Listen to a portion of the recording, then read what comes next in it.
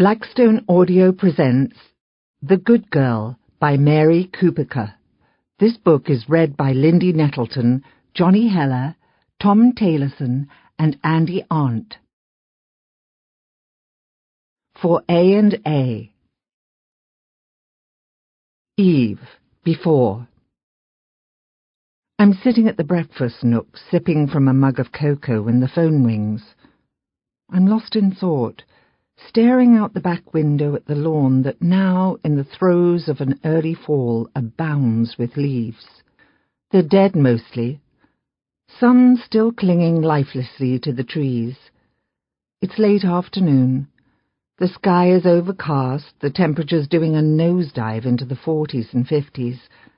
I'm not ready for this, I think, wondering where in the world the time has gone. Seems like just yesterday we were welcoming spring, and then, moments later, summer. The phone startles me, and I'm certain it's a telemarketer, so I don't initially bother to rise from my perch. I relish the last few hours of silence I have before James comes thundering through the front doors and intrudes upon my world, and the last thing I want to do is waste precious minutes on some telemarketer's sales pitch that I'm certain to refuse. The irritating noise of the phone stops, and then starts again. I answer it for no other reason than to make it stop. "Hello?" I ask in a vexed tone, standing now in the centre of the kitchen, one hip pressed against the island. "Mrs. Dennett?" the woman asks. I consider for a moment telling her that she's got the wrong number, or ending her pitch right there with a simple "not interested." "This is she." "Mrs. Dennett, this is Ayanna Jackson." I've heard the name before. I've never met her, but she's been a constant in Mia's life for over a year now. How many times have I heard Mia say her name? "Ayanna and I did this, Ayanna and I did that." She is explaining how she knows Mia, how the two of them teach together at the alternative high school in the city. "I hope I'm not interrupting anything," she says. I catch my breath. "Oh, no, Ayanna. I just walked in the door," I lie. Mia will be 25 in just a month, October 31st. She was born on Halloween, and so I assume Ayanna has called about this. She wants to plan a party, a surprise party, for my daughter. "Mrs. Dennett, Mia didn't show up for work today," she says. This isn't what I expect to hear. It takes a moment to regroup. "Well, she must be sick," I respond. My first thought is to cover for my daughter. She must have a viable explanation why she didn't go to work or call in her absence. My daughter is a free spirit, yes, but also reliable. "You haven't heard from her?" "No," I say. But this isn't unusual. We go days, sometimes weeks without speaking. Since the invention of email, our best form of communication has become passing along trivial forwards. I tried calling her at home, but there's no answer. "Did you leave a message?" "Several." "And she hasn't called back?" "No." I'm listening only half-heartedly to the woman on the other end of the line. I stare out the window, watching the neighbour's children shake a flimsy tree so that the remaining leaves fall down upon them. The children are my clock. When they appear in the backyard, I know that it's late afternoon. School is through. When they disappear inside again, it's time to start dinner. Her cell phone? It goes straight to voicemail. I left a message. You're certain she didn't call in today? Administration never heard from her. I'm worried that Mia will get in trouble. I'm worried that she will be fired. The fact that she might already be in trouble has yet to cross my mind. I hope this hasn't caused too much of a problem. Ayanna explains that Mia's first-period students didn't inform anyone of the teacher's absence, and it wasn't until second period that word finally leaked out. Ms. Dennett wasn't here today, and there wasn't a sub. The principal went down to keep order until a substitute could be called in. He found gang graffiti scribbled across the walls with Mia's overpriced art supplies, the ones she bought herself when the administration said no. "Mrs. Dennett, don't you think it's odd?" she asks. "This isn't like Mia." "Oh, Ayana, I'm certain she has a good excuse." "Such as?" she asks. "I'll call the hospitals. There's a number in her area." "I've done that." "Then her friends," I say. But I don't know any of Mia's friends. I've heard names in passing, such as Ayana and Lauren, and I know there's a Zimbabwean on a student visa who's about to be sent back, and Mia thinks it's completely unfair, but I don't know them. And last names or contact information are hard to find. "I've done that." "She'll show up, Ayana. This is all just a misunderstanding. There could be a million reasons for this."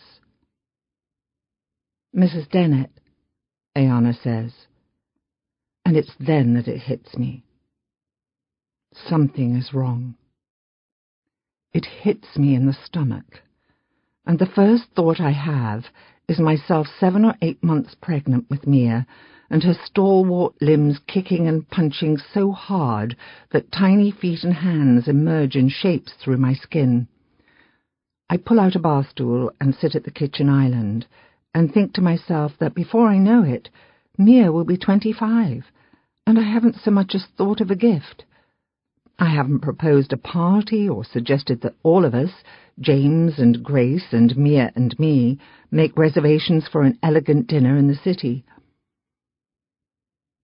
"What do you suggest we do then?" I ask. There's a sigh on the other end of the line.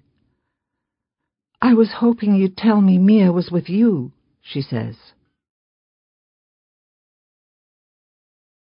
Gabe, before. It's dark by the time I pull up to the house. Light pours from the windows of the English Tudor home and onto the tree-lined street. I can see a collection of people hovering inside, waiting for me. There's the judge, pacing, and Mrs. Dennett perched on the edge of an upholstered seat, sipping from a glass of something that appears to be alcoholic.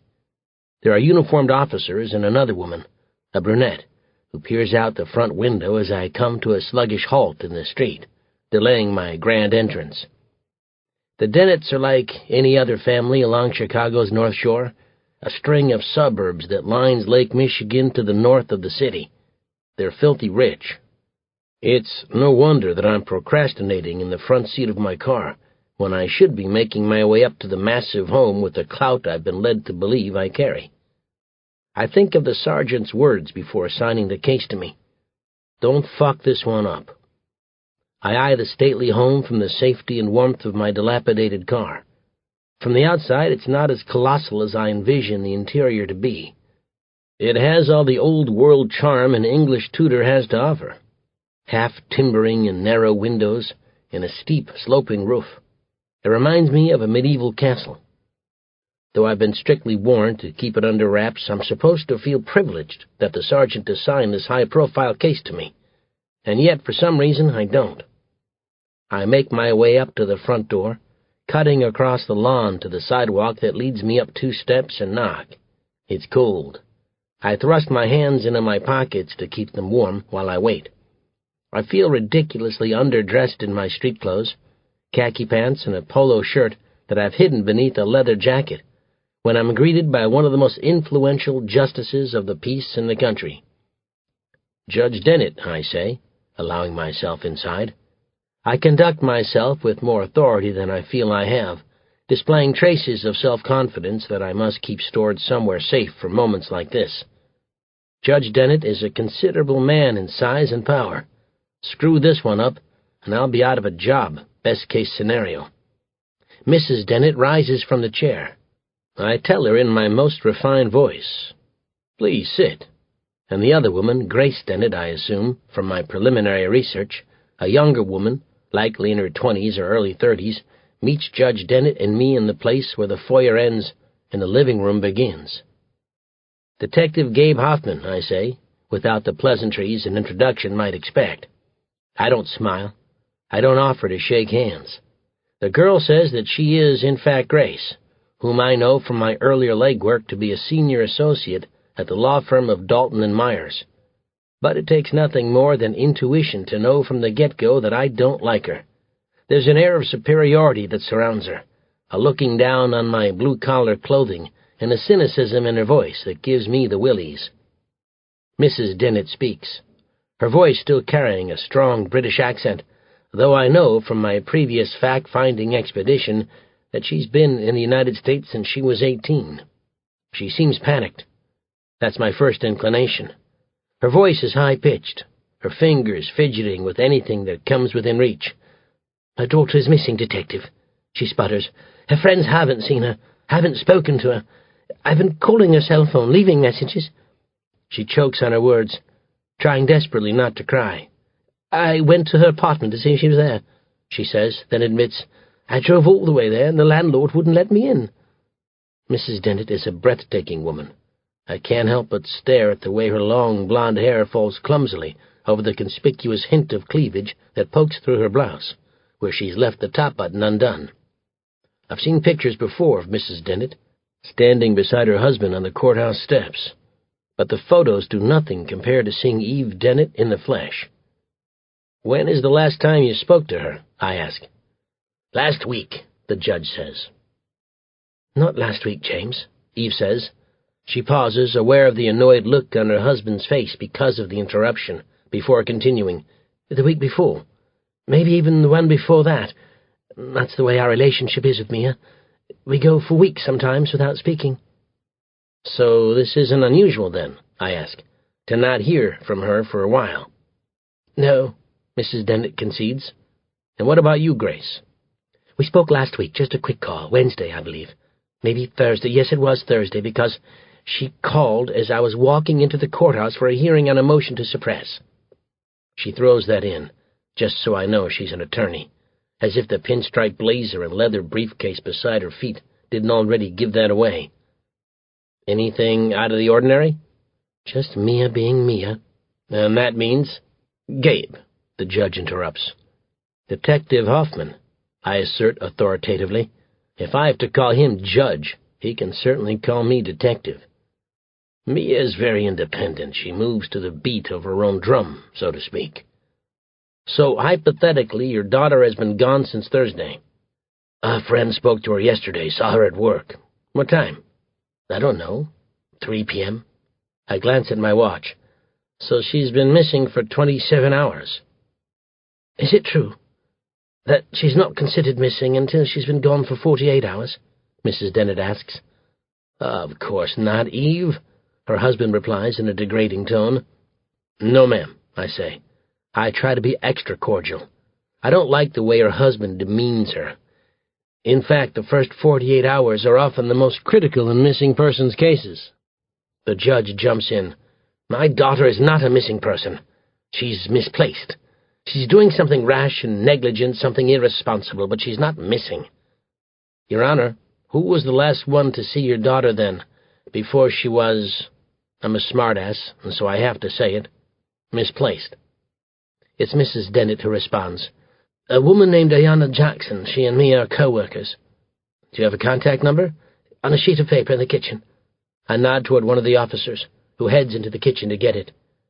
"Is this something Mia has done before?" "No, absolutely not." But the body language of Judge and Grace Dennett says otherwise. "That's not true, ma'am," Grace chides. I watch her expectantly. Lawyers just love to hear themselves speak. "On 5 or 6 different occasions, Mia disappeared from the house, spent the night doing God knows what with God knows whom." Yes, I think to myself, Grace Dennett is a bitch. Grace has dark hair like her dad's. She's got her mother's height and her father's shape. Not a good mix. Some people might call it an hourglass figure. I probably would too if I liked her. But instead I call it plump. "That's completely different. She was in high school. She was a little naive and mischievous, but—" "Eve, don't read more into this than there is," Judge Dennett says. "Does Mia drink?" I ask. "Not much," Mrs. Dennett says. "How do you know what Mia does, Eve? You too rarely speak." She puts her hand to her face, to blot a runny nose, and for a moment I am so taken aback by the size of the rock on her finger that I don't hear James Dennett rambling on about how his wife had put in the call to Eddie. Mind you, I'm struck here by the fact that not only is the judge on a first-name basis with my boss, but he's also on a nickname basis before he got home. Judge Dennett seems convinced that his daughter is out for a good time, and that there's no need for any official involvement. You don't think this is a case for the police? I ask. Absolutely not. This is an issue for the family to handle. How's Mia's work ethic? Excuse me? The judge retorts as wrinkles form across his forehead, and he rubs them away with an aggravated hand. Her work ethic. Does she have a good employment history? Has she ever skipped work before? Does she call in often, claim she's sick when she's not? I don't know. She has a job, she gets paid. She supports herself, I don't ask questions. Mrs. Dennett? She loves her job. She just loves it. Teaching is what she always wanted to do. Mia is an art teacher, high school. I jot this down in my notes as a reminder. The judge wants to know if I think that's important. Might be, I respond. And why is that? Your Honor, I'm just trying to understand your daughter. Understand who she is, that's all. Mrs. Dennett is now on the verge of tears. Her blue eyes begin to swell and redden as she pathetically attempts to suppress the tiny drips. You think something's happened to Mia? I'm thinking to myself, isn't that why you called me here? You think something has happened to Mia, but instead I say, I think we act now and thank God later when this all turns out to be a big misunderstanding. I'm certain she's fine, I am, but I'd hate to overlook this whole thing without at least looking into it. I'd kick myself if it turned out everything wasn't fine. How long has Mia been living on her own? I ask. It'll be 7 years and 30 days, Mrs. Dennett states point blank. I'm taken aback. You keep count? Down to the day? It was her 18th birthday. She couldn't wait to get out of here. I won't pry, I say, but the truth is I don't have to. I can't wait to get out of here, too. Where does she live now? The judge responds. An apartment in the city, close to Clark and Addison. I'm an avid Chicago Cubs fan, and so this is thrilling for me. Just mention the words Clark or Addison, and my ears perk up like a hungry puppy. Wrigleyville, that's a nice neighborhood. Safe. I'll get you the address, Mrs. Dennett offers. I would like to check it out if you don't mind, see if any windows are broken, signs of forced entry. Mrs. Dennett's voice quavers as she asks, You think someone broke into Mia's apartment? I try to be reassuring. I just want to check, Mrs. Dennett. Does the building have a doorman? No. A security system? Cameras? How are we supposed to know that? The judge growls. Don't you visit? I ask before I can stop myself. I wait for an answer, but it doesn't come. Eve, after. I zip her coat for her and pull a hood over her head, and we walk out into the uncompromising Chicago wind. We need to hurry now, I say, and she nods, though she doesn't ask why. The gusts nearly knock us over as we make our way to James's SUV, parked a half-dozen feet away, and as I reach for her elbow, the only thing I'm certain of is that if one of us falls, we are both going down. The parking lot is a sheet of ice 4 days after Christmas. I do my best to shield her from the cold and the relentless wind, pulling her into me and wrapping an arm around her waist to keep her warm, though my own petite figure is quite smaller than her own, and I'm certain I fail miserably at the task. We go back next week, I say to Mia as she climbs into the passenger seat, my voice loud over the clatter of doors slamming and seat-belts locking. The radio shouts at us, the car's engine on the verge of death on this bitter day. Mia flinches, and I ask James to please turn the radio off. In the back seat, Mia is quiet, staring out the window and watching the cars, 3 of them, as they encircle us like a shiver of hungry sharks, their drivers meddlesome and ravenous. One lifts a camera to his eye, and the flash all but blinds us. Where the hell are the cops when you need them? James asks no one in particular, and then blares the horn until Mia's hands rise up to cover her ears from the horrible sound. The cameras flash again. The cars loiter in the parking lot, their engines running, vivid smoke discharging from the exhaust pipes and into the grey day. Mia looks up and sees me watching her. "Did you hear me, Mia?" I ask, my voice kind. She shakes her head, and I can all but hear the bothersome thought that runs through her mind. "Chloe, my name is Chloe." Her blue eyes are glued to my own, which are red and watery from holding back tears, something that has become commonplace since Mia's return, though, as always, James is there, reminding me to keep quiet. I try hard to make sense of it all, affixing a smile to my face, forced and yet entirely honest, and the unspoken words ramble through my mind. "I just can't believe you're home." I'm careful to give Mia elbow room, not quite certain how much she needs, but absolutely certain I don't want to overstep. I see her malady in every gesture and expression, in the way she stands, no longer brimming with self-confidence as the Mia I know used to be. I understand that something dreadful has happened to her.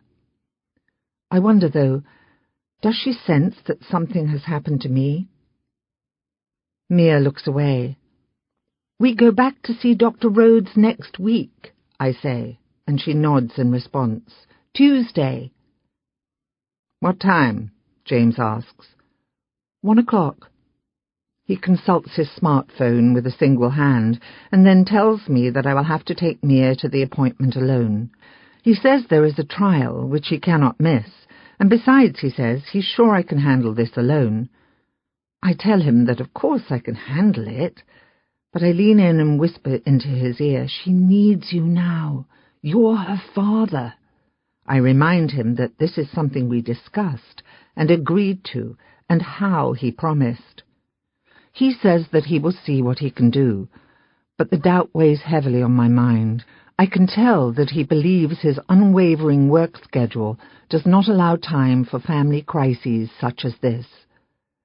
In the back seat, Mia stares out the window, watching the world fly by as we soar down I-94 and out of the city. It's approaching 3:30 on a Friday afternoon, the weekend of the new year, and so traffic is an ungodly mess. We come to a stop and wait, and then inch forward at a snail's pace, no more than 30 miles per hour on the expressway. James hasn't the patience for it. He stares into the rear-view mirror, waiting for the paparazzi to reappear. "So, Mia," James says, trying to pass the time, "that shrink says you have amnesia." "Oh, James," I beg, "please, not now." My husband is not willing to wait. He wants to get to the bottom of this. It's been barely a week since Mia has been home, living with James and me since she's not fit to be on her own. I think of Christmas Day, when the tired maroon car pulled sluggishly into the drive with Mia in tow. I remember the way James, nearly always detached, nearly always blasé, forced himself through the front door and was the first to greet her, to gather the emaciated woman in his arms on our snow-covered drive, as if it had been him, rather than me, who spent those long, fearful months in mourning. But since then I've watched as that momentary relief shriveled away, as Mia in her oblivion became tiresome to James, just another one of the cases on his ever-growing caseload rather than our daughter. "Then when?" "Later, please.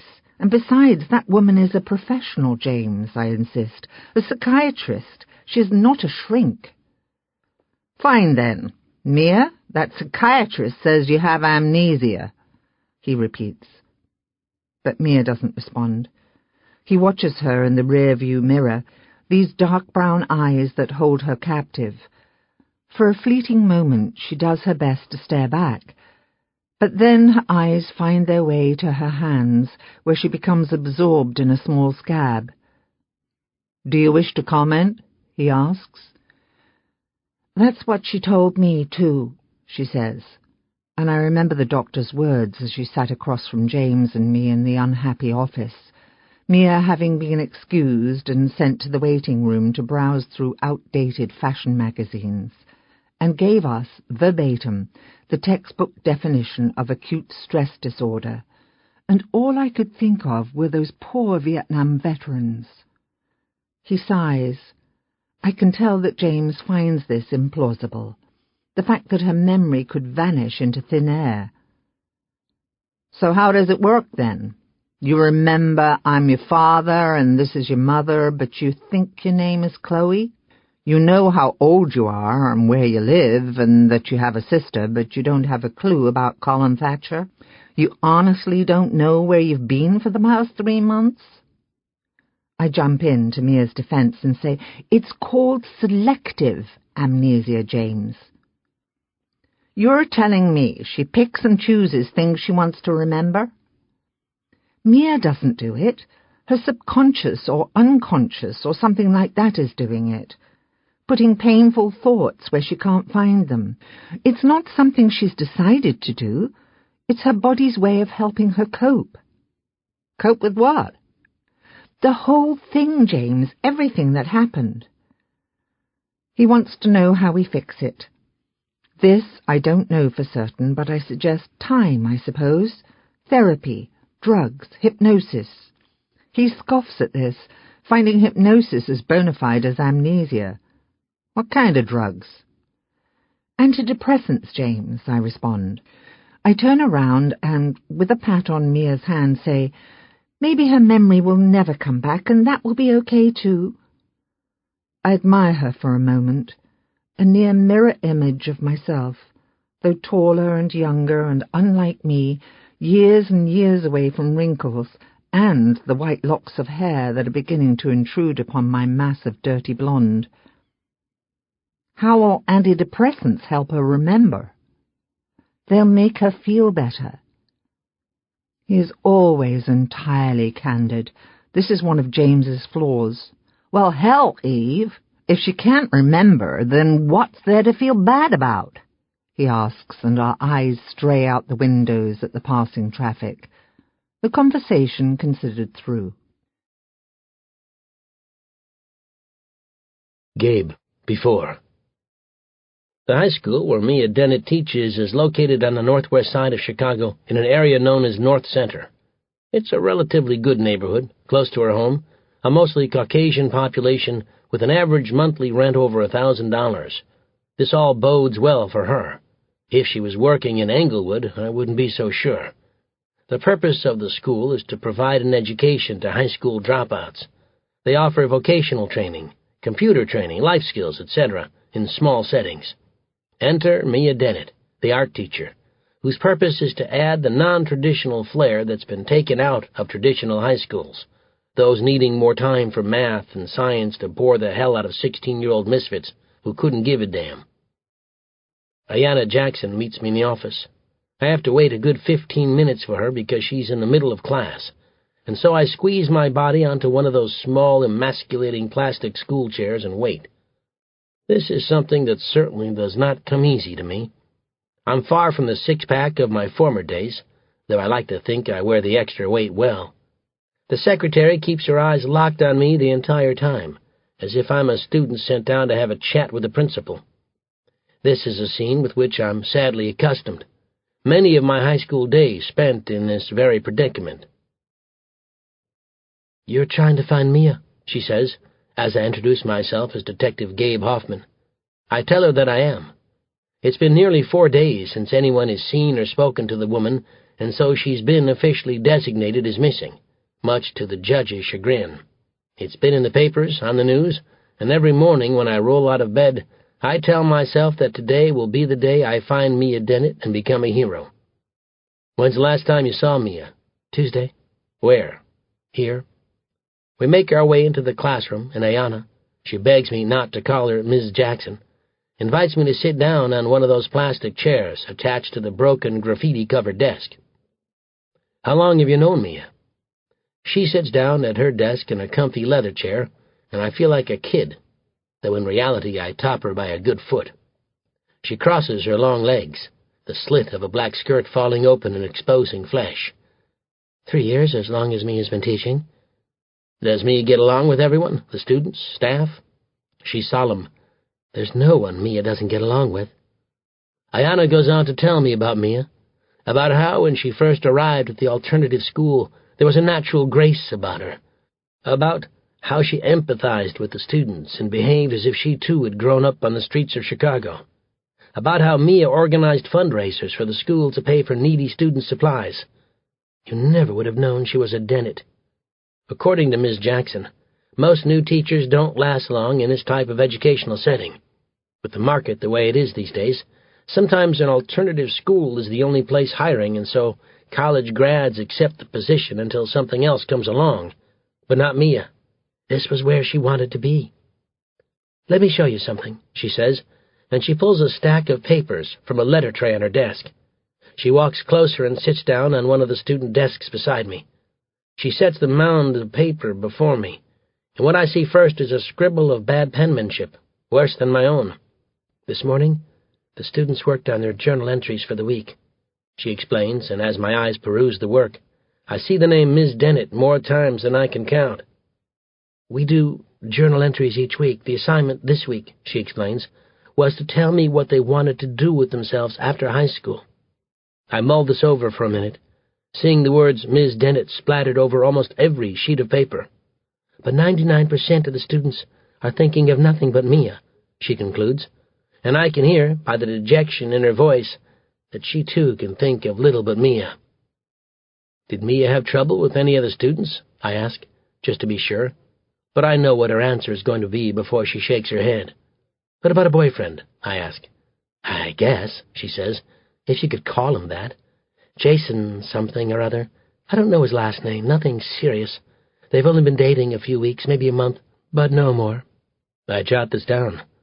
The Dennetts made no reference to a boyfriend. Is it possible they don't know? Of course it's possible. With the Dennett family, I'm beginning to learn anything is possible. Do you know how to get in touch with him? He's an architect, she says, some firm off Wabash. She meets him there most Friday nights for happy hour. Wabash and, I don't know, maybe Wacker? Somewhere along the river. Sounds like a wild goose chase to me, but I'm up for it. I make note of this information in my yellow pad. The fact that Mia Dennett has an elusive boyfriend is great news for me.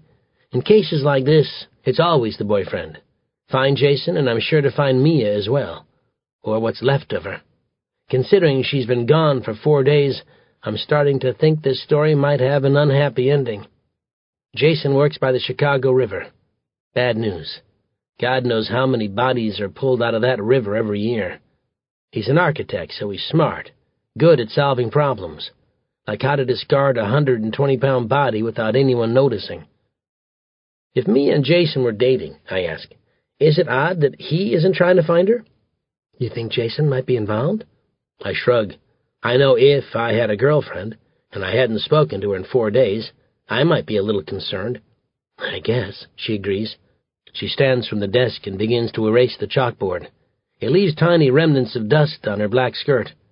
He didn't call the Dennetts? Mr. and Mrs. Dennett have no idea that there's a boyfriend in the picture. As far as they're concerned, Mia is single. Mia and her parents aren't close. They have certain ideological differences. I gather that. I don't think it's the kind of thing she'd tell them. The topic is drifting, so I try to reel Ayana back in. You and Mia are close, though. She says that they are. Would you say that Mia tells you everything? As far as I know. What does she tell you about Jason?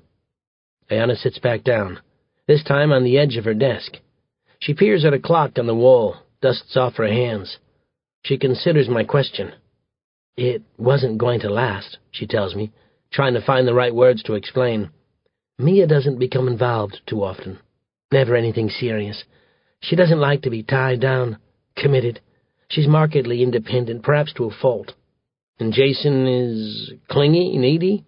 She shakes her head. No, it's not that. It's just, he's not the one. She didn't glow when she spoke of him. She didn't gossip like girls do when they've met the one. I always had to force her to tell me about him, and then it was like listening to a documentary. We went to dinner, we saw a movie, and I know his hours were bad, which irritated Mia. He was always missing dates or showing up late. Mia hated to be tied down to his schedule. You have that many issues in the first month, and it's never going to last. So it was possible Mia was planning to break up with him. I don't know. But she wasn't entirely happy. I wouldn't say Mia wasn't happy, Ayana responds. I just don't think she cared one way or the other. From what you know, did Jason feel the same? She says that she doesn't know.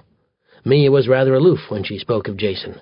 The conversations were nondescript, a checklist of things they had done that day, details of the man's statistics. Height, weight, hair and eye color, though remarkably no last name. But Mia never mentioned if they kissed, and there was no reference to that tingly feeling in the pit of your stomach, Ayana's words, not mine, when you've met the man of your dreams. She seemed upset when Jason stood her up, which by Ayana's account happened often, and yet she didn't seem particularly excited on the nights they planned a late-night rendezvous down by the Chicago River. And you'd characterize this as disinterest, I asked. In Jason? The relationship? The whole thing? Mia was passing time until something better came along. Did they fight? Not that I know of. But if there was a problem, Mia would have told you, I suggest. I'd like to think she would have, the woman responds, her dark eyes becoming sad. A bell rings in the distance, followed by the clatter of footsteps in the hall. Ayana Jackson rises to her feet, which I take is my cue. I say that I'll be in touch and leave her with my card, asking that she call if anything comes to mind. Eve, after. I'm halfway down the stairs when I see them. A news crew on the sidewalk before our home. They stand shivering with cameras and microphones. Tammy Palmer from the local news, in a tan trench coat and knee-high boots, on my front lawn. Her back is toward me, a man counting down on his fingers, 3, 2, and as he points at Tammy, I all but hear her broadcast begin. I'm standing here at the home of Mia Dennett. This isn't the first time they've been here. Their numbers have begun to dwindle now. Their reporters moving on to other stories, same-sex marriage laws and the dismal state of the economy. But in the days after Mia's return, they were camped outside, desperate for a glimpse of the damaged woman, for any morsel of information to turn into a headline. They followed us around town in their cars until we all but locked Mia inside. There have been mysterious cars parked outside, photographers for those trashy magazines peering out of car windows with their telephoto lenses, trying to turn Mia into a cash cow. I pull the drapes closed. I spot Mia sitting at the kitchen table. I descend the stairs in silence to watch my daughter in her own world before I intrude upon it. She's dressed in a pair of ripped jeans and a snug navy turtleneck that I bet makes her eyes look just amazing. Her hair is damp from an earlier shower, drying in waves down her back. I'm addled by the thick wool socks that blanket her feet, that and the mug of coffee her hands are united around. She hears me approach and turns to look. Yes, I think to myself, the turtleneck makes her eyes look amazing. You're drinking coffee, I say. And it's the vague expression on her face that makes me certain I've said the wrong thing. I don't drink coffee. I've been treading carefully for over a week now, always trying to say the right thing, going over the top, ridiculously so, to make her feel at home. I've been on the edge to compensate for James's apathy and Mia's disarray. And then, when least expected, a seemingly benign conversation, and I slip up. Mia doesn't drink coffee. She doesn't drink much caffeine at all. It makes her nervous. But I watch her sip from the mug, completely stagnant and sluggish, and think, wish, that maybe a little caffeine will do the trick. Who is this limp woman before me, I wonder, recognizing the face, but having no knowledge of the body language or tone of voice, or the disturbing silence that encompasses her like a bubble. There are a million things I want to ask her, but I don't. I vowed to just let her be. James has pried more than enough for the both of us.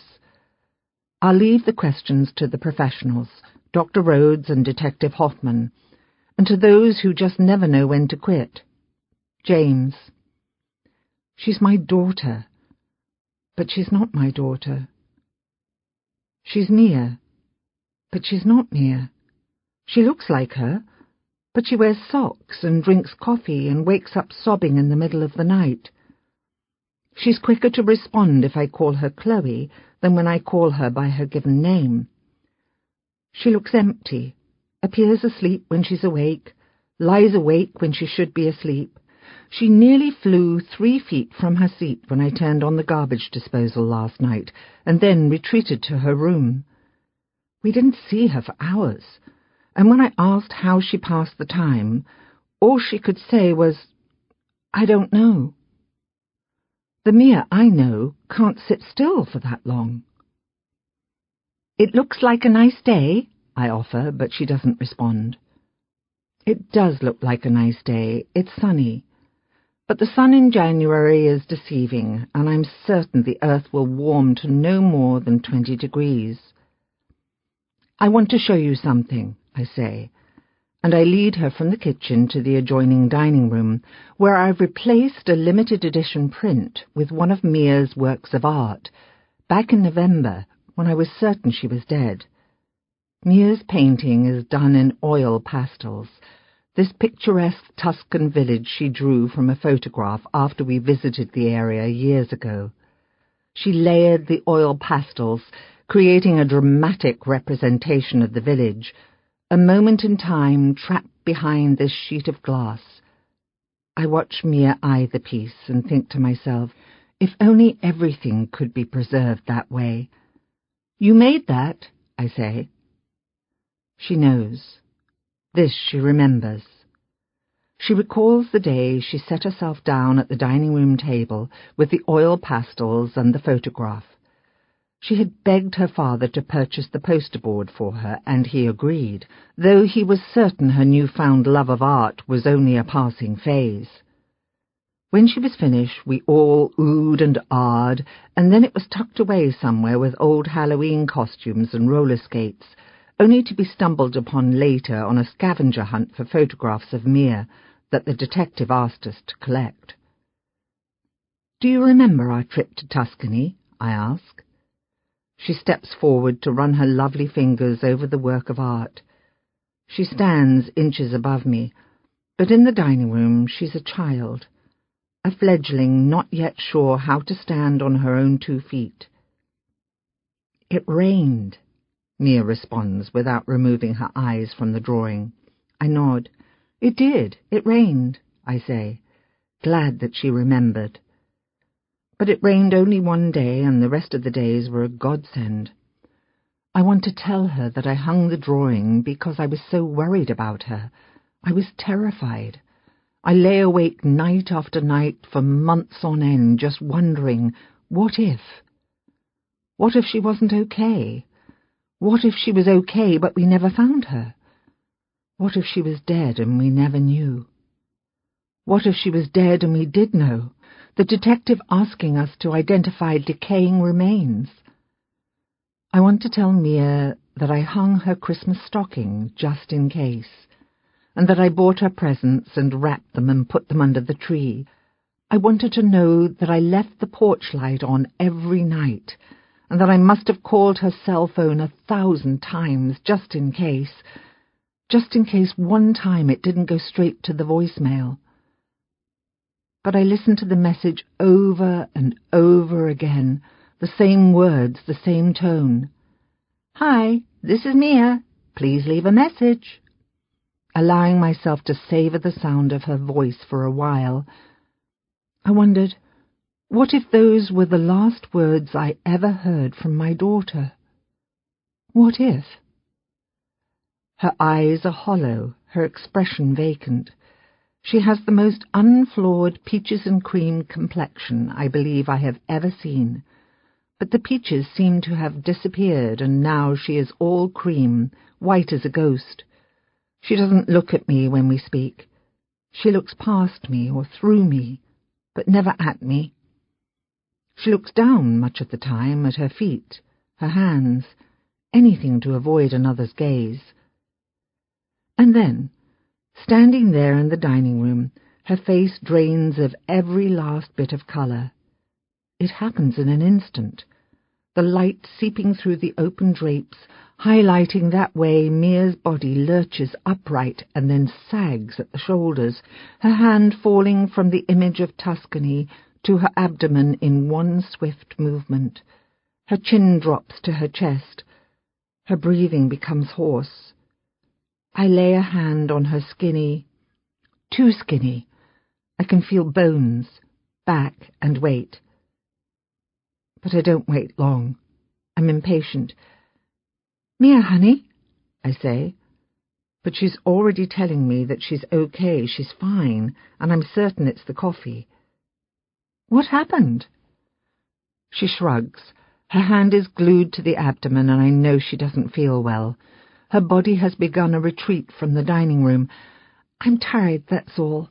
I just need to go lie down," she says, and I make a mental note to rid the house of all traces of caffeine before she wakes up from her nap. Gabe, before.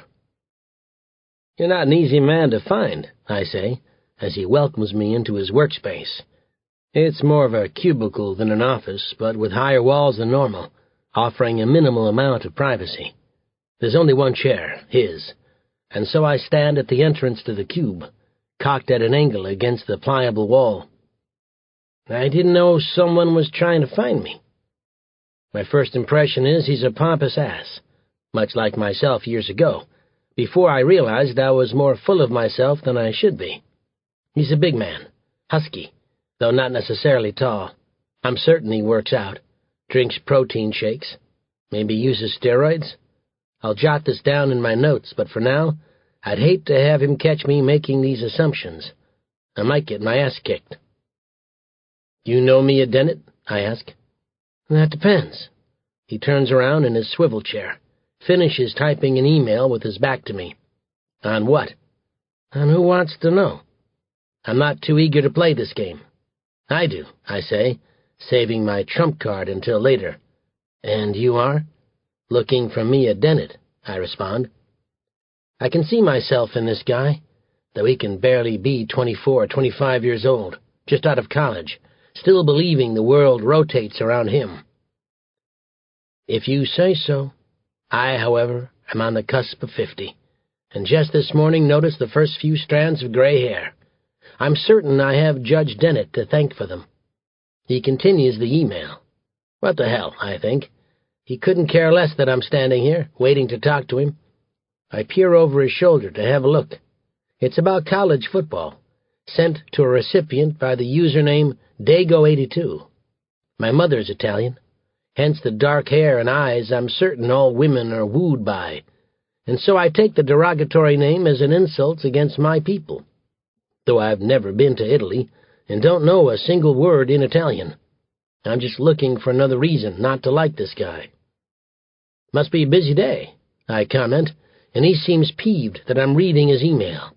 He minimizes the screen. "Who the hell are you?" he asks again. I reach into my back pocket and pull out that shiny badge I adore so much. Detective Gabe Hoffman. He's visibly knocked down a notch or two. I smile. God, do I love my job. He plays dumb. "Is there a problem with Mia?" "Yeah, I guess you can say that." He waits for me to continue. I don't, just to piss him off. "What did she do?" "When's the last time you saw Mia?" "It's been a while, a week or so." "And the last time you spoke to her?" "I don't know, last week. Tuesday night, I think." "You think?" I ask. He confirms on his calendar. "Yes, it was Tuesday night." "But you didn't see her Tuesday." "No, I was supposed to, but I had to cancel." "You know, work." "Sure." "What happened to Mia?" "So you haven't spoken to her since Tuesday?" "No." "Is that normal, to go nearly a week without speaking?" "I called her," he confesses. "Wednesday, maybe. Thursday. She never called back. I just assumed she was pissed off." "And why would that be?" Did she have a reason to be pissed off? He shrugs. He reaches for a bottle of water on the desk and takes a sip. I canceled our date Tuesday night. I had to work. She was kind of short with me on the phone, you know. I could tell she was mad, but I had to work. So I thought she was holding a grudge and not calling back. I don't know. What were your plans? Tuesday night? Yeah. Meet in the bar in Uptown? Mia was already there when I called. I was late. I told her I wasn't going to make it. And she was mad. She wasn't happy. So you were here working Tuesday night? Until like 3 a.m. Anyone who can vouch for that? Yeah, my boss. We were putting some designs together for a client meeting on Thursday.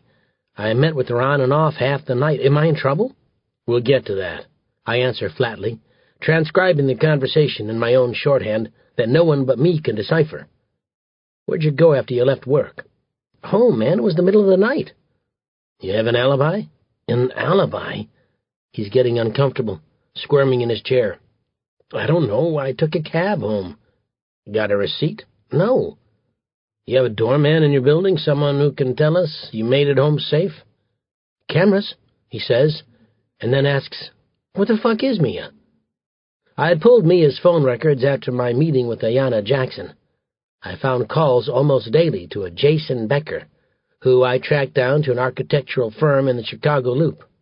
I paid this guy a visit to see what he knew about the girl's disappearance, and saw the evident perception on his face when I said her name. Yeah, I know Mia, he said, leading me back to his cube. I saw it in the first instant. Jealousy. He had himself convinced that I was the other guy. She's missing, I say, trying to read his response. Missing? Yeah, gone. No one has seen her since Tuesday. And you think I had something to do with it? It irritates me that he's more concerned with his culpability than Mia's life. Yeah, I lie. I think he might have something to do with it. Though the truth is that if his alibi is as airtight as he's making it out to be, I'm back to square one. So I need a lawyer? Do you think you need a lawyer? I told you I was working. I didn't see Mia Tuesday night. Ask my boss. I will, I assure him, though the look that crosses his face begs me not to. Jason's co-workers eavesdrop on the interrogation. They walk slower as they pass his cube. They linger outside and pretend to carry on conversations. I don't mind. He does. It's driving him nuts. He's worried about his reputation. I like to watch him squirm in his chair, becoming antsy. Do you need anything else? He asks to speed things along. He wants me out of his hair. I need to know your plans Tuesday night. Where Mia was when you called, what time it was. Check your phone records. I need to speak to your boss and make sure you were here, and with security to see what time you left. I'll need the footage from your apartment cameras to verify you got home okay. If you're comfortable providing me with that, then we're all set. If you'd rather I get a warrant... Are you threatening me? No, I lie. Just giving you your options. He agrees to provide me with the information I need, including an introduction to his boss, a middle-aged woman in an office ridiculously larger than his, with floor-to-ceiling windows that face out onto the Chicago River, before I leave. Jason, I declare, after having been assured by the boss that he was working his ass off all night, we're going to do everything we can to find Mia, just to see the expression of apathy on his face before I leave. Colin. Before. It doesn't take much. I pay off some guy to stay at work a couple hours later than he'd like to. I follow her to the bar and sit where I can watch her without being seen. I wait for the call to come, and when she knows she's been stood up, I move in. I don't know much about her. I've seen a snapshot. It's a blurry photo of her stepping off the L platform, taken by a car parked a dozen or so feet away. There are about 10 people between the photographer and the girl, and so her face has been circled with a red pen. On the back of the photograph are the words Mia Dennett and an address. It was handed to me a week or so ago. I've never done anything like this before. Larceny, yes. Harassment, yes. Not kidnapping. But I need the money. I've been following her for the last few days. I know where she buys her groceries, where she has her dry cleaning done, where she works. I've never spoken to her. I wouldn't recognize the sound of her voice. I don't know the color of her eyes or what they look like when she's scared. But I will. I carry a beer, but I don't drink it. I can't risk getting drunk. Not tonight. But I don't want to draw attention to myself, and so I order the beer so I'm not empty-handed. She's fed up when the call comes in on her cell phone. She steps outside to take the call, and when she comes back, she's frustrated. She thinks about leaving, but decides to finish her drink. She finds a pen in her purse and doodles on a bar napkin, listening to some asshole read poetry on stage. I try not to think about it. I try not to think about the fact that she's pretty. I remind myself of the money. I need the money. This can't be that hard. In a couple hours it will all be through. It's good, I say, nodding at the napkin. It's the best I can come up with. I know nothing about art. She gives me the cold shoulder when I first approach. She doesn't want a thing to do with me. That makes it easier. She barely lifts her eyes from the napkin even when I praise the candle she's drawn. She wants me to leave her alone. Thanks. She doesn't look at me. Kind of abstract. This is apparently the wrong thing to say. You think it looks like shit? Another man would laugh. He'd say he was kidding and kill her with compliments. But not me, not with her. I slide into the booth. Any other girl, any other day, I'd walk away. Any other day I wouldn't have approached her table in the first place, not the table of some bitchy-looking, pissed-off girl. I leave small talk and flirting and all that other crap to someone else. I didn't say it looked like shit. She sets her hand on her coat. I was about to leave, she says. She swallows the rest of her drink and sets the glass on the table. The booth is all yours. Like Monet, I say. Monet does that abstract stuff, doesn't he? I say it on purpose. She looks at me. I'm sure it's the first time. I smile. I wonder if what she sees is enough to lift her hand from the coat. Her tone softens and she knows she's been abrupt. Maybe not so bitchy after all. Maybe just pissed off. Monet is an impressionist painter, she says. Picasso, that's abstract art. Kandinsky, Jackson Pollock. I've never heard of them. She still plans to leave. I'm not worried. If she decides to leave, I'll follow her home. I know where she lives. And I have plenty of time. But I try anyway. I reach for the napkin that she's crumpled and set in an ashtray. I dust off the ashes and unfold it. It doesn't look like shit, I say to her, as I fold it and slide it into the back pocket of my jeans. This is enough to send her eyes roving the bar for the waitress. She thinks she'll have another drink. You're keeping that? She asks. Yes. She laughs.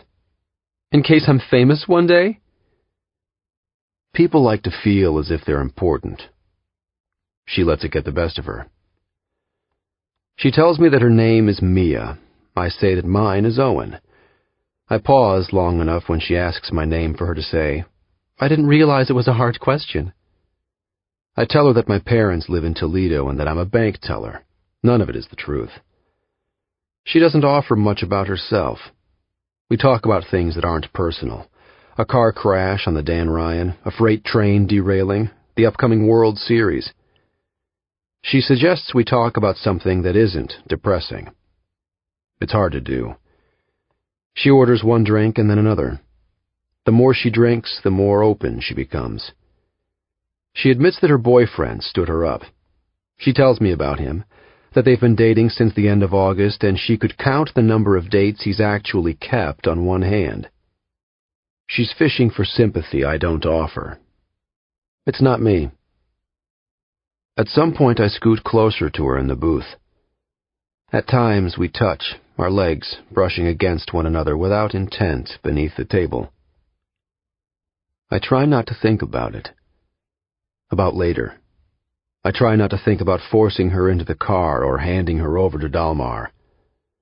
I listen to her go on and on, about what, I don't really know, because what I'm thinking about is the money, about how far cash like that will go. This, sitting with some lady in a bar I bet my life I'd never step foot in, taking hostages for ransom, isn't my thing. But I smile when she looks at me, and when her hand touches mine, I let it stay because I know one thing. This girl might just change my life. Eve. After. I'm looking through Mia's baby book when it hits me. In 2nd grade, she had an imaginary friend named Chloe. It's there in the yellowing pages of the album, written in my own cursive, in blue ink somewhere along the margin, sandwiched between a first broken bone and a wicked case of the flu that landed her in the emergency room. Her 3rd grade picture covers part of the name Chloe, but I can make it out. I gaze at the 3rd grade picture, this portrait of a happy-go-lucky girl, still years away from braces and acne, and Colin Thatcher. She flashes this toothless grin with a mop of flaxen hair engulfing her head like flames. She's splattered with freckles, something that has disappeared over time, and her hair is shades lighter than it will eventually be. The collar of her blouse is unfolded, and I'm certain her scrawny legs are cloaked in a pair of hot pink leggings, likely a hand-me-down from Grace. There are snapshots lining the pages of the baby book. Christmas morning when Mia was 2 and Grace 7, sporting their matching pyjamas, while James's greasy hair stood on end. First days of school, birthday parties. I'm seated at the breakfast nook with the baby book spread open before me, eyeing cloth diapers and baby bottles and wanting it all back. I put in a call to Dr. Rhodes. To my surprise, she answers. When I tell her about the imaginary friend, Dr. Rhodes takes off in psychological analysis. Oftentimes, Mrs. Dennett, children create imaginary friends to compensate for loneliness or a lack of real friends in their lives. They often give these imaginary friends characteristics that they long for in their own lives, making them outgoing if the child is shy, for example, or a great athlete if the child is clumsy. Having an imaginary friend isn't necessarily a psychological problem, assuming the friend disappears as the child matures. Dr. Rhodes, I respond. Mia named her imaginary friend Chloe. She grows quiet. That is interesting, she says, and I go numb. I become obsessed with the name Chloe. I spend the morning on the internet trying to learn everything there is to know about this name. It's a Greek name that means blooming or blossoming or verdant or growth, depending on what website I search, but regardless, the words are synonymous with one another. This year, it's one of the more popular names, but back in 1990 it ranked 212th among all American baby names, slipped in between Alejandra and Marie. There are approximately 10,500 people in the United States right now with the name Chloe. Sometimes you find the name with an umlaut over the E. Nearly 20 minutes is lost trying to find the meaning of those 2 dots over the vowel, and when I do, its purpose simply to differentiate between the O and E sounds at the end of the name. I realize it's been a waste of time, sometimes without. I wonder how Mia spells it, though I won't dare ask. Where would Mia have come up with a name like Chloe? Perhaps it was on the birth certificate of one of Mia's prized Cabbage Patch Kids, flown in from Babyland General Hospital. I go to the website. I'm astounded to find new skin tones for this year's babies, mocha and cream and latte, but no reference to a doll named Chloe. Maybe another child in Mia's second-grade class? I research famous people named Chloe. Both Candice Bergen and Olivia Newton-John named their daughters Chloe. It's the real first name of author Toni Morrison, though I highly doubt Mia was reading Beloved in the second grade. There's Chloe Sevigny with the umlaut and Chloe Webb without, though I'm certain the first is too young and the second too old for Mia to have paid any attention to when she was 8. I could ask her. I could climb the steps and knock on the door of her bedroom and ask her. That's what James would do. He'd get to the bottom of this. I want to get to the bottom of this, but I don't want to violate Mia's trust. Years ago, I'd seek James's advice, his help. But that was years ago. I pick up the telephone, dial the numbers. The voice that greets me is kind, informal. "Eve," he says, and I feel myself relax. "Hello, Gabe." Colin. Before. I lead her to a high-rise apartment building on Kenmore. We take the elevator to the 7th floor. Loud music pours out of another apartment as we make our way down the piss-stained carpeting to a door at the end of the hall. I open the door as she stands by. It's dark in the apartment. Only the stove light is on. I cross the parquet floors and flip on a lamp beside the sofa. The shadows disappear and are replaced with the contents of my meager living. Sports Illustrated magazines, a collection of shoes barricading the closet door, a half-eaten bagel on a paper plate on the coffee table. I watch silently as she judges me. It's quiet. A neighbor has made Indian food tonight, and the scent of curry chokes her. "You okay?" she asks, because she hates the uncomfortable silence. She's probably thinking this was all a mistake, that she should leave. I walk to her and run a hand down the length of her hair, grasping the strands at the base of her skull. I stare at her, placing her upon a pedestal, and see in her eyes how she wishes, if only for a moment, to stay there. It's a place she hasn't been for quite some time. She forgot how it felt to have someone stare that way. She kisses me and forgets altogether about leaving. I press my lips against hers in a way that's new and familiar all at the same time. My touch is assertive. I've done this thing 1,000 times. It puts her at ease. If I were awkward, refusing to make the first move, she'd have time to reconsider. But as it is, it happens too fast. And then, as quickly as it began, it's over. I change my mind, pull away, and she asks, "What?" short of breath. "What's wrong?" she begs, trying to pull me back to her. Her hands drop to my waistband, her drunken fingers clumsily work my belt. "It's a bad idea," I say, as I turn away from her. "Why?" her voice begs. She grasps at my shirt in desperation. I move away, out of reach. And then it sinks in slowly. The rejection. She's embarrassed. She presses her hands to her face like she's hot, clammy. She drops onto the arm of a chair and tries to catch her breath. Around her, the room spins. I can see it in her expression. She isn't used to hearing the word no. She rearranges a crumpled shirt, runs sweaty hands through her hair, ashamed. I don't know how long we stay like that. "It's just a bad idea," I say then, suddenly inspired to pick up my shoes. I throw them in the closet, one pair at a time. They smack the back wall. They fall into a messy pile behind the closet door, and then I close the door, leaving the mess where I can't see it. And then the resentment creeps in, and she asks, "Why did you bring me here? Why did you bring me here if only to humiliate me?" I picture us at the bar. I imagined my own greedy eyes when I leaned in and suggested, "Let's get out of here."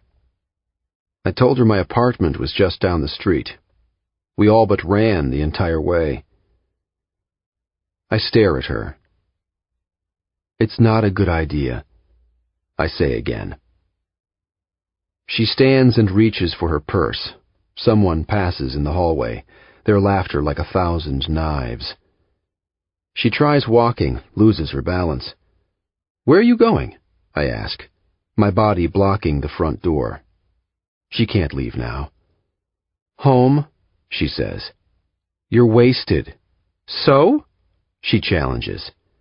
She reaches for the chair to steady herself. "You can't go," I insist.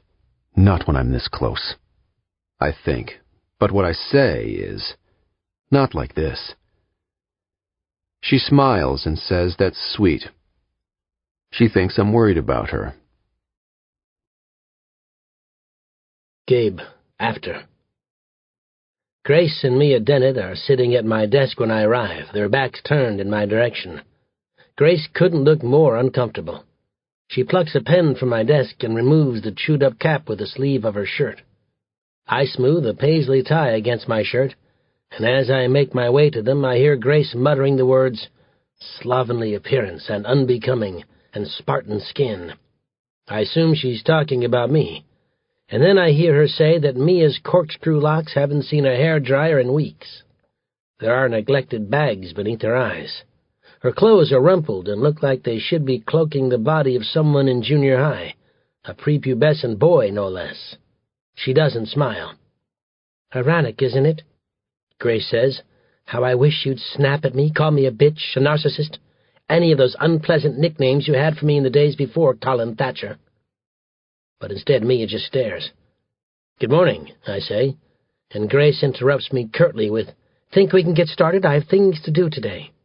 "Of course," I say, and then empty sugar packets into my coffee as slowly as I possibly can. I was hoping to talk to Mia, see if I can get some information from her. "I don't see how she can help," Grace says. "She reminds me of the amnesia. She doesn't remember what happened." I've asked Mia down this morning to see if we can jog her memory, see if Colin Thatcher told her anything inside that cabin that might be of value to the ongoing investigation. Since her mother wasn't feeling well, she sent Grace in her place, as Mia's chaperone, and I can see in Grace's eyes that she'd rather be having dental work than sit here with Mia and me. I'd like to try and jog her memory, see if some pictures help. She rolls her eyes and says, "God, detective, mug shots. We all know what Colin Thatcher looks like. We've seen the pictures. Mia has seen the pictures. Do you think she's not going to identify him?" "Not mug shots," I assure her, reaching into a desk drawer to yank something from beneath a stash of legal pads. She peers around the desk to get the first glimpse and is stumped by the 11 by 14 sketch pad I produce. It's a spiral-bound book. Her eyes peruse the cover for clues, but the words recycled paper give nothing away. Mia, however, is briefly cognizant of what neither she nor I know, but something passes through her, a wave of recollection, and then it's gone as soon as it came. I see it in her body language, posture straightening, leaning forward, hands reaching out blindly for the pad, drawing it into her. "You recognize this?" I ask, voicing the words that were on the tip of Grace's tongue. Mia holds it in her hands. She doesn't open it, but rather runs a hand over the textured cover. She doesn't say anything, and then after a minute or so she shakes her head. It's gone. She slouches back into her chair, and her fingers let go of the pad, allowing it to rest on her lap. Grace snatches it from her. She opens the book and is greeted by an influx of Mia's sketches. Eve told me once that Mia takes a sketch pad with her everywhere she goes, drawing anything from homeless men on the L to a car parked at the train station. It's her way of keeping a journal, places she went, things she saw. Take this recycled sketch pad, for example. Trees, and lots of them. A lake surrounded by trees. A homely little log cabin that, of course, we've all seen in the photos. A scrawny little tabby cat, sleeping in a smattering of sun. None of this seems to surprise Grace, not until she comes to the illustration of Colin Thatcher, that literally jumps off the page to greet her, snuck in the middle of the sketchpad amidst trees and the snow-covered cabin. His appearance is bedraggled, his curly hair in complete disarray, the facial hair in tattered jeans and hooded sweatshirt surpass grunge and go straight to dirty. Mia had drawn a man, sturdy and tall. She applied herself to the eyes, shadowing and layering and darkening the pencil around them until these deep, leering headlights nearly forced Grace to look away from the page. "You drew this, you know," she states, compelling Mia to have a look at the page. She thrusts it into her hands to see. He's perched before a wood-burning stove, sitting cross-legged on the floor with his back to the flame. Mia runs her hand over the page and smudges the pencil a tad. She peers down at her fingertips and sees the remnants of lead, rubbing it between a thumb and forefinger. "Does anything ring a bell?" I ask, sipping from my mug of coffee. "Is this—" Mia hesitates. "Him?" "If by him you mean the creep who kidnapped you, then yeah," Grace says. "That's him." I sigh. "That's Colin Thatcher." I show her a photograph, not a mugshot like she's used to seeing, but a nice photo of him in his Sunday best. Mia's eyes go back and forth, making the connection. The curly hair, the hardy build, the dark eyes, the bristly beige skin, the way his arms are crossed before him, his face appearing to do anything to conceal a smile. "You're quite an artist," I offer. Mia asks, "And I drew this?" I nod. "They found the sketchpad at the cabin with your and Colin's things. I assume it belongs to you." "You brought it with you to Minnesota?" Grace asks. Mia shrugs. Her eyes are locked on the images of Colin Thatcher. Of course, she doesn't know. Grace knows she doesn't know, but she asks anyway. She's thinking the same thing as me. Here this creep is whisking her off to some abandoned cabin in Minnesota, and she has the wherewithal to bring her sketchpad of all things. "What else did you bring?" "I don't know," she says, her voice on the verge of being inaudible. "Well, what else did you find?"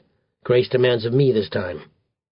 I watch Mia recording her nonverbal communication, the way her fingers keep reaching out to touch the images before her, the frustration that is slowly, silently taking over. Every time she tries to give up and push the images away, she goes back to them, as if begging of her mind, "Think, just think." "Nothing out of the ordinary." Grace gets mad. "What does that mean? Clothes, food, weapons, guns, bombs, knives, an artist's easel, and a watercolor set?" "You ask me," she says, pilfering the sketchpad from Mia's hands. "This is out of the ordinary. A kidnapper doesn't normally allow his abductee to draw the evidence on a cheap, recycled sketchpad." She turns to Mia and presents the obvious. "If he sat still this long, Mia, long enough for you to draw this, then why didn't you run?" She stares at Grace with a stark expression on her face. Grace sighs, completely exasperated, and looks at Mia like she should be locked up in a loony ward, like she has no grasp on reality, where she is or why she's here, like she wants to bang her over the head with a blunt object and knock some sense in her. I come to her defense and say, maybe she was scared. Maybe there was nowhere to run. The cabin was in the middle of a vast wilderness, and northern Minnesota in the winter verges on a ghost town. There would have been nowhere to go. He might have found her, caught her, and then what? Then what would have happened? Grace sulks into her chair and flips through the pages of the sketchpad, seeing the barren trees and the never-ending snow, this picturesque lake, surrounded by dense woodland, and she nearly passes by it altogether and then flips back, ripping the page from its spiral binding. "Is that a Christmas tree?" she implores, gawking at the nostalgic image on the inner corner of a page.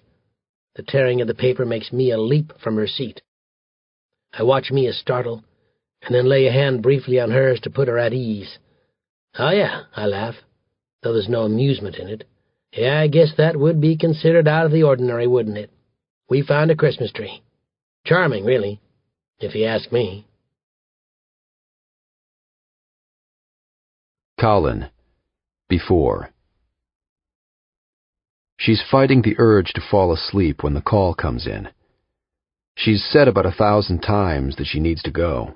I've assured her that she doesn't. It took every bit of self-control to pull away from her, to turn my back to her pleading eyes and force myself to forget it. There's just something wrong with screwing the girl you're about to snatch.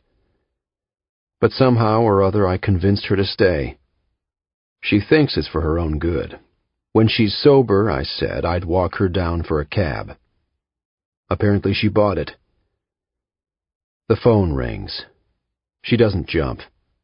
She looks at me with the implication that it must be a girl. Who else would call in the middle of the night? It's approaching 2 a.m., and as I move into the kitchen to take the call, I see her rise from the couch. She tries to fight the lethargy that's taken over. "Everything set?" Delmar wants to know. I know nothing about Delmar other than he just hopped off a boat and is blacker than anything I've ever seen. I've done jobs for Delmar before, larceny and harassment. Never kidnapping. Uh-huh. I peek out at the girl who's standing awkwardly in the living room. She's waiting for me to finish up the call. Then she'll split. I move away. I get as far away as I can. I carefully slide a semi-automatic from the drawer. 2:15, he says. I know where to meet. Some dark corner of the underground, where only homeless men wander at this time of night. I check my watch. I'm supposed to pull up behind a gray minivan. They grab the girl and leave the cash behind. That easy. I don't even have to get out of the car. 2:15, I say. The Dennett girl is all but 120 pounds. She's lost in the midst of insobriety and a splitting headache. This will be easy. She's already saying that she's going to go when I come back into the living room. She's headed to the front door. I stop her with a single arm around her waist. I draw her away from the door, my arm touching flesh. "You're not going anywhere." "No, really," she says. "I have to work in the morning." She giggles. Like maybe this is funny, some kind of come-on. But there's the gun. She sees it. And in that moment, things change. There's a moment of recognition, of her mind registering the gun, of her figuring out what the fuck is about to happen. Her mouth parts and out comes a word. "Oh." And it's almost an afterthought, really, when she sees the gun and says, "What are you doing with that?" She backs away from me, bumping into the couch. "You need to come with me." I step forward, closing the gap. "Where?" she asks. When my hands come down on her, she jerks away. I unknot the arms and reel her in. "Don't make this harder than it has to be." "What are you doing with that gun?" she snaps. She's calmer than I expect her to be. She's concerned, but not screaming, not crying. She's got her eyes bound to the gun. "You just need to come with me." I reach out and grasp her arm. She's trembling. She slips away, but I hold her tight, twisting her arm. She cries out in pain.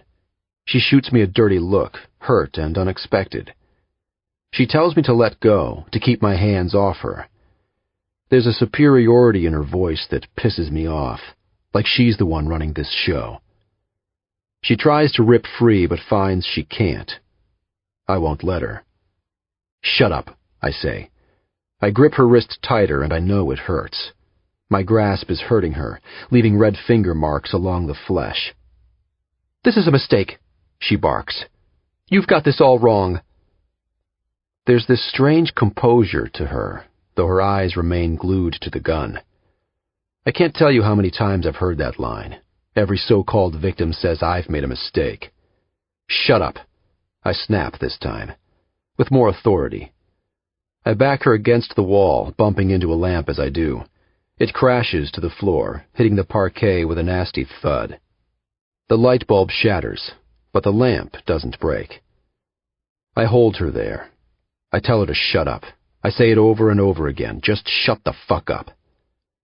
She isn't saying a word. She's got on her poker face, though inside she must be going ballistic. "Okay," she says then. as if this is her choice, as if she has any say in the matter. She nods her head scornfully. She'll come with me. Her eyes are steady, tired, but steady. Pretty, I think. She has pretty blue eyes. But then I force the thought from my mind. I can't think about shit like that, not right now, not before I hand her over to Dalmar.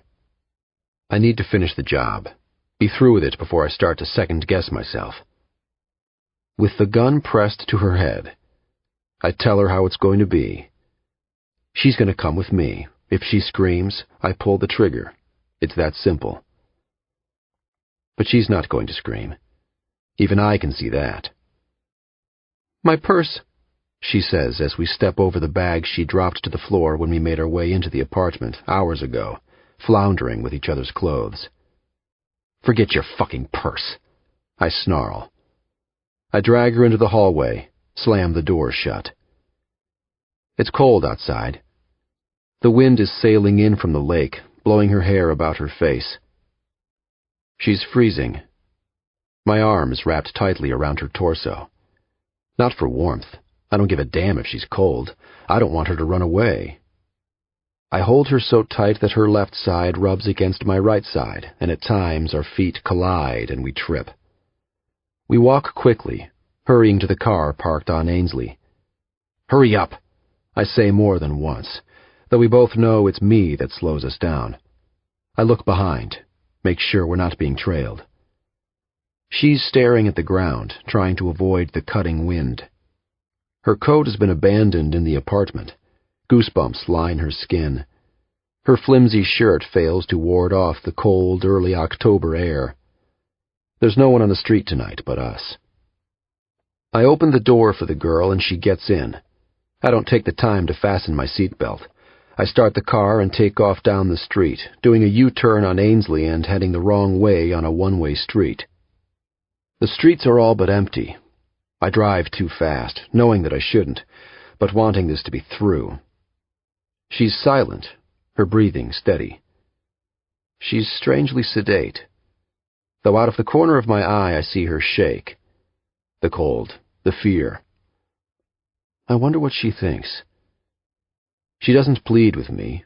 She huddles into a ball on the passenger's seat of the pickup and stares out at the city. It won't be long before we pull up behind the minivan and Dalmar's men will tear her from the truck, their dirty hands all over her. Dalmar has a temper. I don't know what they have planned for the girl. Ransom, that's all I know. Hold her for ransom until her father coughs up a substantial debt. When the debt is paid, I don't know what they'll do. Kill her? Send her back home? I doubt it. And if they do, it's only after Dalmar and his guys have had a little fun with her, made it worth their while. My mind starts racing in a million different directions. And now I'm thinking, what will happen if I get caught? It'll all be for nothing. Kidnapping carries up to a 30-year sentence. I know, I checked. I thought about that more than once after Dalmar hired me. But it's one thing to think about it, and another to do it. Now here I am, with the girl in the car, thinking about 30 years in the pen. She won't look at me. At a stoplight, I stare at her. She stares ahead, and I know she can see me. I know she can feel my eyes on her. She holds her breath. She fights the urge to cry. I drive with one hand, the gun on my lap in the other. It's not so much that I give a shit about the girl, because I don't. It's that I'm wondering what happens when word leaks back home that I did this, when my name is attached to a kidnapping/murder. And it would be. Dalmar would never sign his name to this. He'd set me up. If and when this goes bad, I'll be the stooge, the scapegoat, the one on the chopping block. The light turns green. I get off on Michigan. A bunch of drunken kids stand on the corner waiting for their bus. They're monkeying around, being stupid. One of them stumbles from the curb. I swerve out of the way and almost hit him. Idiot, I mutter beneath my breath. He gives me the finger. I consider my backup plan. I always have a backup plan for if and when things get messy. I've just never had to use it. I check the gas gauge. There's enough to get us out of the city, at least. I should get off at Wacker. The red numbers on the truck's dashboard read 212. Dalmar and his guys are in place, waiting. He could do it by himself, but he wouldn't. Dalmar never wants to get his hands dirty. He finds someone, some outcast like me, to do the shit work, so he can sit back and watch. This way, when things go south, he's clean of any misdeeds. No fingerprints at the scene, his face omitted from any photographic evidence. He lets the rest of us, his operatives, he calls us, like we're in the damn CIA, take the fall. There's probably 4 of them in the van. 4 thugs just waiting to restrain this girl who sits still beside me when she could be fighting for her life. My hands slip on the steering wheel. I'm sweating like a pig. I wipe them on my jeans, and then I pound a fist against the steering wheel, and the girl lets out a stifled cry. I should get off at Wacker. But I don't. I keep driving. I know this is stupid. I know everything that can go wrong. But I do it anyway. I peer in the rearview mirror, make sure that I'm not being trailed. And then I floor it. Down Michigan to Ontario, and I'm on 90 before the clock ever reaches 2:15. I don't say anything to the girl because there isn't anything I could say that she'd believe. I'm not sure at what point it happens.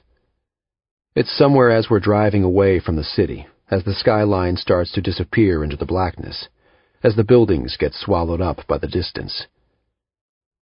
She squirms in her seat, the composure starting to wane.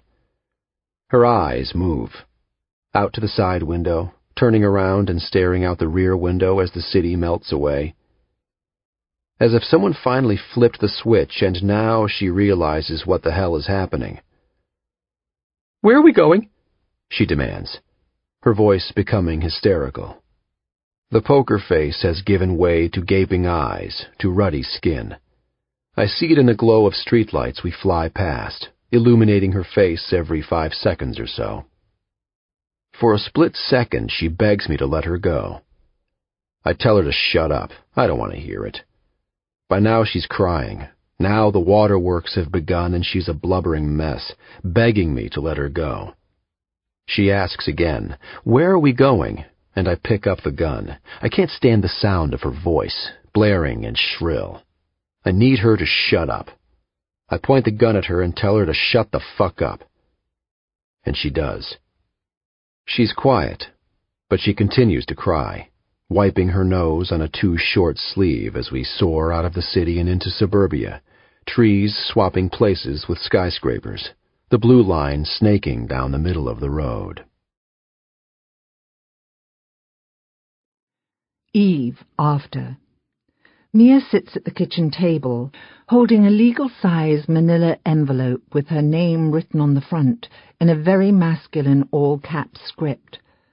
I prepare dinner for Mia and myself. The TV is on in the next room for background noise, but the sound drifts into the kitchen, compensating for the silence between us. Mia doesn't seem to notice, but these days it makes me a nervous wreck. And so I make idle conversation to offset the silence. "Would you like chicken breast with your salad?" I ask, and she shrugs. "Whole wheat rolls or white?" I ask, but she doesn't respond. "I'll make the chicken," I say. "Your father would like chicken." But we both know that James will not be home. "What's that?" I ask, motioning to the item in her hands. "What's what?" she asks. "The envelope." "Oh," she says, "this." I set a frying pan on the stove, slamming it down without intent. She starts, and I'm quick to apologize, filled with shame. "Oh, Mia, honey, I didn't mean to startle you," I say, and it takes a moment for her to settle, to attach the rapid heartbeat and beads of sweat to the sound of the frying pan. She says that she doesn't know why she feels like this. She says that she used to enjoy when darkness set in, when the outside world changed. She describes it for me, the way the street lights and buildings twinkled in the night sky. She says that she liked the anonymity of it, and all the possibilities that developed when the sun went to sleep. But now the darkness terrifies her. All the nameless things on the other side of the silk drapes. Mia never used to be afraid. She would wander city streets well after dark and feel perfectly safe. She confides that she often found solace in deafening traffic, obtrusive car horns and sirens that blared at all times of the night, but now the sound of a frying pan rattles her nerves. I'm overly apologetic, and Mia tells me that it's all right. She listens to the television in the other room. The evening news has given way to a 7 o'clock sitcom. "Mia?" I ask, and she turns to me. "What?" she asks. "The envelope." I motion toward it, and it's then that she remembers. She turns it over in her hands. "That policeman gave it to me," she says. I'm slicing a tomato. "Detective Hoffman?" "Yes." Mia usually only comes downstairs when James is gone. The rest of the time she hides. I'm certain this room must remind her of her childhood. The room is the same as it's been for a dozen years or more. The paint, the colour of butter, the mood lighting. Candles are lit. The track lighting is dimmed. The table is a dark pedestal table with scrolled legs and matching upholstered chairs, where she spent too much time under a microscope as a child. I'm certain she feels like a child, unable to be left alone, having to be cooked for and constantly watched. Her independence is gone. Yesterday she asked when she could go home, to her own apartment, and all I replied was, "In time." James and I don't let her leave the house, not unless we're going to see Dr. Rhodes or to the police station. Running errands is out of the question. For days the doorbell rang from dawn to dusk. Men and women with microphones and video cameras awaiting us on the front stoop. "Mia Dennett? We'd like to ask you a few questions," they'd demand, forcing their microphones at Mia until I told her not to open the door and started ignoring the chime altogether.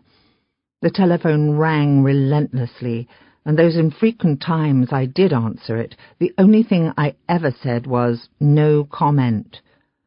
After a day or so, I started letting it go straight to voicemail, and then, when the ringing became too much to bear, I unplugged the phone from the wall.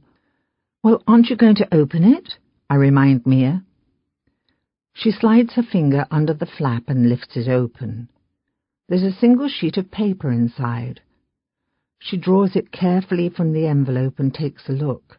I set the knife on a cutting board and saunter to the table beside Mia, feigning only a little interest when I'm absolutely certain I'm the more attentive of us two. It's a photocopy, a drawing from a sketch pad, with circles lining the top where the original was ripped from its spiral binding. It's a drawing of a person, a woman, I can only assume from the longish hair. "I drew this," Mia says to me, but I slip the drawing from her hands. "May I ask?" dropping into the chair beside her. "Why do you say that?" I ask, my hands beginning to tremble, my stomach turning somersaults inside me. Mia has been drawing for as long as I can remember. She's a talented artist. I asked her once why she loved to draw, why it was something with which she was so enamored. She told me that she drew because it was the only way she could bring about change. She could turn geese to swans or a cloudy day to sun. It was a place where reality didn't have to exist. But this picture is something else entirely. The eyes are perfectly circular, the smile the sort she learned to draw in grade school. The eyelashes are upwardly pointing lines. The face is malformed. It came from the same notebook the one Detective Hoffman had, The one with my drawings. You didn't draw this, I say with absolute certainty. Maybe 10 years ago, when you were first learning, but not now. This is much too ordinary for you. It's mediocre at best. A timer beeps and I rise to my feet. Mia reaches for the page to have a second look. Why would the policeman give this to me then? She asks, turning the envelope over in her hands. I tell her that I don't know. I'm setting whole wheat rolls onto a cookie sheet that will bake in the oven when Mia asks, Then who? Who drew this? On the stove, the chicken sears. I lower the cookie sheet into the bottom of the oven, I flip the chicken, and begin dicing a cucumber as if perhaps it was Colin Thatcher himself lying on the cutting board before me. I shrug my shoulders. That picture, I say, trying hard not to cry. Mia sits at the table examining that picture, and I see it, clear as day, the long hair, the circular eyes, the U-shaped smile. That picture, I say, it's you. Colin. Before. We're on the Kennedy before I ever bothered to turn on the heat. Somewhere into Wisconsin, I turn on the radio. Static blares out of the rear speakers. The girl is watching out the side window. She doesn't say a thing. I'm certain a pair of headlights has followed us the entire length of Interstate 90, but they disappear just outside of Janesville, Wisconsin. I exit the interstate. The road is dark and deserted and seems to lead to nowhere. I pull into a gas station. There isn't an attendant on duty. I kill the engine and get out to fill up the tank, bringing the gun with me. I've got my eyes on her the entire time when I see a glow from inside the truck, the light from a cell phone that's come to life. How could I be so stupid? I thrust open the door, scare the shit out of her. She jumps, tries to hide the phone under her shirt. Give me your phone, I snap, ticked I forgot to ditch her phone before we left. The light from the gas station fills the truck. She's a damn mess. Makeup down her face, her hair a catastrophe. Why? She asks. I know she's not this dumb. Just give it to me. Why? Just give it to me. I don't have it. She lies. Give me the fucking phone, I yell as I reach over and yank it from beneath her shirt. She tells me to get my hands off her. I check the phone. She got as far as finding the contact list, but that's all. As I go to fill up the tank, I make sure it's off, then dump it into the trash. Even if the cops trace the signal, we'll be nowhere around when they do. I scavenge the back of the truck for something. Rope, an extension cord, a piece of fucking string. I bind her hands together, tight enough that she cries out in pain. Try that again, I say when I get back in the truck, and I'll kill you. I slam the door and start the engine. There's only one thing that's certain. When I didn't show up with the girl, Dalmar sent everyone he knows after us. By now they've torn apart my apartment. There's a hit out on both our heads. There isn't a chance in hell I'm going back. If this girl is dumb enough to try, she'll be dead. But I won't let that happen. She'll tell them where I am before they kill her, but I'll kill her first. I've already done enough good deeds. We drive through the night. She closes her eyes, only for a couple of seconds, then jerks them open again and searches the truck to realize that it isn't a nightmare. It's all real. Me, the dirty truck, its vinyl seats torn, cotton falling out, the static on the radio, the endless fields and the dark night sky. The gun sits on my lap. I know she doesn't have the guts to reach for it, and my hands clutch the steering wheel as I drive slower now that I know we're not being followed. She asks once why I'm doing this, her voice shaking as she speaks. Why are you doing this to me? She asks. It's somewhere around Madison. She'd gone all this time in silence, listening to some Catholic priest ramble on and on about original sin, his voice cutting out every third or fourth word. And then, all of a sudden, why are you doing this to me? And it's the to me part that really rubs me the wrong way. She thinks it's all about her. It doesn't have a thing to do with her. She's a pawn, a puppet, a sacrificial lamb. Don't worry about it, I say. She doesn't like this answer. You don't even know me, she accuses in a patronizing way. I know you, I say, with a fleeting look her way. It's dark in the car. I can't see more than an outline, obscured by the blackness outside the window. What did I do to you? What did I ever do to you? She pleads. She never did a thing to me. I know it, she knows it. But I tell her to shut up anyway. Enough. And when she doesn't, I say it again. Just shut up. The third time, I scream, just shut the fuck up, the gun flailing about and pointing her way. I swerve off the road and slam on the brakes. I step from the truck and already she's screaming at me to leave her alone. I reach in the bed of the truck for a roll of duct tape, tear off a piece with my teeth. There's a chill in the air, the sound of the occasional semi-truck soaring down the road in the middle of the night. What are you doing? She asks, her feet kicking at me the minute I open her door. She kicks hard and gets me in the gut. She's a fighter, I'll give her that. But the only thing it does is make me pissed. I force my way into the truck, slap the duct tape over her moving lips and say, I told you to shut up. And she does.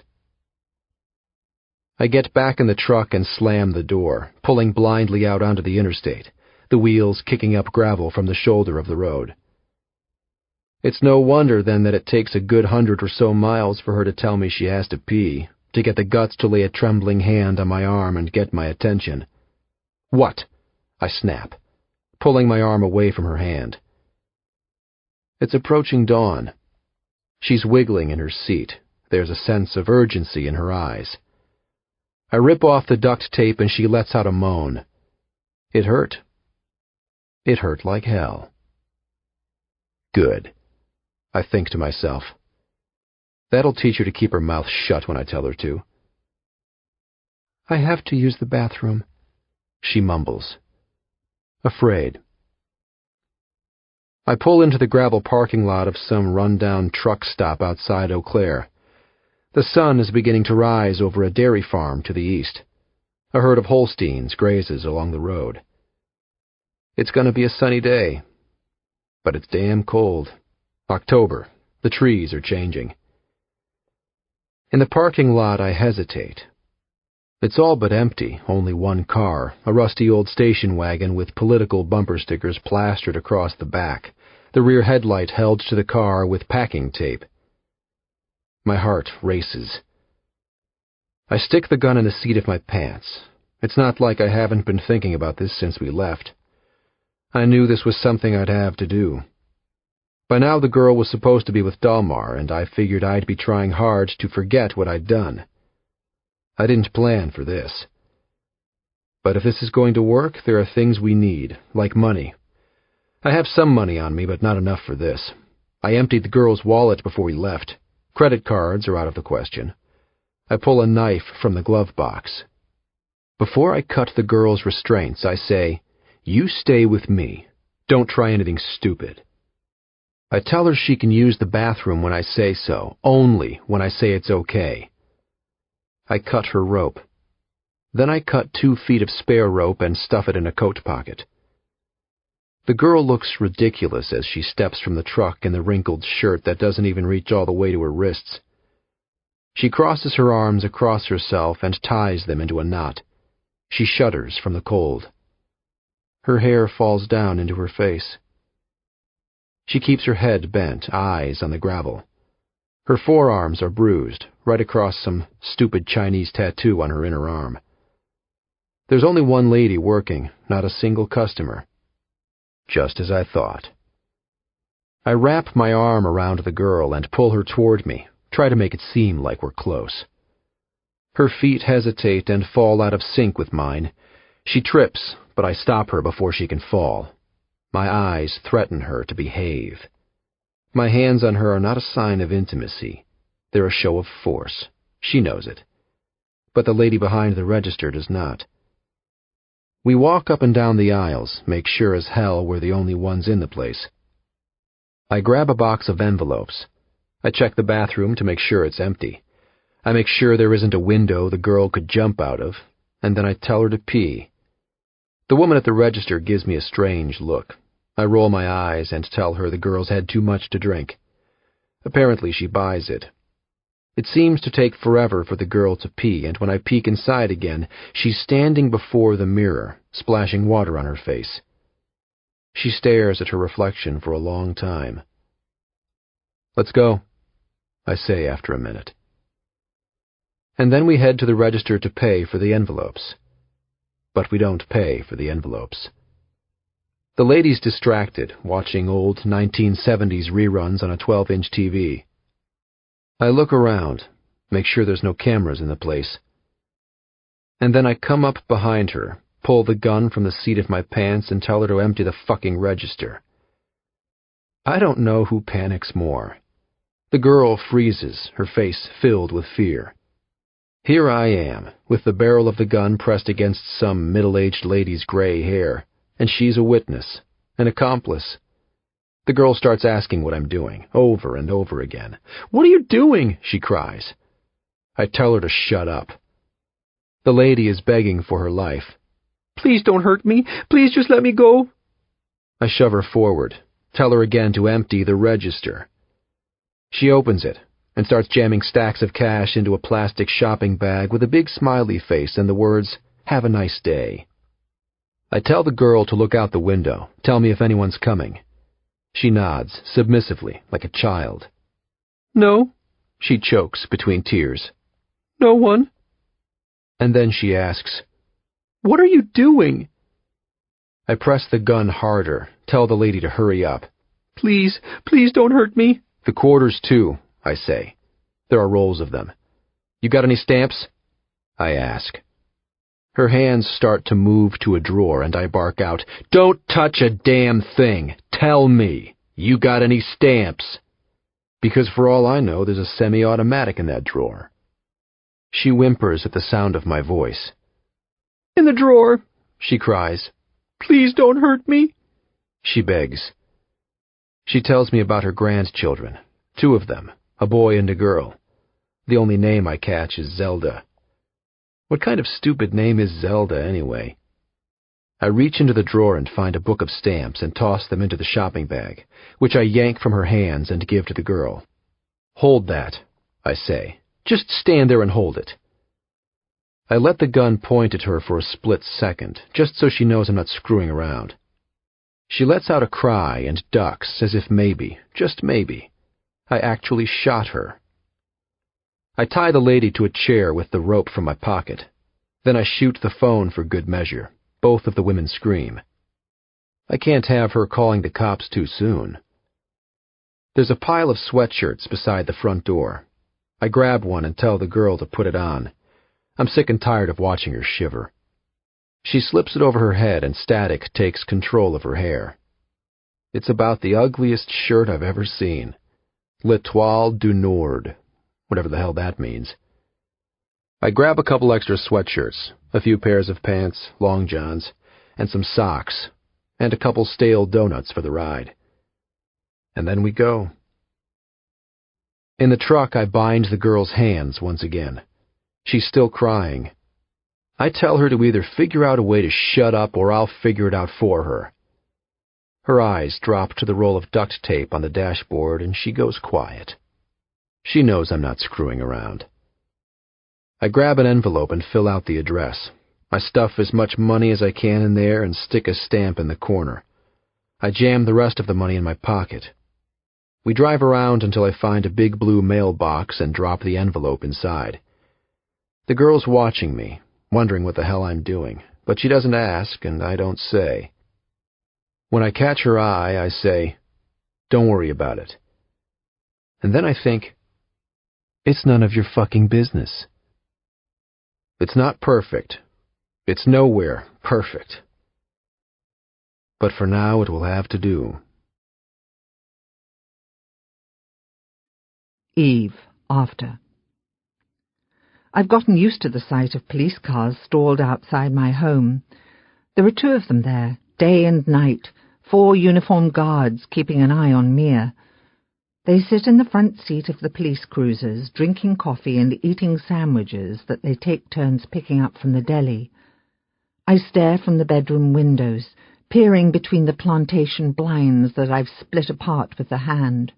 They look like schoolboys to me, younger than my own children, but they carry guns and nightsticks and peer up at me with binoculars and just stare.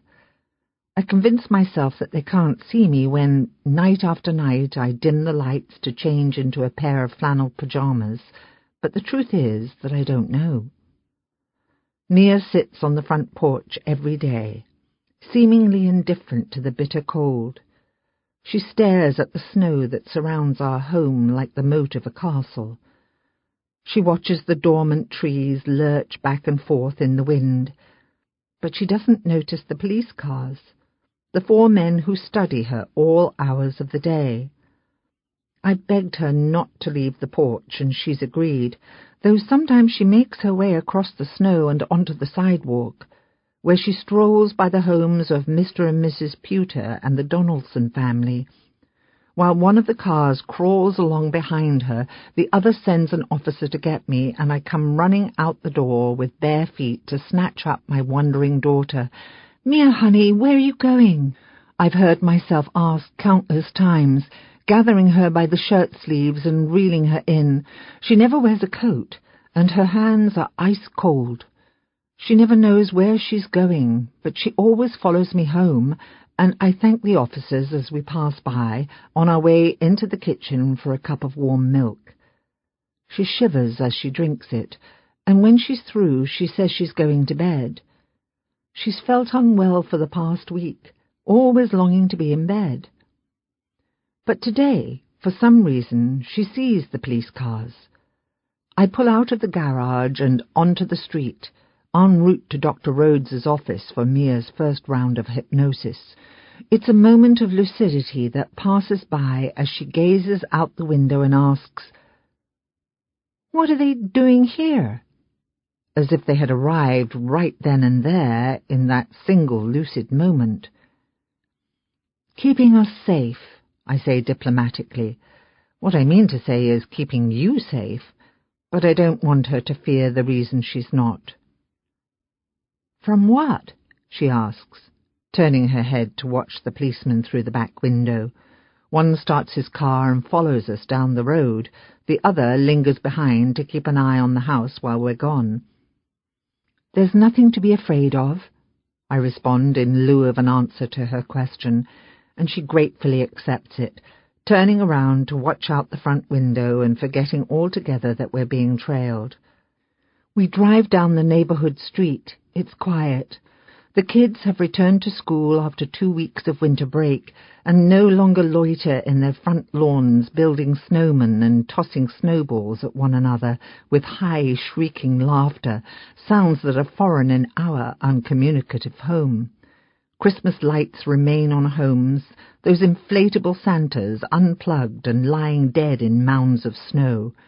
James didn't take the time to decorate the exterior of the house this year, though I went all out on the inside just in case Mia came home and there was cause to celebrate. She's agreed to hypnosis. It didn't take much coaxing. These days, Mia agrees to most everything.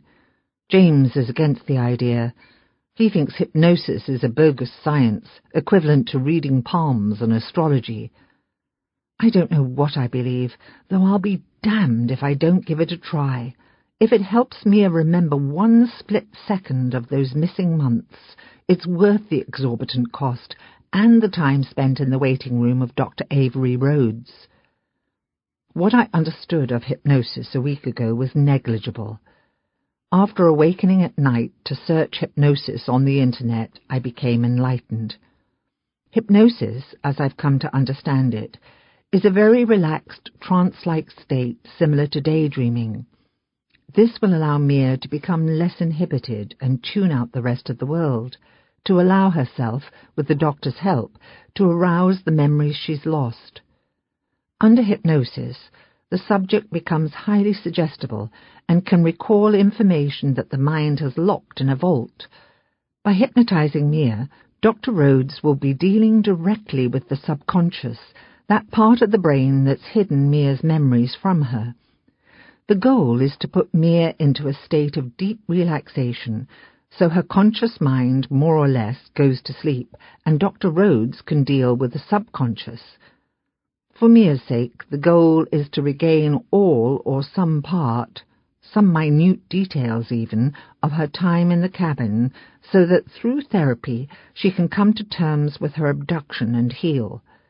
For the investigation's sake, however, Detective Hoffman is desperate for information, for any details or clues that Colin Thatcher might have aired in the cabin that would help police find the man who did this to Mia. When we arrive at Dr. Rhodes's office, I, at James's insistence, am allowed inside. He wants me to keep an eye on the nutcase, what he calls Dr. Rhodes, in case she tries to screw with Mia's head. I sit in an armchair out of the way, while Mia squeamishly sprawls out on the couch. Textbooks line floor-to-ceiling bookshelves on the southernmost wall. There is a window that faces the parking lot. Dr. Rhodes keeps the blinds closed, allowing in only a scant amount of light, so there's an abundance of privacy. The room is dark and discreet. The secrets revealed inside the walls, absorbed by the burgundy paint and oak wainscoting. The room is draughty. I pull my sweater tightly around my body and hug myself as Mia's conscious mind begins to get drowsy. The doctor says, "We'll start off with simple things, with what we know to be true, and see where that leads." It doesn't come back chronologically. It doesn't even come back sensibly. And to me, long after we escape into the piercing winter day, it's a puzzle. I had imagined that hypnosis would be able to unlock the vault, and there, in that very instant, all the memories would topple onto the faux Persian rug, so that Mia, the doctor, and I could hover over and dissect them. But that's not the way it happens at all. For a limited time, Mia is under hypnosis, maybe 20 minutes, but no more. The door is open, and Dr. Rhodes, with a kind, harmonious voice, is trying to pry away the cookie's layers to get at the cream filling. They come off in crumbs. The rustic feel of the cabin with the knotty pine panelling and exposed beams. Static on a car radio. The sound of Beethoven's Fur Elise, spotting a moose. "Who's in the car, Mia?" "I'm not sure." "Are you there?" "Yes." "Are you driving the car?" "No." "Who's driving the car?" "I don't know. It's dark." "What time of day is it?" "Early morning. The sun is just beginning to rise." "You can see out the window?" "Yes." "Do you see stars?" "Yes." "And the moon?" "Yes." "A full moon?" "No." She shakes her head. "A half moon." "Do you know where you are?" "On a highway. It's a small 2-lane highway, surrounded by woods." "Are there other cars?" "No." "Do you see street signs?" "No." "Do you hear anything?" "Static from the radio. There's a man speaking, but his voice... There's static." Mia is lying on the couch with her legs crossed at the ankles. It's the first time I've seen her relax in the last 2 weeks. Her arms are folded against a bare midriff, her chunky cream sweater having hiked up an inch or two when she laid down, as if she's been placed in a casket. "Can you hear what the man is saying?" Dr. Rhodes asks from where she sits on a maroon armchair beside Mia. The woman is the epitome of together. Not a wrinkle in her clothing, not a hair out of place. The sound of her voice is monotonous. It could lull me to sleep. Temperatures in the 40s, plenty of sun. The weather forecast? It's a disc jockey. The sound is coming from the radio. But the static, the front speakers don't work. The voice comes from the back seat. Is there someone in the back seat, Mia? No, it's just us. Us? I can see his hands in the darkness. He drives with 2 hands, holding the steering wheel so tightly. What else can you tell me about him? Mia shakes her head. Can you see what he's wearing? No. But you can see his hands. Yes. Is there anything on his hands? A ring? Watch? Anything? I don't know. What can you tell me about his hands? They're rough. You can see that? You can see that his hands are rough? I scoot to the edge of my seat, hanging on to Mia's every last muted word. I know that Mia, the old Mia, pre-Colin Thatcher, would have never wanted me to hear this conversation. This question she doesn't answer. Is he hurting you? Mia twitches on the couch, pushing aside the question. Dr. Rhodes asks again, did he hurt you? Mia? There in the car, or maybe before? There's no response. The doctor moves on. What else can you tell me about the car?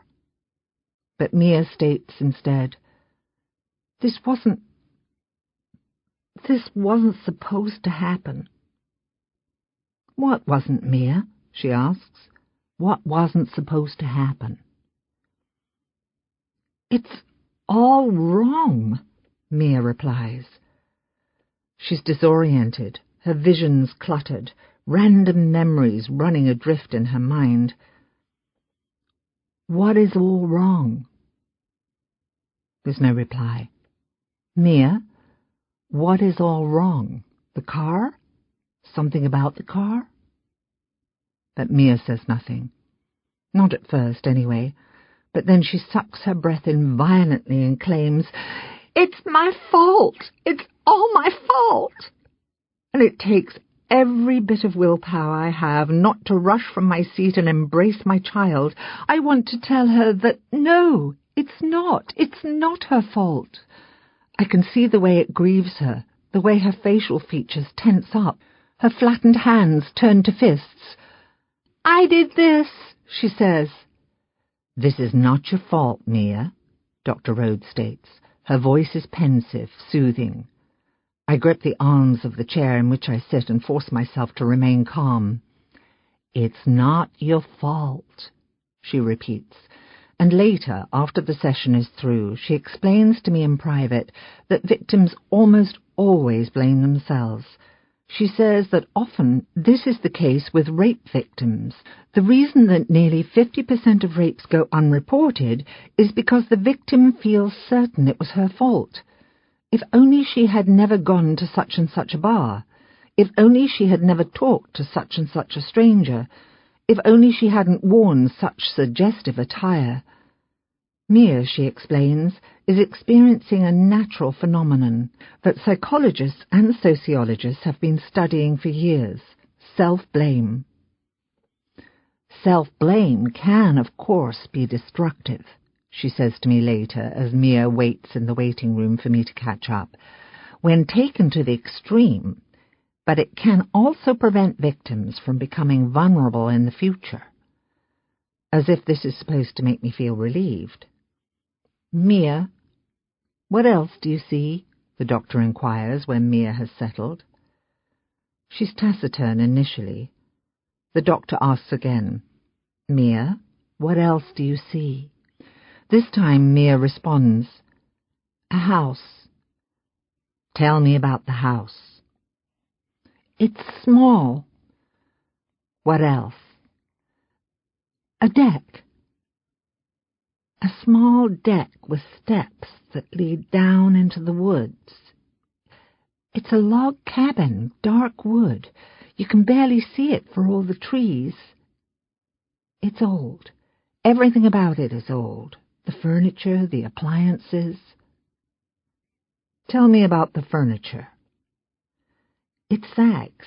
The couch is plaid, blue and white plaid. Nothing about the house is comfortable.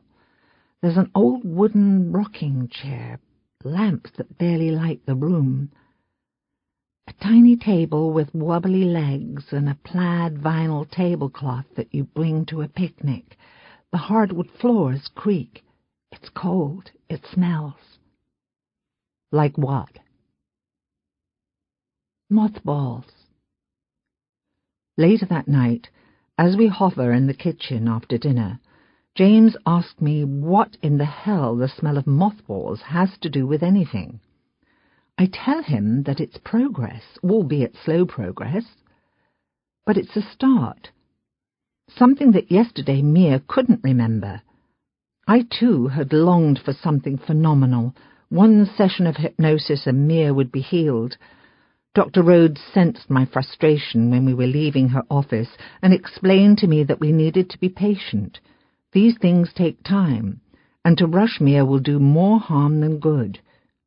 James doesn't buy it. He's certain it's only a ploy for more money. I watch him yank a beer from the refrigerator and head into his office to work, while I clean the dinner dishes, noticing for the third time this week that Mia's plate has barely been touched.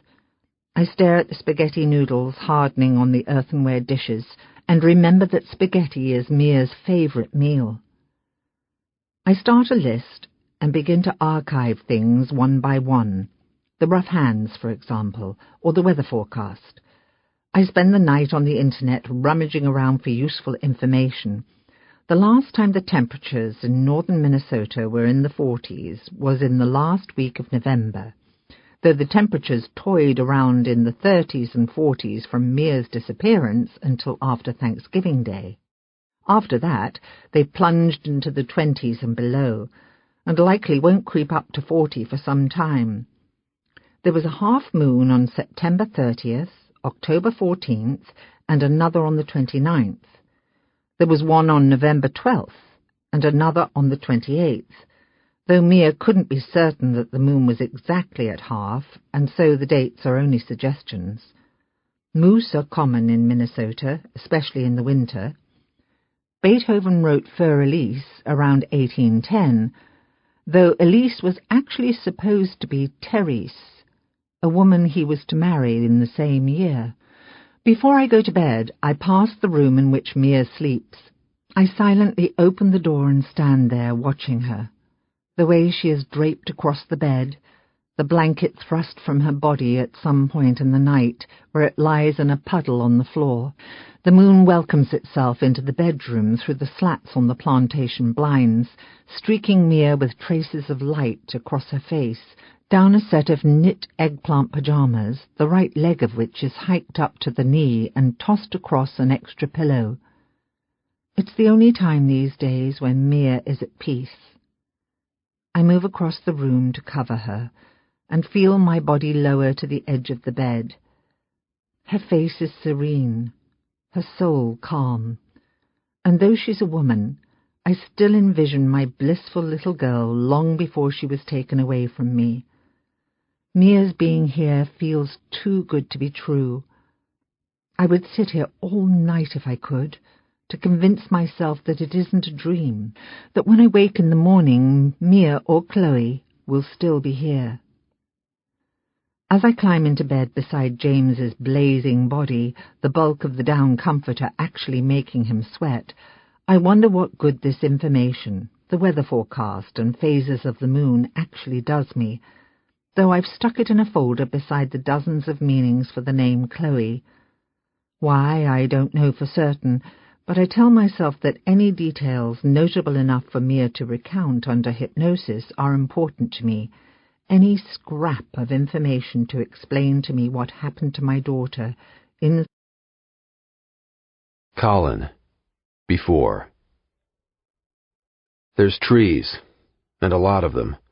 Pine, spruce, fir. They hold on tight to their green needles.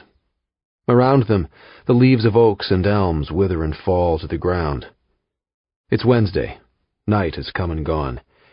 We exit the highway and speed along a 2-lane road. She holds on to the seat with every turn. I could slow down, but I don't because I just want to get there. There's hardly anyone on the road. Every now and then we pass another car, some tourist going below the speed limit to enjoy the view.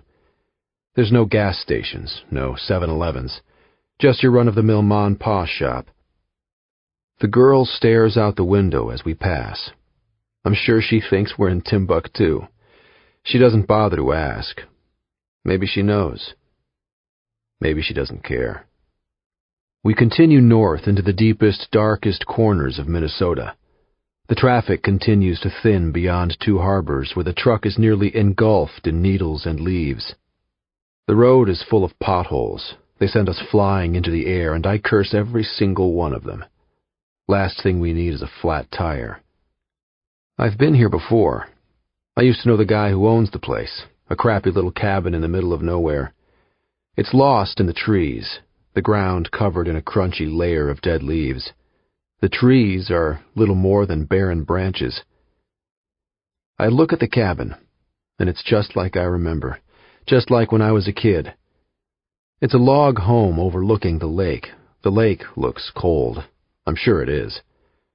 There's plastic lawn chairs out on the deck and a tiny grill. The world is desolate. No one around for miles and miles. Exactly what we need. I glide the truck to a stop and we get out. Yanking a crowbar from the back, we make our way up a hill to the old home. The cabin looks abandoned, as I knew it would be, but I look for signs of life anyway. A car parked in back, dark shadows through the windows. There's nothing. She stands motionless beside the truck. "Let's go," I say.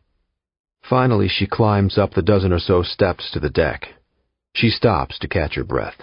"Hurry up," I say. For all I know, we're being watched.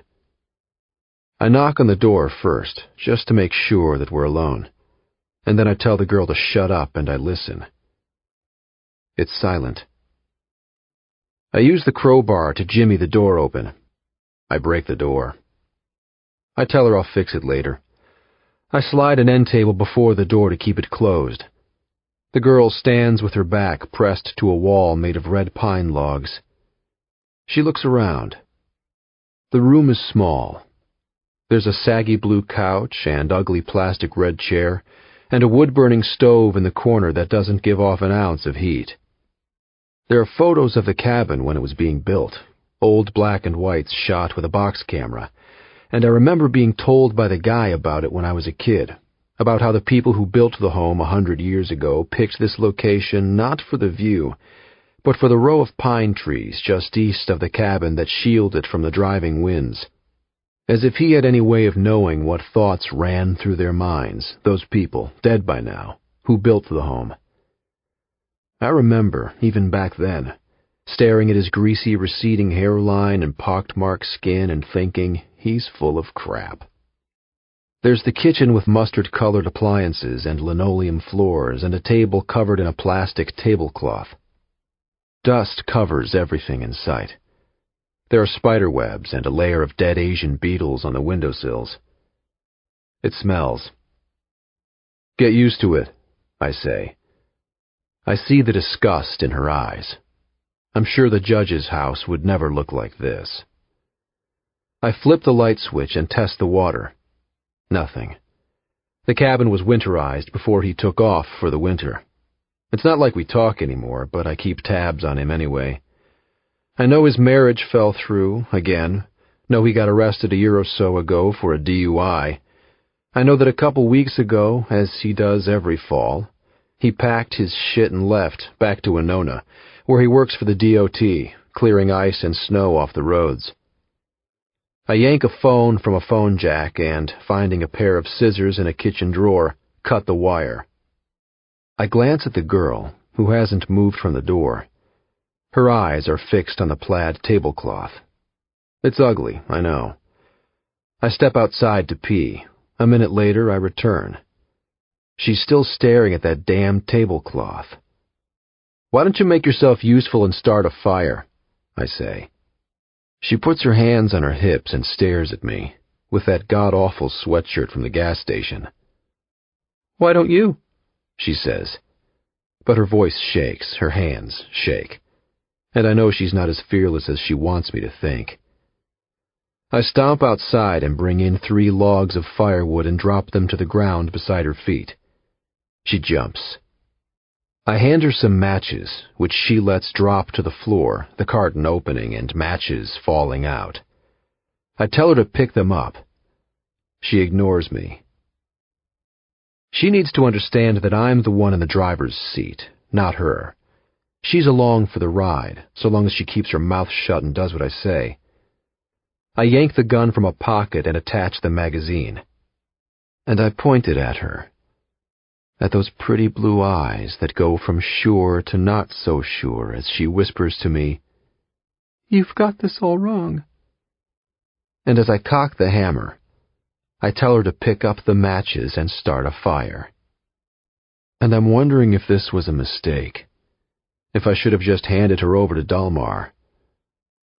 I don't know what I expected from the girl, but this sure as hell isn't it. I never figured I'd end up with an ingrate. She's staring at me, a challenge, seeing if I have it in me to kill her. I take a step closer, and I hold the gun to her head. And then she caves. She drops to the floor and with those shaking hands picks up the matches, one by one, and drops them in the cardboard box.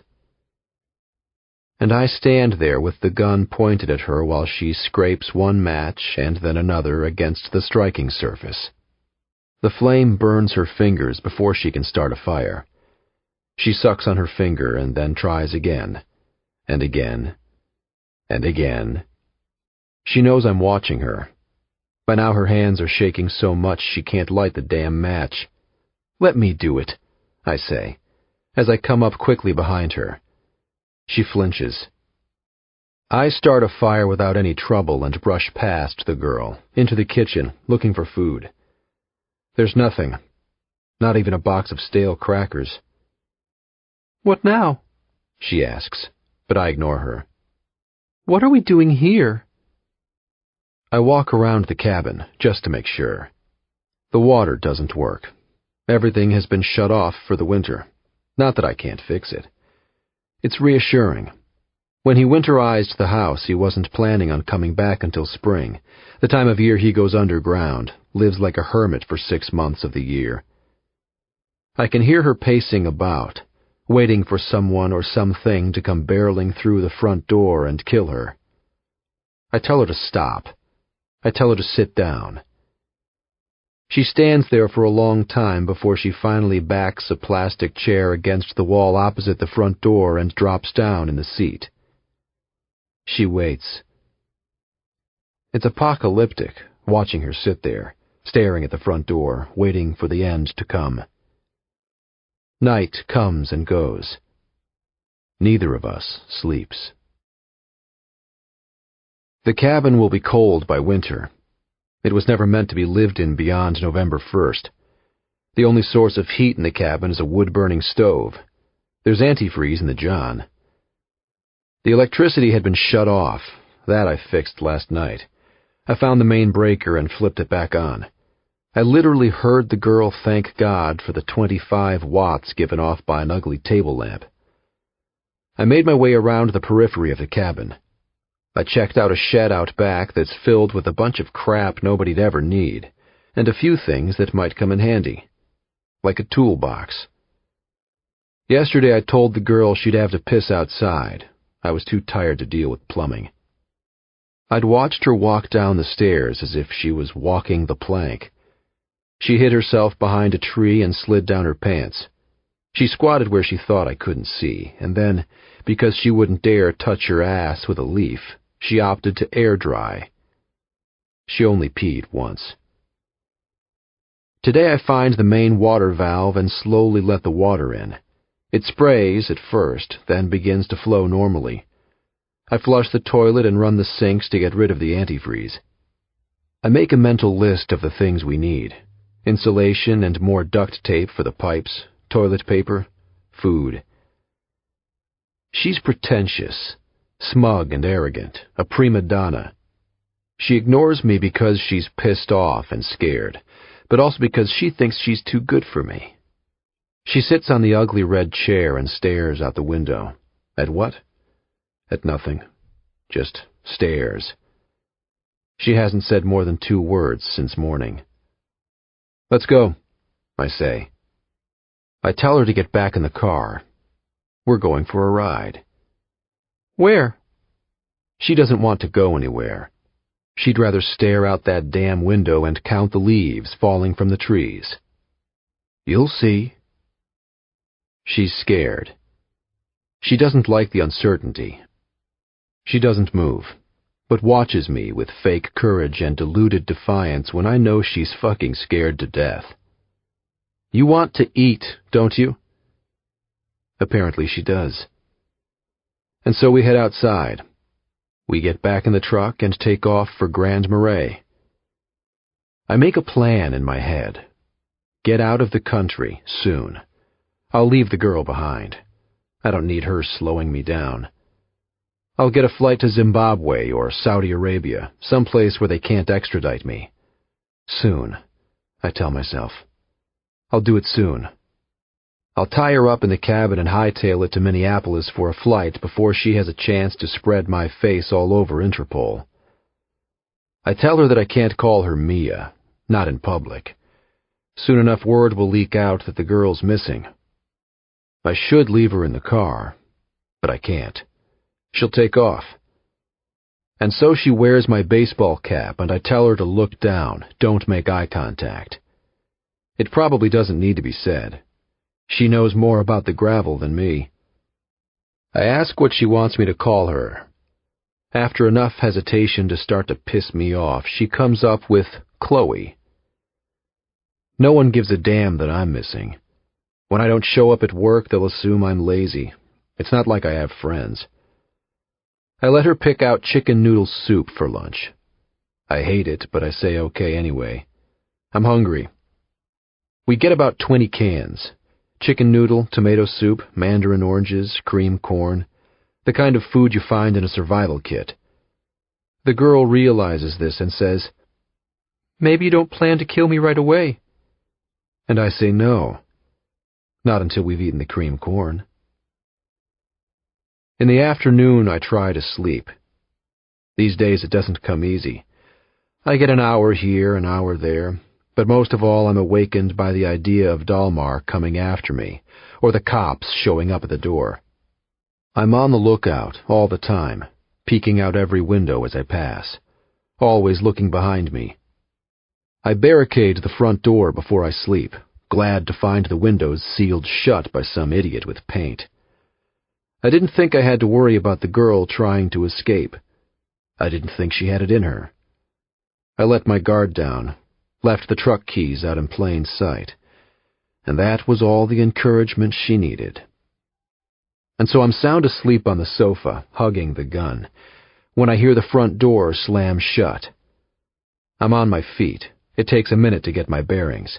When I do, I see the girl fall down the second half of the stairs down to the gravel drive. I run out the door, screaming, irate. She's limping. The truck door is unlocked. She gets in and tries to start the ignition.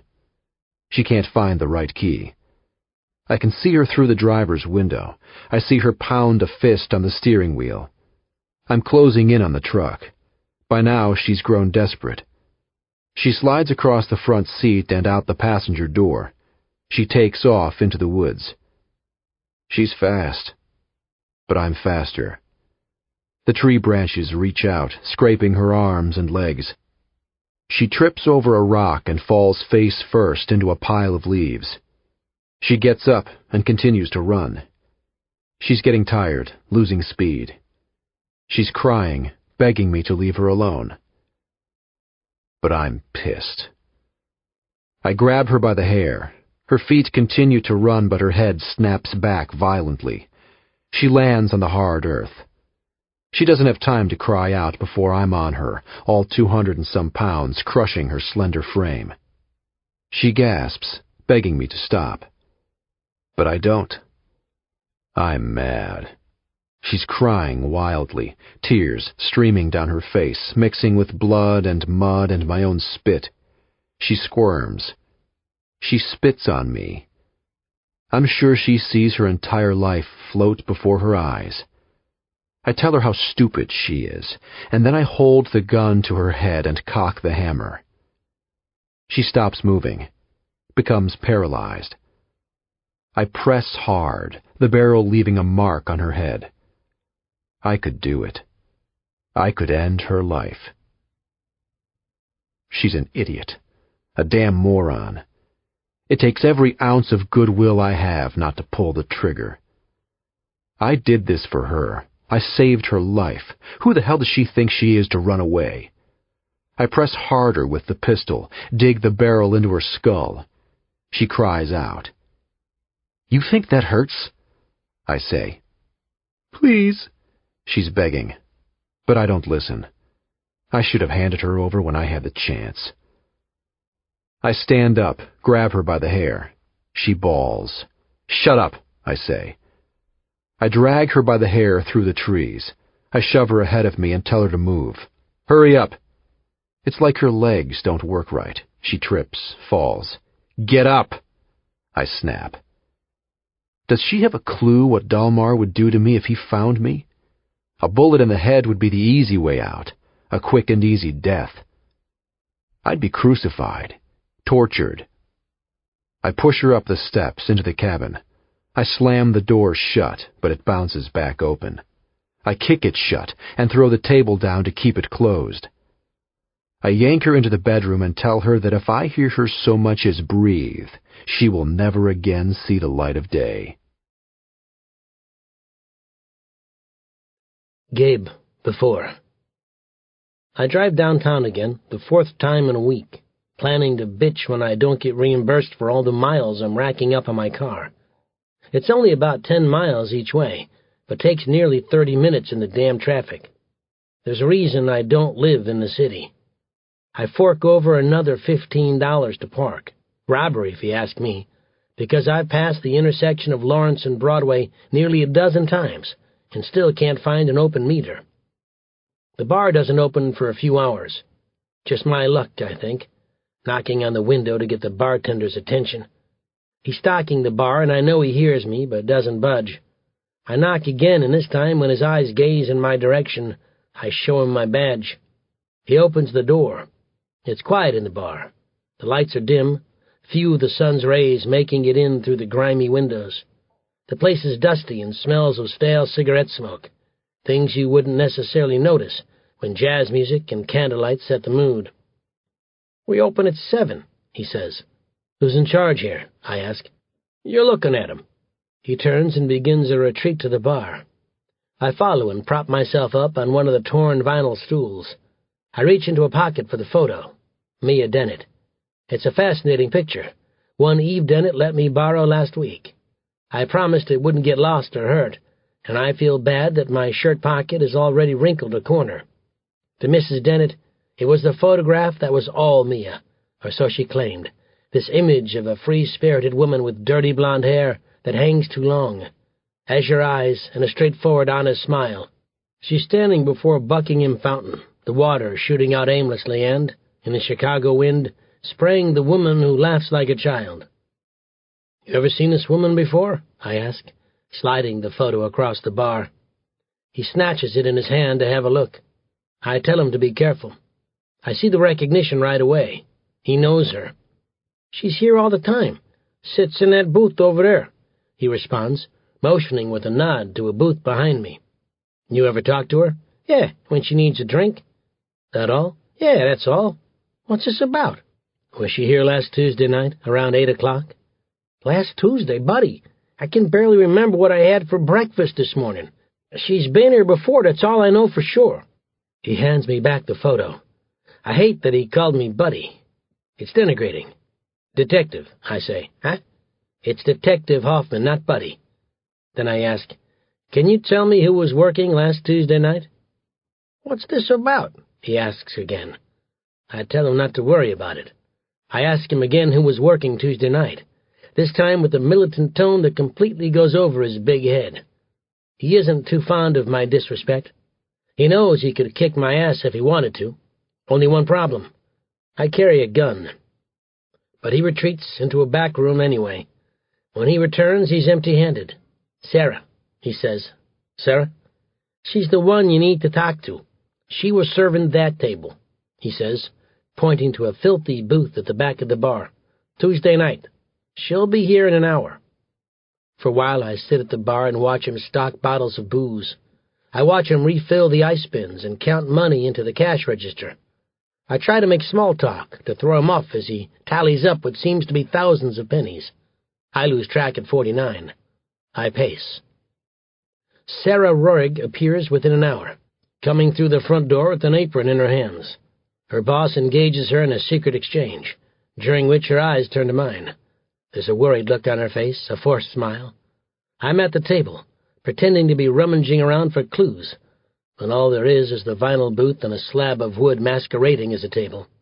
That and a frilly little green candle I consider swiping for my own home. "Sarah?" I ask, and she says that she is. I introduce myself and ask her to have a seat. I hand her the photo of Mia. "Have you seen this woman?" "Yes," she admits. "Do you remember if she was here last Tuesday around 8 o'clock? It must be my lucky day. Sarah Rohrig is a full-time medical assistant and only works Tuesday nights to make a little extra cash. It's been a week since she was here, and so Mia's image is fresh in her mind. She says with certainty that Mia was here last Tuesday. She says Mia is always here Tuesday nights, sometimes by herself, sometimes with a man." "Why Tuesdays?" "Tuesday night poetry slam," she says, "or so I assume that's the reason she's always here, though I'm never entirely sure she's listening. She always seems to be distracted." "Distracted? Daydreaming." I ask what the heck a poetry slam is. I've never heard of it. I imagine works of Whitman and Yeats being thrown on the ground. That's not the case. The idea of listening to people recite their own poetry on stage, however, has me even more baffled. Who the hell would want to listen to that? It appears I have a lot to learn about Mia Dennett. Was she by herself last week? No. Who was she with? Sarah thinks for a minute. Some guy. I've seen him around here before. With Mia? I ask. That's her name? She queries. Mia. I say that it is. She says that she was nice. The use of the past tense runs into me like a freight train, and always very friendly. She leaves a good tip. She hopes that everything is okay. She can tell from my questions that it's probably not, but she doesn't ask to know what happened, and so I don't say. This man Mia was with last Tuesday night. They've come together before? She says that no, they haven't. This was the first time she's seen them together. He's usually at the bar alone. She's noticed him because he's apparently cute, in an enigmatic sort of way. I write that down. I'll have to look that one up in the dictionary. Mia is always at this table, sometimes alone, sometimes not. But Tuesday night they sat together and they left together in a hurry. She doesn't know the man's name, but when I ask, she can describe him. Tall, sturdy, a mound of messy hair, dark eyes. She agrees to meet with a sketch artist later to see if they can come up with something. I ask again, are you sure they left together? This is really important. Yes? Did you see them leave? Yes, well, sort of. I brought them the bill, and when I came back they were gone. Did it seem she was leaving on her own free will? Seemed to me she couldn't wait to get out of here. I ask if they arrived at the bar together. She says no, she doesn't think so. How did he come to be at Mia's table? She doesn't know. I ask again, does she know his name? No. Would anybody know his name? Probably not. He and Mia paid cash. They left a $50 on the table, which she still remembers because for 5 or 6 beers it was a charitable tip. More than her usual customers leave. She remembers bragging about it later in the night and flashing Ulysses S. Grant's face for all her co-workers to see. When I leave the bar, I check up and down Broadway for security cameras outside of restaurants, banks, the yoga studio. Anything that will tell me who Mia Dennett was with that Tuesday night she disappeared. Colin. Before. She won't eat. 4 times I've offered her food, dropped a bowl full of it on the floor in the bedroom, as if I'm her damn chef. She lies on the bed on her side, her back to the door. She doesn't budge when I come in, but I can see her breathing. I know she's alive. But if she keeps this up much longer, she'll starve herself to death. Now wouldn't that be ironic? She emerges from the bedroom like a zombie, her hair, a tangled rat's nest, hiding her face. She walks to the bathroom, does her thing, walks back. I ignore her, she ignores me. I told her to leave the bedroom door open. I want to make sure she isn't up to anything in there. But all she does is sleep. Until this afternoon. I'd been outside, chopping firewood. I worked up a sweat. I was out of breath. I came barreling into the cabin with my mind on one thing: water. There she stood in the middle of the room, stripped down to a lace bra and panties. She might as well have been dead. Her skin was drained of all color. Her hair was snarled, a bruise the size of a goose egg on her thigh. She had a busted lip and black eye, scratches from her run-in with the trees. Her eyes were bloodshot and swollen. Tears seeped from her eyes, down the albino skin. Her body convulsed, goosebumps everywhere my eyes could see. She walked with a limp, moving closer. She said to me, "Is this what you want?" I stared. At her hair, falling mindlessly over the ivory shoulders. At her pale, neglected skin. At the hollow craters of her collarbone and her perfectly shaped belly button. At her panties, cut high, and her long legs. At her ankle, so swollen it might be sprained. At the tears that dripped to the floor before her bare feet, beside ruby-red toenails. Beside legs that shook when they walked, so that I thought they might give. At the snot that dripped from her nose, her crying no longer containable as she reached out and placed a shaking hand on my belt and started to unfasten the clasp. "Is this what you want?" she asked again, and for the time being I let her get both hands on my belt. I let her take it off and drop it to the floor. Let her undo the button of my jeans and slide the zipper. I couldn't say that it wasn't what I wanted. She reeked, as did I. Her hands were like ice when she touched me. But that wasn't it. That wouldn't have stopped me. I gently pushed her away. "Stop," I whispered. "Let me," she begged. She thought it would help. She thought it would change things. "Get your clothes on," I said. I closed my eyes. I couldn't look at her. She stood before me. "Don't." She forced my hands on her. "Stop." She didn't believe me. "Stop," I said louder this time, with more potency, and then added, "Just stop it already," as I pushed her away from me. I told her to get her fucking clothes on. I hurried out of the cabin, grabbed the axe, and began chopping the firewood, vigorously, maniacally. I forgot all about the water. Eve, before. It's the middle of the night, and, as has been the case for a week now, I can't sleep. Memories of Mia visit me all hours of the day and night. An image of 1-year-old Mia in an olive-coloured bubble outfit, her chubby thighs bulging out while she tried unsuccessfully to walk. Hot pink toenails on precious 3-year-old feet. The sound of her wail when her ears were pierced, but later, watching for hours as she admired the opal gems in the bathroom mirror. I'm standing in the open pantry of our darkened home, the clock above the kitchen stove reading 3:12 a.m.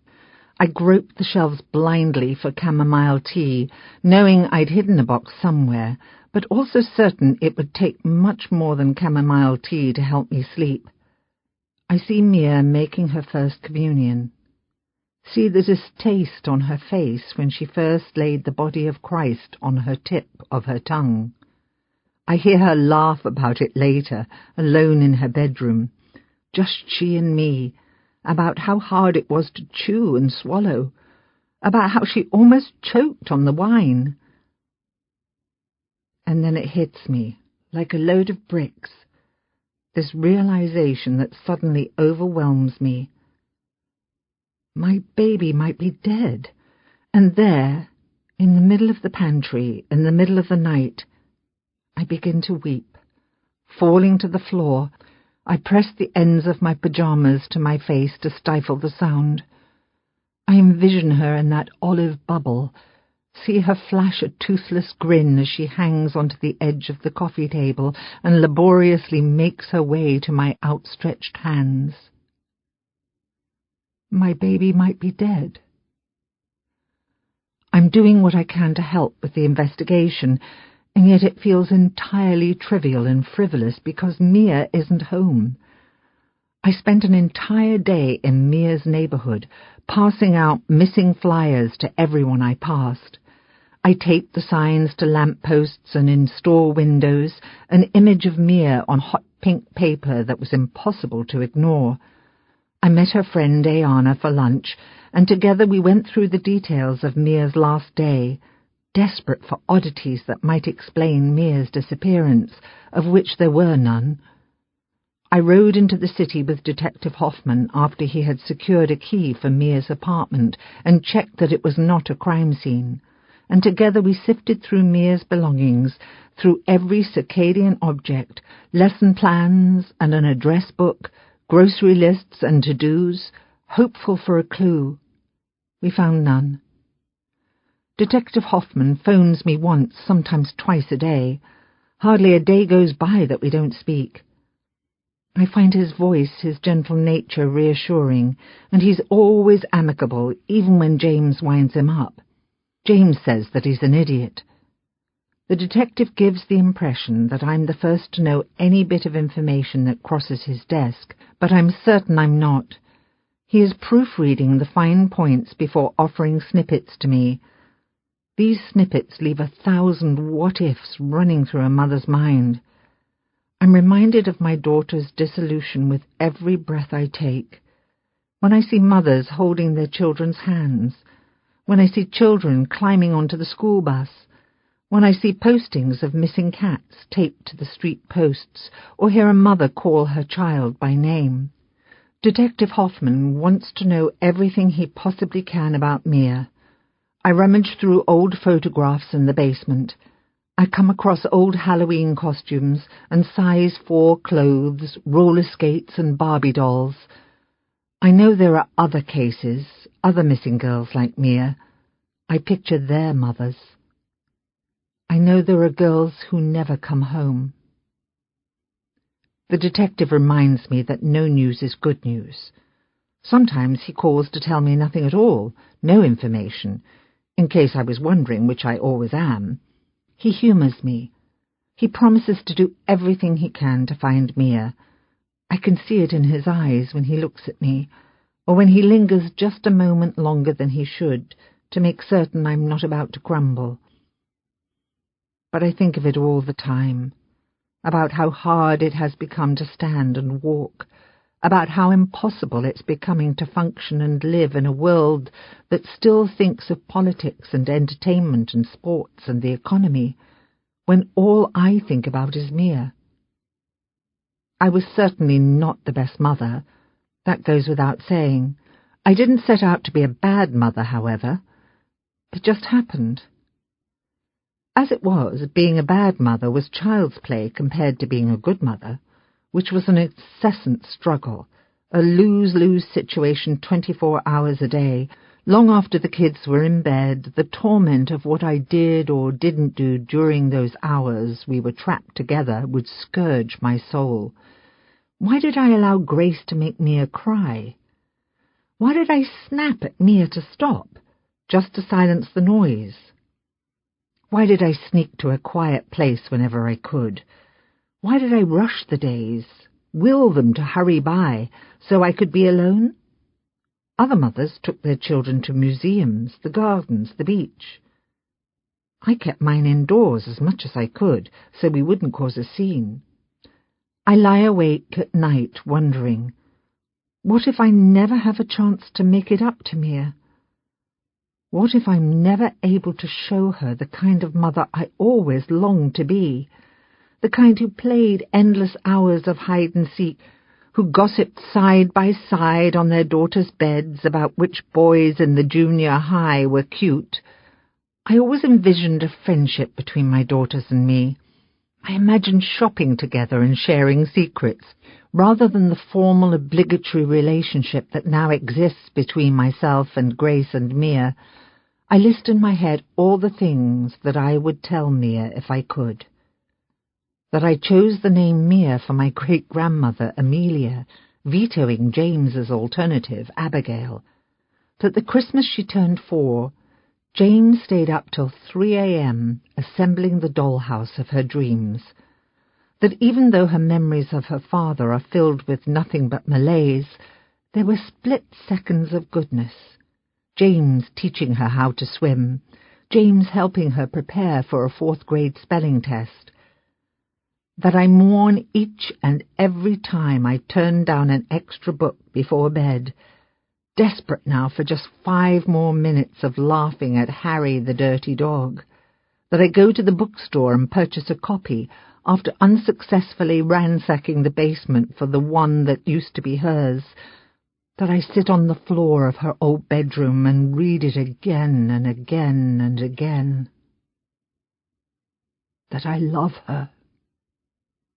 That I'm sorry.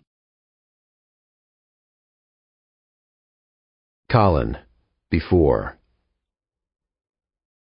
She hides in the bedroom all day. She won't come out. I won't let her close the door, and so she sits on the bed. She sits and thinks. About what, I don't know. I don't give a shit. She cries, tears spreading across the pillowcase until it's probably soaking wet. Her face, when she comes out to pee, is red and swollen. She tries to be quiet about it, as if she thinks I can't hear. But the cabin is small and made of wood. There's nothing to absorb the sound. Her body aches. I can see in the way she walks. She can't put weight on the left leg, an injury sustained when she fell down the cabin steps and into the woods. She limps, holding on to the wall as she staggers to the bathroom. In the bathroom she runs a finger across a bruise, which is now engorged and black. She hears me in the other room. I pace.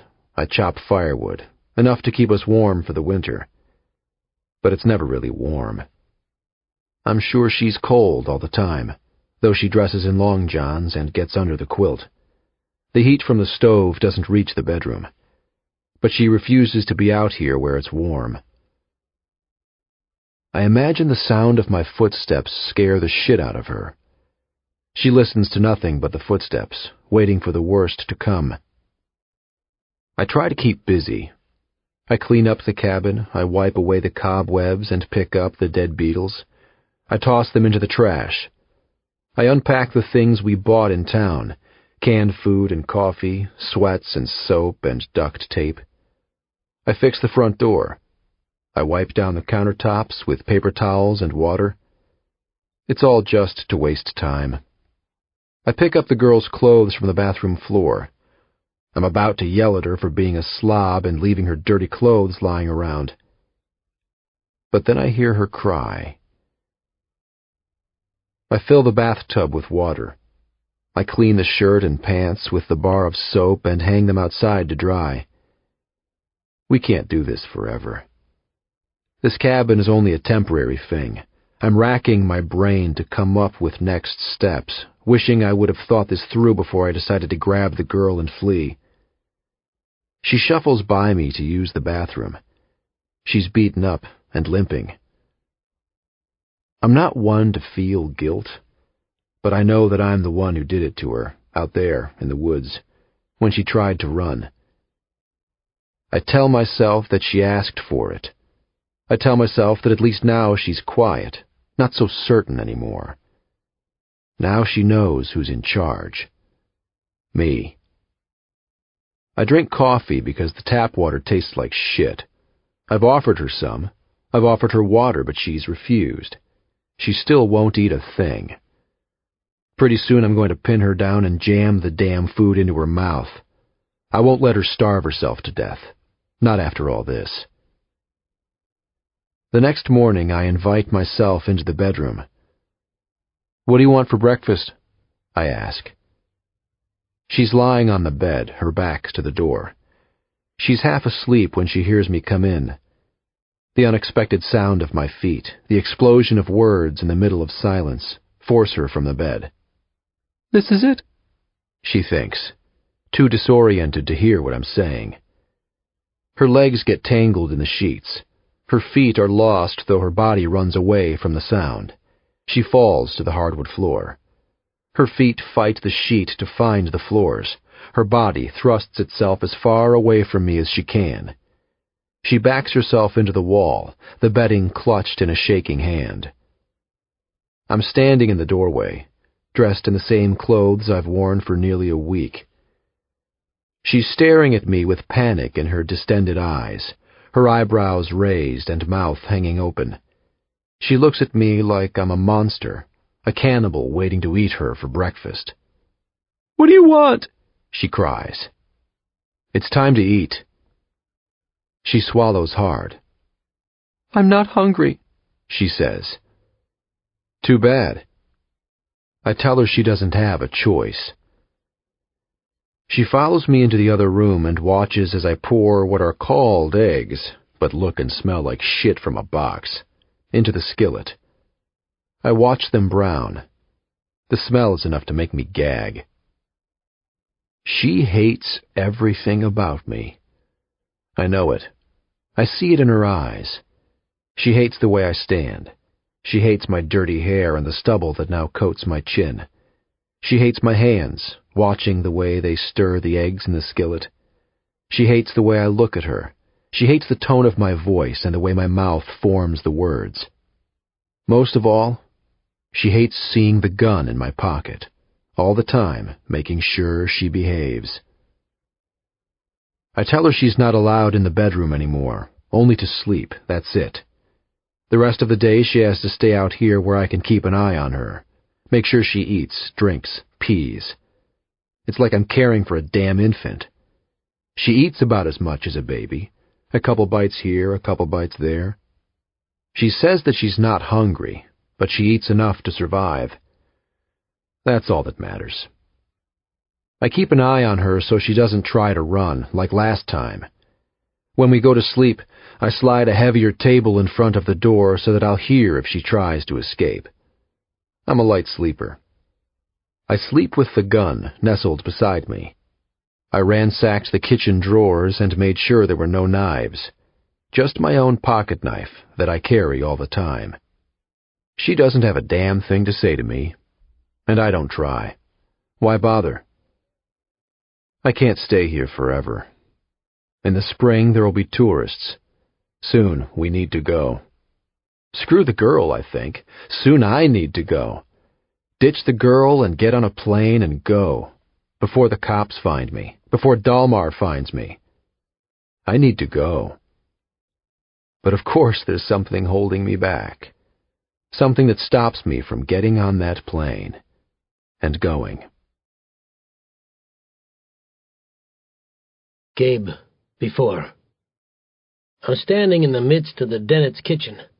Mrs. Dennett hovers over the sink, scraping away the remains of a pork dinner. I see the judge's plate licked clean, and hers still sports a tenderloin and a pile of peas. The woman is wasting away before my very eyes. The water runs hot, steam spewing forth into the room, though her hands are immersed in it and seem blind to the heat. She scrubs at the china with a ferocity I've never seen in a woman washing dishes. We stand before the island in the center of the kitchen. No one offers me a seat. It's a swank kitchen with walnut cabinets and granite countertops. The appliances are all stainless steel, including 2 ovens, for which my Italian mother would give an arm and a leg. I imagine Thanksgiving without the drama of how to keep everything warm until dinner time. No tears when my dad mentioned the potatoes were a tad bit cold. There's an image of a man set on the island before the judge and me. It's a forensic sketch, one that our artist down at the station constructed with the help of that waitress. "So this is the man. This is the man who has my daughter," Eve Dennett had cried as I slipped the sketch from a manila folder. Already she was in tears. She turned her back on the conversation and tried to lose herself in washing the dishes, crying quietly over the sound of running water. "Mia was seen last Tuesday night with this man," I respond, though by that time her back is facing my direction. The image before us is one of a rough man. His appearance makes him seem low-bred, but it's not as though he resembles the masked men in horror films. He's just not of Dennett stature. Neither am I. "And?" Judge Dennett implores. "And we think he might be involved in her disappearance." He stands on the opposite side of the island, sporting a suit equal in value to 2 or 3 months' worth my salary. His tie is undone and tossed over his shoulder. "Is there any proof Mia didn't go willingly with this man?" "Well," I say, "no." The judge is drinking already. Tonight's drink of choice, Scotch on the rocks. I think he might be drunk. There's a slight slur in his speech, and he has the hiccups. "Suppose Mia's just off monkeying around with him. What then?" He talks to me like I'm an idiot. But I remind myself that I'm the one in charge. I'm the one with the shiny badge. I'm leading this investigation, not him. "Judge Dennett, it's been 8 days since the investigation began," I state. 9 since Mia was last seen. According to coworkers, she rarely missed work. According to your wife, this behavior, shiftlessness, irresponsibility, is not in sync with Mia's character. He sips from the scotch and sets it down too quickly on the island. Eve jumps from the sound. "Of course there's a disorderly conduct, trespassing and vandalism, possession of marijuana," he says, and then, to piss me off, adds, "to name just a few." The expression on his face is complacent, holier than thou. I stare at him, unable to comment. I despise his bravado. "I checked the police records," I say. "There was nothing on Mia. In fact, her record was squeaky clean, not even a speeding ticket." "Well, there wouldn't be now, would there?" he asks, and I understand. He made them disappear. He excuses himself long enough to get a refill. Mrs. Dennett is still scrubbing away at the dishes. I stray to the sink and nudge the faucet toward cold, so the poor woman's hands will no longer burn. She glances at me, taken aback, as if she just caught the first whiff of burning flesh, and whispers, "I should have told you," her eyes filling with sadness. Yes, I think you should have told me. But I bite my tongue as she goes on. I wish I could say he was in denial.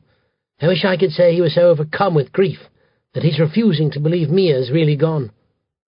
Judge Dennett returns just in time to overhear the last few words of his wife's confession. It's quiet in the room, and for a split second I brace myself for the wrath of God. But there's none of it. It doesn't come.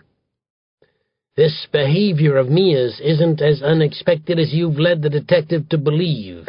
Now is it, Eve?" he asks. "Oh, James," she cries. She's drying her hands on a tea towel when she says, "That was 10 years ago. She was in high school. She's made her fair share of mistakes, but that was years ago.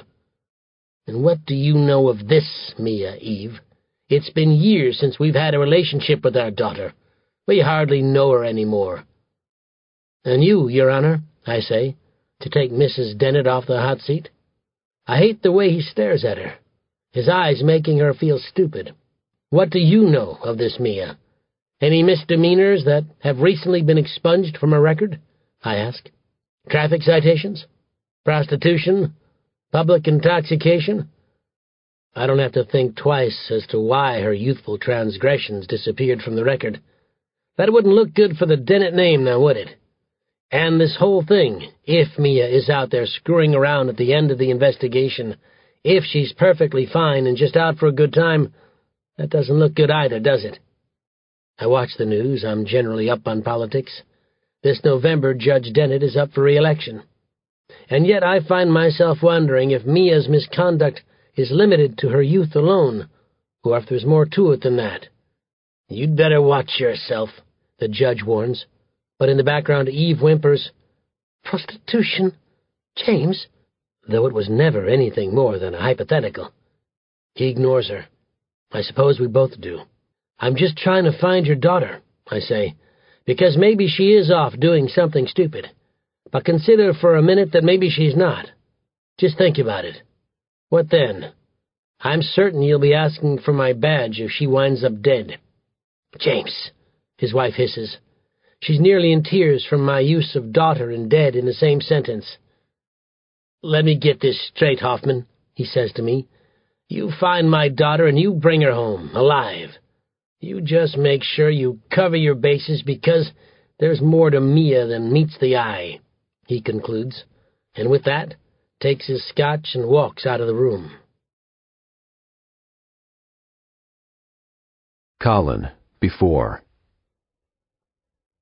I catch her staring at herself in the bathroom mirror. She doesn't recognize the reflection. The wiry hair and dowdy skin, the bruises that are beginning to heal. They're yellow now, with gaps between instead of bulging and purple. When she comes from the bathroom, I'm waiting for her. I'm leaned against the frame of the door. She steps out and bumps into me, staring at me, like some beast hovering over her, stealing her air. "I wasn't going to hit you," I say, reading her thoughts, but she doesn't speak. I brush a cold hand across her cheek. She winces and pulls back, away from my touch. "It's better," I say about the bruises. She moves past me and walks away. I don't know how many days we do this. I've lost track. I tried to remember when it was Monday and when it was Tuesday. Eventually, the days began to blur. Every day is the same. She lies in bed until I make her get up. We force down breakfast. Then she sits on a chair and pulls up to the window. She stares outside. Thinks. Daydreams. Longs to be anywhere but here. I'm thinking all the time about how to get out of here. I've got enough cash to catch a flight somewhere, and then it will be gone. But of course I don't have a passport on me, so the farthest I can go is Tecate or Calexico, California. But the only way I'm getting out of the country is if I hire a coyote or swim across the Rio Grande. But getting myself out of the country is only half the problem. It's everything else I can't quite figure out. I pace the cabin, wondering how in the hell I'm going to get myself out of this mess, knowing I'm safe here for now. But the longer we hide out, the longer I hide out, the worse it's going to be.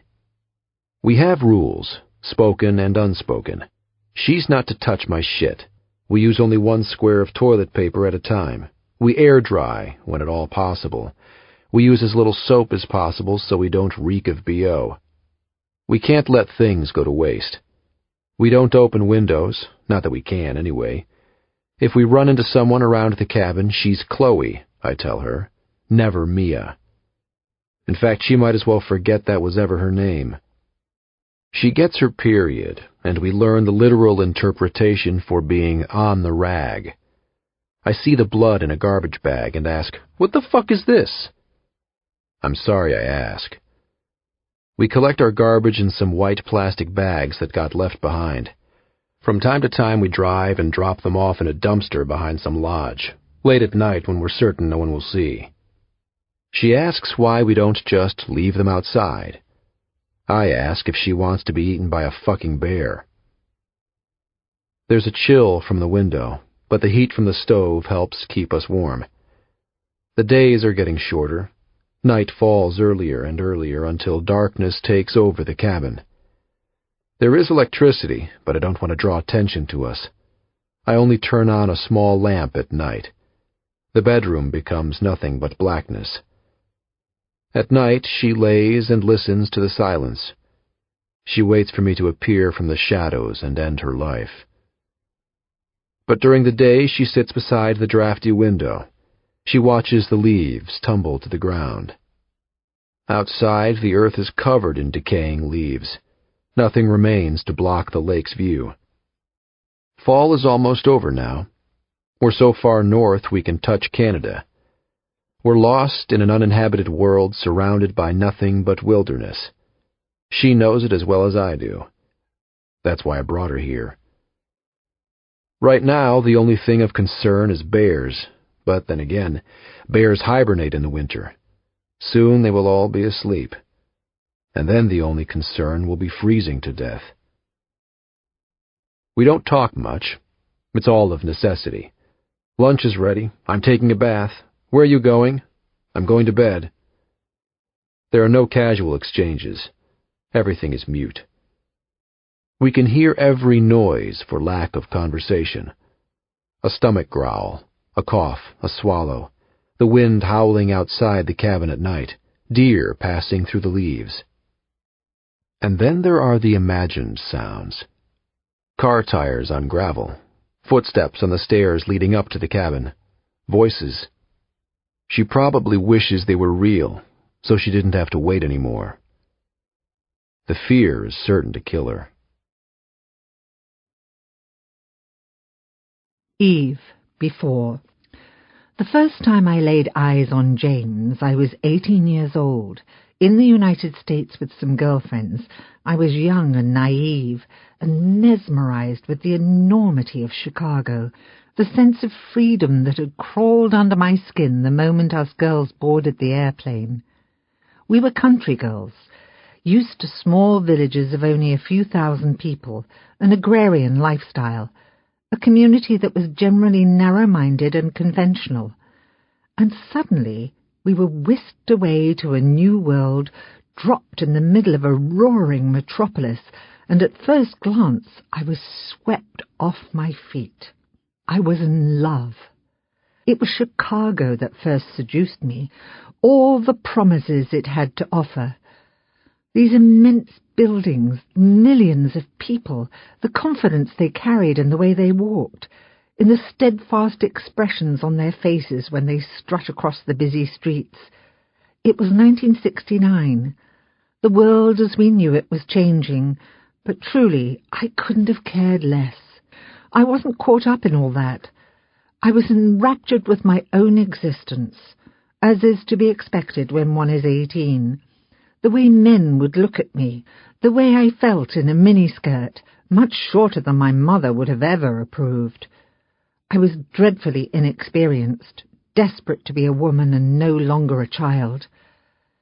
What waited for me at home in rural England had been fated by my birth. I'd marry one of the boys I'd known my entire life, one of the boys who, in primary school, pulled my hair or called me names. It was no secret that Oliver Hill wanted to marry me. He'd been asking since he was 12 years old. His father was a rector in the Anglican Church, his mother the kind of homemaker I vowed never to be, one who obeyed her husband as if his command was the word of God. James was older than me, which was exciting. He was cosmopolitan and brilliant. His stories were impassioned. People hung on to every last word out of his mouth, whether he was talking about politics or the weather. It was summer where I first saw him at a restaurant in the Loop, sitting around a large circular table with a group of friends. His voice boomed over the sounds of the restaurant. You couldn't help but listen. He drew you in with his poise and presumption, with his vehement tone. All around him, eyes waited expectantly for the punchline of some joke. Then everyone, friends and strangers alike, laughed until they cried. A few broke out in applause. They all seemed to know his name, those dining at other tables, the restaurant staff. From across the room, the bartender called out, "Another round, James!" and within minutes pitchers of beer filled the table. I couldn't help but stare. I wasn't alone. My girlfriends, too, ogled him. The women at his table weren't hesitant to touch him when they could. A hug, a pat on the arm. One woman, a brunette with hair that stretched to her waistline, leaned close to share a secret. Anything to be close to him. He was more confident than any man I'd ever seen. He was in law school at the time. That I'd later learn, the following morning when I woke up beside him in bed.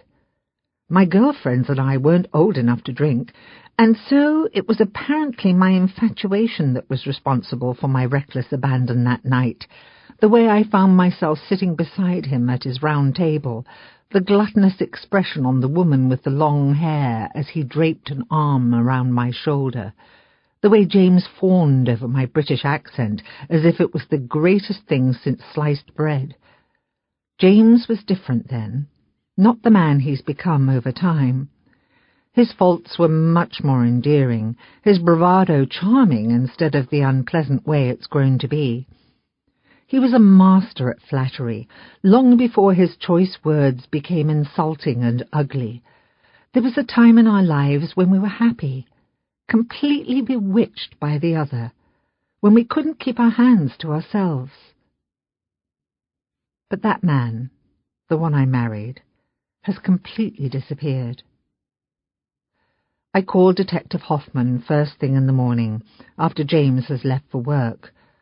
I waited, as I always do, until I heard the garage door close, his SUV make its way down our drive, before emerging from bed, where I stood in the midst of our kitchen with my mug of coffee, the face of that man who has Mia engraved in my mind's eye.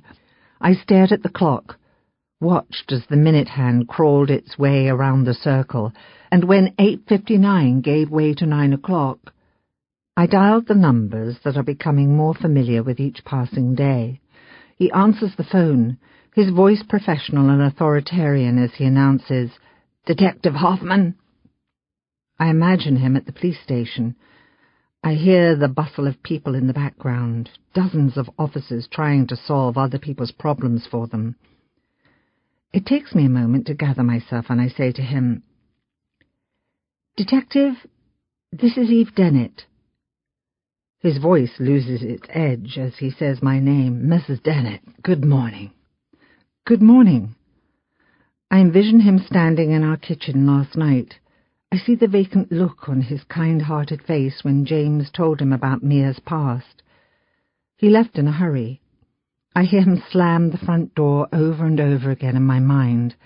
I hadn't attempted to withhold a thing about Mia from Detective Hoffman. To me, in all honesty, her past behavior didn't matter. But the last thing I need is for the detective to have misgivings about me. He's my only link to Mia. "I had to call," I say. "I had to explain." "About last night?" he asks, and I say yes. "You don't need to." But I do anyway.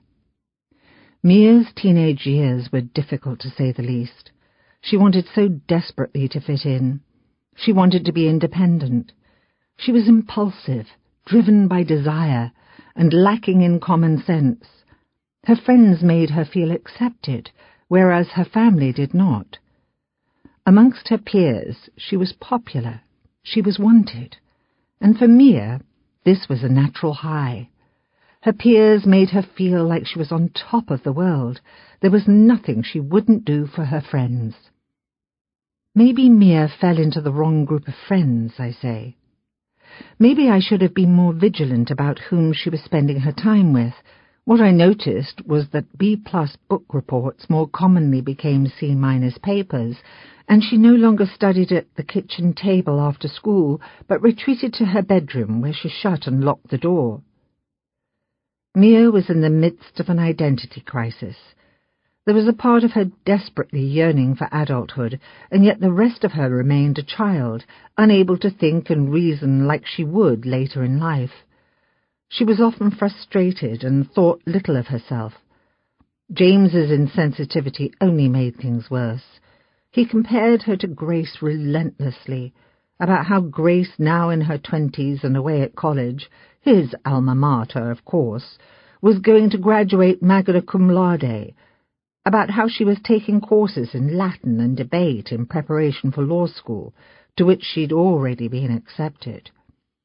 Initially, her misbehaviour was typical teenage slips. Talking out in class, not completing her homework. She rarely invited friends to our house. When she was picked up by friends, Mia would meet them on the drive, and when I peeked out the window for a glance, she'd stop me. "What?" she'd ask, with a harsh tone that had once belonged only to Grace. She was 15 when we caught her sneaking out of the house in the middle of the night. It was the first of many escapes. She'd forgotten to turn off the house alarm, and so, in the midst of her escape, the house began to scream. "She's a juvenile delinquent," James said.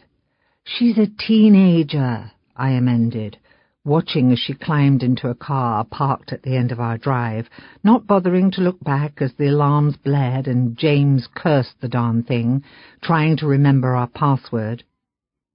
Image meant everything to James. It always had.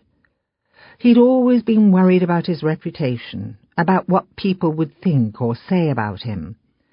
His wife had to be a trophy wife. He told me this before we were married, and in some crooked way I'd been happy to fill that role. I didn't ask what it meant when he stopped inviting me to work dinners, when his children no longer needed to attend firm Christmas parties. When he became a judge, it was as if we didn't exist at all.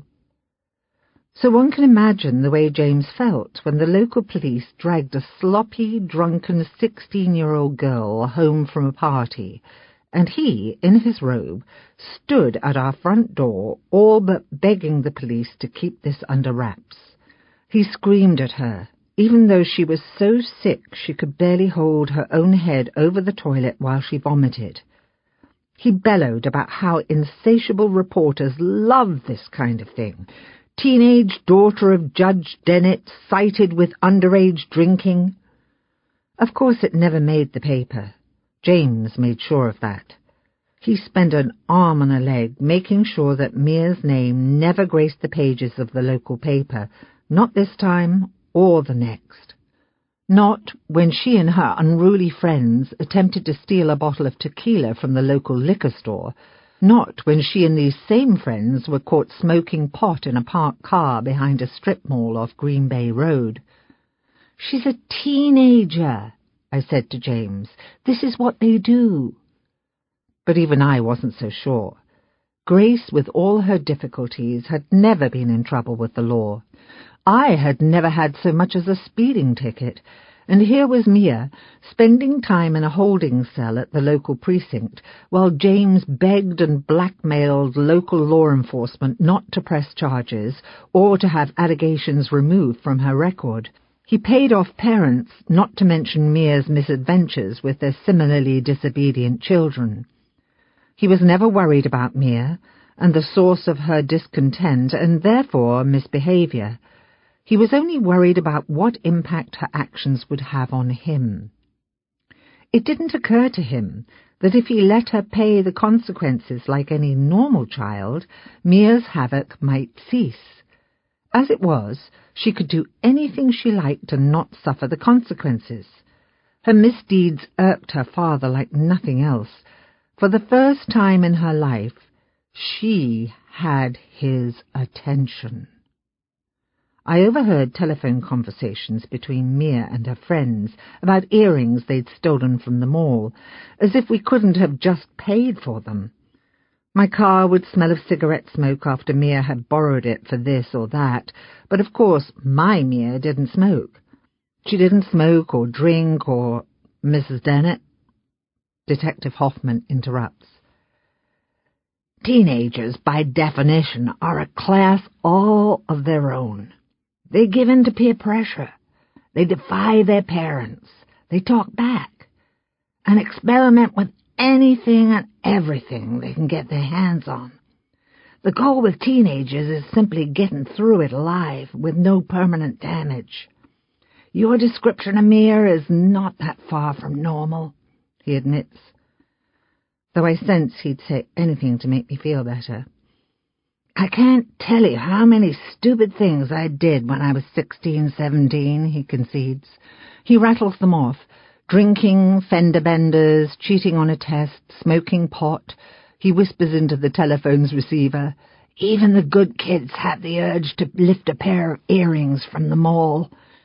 Teenagers believe they're invincible. Nothing bad can happen.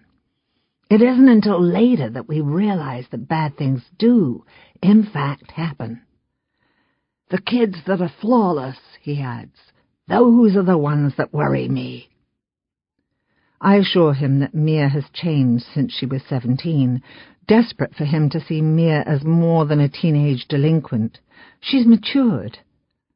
But it's more than that. Mia has blossomed into a beautiful young woman. The kind of woman that, as a child, I'd hoped to one day be.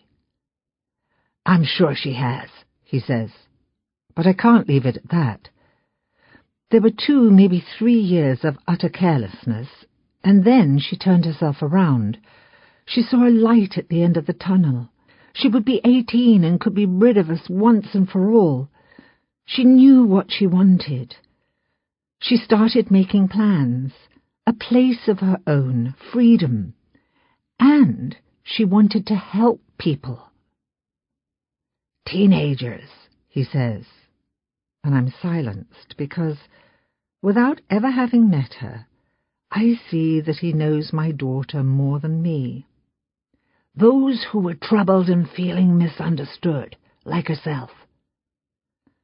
"Yes," I whisper, but Mia never explained it to me. She never sat me down and told me how she could relate to these children, about how she, more than anyone, knew the difficulties that juveniles faced, all those mixed-up emotions about how hard it was for them to swim to the surface to breathe. I never understood. To me, it was all skin deep. I couldn't fathom how Mia could communicate with those kids. But it wasn't about black and white, rich and poor. It was about human nature. James has never gotten that image out of his mind. His daughter in the holding cell at the local precinct. He dwells on all those years he fought to keep her name out of the paper, about how disappointed he was in her, how she wouldn't listen. The fact that she refused law school was the icing on the cake. Mia was a burden for James. He's never gotten past that fact. He's never accepted her for the strong, independent woman she is today. In James's mind, she's a screw-up, Detective Hoffman remarks, and I'm grateful the words came from his mouth and not mine. Yes. I consider myself at 18, the emotions that overcame all common sense. What, I wonder, would have become of me if I hadn't been in the little Irish pub in the Loop that July night in 1969? What if James hadn't been there? Hadn't been giving a soliloquy on antitrust law? If I hadn't hung on desperately to every last word? If I hadn't been so consumed when his eyes turned to me, not only with the Federal Trade Commission and mergers and acquisitions, but also with the way he could make something so mundane sound arousing, the way his mahogany eyes danced when they met mine. Without a mother's instinct to tell me otherwise, there's a part of me that could see James's point of view, but I'd never admit it. My intuition, however, tells me something has happened to my daughter. Something bad.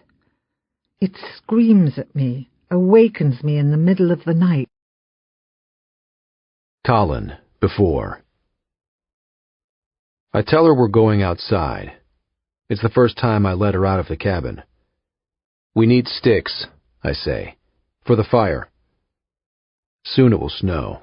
Then they'll all be buried." "We have firewood," she says. She's sitting cross-legged in the chair beside the window. She's staring outside at the oppressive granite clouds that hover just above the tops of the trees. I don't look at her. We need more for the winter. She stands slowly, stretching. "You plan to keep me around that long?" she asks. She slips that ugly maroon sweatshirt over her head. I don't satisfy her with a response. I'm right behind her as we head outside. I let the screen door slam shut. She makes her way down the steps. She begins to gather sticks from the ground. There are tons of them, tossed from trees during a storm. They are wet. They cling to the muddy ground and moldy leaves that cover the earth. She tosses them into a pile at the bottom of the steps. She wipes her hands on the thighs of her pants. Our laundry hangs over the deck rail. We wash our clothes in the bathtub and then hang them out to dry. We use a bar of soap. It's better than nothing. They're cold and stiff when we slip them on, and sometimes they're still wet. A thick fog hangs over the lake and drifts toward the cabin. The day is depressing. Rain clouds fill the sky. Soon it will begin to rain. I tell her to hurry up. I wonder how long these sticks will last. There's already a wall of firewood lining the cabin. I've been out here day after day with an axe, splitting fallen trees and taking the limbs off the rest. But we gather sticks anyway so we don't get bored.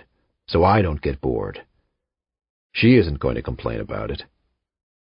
The air is fresh, and so she makes the most of it. She doesn't know if she'll ever get another chance like this. I watch her gather sticks. She carries them in one arm as the other bends down to swipe more from the ground. It's one swift, graceful movement. Her hair is draped over her shoulders so it stays out of her eyes. She gathers until her arms can hold no more, then stops to catch her breath. She arches her back to stretch, then down again. When her load is full, she brings them to the cabin. She refuses to make eye contact with me, though I'm certain she knows I'm watching. With every passing load, she ventures farther and farther away, her blue eyes locked steadfast on the lake. Freedom. It begins to rain. It's one torrential downpour. 1 minute, nothing. The next, we're soaked. The girl comes running from the far end of the property with a bundle of sticks in her arms. She'd been working as far away as I let her. I kept my eyes on her the entire time, making sure I could catch her if I needed to. I don't think she'd be that stupid. Not again. I've already begun to haul the sticks upstairs and into the cabin. I dump them into a pile beside the stove. She follows me inside, drops her load, and then down the stairs again. I didn't expect such cooperation. She moves slower than me. Her ankle is still healing. It's only been a day or so since I haven't seen her limp. We brush past each other on the stairs, and it's without thought that I hear myself say, "Sorry." She says nothing. She changes her clothes and hangs the wet ones from a curtain rod in the living room. I've already brought in the clothes from outside and draped them around the entire cabin. Eventually the fire will help them dry. The cabin feels wet. Outside, the temperatures have dropped by as much as 10 or 15 degrees. We trekked wet footprints throughout the cabin. The sticks puddle rainwater onto the wooden floor. I tell her to find a towel in the bathroom and wipe what she can. Sooner or later, the rest will dry. I'm making dinner. She moves silently to her chair and stares out the window at the rain. It drums on the roof of the cabin, a steady rat-tat-tat. A pair of my pants hanging from the curtain rod disrupts her view. Ambiguity fills the earth, the world smothered by fog. I drop a bowl and she jumps, glaring at me with an accusatory look. I'm loud. I know that. I don't try to be quiet. Bowls pound on the countertops, cabinets slam shut. My heavy feet stomp. Spoons fall from my hand and clatter on the burnt orange countertops. The pot on the stove begins to boil, spilling over onto the stove. Dusk falls. We eat dinner in silence, thankful for the sound of the rain. I watch out the window as blackness takes over the sky. I flip on the small lamp and begin to feed sticks to the fire. She watches me out of the corner of her eye, and I wonder what she sees. Suddenly I hear a crash outside, and I jump to my feet, hissing, "Shh!" though she hadn't said a word. I reach for the gun and grip it in my hand. I peek out the window, see that the grill has blown over, and feel relieved. She stares at me, at the way I part the curtains and look out into the yard, just in case someone is there. I let the curtains close and sit back down. She's still watching me, staring at a 2-day-old stain on my sweatshirt, the dark hairs on the backs of my hands, the casual way I carry the gun as if it doesn't have the ability to end someone's life. I look at her and ask, "What?" She's slouched in that chair by the window. Her hair is long, rolling. The wounds on her face are healing, but her eyes still hold their pain. She can still feel me press the gun against her head, and she knows, as she scrutinizes me from 10 feet away, that it's only a matter of time before I do it again. "What are we doing here?" she asks. It comes out intentional, forced. She finally gets the guts to ask. She's been wanting to since the minute we arrived. My sigh is long and exasperated. "Don't worry about it," I say after a long time. Just some offhand answer to shut her up. "What do you want with me?" she asks instead. My face is plastered with a deadpan expression. I don't want anything to do with her. "Nothing," I say. I poke around at the sticks in the fire. I don't look at her. "Then let me go." "I can't." I remove a sweatshirt and lay it beside the gun on the floor at my feet. The fire keeps the cabin warm, here, at least. The bedroom is cold. She sleeps layered, long johns and a sweatshirt and socks, and still she shivers until long after she's fallen asleep. I know because I've watched her. She asks again what I want with her.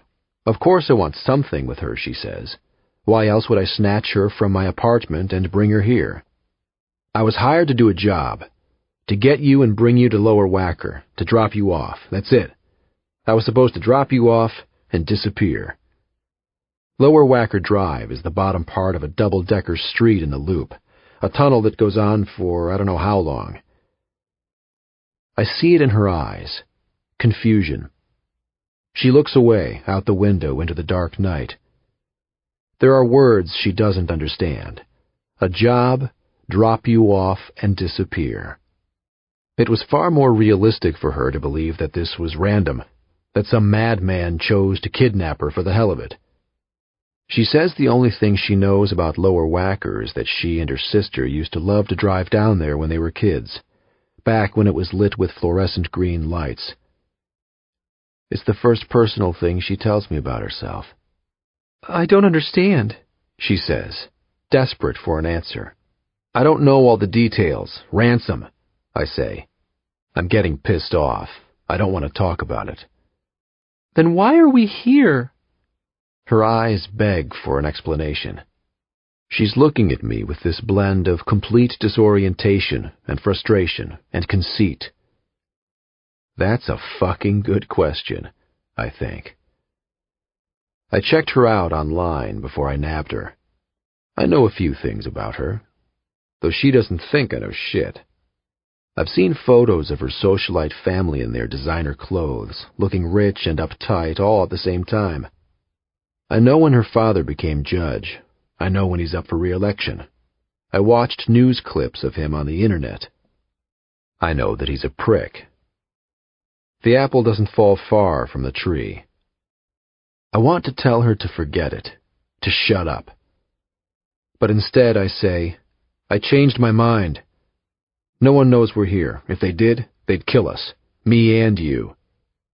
She stands up and begins to traipse around the room. Her feet are light on the floor, her arms tangled around herself. Who? She begs. Those words, kill us, me and you, take her breath away. The rain comes down harder, if possible. She leans in to hear my voice. I'm staring at the wooden floorboards of the cabin. I avoid her expectant eyes. "Don't worry about it," I say. "Who?" she asks again. And so I tell her about Dalmar. Mostly so she'll shut up. I tell her about the day he tracked me down and handed me a photo of her. He said I was to find and deliver her to him. She turns her back to me and asks with this accusatory tone, "Then why didn't you?" I see the hate covering her from head to toe, and think that I should have. I should have handed her over to Dalmar and been through. I would have been home by now. Plenty of money to pay for food and bills, the mortgage. I wouldn't have to be worrying about what I left behind, wondering how things are going back home, how she's going to survive, how I'm going to get to her before I run. I find myself thinking about it all the time. It keeps me up at night. When I'm not worrying about Dalmar or the cops, I'm thinking about her in that old house all alone. If I would have just turned the girl over like I was supposed to, this would have all been through. Then the only thing I would have been worrying about is if and when the cops were going to catch me. But of course that's nothing new.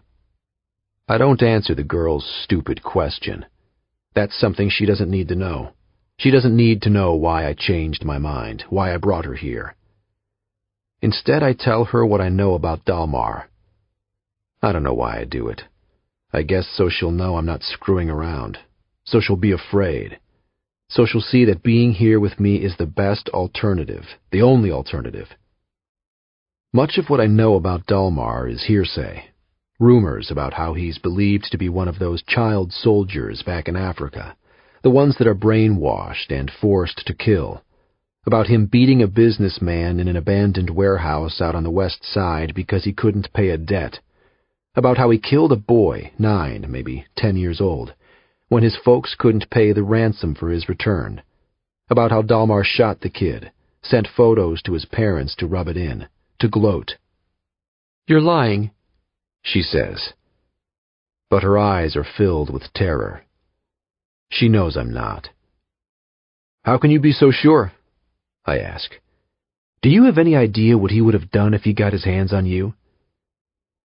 Rape and torture come to mind. He's got a hideout in Lawndale, a house on South Homan where I've been once or twice. This is where I figure he'd keep the girl. A brick home with busted steps leading up to the front door. Stained carpet, appliances ripped out of the wall when the last owner foreclosed. Water damage and mold creeping along the ceiling, down the walls.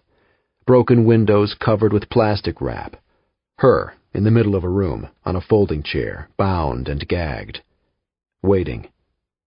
Just waiting. While Dalmar and his guys had a little fun.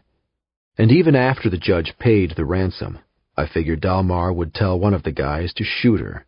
To get rid of the evidence, ditch her in a dumpster somewhere, or maybe the river. I tell her this, and then I say, once you get into this kind of mess, there's no getting out. She doesn't say a thing. Not about Dalmar, though I know she's thinking about him.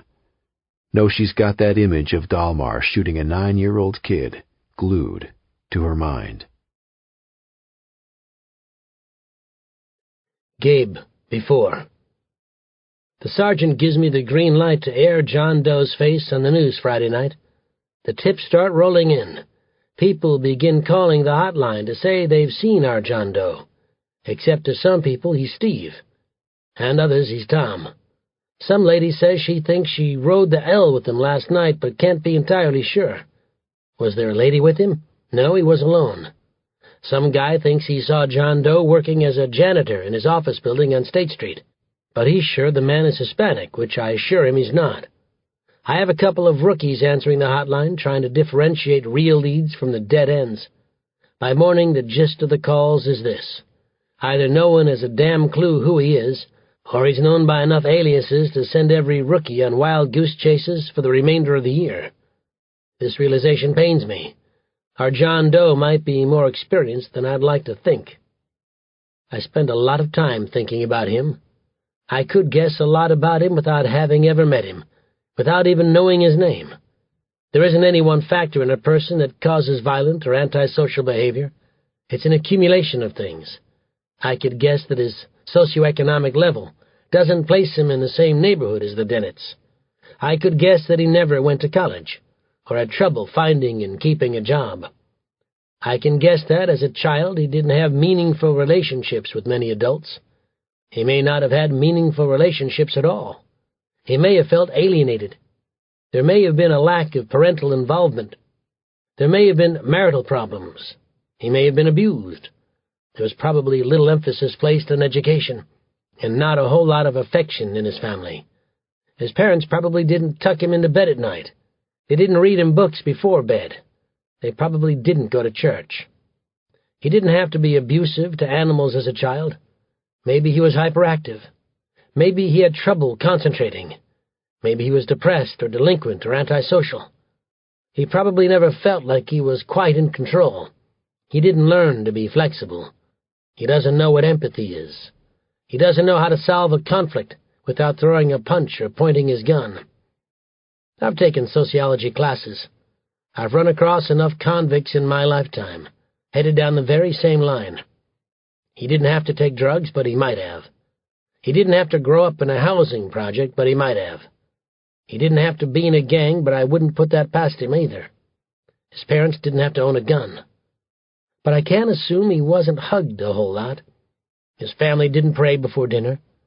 They didn't go camping or snuggle together on a couch for movie night. I can assume his father never helped him with his algebra homework. I can guess that at least once someone forgot to pick him up from school. I can guess that at some point in his life no one was paying attention to what he watched on TV, and I can guess that he's been smacked across the face by someone who should have known better, someone he trusted. I flipped through the stations on the TV. The Bulls have an off day. Illinois just got beat by the Badgers. Not a good TV night for me. Before settling on It's the Great Pumpkin Charlie Brown, I do a final run-through of the 100-plus channels on my TV. Who says money can't buy happiness? And, as luck would have it, come across Judge Dennett's face, giving a press conference on the 6 o'clock news. What the hell? I snapped, turning the volume louder so I can hear. You'd think the lead detective would be there, at the press conference, or at least know the damn thing was going on. But there in my place is the sergeant, friends with Judge Dennett, ever since the judge's stint in the DA's office, long before he went into private practice. Must be nice to have friends in high places. The illustrious Eve stands by Judge Dennett's side, holding his hand. I'm sure that was prearranged, since I've never seen any hint of affection between the couple, with Grace beside her, giving goo-goo eyes to the camera as if this might just be her acting debut. The judge seems truly pained by his daughter's disappearance, and I'm certain some lawyer or political advisor told him what to say and what to do, down to every last minute detail. The hand-holding, for example, or brief lapses and efforts to regain composure that I, for one, know was never lost. It's all a sham. A journalist attempts to ask a question, but is denied as the family spokesman steps in and the judge and his family are ushered off the sidewalk and into their stately home. The sergeant steps on air long enough to let the world know he's got his best detectives on the case, as if that's supposed to appease me, before the scene jumps to a studio on Michigan Avenue, where some news anchor recaps the Mia Dennett case, flashing an image of our John Doe across the screen, before jumping to a high-rise fire on the south side. Colin. Before. I hate to do this, but there just isn't any other way. I don't trust her. I wait until she's in the bathroom and then follow her in with a rope. I thought about the duct tape we'd picked up in Grand Marais, but there's no need for it. There's no one around who would hear her scream. "What are you doing?" She's standing before the sink, brushing her teeth with a finger. Terror fills her eyes. Just the sight of me coming unsolicited into the bathroom with the rope. She tries to run, but I trap her in my arms. It's easy. She's fragile these days. Doesn't even try to fight. There's no other way, I say, and she's raving about what a liar and an asshole I am. I tie the rope to each of her wrists, then around the base of the sink. Boy Scouts. She's never getting out of there. I make sure the front door is locked before I leave, and then I go. I learned most everything I know from scouting as a kid. My 4th grade teacher was a leader, back when I actually gave a shit what teachers thought about me. I can't remember how many merit badges I earned. Archery, hiking, canoeing, camping, fishing, first aid. I learned how to fire a shotgun, how to tell when a cold front was coming, how to survive outside in a blizzard, how to build a fire. I learned how to tie knots, a figure-8 follow-through, and a water knot and a safety knot. You never know when that might come in handy. When I was 14, Jack Gorski and I attempted to run away. He was this Polak who lived down the street. We were gone for 3 days. We made it all the way to Kokomo before the cops found us, camping out in an all-but-abandoned cemetery beside 100-year-old graves. They found us drunk on a bottle of Mrs. Gorski's vodka that Jack stuffed in a backpack on his way out the door. It was March. We'd built a fire from nothing but wood.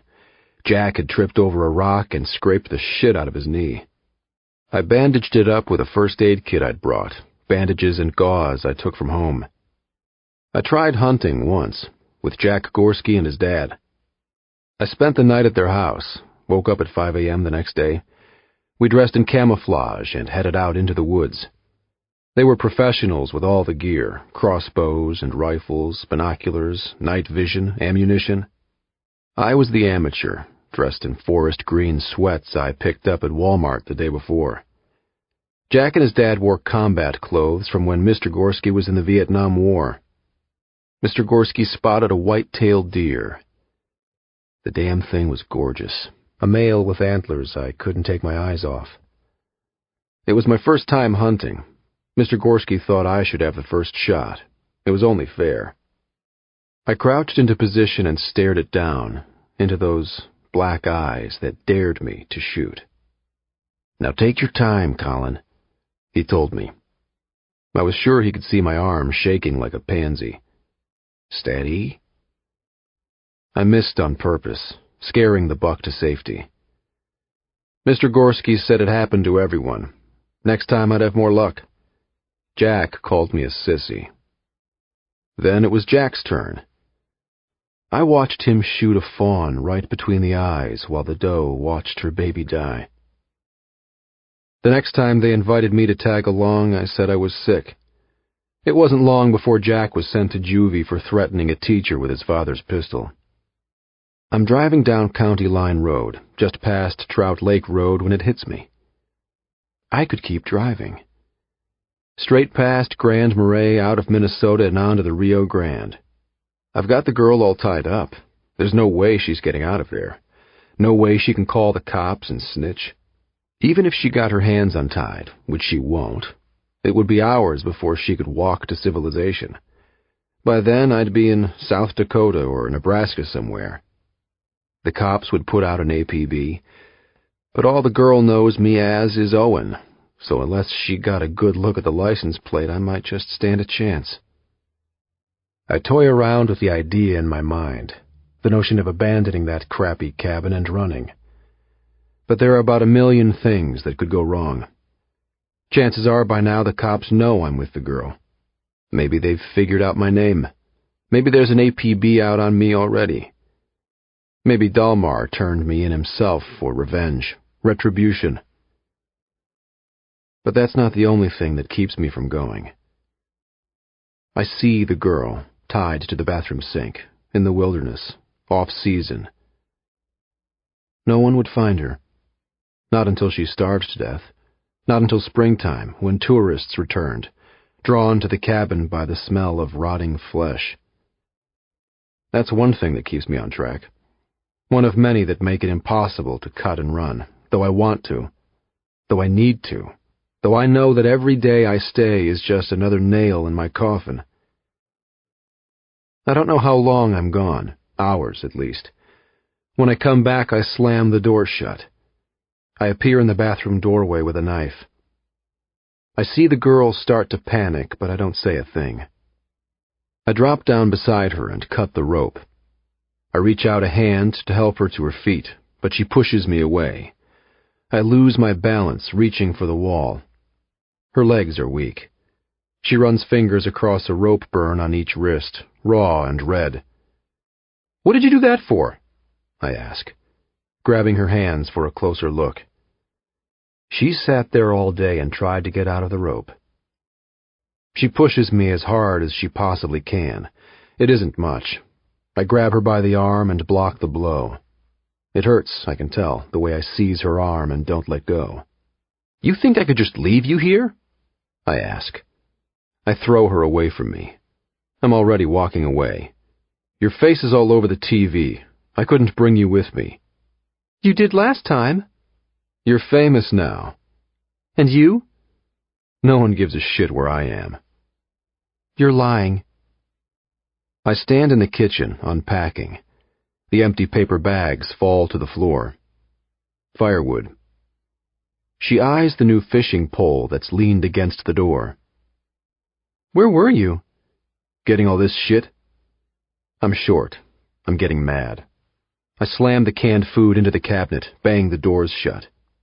And then I stop. I stop unpacking long enough to look at her. It doesn't happen often. "If I wanted you dead, you'd be dead. There's a lake out there close to freezing. They wouldn't find you until spring." She looks out the window at the frigid lake in the afternoon haze. It makes her shudder, the thought of her own lifeless body submerged below the surface. And then I do it. I reach into the cabinet and pull the gun. She turns to run. I grasp her by the arm and force the gun into her hands. It surprises us both. The feeling of the gun, the heavy metal in her hands, immobilizes her. "Take it," I insist. She doesn't want it. "Take the gun!" I scream. She holds it in her shaking hands, and it nearly drops to the floor. I grab her hands and bind them around the gun. I force her finger onto the trigger. "Right there. You feel that? That's how you shoot it. You point it at me and shoot." "You think I'm lying to you? You think I'm going to hurt you? It's loaded, so you just point it at me and shoot." She stands comatose, with the gun in her hands, wondering what the hell just happened. She raises it for a second, the weight of it much heavier than she ever expected. She points it at me and I stare at her, daring her. "Shoot it. Shoot the gun." Her eyes are skittish, her hands wobbly on the weapon. She doesn't have it in her to shoot that gun. I know that. But still, I wonder. We stand like that, 20 seconds, 30 seconds, maybe more, before she lowers it before herself and walks out of the room. Eve, after. She tells me about her dream. The old Mia would never do this. The old Mia would never tell me much of what was on her mind. But this dream is really bothering her. A recurring dream that she says she's had night after night, for I don't know how many nights now, but it's always the same, or so she says. She's sitting on a white plastic lawn chair inside the all-encompassing great room of a tiny cabin. The chair is pressed up against the wall opposite the front door, and she's curled up on the chair, a scratchy blanket enveloping her legs. She's freezing cold, shaking to the point of uncontrollable, though she's sound asleep, her exhausted body toppling over the arm of the chair. She's wearing a frumpy maroon sweatshirt with an embroidered loon on the front, the words "L'Étoile du Nord" stitched beneath. In the dream, she watches herself sleep. The darkness of the cabin closes in around her, smothering her. She can feel the apprehension and something else, something more. Fear, terror, foreboding. When he touches her arm, she winces. His hand, she tells me, is as cold as ice. She feels the gun on her lap, bearing down on legs that are now numb, having been curled into a knot all night. The sun is up, gleaming through the filthy windows, the outdated plaid curtains that remain drawn. She seizes the gun, points it at him, and cocks the hammer. Her expression is cold. Mia knows nothing about guns. Everything she knows, she says, he showed her. The gun feels awkward and heavy in her shaking hands, but she can feel the resolve in her dreams. She could shoot him. She could do it. She could end his life. He is unruffled, motionless. Before her his posture straightens until he is upright. He looks rested, though his eyes still show distress. The furrowed eyebrows, the pessimism that returns her immovable stare. His skin is unshaven, days of stubble multiplying into a moustache and beard. He's just rolled out of bed. His face is covered with creases, and in the corner of his eyes is sleep. His clothes are rumpled from having been slept in all night. He stands beside the lawn chair, and even from the distance she can smell morning breath. "Chloe," he says, with this tranquilizing voice. She says that it is gentle and reassuring, and even though she's certain they both know he could yank the weapon from her convulsing hands and kill her, he doesn't try. "I made eggs." And then she wakes up. There are two things that jump out at me. The words L'Étoile du Nord on the sweatshirt and eggs. Well, that and the fact that Mia, nom de plume Chloe, is holding a gun. I find my laptop in the afternoon after Mia has retreated to her bedroom for one of many daily naps. I find a search engine and type in the French words I should know from a high school class about 1,000,000 years ago, but I don't. It's one of the first hits on the page. Star of the North, the Minnesota state motto. Of course. If the dream is a memory, not a dream at all, a recollection of her time in L'Étoile du Nord, then why is she holding a gun? And more importantly, perhaps, why didn't she use the gun to shoot Colin Thatcher? How did this incident end? I want to know. But I reassure myself that this dream is only symbolic. I search for the meaning of dreams, specifically eggs. I come across a dream interpretation dictionary, and it's in the definition that everything begins to make sense. I picture Mia at that very moment lying on her bed, curled up in the fetal position under the covers. She said she didn't feel well when she went up to bed. I can't recall how many times I've heard that now, and I've repeatedly chalked it up to fatigue and stress. But I understand now that it may be more. My fingers freeze on the keyboard. I begin to cry. Could it be? They say that morning sickness is hereditary. I was sick as a dog with both girls, worse so with Grace. I've heard that it's often worse with the first child, and rightly so. I spent many days and nights hunkered down over the toilet, vomiting until there was nothing to throw up but bile. I was tired all the time. The lethargy like nothing I'd ever known before. It exhausted me just to open my eyes.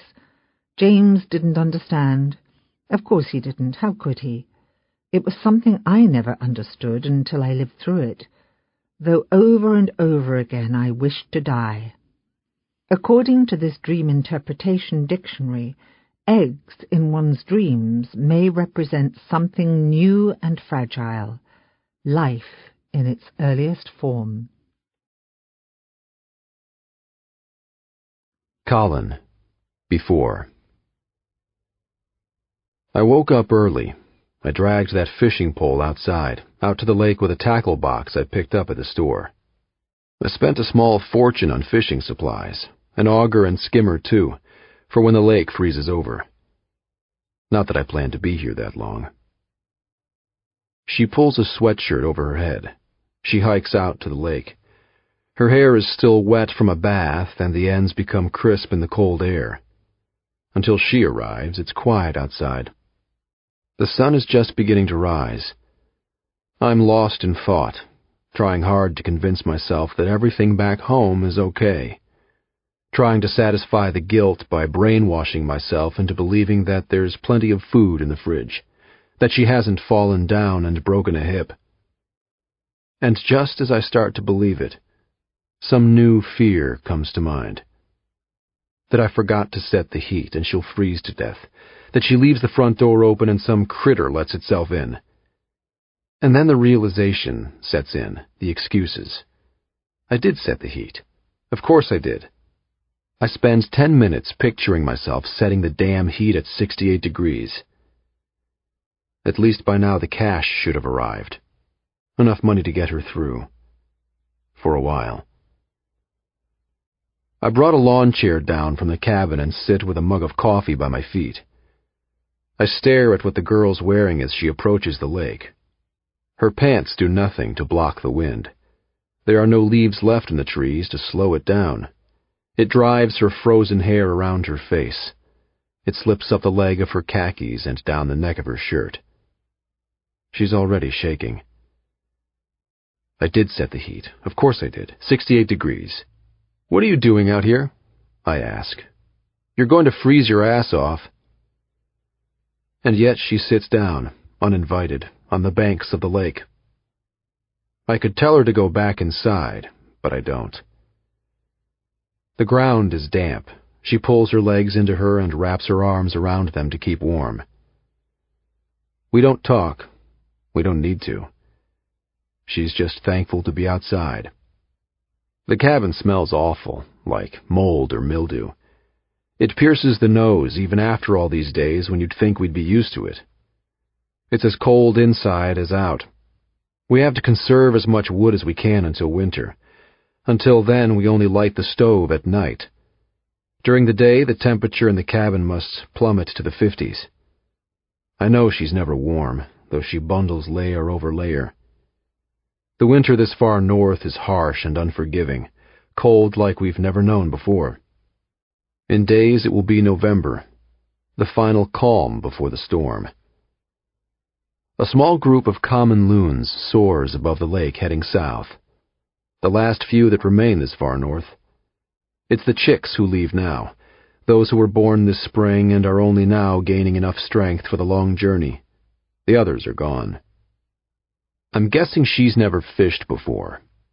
But I have. I've been fishing since I was a kid. I hold the rod, my body still. I watch the bobber on the surface of the water. She knows enough to keep her mouth shut. She knows the sound of her voice will scare the fish away. Here, I say, balancing the rod between my knees. I take off my coat, a big insulated rain jacket with a hood. I hand it to her. Put it on before you freeze to death. She doesn't know what to say. She doesn't even say thanks. This isn't something we do. She slips her arms into crevices that are 2 times too big for her, and after a minute, she stops shaking. She drapes the hood over her head and takes refuge for winter. I'm not cold. If I was, I wouldn't admit it. A fish bites. I stand to my feet and jerk the fishing line to set the hook. I begin reeling, pulling on the line to keep it tight. She turns her back when a fish comes flying out of the water, its fins kicking for dear life. I drop it to the ground and watch its body thrash about until it's dead. You can look now, I say. It's dead.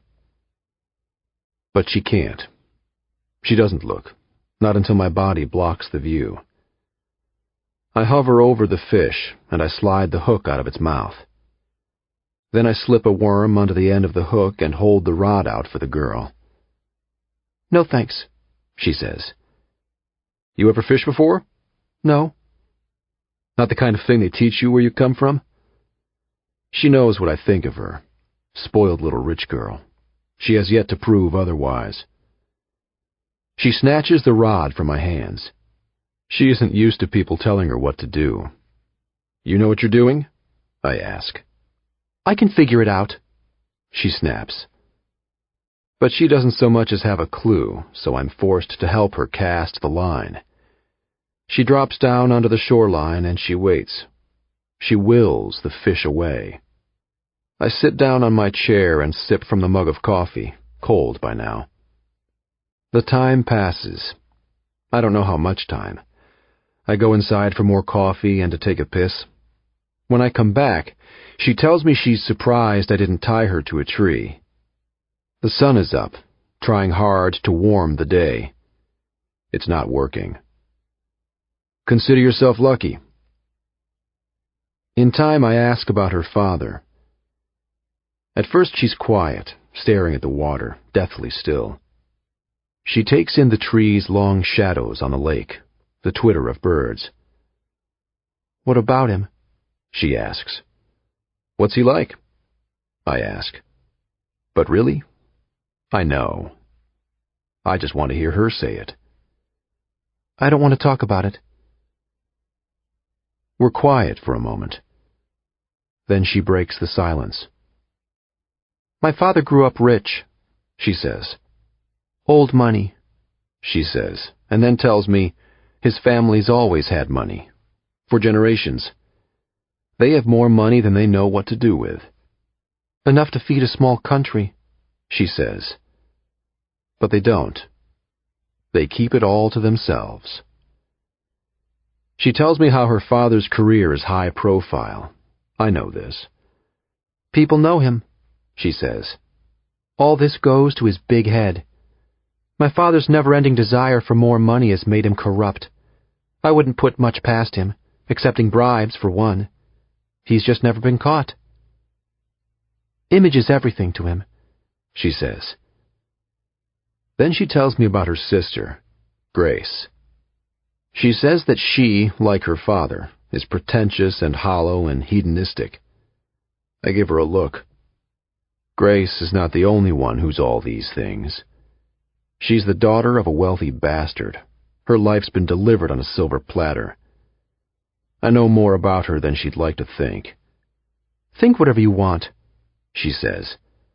"But my father and I are different people." "Very different," she says. She tells me that she and her father never got along. Not when she was a child, not now. "We don't talk much. Occasionally, but it's all a ruse, in case someone's keeping tabs." Grace, a lawyer, is her father's protégée. "She's everything I never was," the girl says. "She's his mirror image. While my father never financed my college education, he put Grace through both college and law school. He bought her a condo in the Loop, which she could have paid for herself. Myself, I pay $850 every month in rent, and most months, that about breaks the bank. I asked my father to donate to the school I work at. Start a scholarship fund, maybe. He laughed. But he has Grace working at a top firm downtown. She charges clients over $300 for an hour of her time. Within a few years, she'll likely make partner. She's everything my father ever wanted me to be." "And you?" "I'm the other one. The one whose mistakes he had to cover up." She says that she was never of interest to her father. Not when she was putting on an impromptu show at the age of 5. Not when she was hanging her first piece in a gallery at the age of 19.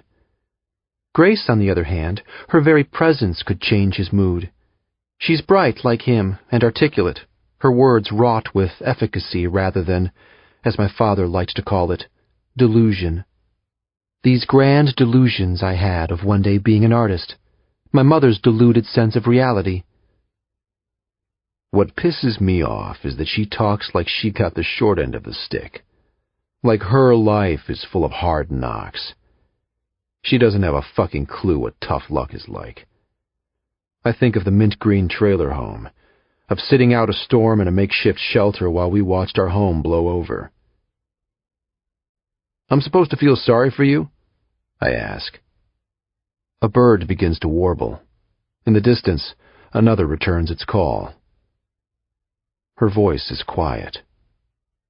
"I never asked you to feel sorry for me. You asked a question, I gave you an answer," she confides. "You're just full of self-pity, aren't you?" It isn't like that. Always the victim. I'm unsympathetic. This girl doesn't know a damn thing about tough luck. No, she hisses at me. She thrusts the fishing rod into my hands. Take it, she says. She unzips the coat and cringes at the cold air that envelops her. She drops it to the ground beside me. I let it lay there. I don't say a thing. I'm going in. And she walks past the dead fish whose eyes stare at her with contempt for letting it die. She's not 20 feet away when I say, "What about the ransom?" "What about it?" she snaps. She stands in the shade of a big tree, her hands on her hips. Her hair whirls around her in the cold October air. "Would your dad have paid the ransom?" I ask. If he hates her as much as she makes believe, he wouldn't pay a penny for her return. She's thinking about it. I know she is. It's a damn good question. If her father didn't pay the ransom, then she'd be dead. "I guess we'll never know," she says. And then she goes. I hear her feet smashing the leaves on the ground. I hear the squeal of a screen door opening in the distance. And then I hear it slam shut. I know that I'm alone. Gabe, before. I'm driving down the world's most perfect tree-lined street. Red maple and yellow aspen trees canopy over the narrow street, their leaves raining down. It's too early for trick-or-treaters, the little misfits still in school for an hour or two, but the million-dollar homes wait for them, tucked behind impeccable landscaping and lawns that actually necessitate a riding lawnmower, though no one around here dares mow their own lawn. They're all decked out with hay bales and corn stalks and perfectly round pumpkins with the unblemished stalks. The mailman is closing in on the Dennett's mailbox when I pull into the brick drive. I settle my piece of shit car beside Mrs. Dennett's sedan and wave a friendly hello, as though I might just live here. I make my way to the brick mailbox, more spacious than my own John. "Afternoon," I say as I thrust out a hand for today's mail. "Afternoon," he replies as he sets a stack of mail into my hand. It's cold out here, and gray. It always is, every single Halloween that I can ever remember. The gray clouds descend to the earth's surface until you can no longer tell the difference between land and sky. I tuck the mail under an arm and plunge my hands into my pockets as I make my way up the drive. Mrs. Dennett has this way of thrusting open the front door every time I arrive. There's a great gusto about it, her face awash with enthusiasm, until she sees me. The smile disappears. Her wide eyes vanish. Sometimes there's a sigh. I don't take it personally. "Oh," she says, "detective." Every time the doorbell rings, she's sure it's Mia. She's wearing an apron the color of mustard over a whole yoga ensemble. "You're cooking?" I ask, trying not to choke on the smell. She's either cooking or a small animal has crept into the basement and died. "Trying." She's already walking away from me, leaving the front door hanging open.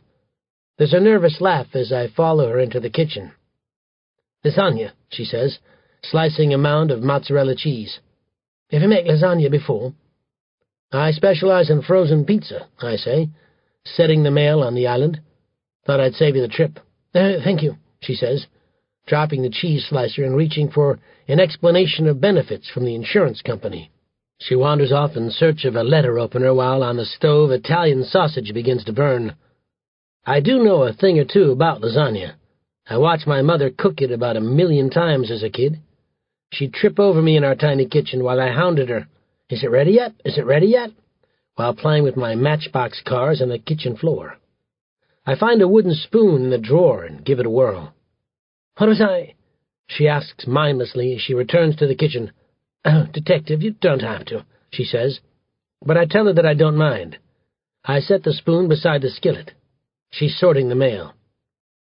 "Have you ever seen so much junk?" she asks me. "Catalogues, bills. Everyone wants our money. Have you ever heard of—" She holds up the envelope for a closer look at the name of the charity. Mowat-Wilson syndrome. Mowat-Wilson syndrome, I repeat. Can't say that I have. Mowat-Wilson syndrome, she says again, settling the envelope on a pile of mail that eventually works its way into a fancy schmancy organizer on the wall. I would have thought for sure the Mowat-Wilsons were going to be recycled. Turns out they just might get a check. Judge Dennett must have done something special to deserve lasagna, I say. My mother cooks lasagna all the time. There's nothing special about it. But for someone like Eve Dennett, I gather that a home-cooked meal, one like this, is a rare treat, depending, of course, on if one lives through the meal. Based on the looks of this, I'm rather happy I haven't been invited to stay. I'm an expert at stereotypes, sure that Mrs. Dennett is a one-trick pony in the kitchen.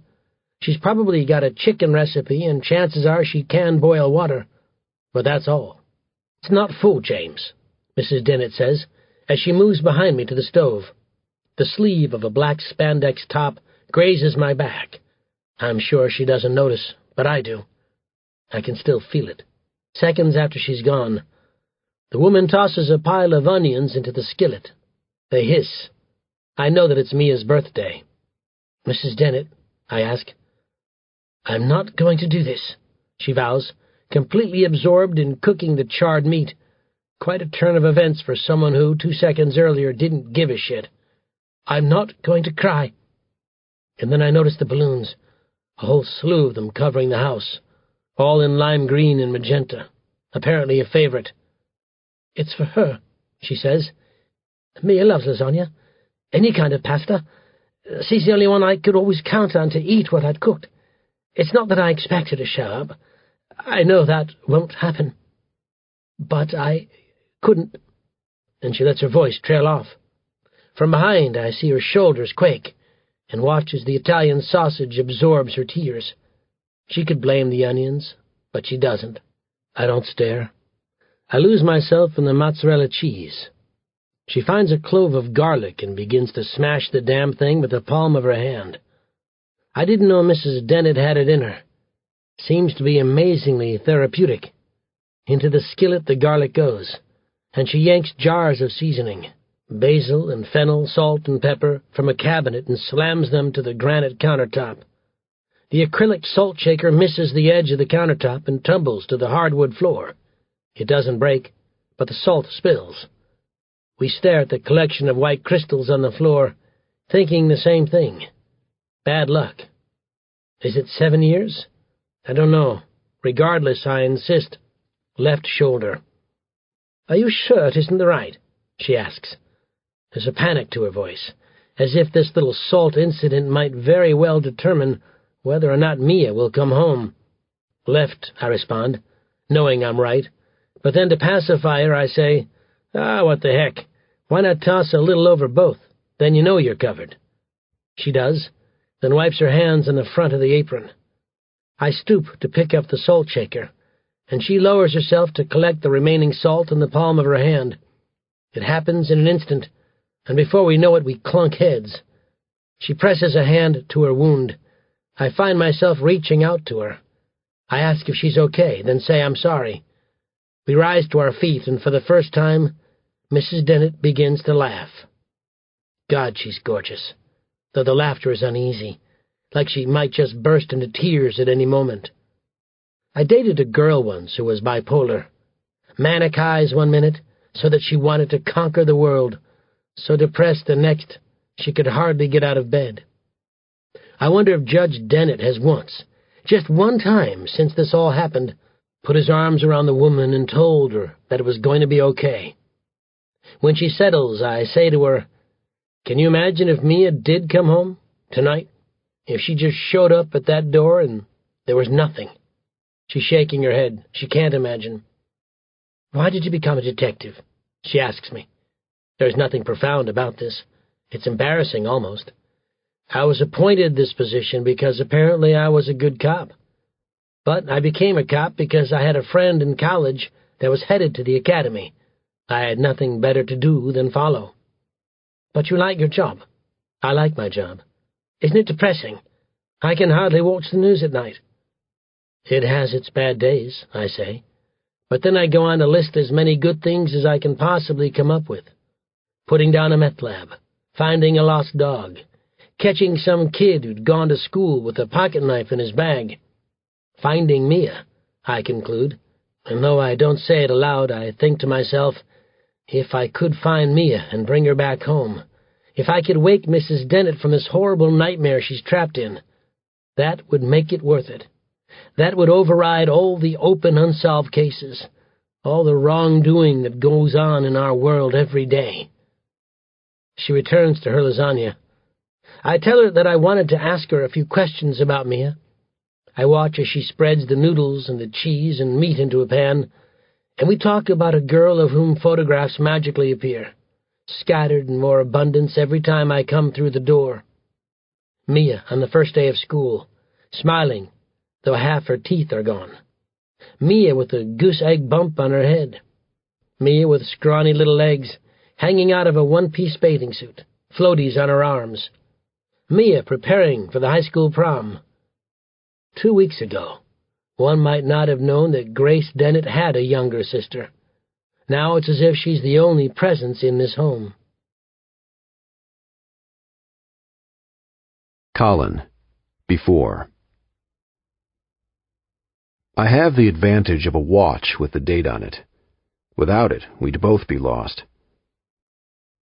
I don't do it first thing in the morning. She hasn't spoken to me in over 24 hours. She's pissed that I pried, but even more pissed that she talked. She doesn't want me to know a damn thing about her. But I know enough. I wait until after we've eaten breakfast. I wait until after lunch. I let her be mad and sulk. She mopes around the cabin feeling sorry for herself. She pouts.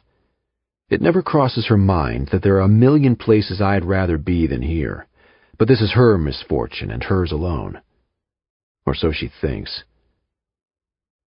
I'm not one for grand displays.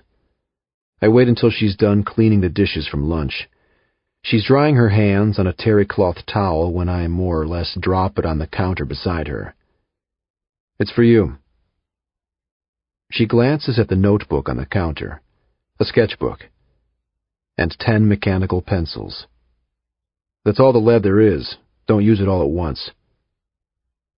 What's this? She asks stupidly. She knows what it is. Something to pass the time. But, she begins. She doesn't finish right away. She takes the notebook into her hands and runs a hand across the front of it. She flips through the blank pages. But, she stammers. She doesn't know what to say. I wish she wouldn't say anything. We don't need to say anything. But, why? It's Halloween, I say, for lack of a better answer. Halloween. She mutters it under her breath. She knows it's more than that. It isn't every day you turn 25. How did you know? I show her my secret, the tiny 31 on a watch I stole from some schmuck. How did you know it was my birthday? Time spent on the internet before I took her. That's the honest answer. But I don't want to tell her that. She doesn't need to know how I tracked her for days before the abduction, following her to and from work, watching her through her bedroom window. Research? Research. She doesn't say thanks. Words like that, please, thank you, I'm sorry, are signs of peace, and we're not there yet. Maybe we never will be. She holds the notebook close to her. I don't know why I did it. I was sick of watching her stare out the damn window, so I spent $5 on paper and pencils, and it seems to have made her fucking day. They don't sell sketch pads at the local outfitters, so I had to drive all the way back to Grand Marais to some bookstore while I kept her tied to the bathroom sink. Eve, before. I plan a party for her birthday just in case. I invite James and Grace and my in-laws, James's parents and his brothers with their wives and children. I make a trip to the mall and buy gifts I know she would adore. Clothes mostly, those peasant blouses she likes, and a cowl neck sweater, and the big, bulky jewellery the girls are wearing these days. Now that Mia has been on the television news, I can barely leave home without everyone wanting to know. In the grocery store, women stare. They whisper behind my back. Strangers are better than friends and neighbours, those who want to talk about it. I can't talk about Mia without being reduced to tears. I hurry through the parking lot to avoid news vans that have begun to stalk us. At the mall, the saleslady looks at my credit card and wonders if Dennett is one and the same with the girl on TV. I lie, feign ignorance because I can't explain without coming unglued. I wrap the gifts in happy birthday paper and stack the boxes with a big red ribbon. I make 3 pans of lasagna and buy loaves of Italian bread to make garlic bread. I make a salad and pick up a cake from the bakery with chocolate buttercream icing, Mia's favourite. I get 25 latex balloons from the grocery store and dribble them around the house. I hang an infamous happy birthday banner we've hung on to since the girls were kids and fill the CD player with relaxing jazz. No one comes. Grace claims to have a date with the son of some partner, but I don't believe it. Though she wouldn't dare admit it, she is on pins and needles these days, knowing that what she swore was only a ploy for attention is likely something more. But Grace, being Grace, disengages herself from the situation rather than acknowledging it. She puts on a casual display, as if unaffected by Mia's situation. But I can tell, by the sound of her voice when we speak, when Mia's name slips from her tongue, and she lingers there appreciating it, that she is truly afflicted by her sister's disappearance. James insists that I can't plan a party when the guest of honour isn't here, and so, without my knowledge, he called his parents and Brian and Marty and told them the whole thing was a farce. There was no party. But he didn't tell me, not until 8 o'clock at least, when he finally strolled in from work and asked, "Why in the hell is there so much lasagna in here?" while staring at the display on the kitchen island. "The party," I say naively. "Perhaps they're only late." "There is no party, Eve," he says. He makes himself a nightcap, as he always does, but before retreating to his office for the night, he stops suddenly and looks at me. It's rare that he does actually look at me. The look on his face is unmistakable.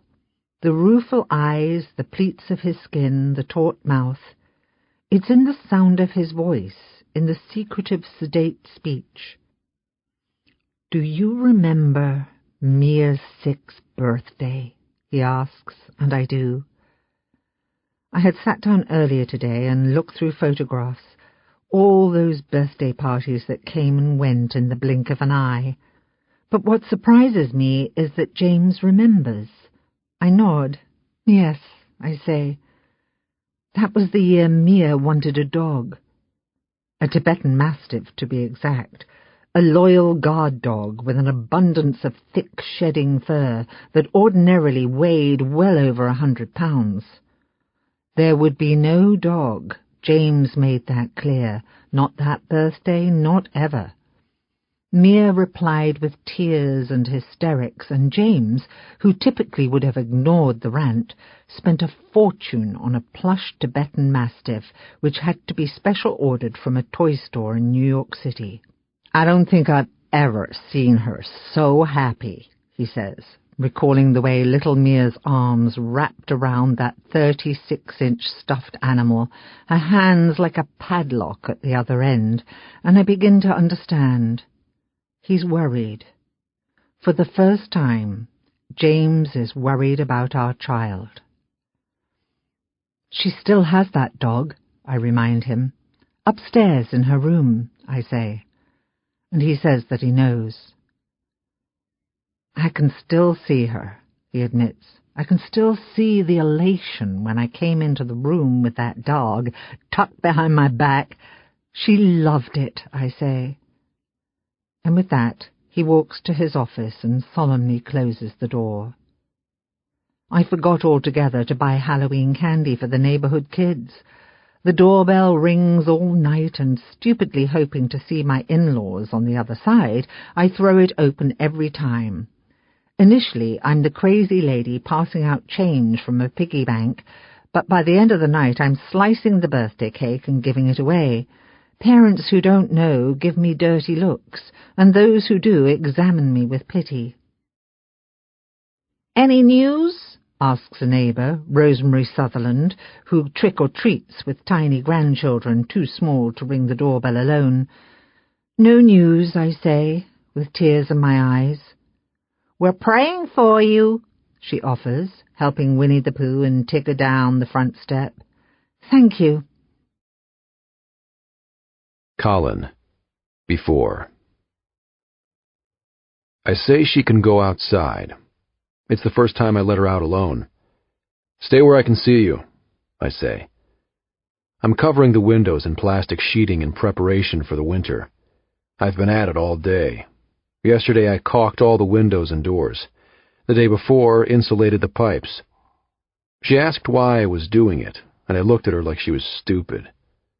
"So they don't burst?" I said. "It's not like I want to stay here for the winter. But until I figure out a better option, it's not like we've got a choice." She pauses before the door. She holds the sketch pad in her grasp. "You're not coming?" "You're a big girl," I say. She lets herself outside and sits about halfway down the stairs. I watch out the window. She better not press her luck. It snowed last night, just a little. The ground is covered with brown pine needles and mushrooms, but soon they will die. Patches of ice form on the lake. Nothing substantial. It will all melt by noon. A sign that winter will arrive soon. She dusts the step free of snow, sits down and spreads the sketch pad across her lap. Yesterday we came out together and sat beside the lake. I caught trout while she drew a dozen or so trees with raggedy lines protruding through the earth. I don't know how long I watch her through the window. It isn't so much that I think she's going to run away. She knows better than that by now. But I watch her anyway. I watch the way her skin becomes red from the cold, the way her hair blows around in the breeze. She tucks it behind an ear, hoping to contain it, but it doesn't work. Not all things like to be contained. I watch her hands move across the page, quickly, easily. With a pencil and paper, she is the same way I feel with a gun, in charge, in control. It's the only time she's sure of anything about herself. It's that assurance that keeps me at the window, on guard but also hypnotized. I imagine her face, what I can't see when her back is in my direction. She's not so hard on the eyes. I open the door and step outside. It slams shut and she startles, turning to see what the hell I want. On the paper before her there's a lake, the ripples gliding across the surface on a gusty day. There's a handful of geese perched on a gauzy patch of ice. She tries to pretend I'm not there, but I know. My presence makes it hard for her to do anything but breathe. "Where'd you learn to do that?" I ask. I look at the exterior doors and windows, searching for leaks. "Do what?" she asks. She sets her hands on top of the picture so I can't see. I stop what I'm doing. "Ice skate," I snap sarcastically. "What the hell do you think?" "I taught myself," she says. "Just for the hell of it?" "I guess." "Why?" "Why not?" But she tells me anyway how she has 2 people to thank for her artistic talent. Some junior high teacher and Bob Ross. I don't know who Bob Ross is, so she tells me. She says that she used to set up her paints and easel before the TV and paint with him. Her sister would tell her to get a life. She'd call her a loser. Her mom would pretend not to hear. She says that she started drawing early on, when she could hide in her bedroom with a coloring book and crayons.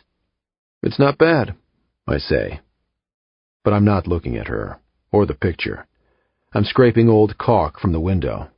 It falls to the deck beside my feet, scraps of the white caulk that build up on the ground. "How do you know?" she asks. "You didn't look." I looked. "You didn't?" she says. "I know indifference when I see it. I've been staring at it my whole life." I sigh and mutter some curse under my breath. Her hands are still covering the picture. "What is it then?" she asks. "What the hell do you mean?" "What's it a picture of?"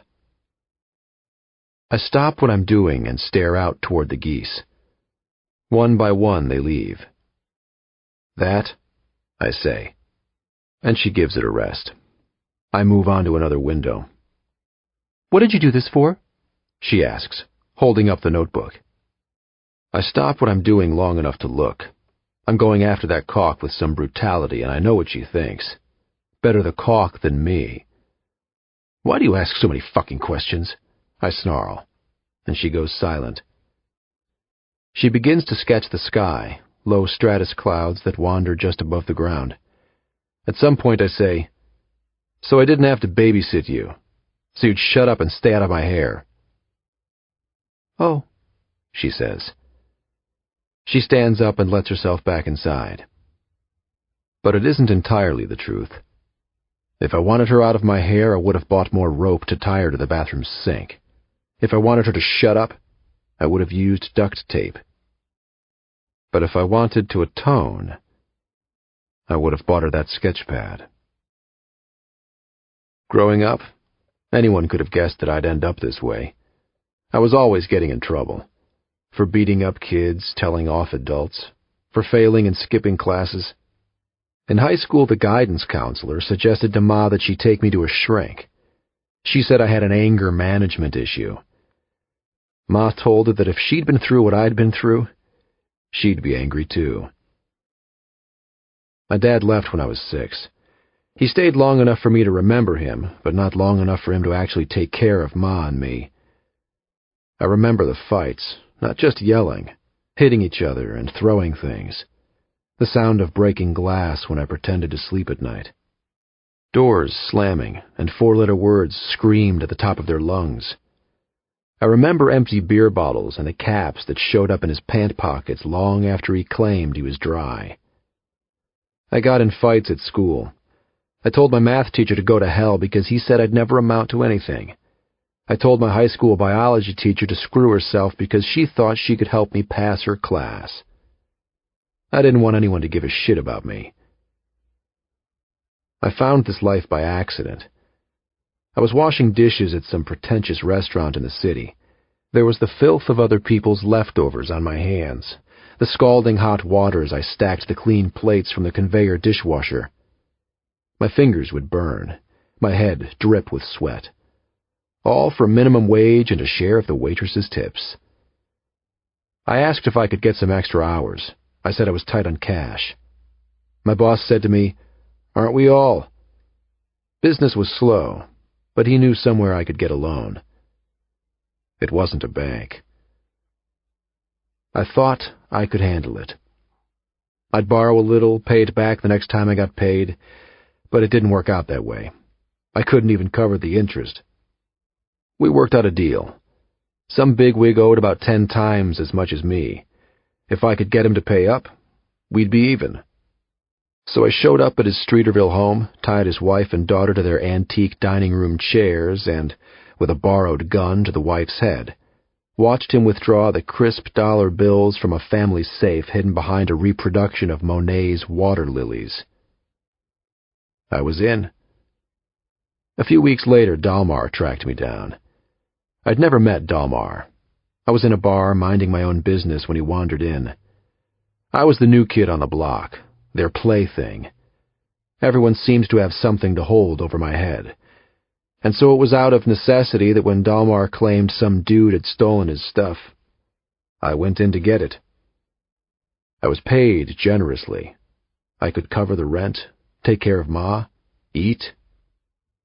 But with every dollar I earned was also the knowledge that I belonged to someone other than me. Every day she moves a little farther from the cabin. One day she goes to the bottom of the stairs, another day her feet touch the grass. Today she moves onto the dirt, knowing all the while that I sit at the window and watch her. She sits on the cold, hard earth, becoming numb as she draws. I imagine the air closing in on her, her fingers stiff. I can't see what she's drawing, but I imagine. Bark and branches, what's left of the trees now that the leaves are completely gone. She draws tree after tree. She doesn't waste an inch of the precious paper. She closes the notebook and starts to walk down to the lake, where she sits on the banks alone. I watch as she finds rocks and attempts to skip them across the surface of the lake. They all sink. She lets her feet take her along the lake's shore, not too far, a dozen or so feet to a spot that she's never been before. It isn't that I think she's going to go. It's that suddenly I don't want to be in the cabin alone. She turns at the sound of crunching leaves behind her. I'm tromping out toward the lake, my hands stuffed into the pockets of my jeans, my neck buried into the scruff of the coat. "Checking on me?" she asks impassively before I arrive. I stop beside her. Do I need to? We stand side by side without saying a thing. My coat brushes her arm and she steps away. I wonder if she could ever get this right, this scene, in her sketchpad. The shape of the blue lake and the leaves spilled across the ground, the forest green pine and evergreen trees, the enormous sky. Could she ever get the wind whipping through the remains of trees? Could she draw the cold air that eats at our hands and ears until they burn? I start to walk away. "You want to walk, don't you?" I ask when she doesn't follow. She does. "Then let's go," I say, though all the time I stay 2 steps ahead. Between us, there's nothing but dead air. I don't know how big this lake is. It's big. I don't know how deep it gets at its deepest point. I don't know what its name is. The shoreline is rugged, with rocky overlooks that peek down on the water. The evergreen trees come right up to the shores. There's no beach. They circle the entire periphery of the lake, huddled close together, fighting each other for a view.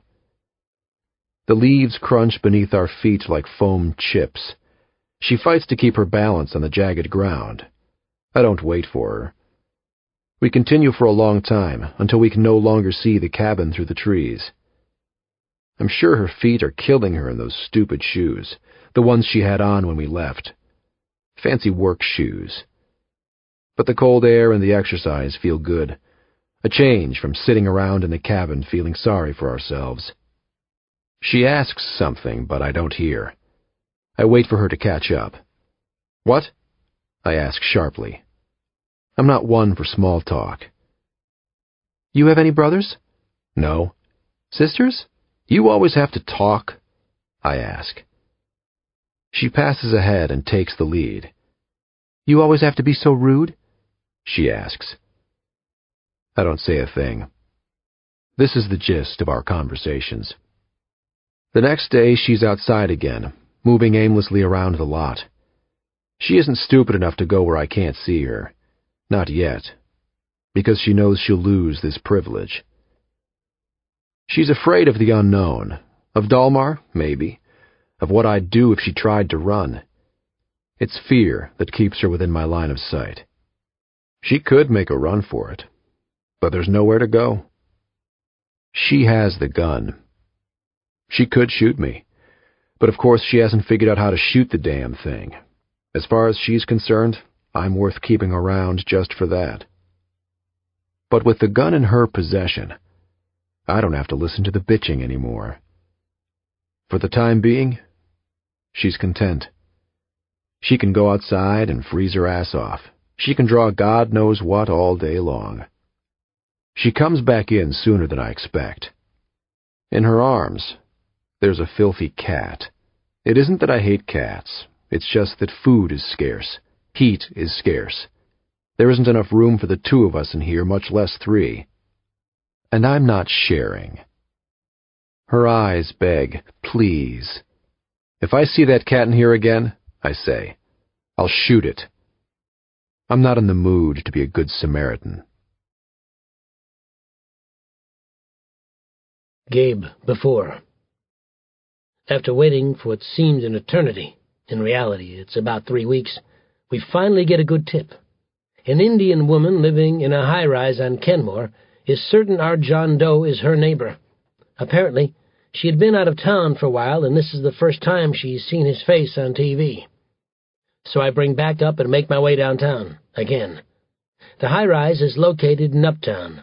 Certainly not the best neighborhood in the city. Not the worst either. Far from it. It's a mix of people who can't quite afford the classier areas like Lakeview or Lincoln Park, and an eclectic mix of men and women who just stepped off the boat. It's very diverse. Ethnic restaurants line the streets, and not just Chinese and Mexican. There's Moroccan and Vietnamese and Ethiopian joints. Regardless of its diversity, nearly half the population of Uptown is still white. It's relatively safe to walk around at night. Uptown is known for its nightlife of historic theaters and bars. Many well-known names have made the trip to Uptown to perform for nobodies like me. I find the apartment building in Double Park. Last thing I'm going to do is donate another penny to the city of Chicago to park my car. The butch cop and I head inside and take the elevator to the unit.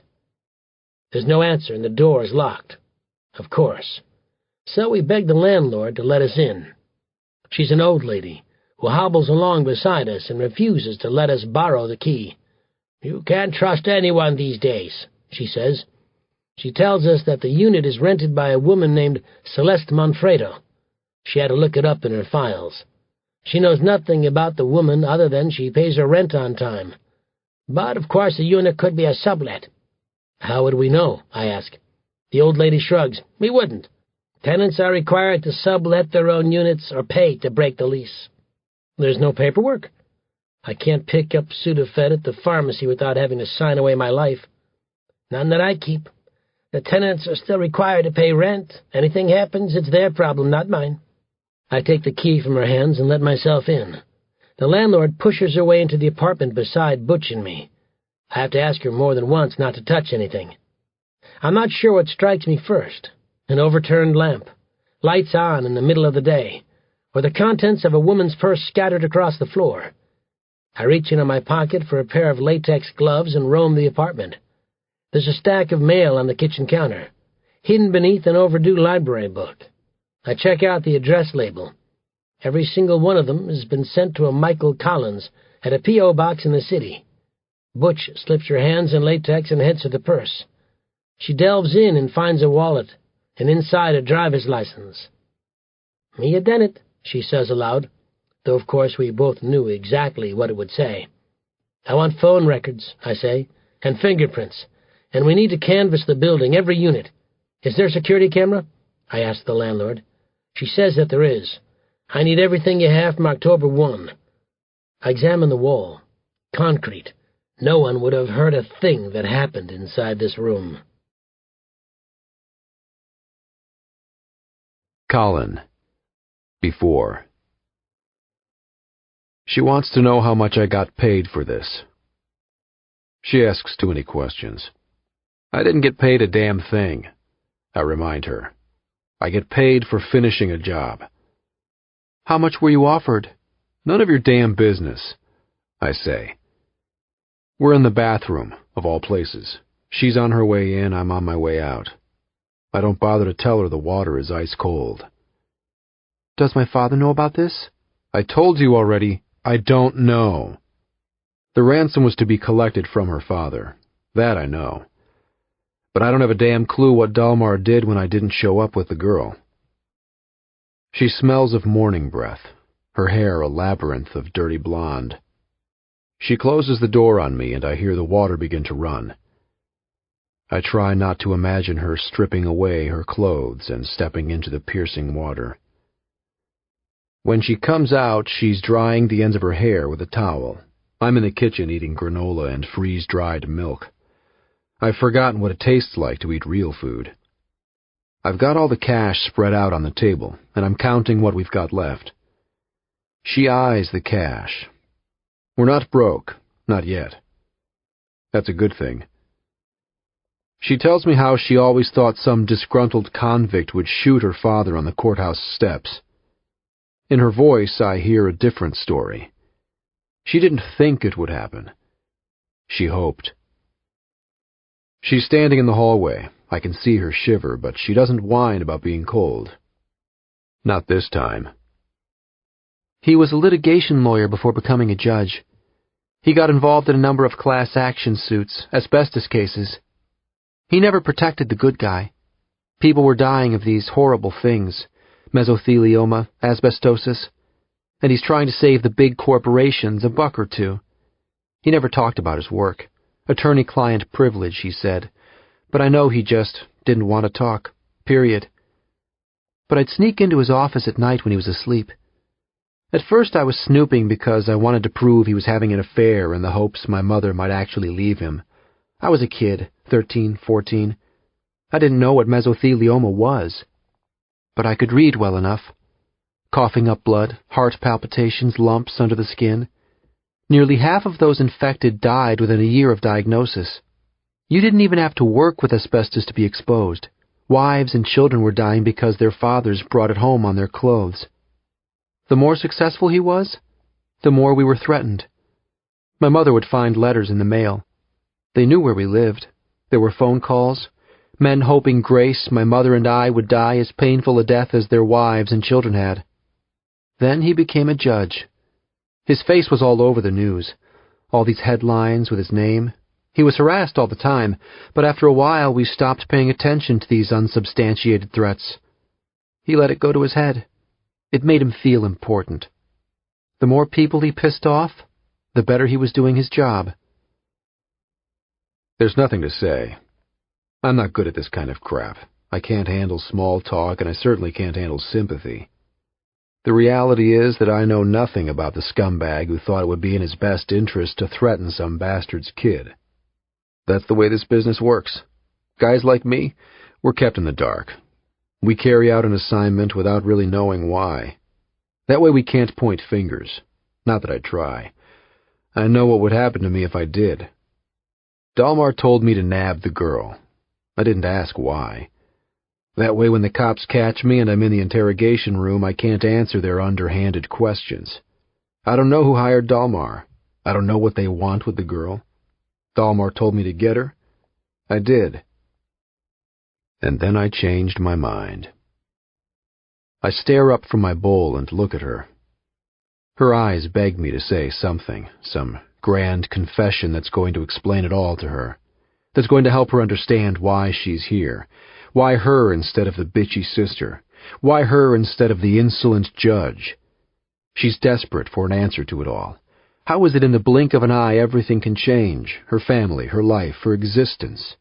She searches in vain, thinking I know the answer, thinking some lowlife like me might be able to help her see the light. $5,000, I say. What? This wasn't what she expected to hear. I stand from the chair and it skids across the wooden floors. My footsteps are loud. I rinse the bowl with water from the faucet.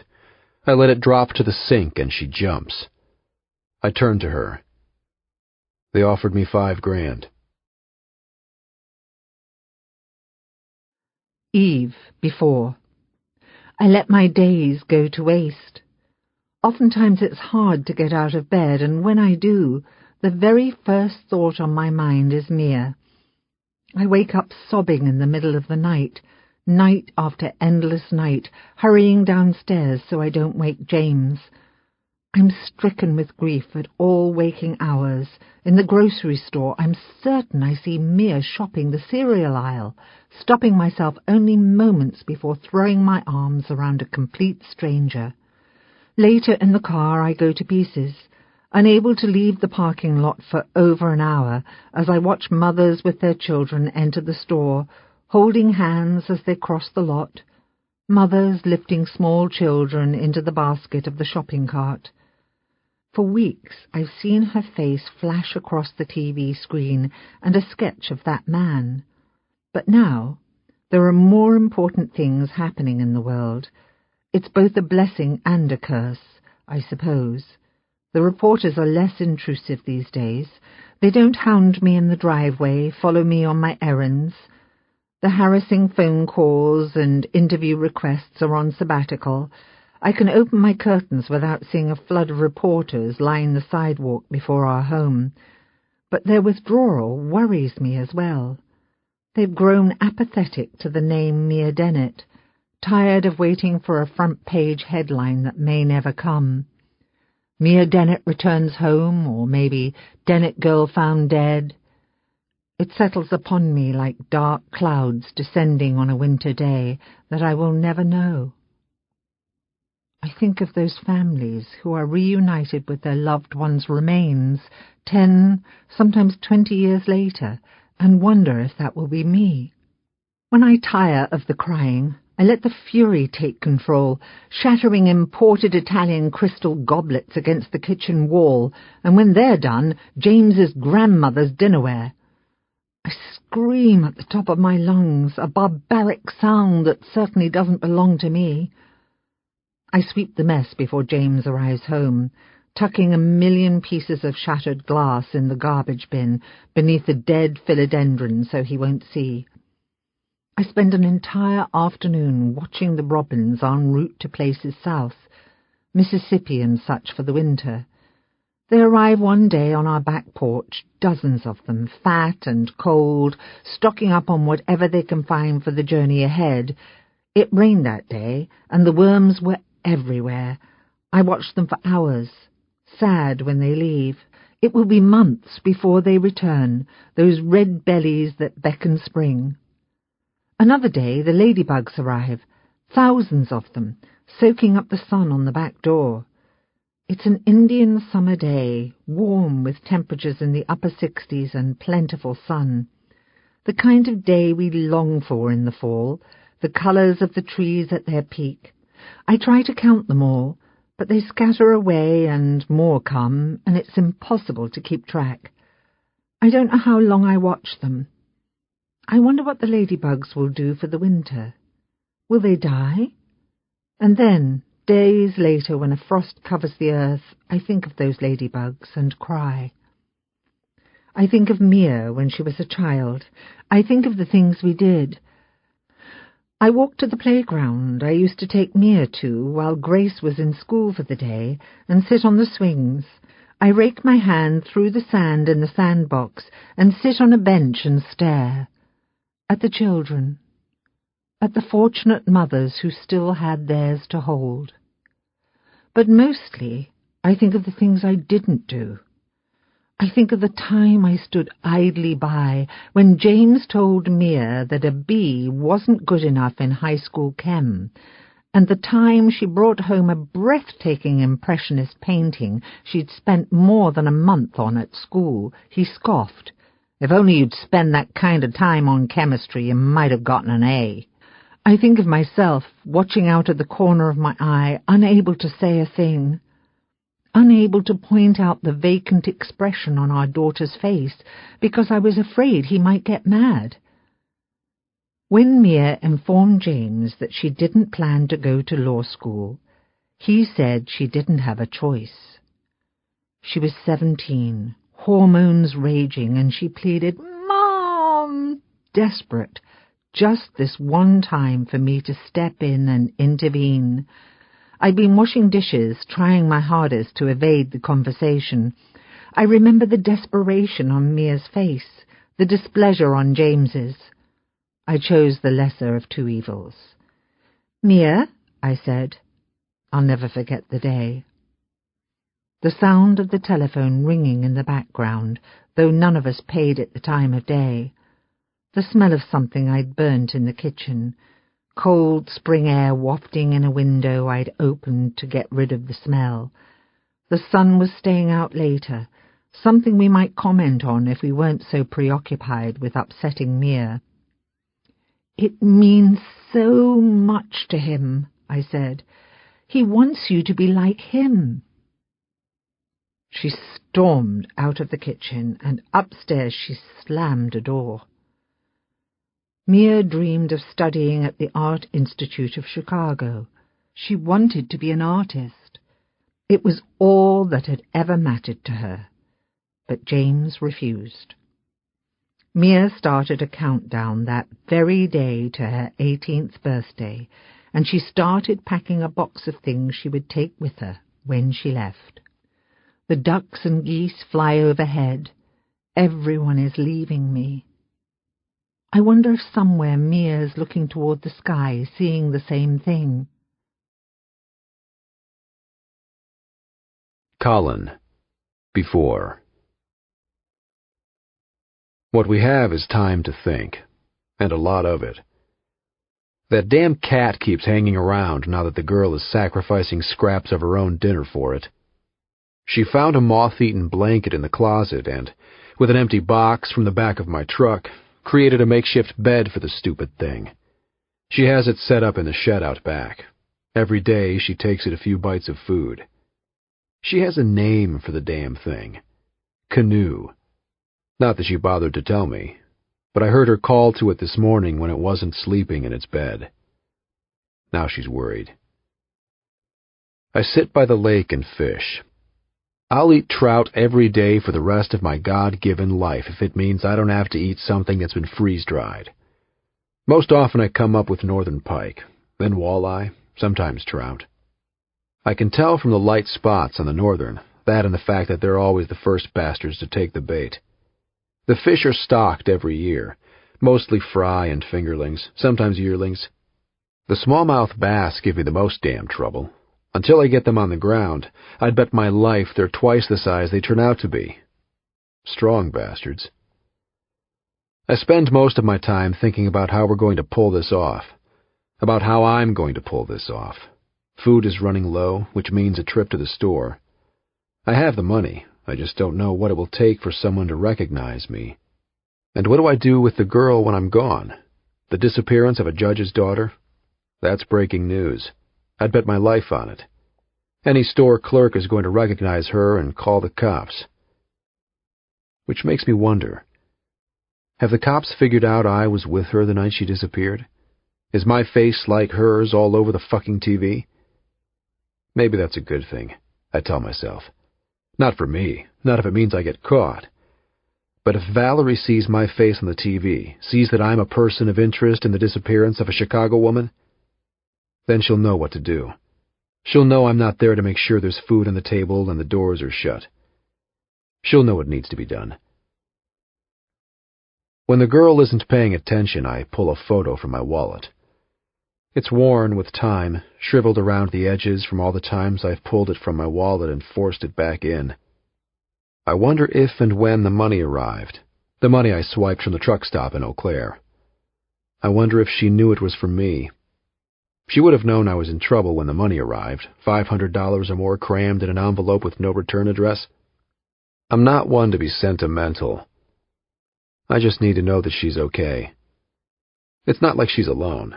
At least that's what I tell myself. The neighbor comes by once a week, gets the mail, and checks on her. They'll see the money. When Sunday comes and goes and I don't show, they'll know. If they haven't already seen my face on the TV. If Valerie hasn't already seen my face on TV and gone to check on her to make sure she's okay. I try and convince myself. Valerie is there. Everything is okay. I almost believe it. Later that night, we're outside. I'm attempting to grill fish for dinner, except there's no charcoal, so I'm seeing what else I can burn to start a fire. The girl's sitting on the porch, wrapped in a blanket that she snagged from inside. Her eyes scan the land below. She's wondering where the damn cat is. She hasn't seen it in 2 days and she's worried. It's getting colder out there all the time. Sooner or later, the thing won't survive. I take it you're not a bank teller, she says. What do you think? I ask.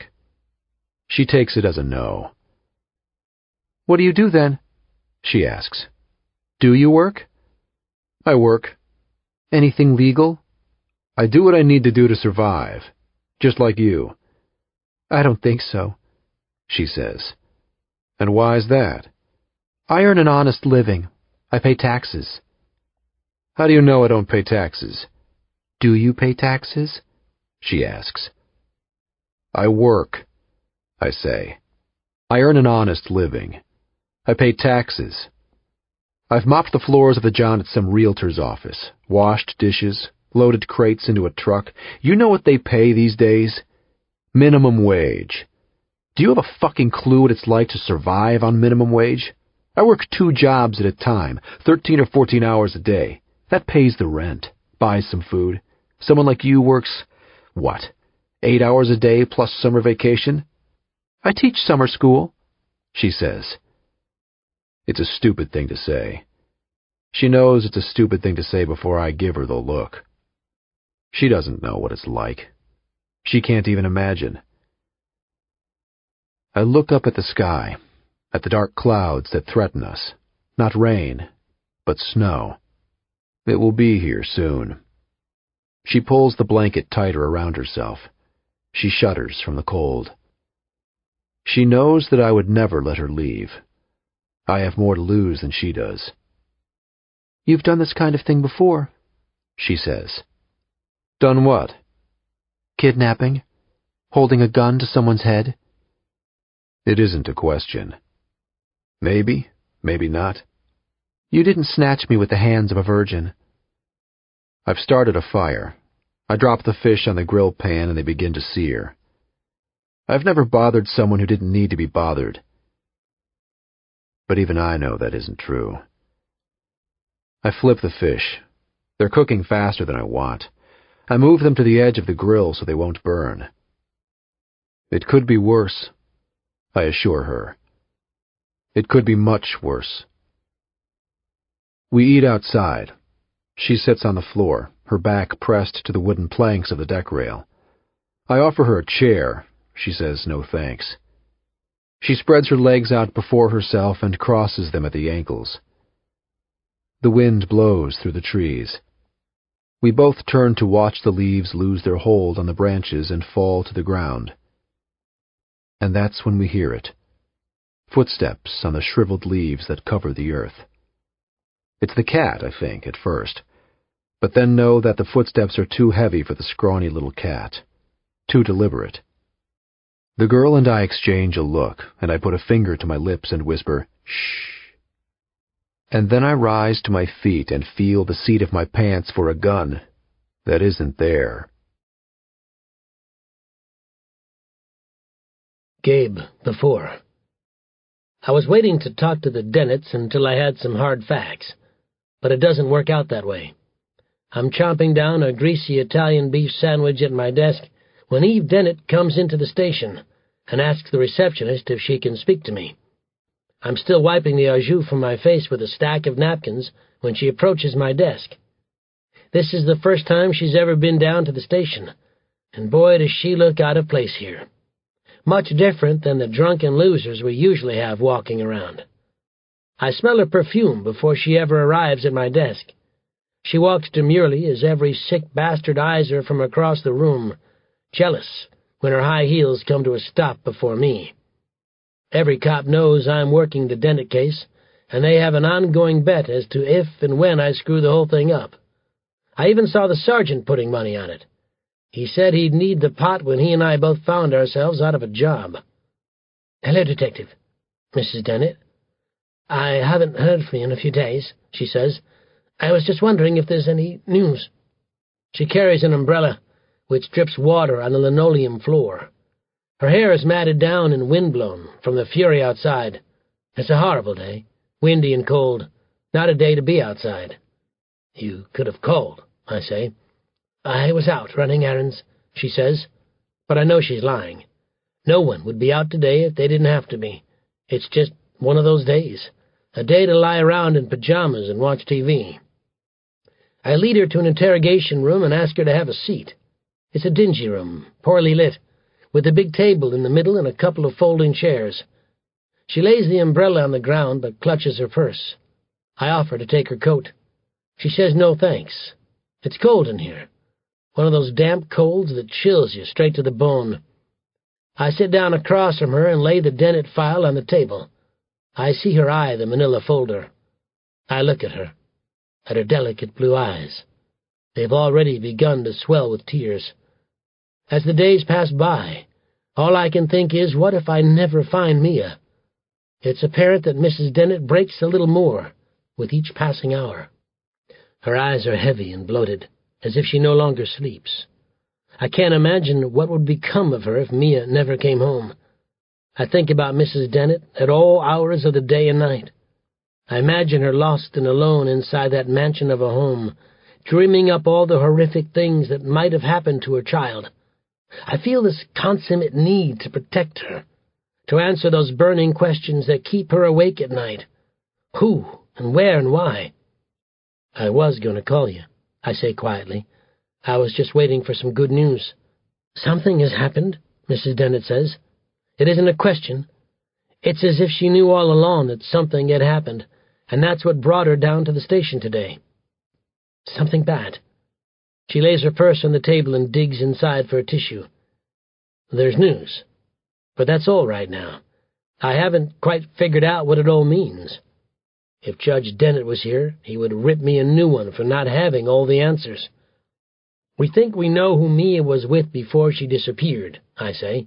Someone identified the photo that's been on the news, and when we went to his apartment, we found some of Mia's belongings, her purse and her coat.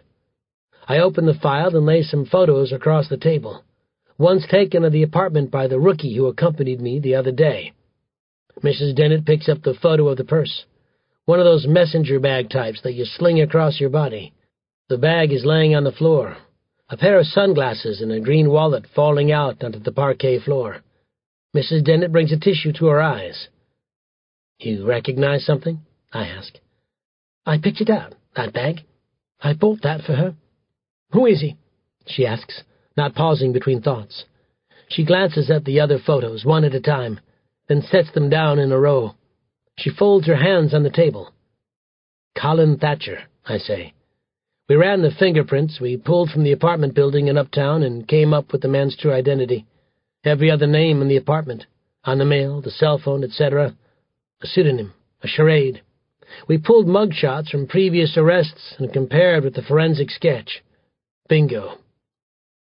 I watch how Mrs. Dennett's hands shake before me, and how she tries and fails to control the trembling. It's without thought that I feel my own hand reach out and find hers. Ice-cold hands that melt in mine. I do it before she can hide them in her lap, hoping to disguise the terror she feels inside. There's some footage from the security cameras. Colin and Mia entering the apartment around 11 o'clock at night, then again later leaving the building. I want to see it, she says to my surprise. Her response is definite, not the kind of indecision I'm used to from her. I don't think that's a good idea, I say. The last thing Eve needs to see right now is the way Colin Thatcher hurled her daughter out of the building, and the distress in the girl's eyes. It's bad, she concludes. It's inconclusive, I lie. I don't want you to get the wrong impression. But there's nothing mistakable about the vigilant way the man hurries from the elevator, making certain no one sees, or the fear in the girl's eyes. She's crying. He mouths something that I'm certain contains the F word. Something happened inside that apartment. The earlier footage couldn't be any different. Two lovebirds heading up for a quickie. But she was alive. Yes. Who is he? She asks. This Colin Thatcher. I release Mrs. Dennett's hand and reach inside the manila folder. I pull out the man's rap sheet. He's been arrested for a number of misdemeanors. Petty theft, trespassing, possession of marijuana. He served time for selling and is wanted for questioning in an ongoing racketeering case. According to his last probation officer, he went MIA a few years back and is essentially a wanted man. I couldn't begin to explain the horror in the woman's blue eyes. As a detective, I'm used to words like trespassing and racketeering and probation officer. But Mrs. Dennett has only heard these words on reruns of Law and Order. She couldn't begin to understand what it all means. The words themselves are elusive and hard to grasp. She's terrified that a man like this has her daughter. What would he want with Mia? Mrs. Dennett asks. I've asked myself this very question 1,000 times. Random crime is relatively rare. Most victims know their assailant. I don't know, I say. I have no idea, but I promise you, I'm going to find out. Colin. Before. The girl sets her plate on the wooden deck beside her, and then she rises beside me and we both stare, over the wooden railing, into the dense forest as a woman emerges. A 50-something woman with short brunette hair in jeans and a flannel shirt, pudgy hiking boots, and she's waving to us like she knows us. And a new thought crosses my mind. It's a trap. "Oh, thank heaven," the woman says as she welcomes herself onto our property. She's trespassing. This is our space. No one was supposed to be here. I feel suffocated, smothered. She's got a water jug in a hand. She looks like she's walked 100 miles. "Can we help you?" The words eject from my mouth before I can figure out what's happening, what I'm going to do. My first thought? Get the gun and shoot her. Drop her body in the lake and run. I don't have the gun anymore, don't know where the girl is keeping it. But I could tie her up while I ransack the cabin for its hiding place. Under the mattress, in the bedroom, or along some crevice in the log walls. "I've got a flat, about a half-mile down the road," she says.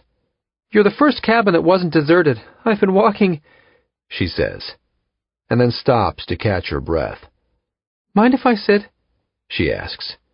And when the girl manages a nod, she drops to the bottom step and guzzles from the water jug like someone who's been stranded in the desert for days. I feel my hand reach out and clutch the girl's, feel myself crush the bones of her hand until she lets out a whine. We forget all about our dinner. But the woman reminds us. "I'm sorry to interrupt," she says, motioning to the plates on the floor. "I was just wondering if you might be able to help me fix the tire, or call someone, maybe. My phone has no reception around here," she says, holding it up for the girl and me to see. She says again that she's so sorry to interrupt. Little does she know what she's intruding on. It's not just our dinner she's disturbing. My eyes drift to the girl. Now's her chance, I think. She could tell the woman. Tell her how this crazy person kidnapped her, how he's holding her captive in this cabin. I hold my breath, waiting for any number of things to go wrong. For the girl to tell, for the lady to be part of a ploy to catch me. She's working undercover, maybe, or for Dalmar, or maybe she's just some lady who watches the news and sooner or later she's going to realize that that girl is the one she's been seeing on TV. We don't have a phone, I say, remembering how I dropped the girl's cell in the garbage can in Janesville, how I cut the phone lines when we arrived at the cabin. Not that I can have her stepping foot inside our cabin, seeing the way we've been living for weeks, like two convicts on the run. But I can help you, I say begrudgingly. "I don't mean to be a bother," the woman says, and the girl simultaneously says, "I'll just stay here and do the dishes," as she squats to the ground to retrieve our plates. No chance in hell that's gonna happen.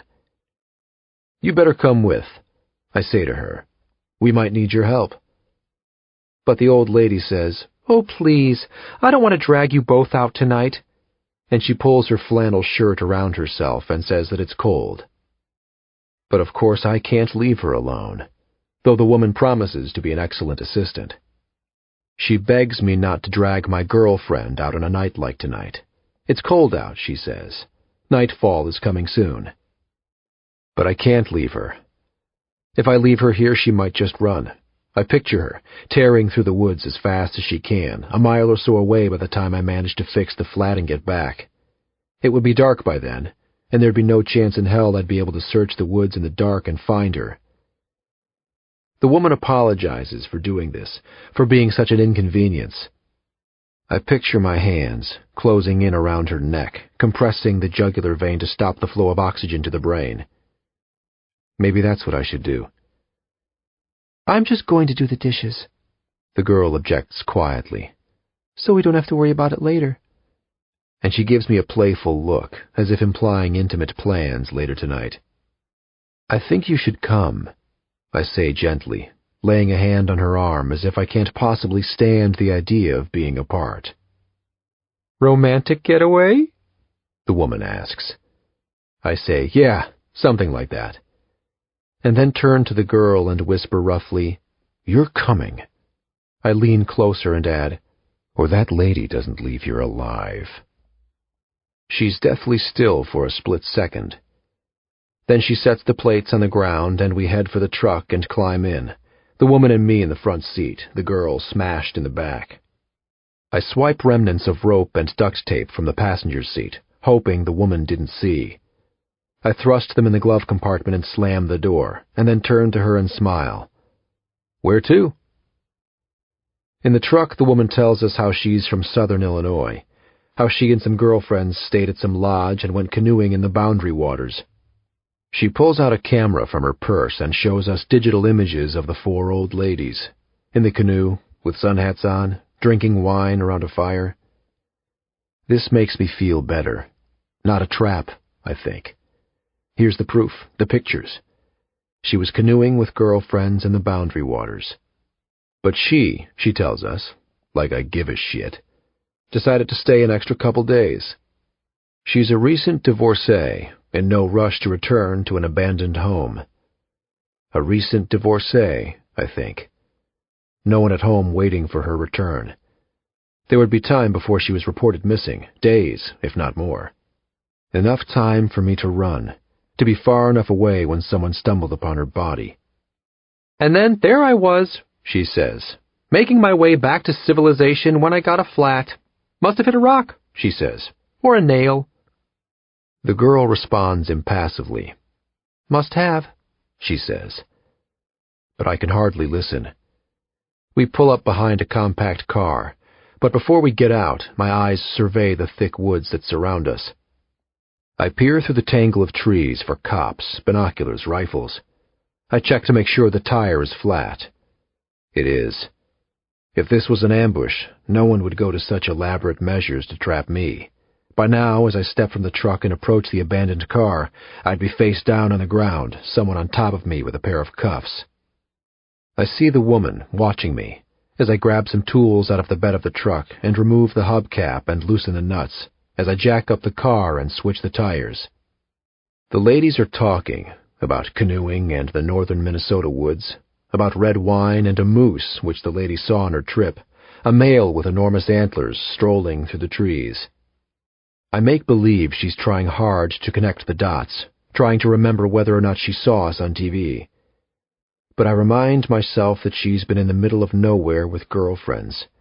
She was canoeing, sitting around a campfire, drinking wine. She wasn't watching TV. I thrust a flashlight in the girl's hands and tell her to hold it. It's getting dark out by now, and there isn't a street light around. My eyes threaten her when they meet, reminding her to avoid words like gun and kidnap and help. I'll kill them both. I know it. I wonder if she does. When the woman asks about our trip, I see the girl turn to stone. How long are you staying? The woman asks. When the girl can't answer, I say, just about another week. Where are you all from? She asks. Green Bay? I say. Is that right? She asks. I saw the Illinois plates and thought, just haven't gotten around to changing them, is all. I say, cursing myself for the mistake.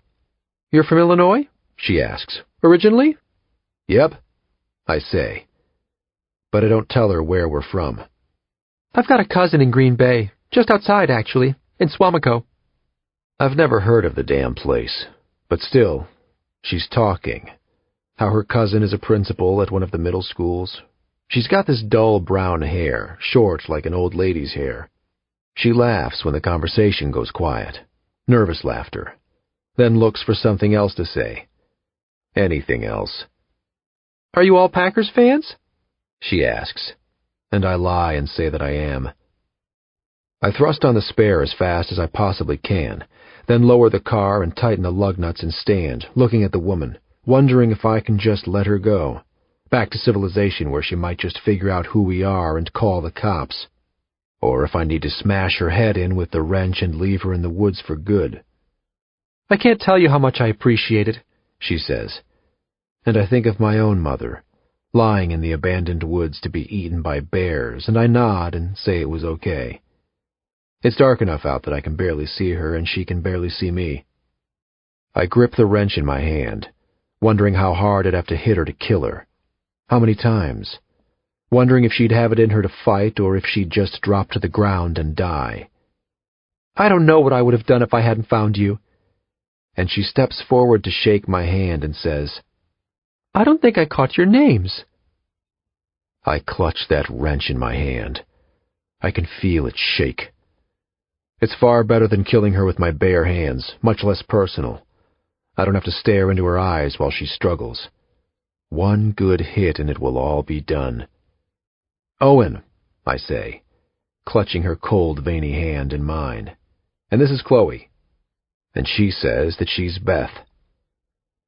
I don't know how long we all stand there, on the dark street in silence, my heart beating fast as I eye a hammer in the toolbox. Maybe a hammer would be better. But then I feel the girl's hand on my arm, and she says to me, We should go. I turn to her, and know she sees what I'm thinking, sees the way I've got that wrench gripped in my hand, ready to strike. Let's go, she says again, her nails digging into my skin. I drop the wrench into a toolbox and set it in the bed of the truck. I watch as the woman climbs into her car and drives away, slowly, headlights swerving through the thick trees. I'm gasping for air, my hands a sweaty mess as I open the truck door and step inside and try to catch my breath. Eve after. We sit in the waiting room, James, Mia and me. Mia sandwiched in the middle like the cream filling of an Oreo cookie. I sit in silence with my legs crossed and my hands folded on my lap. I stare at a painting on the wall opposite her, one of many Norman Rockwells in the room, of an old man holding a stethoscope to a little girl's doll. James sits with his legs crossed as well, ankle to knee, flipping through the pages of a parent's magazine. His breathing is loud and impatient. I ask him to please stop. We've been waiting more than 30 minutes to see the doctor, the wife of a judge friend of James's. I wonder if Mia considers it odd that every magazine cover in the entire room is cloaked with babies. People size her up. There are whispers, and we hear Mia's hushed name escape from the tongue of strangers. I pat her hand and tell her not to worry. Just ignore them, I say. But it's hard for either of us to do. James asks reception if they can hurry things along, and a short, red-headed woman disappears to see what is taking so long. We haven't told Mia the real reason why she's here today. We didn't discuss my suspicions. Instead, we told her that we were worried that she hasn't been feeling well lately, and James suggested a doctor, one whose Russian name is nearly impossible to pronounce. Mia told us she had her own doctor, one in the city who she's been seeing for half a dozen years, but James shook his head and said, "No, Dr. Wakrikoff is the best." It never occurs to her that the woman is an OB-GYN. The nurse calls her name, though, of course, she says Mia, and it takes an elbow from James to get her attention. She sets her magazine on the chair, and I look at her with indulgent eyes and ask if she wants me to keep her company. "If you want," she says, and I wait for James to disapprove, but he is silent. The nurse stares strangely at Mia as she weighs her and gets a height. She eyes poor Mia like she's a celebrity of some sort, instead of the victim of a horrible crime. "I saw you on TV," she says. The words come out sheepishly, as if she isn't quite sure whether she said them aloud or managed to keep them in her head. "I read about you in the paper." Neither Mia nor I am quite sure what to say. Mia has seen the collection of newspaper articles I clipped during the time she was away. I tried to hide them in a place where she wouldn't see, but she did anyway when she was looking for a needle and thread in my dresser drawer to replace a button that had fallen from a blouse. I didn't want Mia to see the articles for fear of what they might do to her, but she did nonetheless, reading each and every one until I interrupted her, reading about her own disappearance, about how the police had a suspect, about how, as time went on, it was feared she might be dead. The nurse sends her to the bathroom to urinate in a cup. Moments later, I meet her in the examination room, where the nurse takes Mia's blood pressure and pulse, then asks that she undress and put on a gown. She says that Dr. Wakrukov will be with us in a few minutes, and as Mia begins to undress, I turn my back. Dr. Wakrukov is a sombre, subdued woman who must be approaching 60. She comes into the room quite abruptly and says to Mia, "When was your last menstrual period?" Mia must find the question terribly odd. I have no idea, she says, and the doctor nods, remembering only then, perhaps, of Mia's amnesia. She says that she's going to perform a transvaginal ultrasound and covers a probe with a condom and some sort of gel. She asks that Mia sticks her feet into the stirrups, and without an explanation she plunges the device into her. Mia winces and begs to know what she's doing, wondering what this has to do with her overwhelming fatigue, with the listlessness that makes it nearly impossible to rise from sleep in the morning. I remain silent.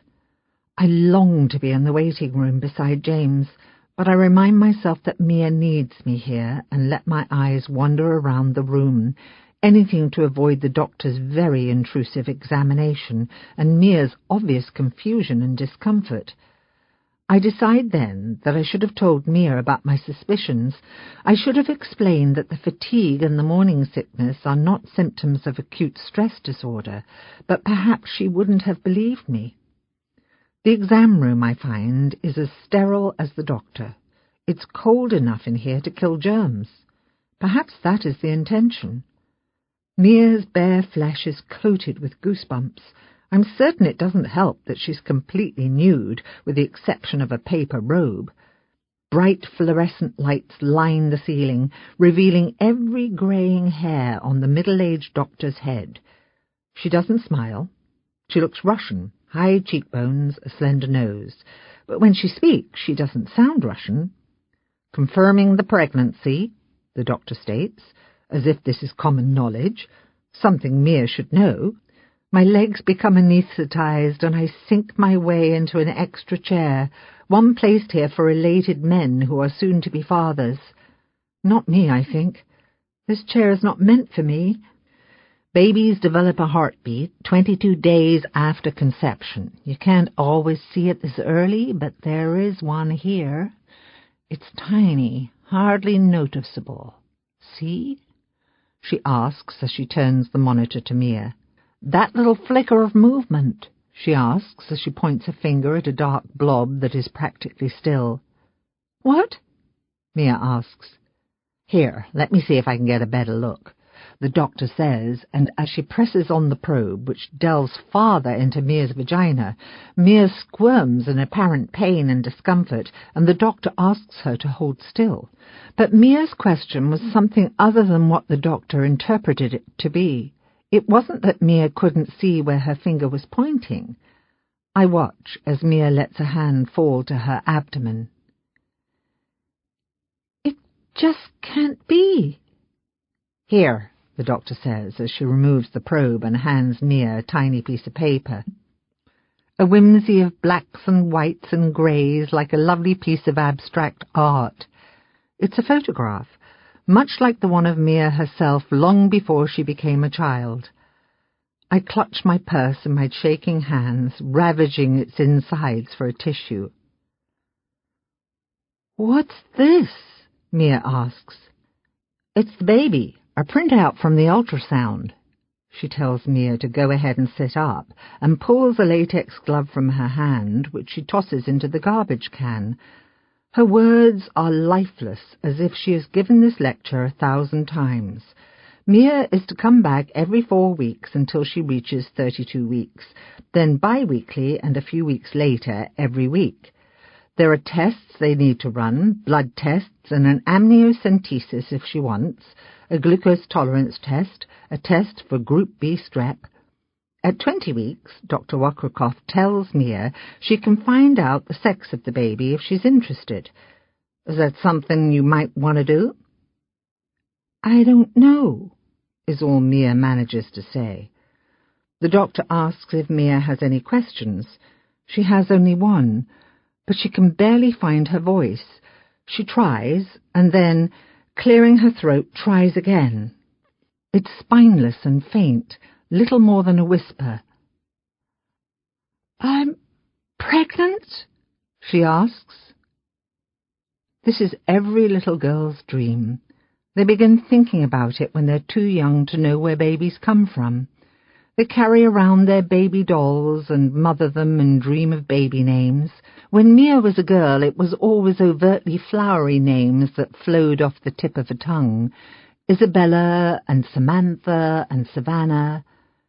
Then there was that phase where she thought everything should end in I. Jenny, Danny, and Laurie.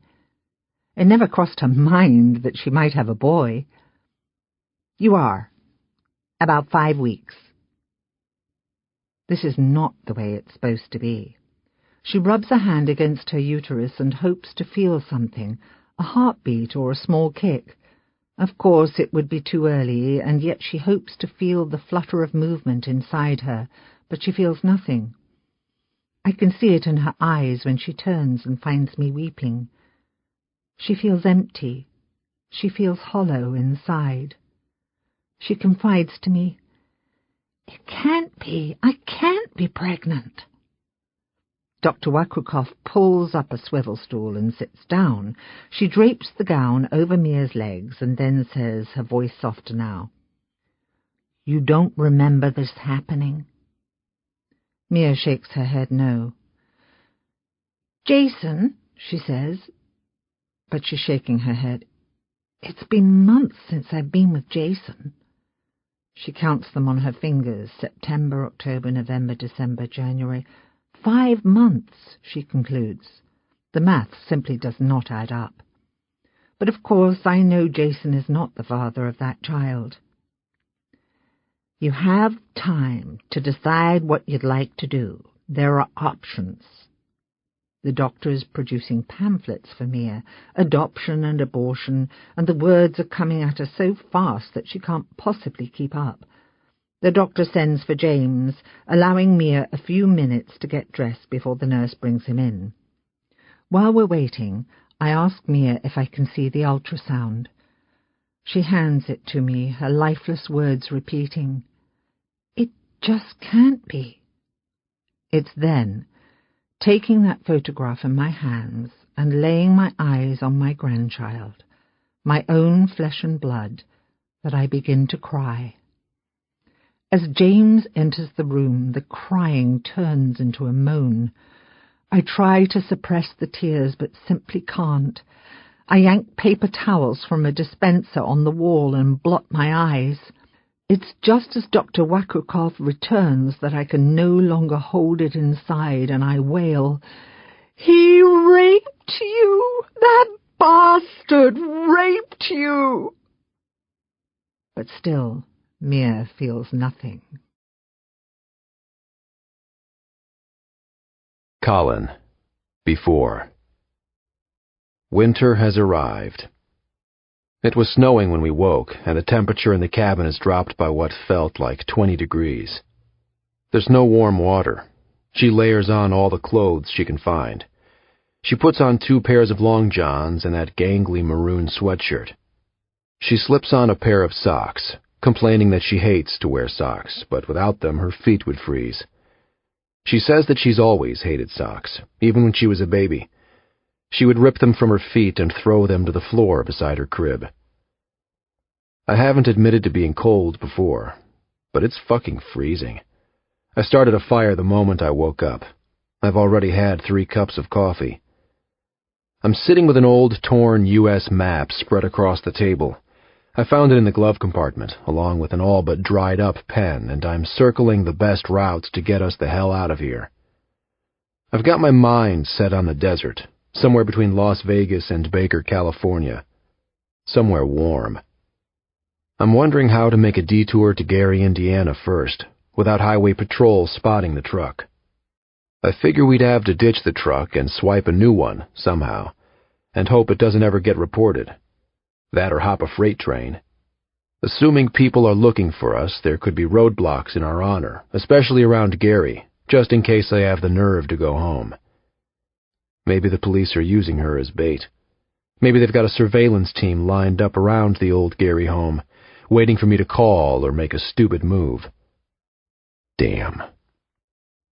Going somewhere? The girl asks, looking at the map as I fold it up and push it away. I don't answer her question. Want some coffee? I ask instead, knowing we couldn't stay in the desert for long. Squatting in the desert nixes any chance of a quasi-normal life. It would be all about survival. We can't go to the desert, I decide, then and there. The only chance we stand is somewhere abroad. We don't have enough cash for a flight anymore, so the way I see it, there's two choices, up or down, north or south, Canada or Mexico. But of course, to get out of the country, we need passports. And that's when it hits me, what I have to do. She shakes her head no. You don't drink coffee? No. You don't like it? I don't drink caffeine. She tells me that she did drink caffeine for a long time, but it made her agitated and jittery. She couldn't sit still. Eventually, the caffeine high would fade, only to be replaced by extreme fatigue. So she'd have another cup of coffee. A vicious circle.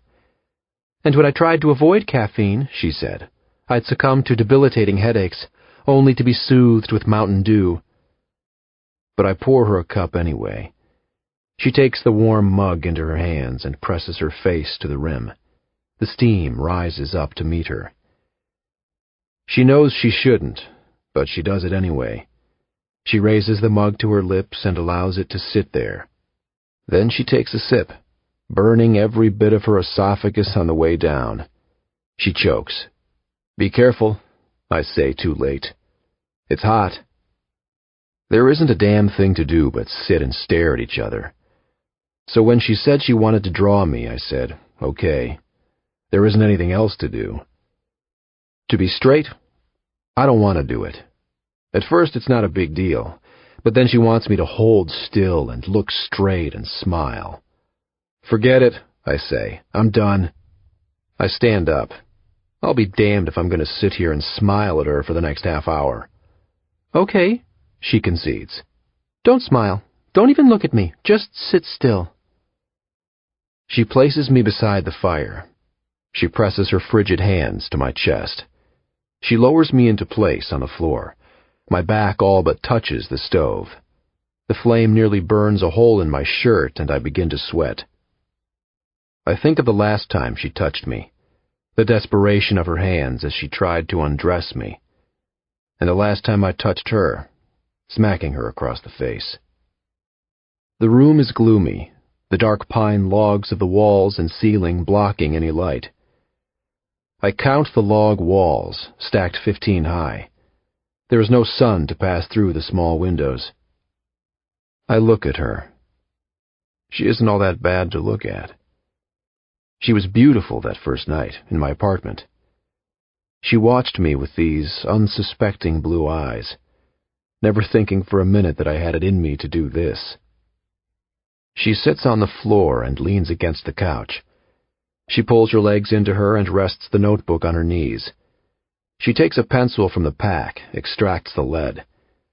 She tilts her head and her hair falls clumsily to one side. Her eyes trace the shape of my face, the curve of my nose. I don't know why, but I feel the urge to knock the guy who was with her before me. I paid him off, I confess. Your boyfriend? I gave him $100 to make himself busy for the night. He didn't ask why, and I didn't say. The coward just grabbed the money from my hand and disappeared into thin air. I don't tell her I confronted him in the John with my gun. $100 can buy a lot these days. He had to work, she says. That's what he told you. Jason works late all the time. Or so he says. It's the truth. Sometimes, maybe. He's very successful. At lying. So you paid him off. So what? She snaps. Why'd you come home with me? I ask. What? Why did you come home with me that night? She forces a swallow and doesn't respond.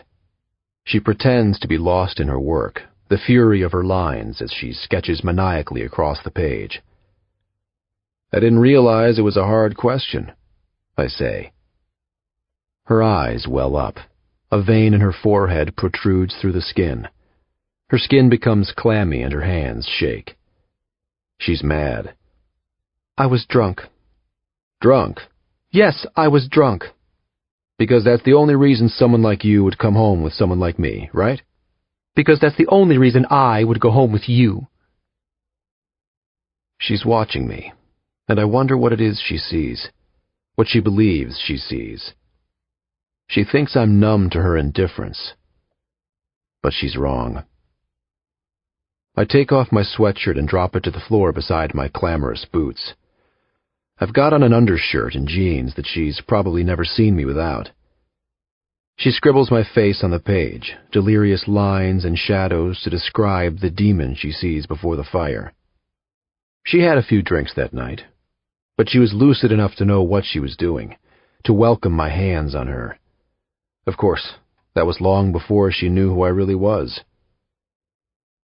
I don't know how long we're silent. I hear her breathe, the sound of lead striking the paper's surface. I can almost hear her thoughts in my mind, the hostility and anger. It's like cigarettes, or smoking pot. I finally say to her. The words startle her and she tries to catch her breath. What is? She doesn't stop drawing. She pretends, almost, like she's not listening. But she is. My life, what I do. You know they're bad for you the first time you try. Cigarettes, pot. But you convince yourself it's okay. You can handle it. One time, that's it. Just to see what it's like. And then all of a sudden you're sucked in. You can't get out if you want to. It wasn't because I needed the money so bad, which I did. It was because if I tried to get out, I'd be killed. Someone would rat me out and I'd end up in jail. There was never the option of saying no. She stops drawing. I wonder what she's going to say. Some smart-ass comment, I'm sure. But she doesn't. She doesn't say anything. But the vein in her forehead fades away. Her hands stand still. Her eyes soften. Eve, after. I watch from the hall as James thrusts himself into Mia's bedroom with great gusto. The sound of his footsteps outside the door, loud and clamorous, approaching quickly, startles her from sleep. She jumps upright in the bed, her eyes wide with fear, her heart lightly thrashing about inside her chest, as happens when one is scared. It takes a second for her to become aware of her surroundings. Remnants of her high school wardrobe that still hang in the closet, the jute rug, a poster of Leonardo DiCaprio she hung when she was 14, and then it settles. She remembers where she is. She's home. She's safe. She drops her head into her hands and begins to cry.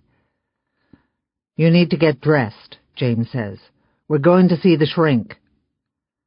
I enter the bedroom once he leaves and help Mia pick a matching outfit from the closet. I try to appease her fears, to remind her that here, in our home, she is perfectly safe. No one can hurt you, I promise. But even I am not sure. Mia eats in the car, just a piece of dry toast I brought along for the trip. She doesn't want a thing to do with it, but from the passenger seat, I turn around every few minutes and say to her, "Take another bite, Mia," as if she is 4 years old again. "Just one more bite." I thank Dr. Rhodes for squeezing us in so early in the morning. James pulls the doctor aside for a private word, as I help Mia out of her coat. And then I watch as Mia and Dr. Rhodes disappear behind closed doors. Dr. Rhodes will be speaking to Mia this morning about the baby. Mia is in denial about the fetus growing in her womb, and I suppose I am as well. She is hardly able to say the word, baby. It gets lost in her throat, and every time James or I breach the subject, she swears that it can't possibly be real. But we thought it would be helpful for Mia to talk with Dr. Rhodes, as both a professional and as an impartial third person. Dr. Rhodes will be discussing Mia's options with her this morning, and already I can imagine Mia's response. My options about what? She will ask, and Dr. Rhodes will again have to remind her of the baby. Let me make this clear, Eve, James says to me once Mia and the doctor have left the room. The last thing we need is for Mia to be carrying the illegitimate child of that man. She will have an abortion, and she will do it soon. He waits, thinking his way through the logistics. We'll say the baby didn't make it. When people ask, the stress of this situation, he says, it didn't survive. I don't comment. I simply cannot. I watch James with a motion in limine spread across his lap. His eyes scan through the motion with more regard than he gives our daughter and her unborn child. I try to convince myself that his heart is in the right place, but I wonder if it is. It wasn't always this way. James was not always this disinterested regarding his family life. In the quiet afternoons, when James is at work and Mia napping, I find myself unearthing fond memories of James and the girls, old photographs of him holding baby Grace or baby Mia in their swaddling blankets.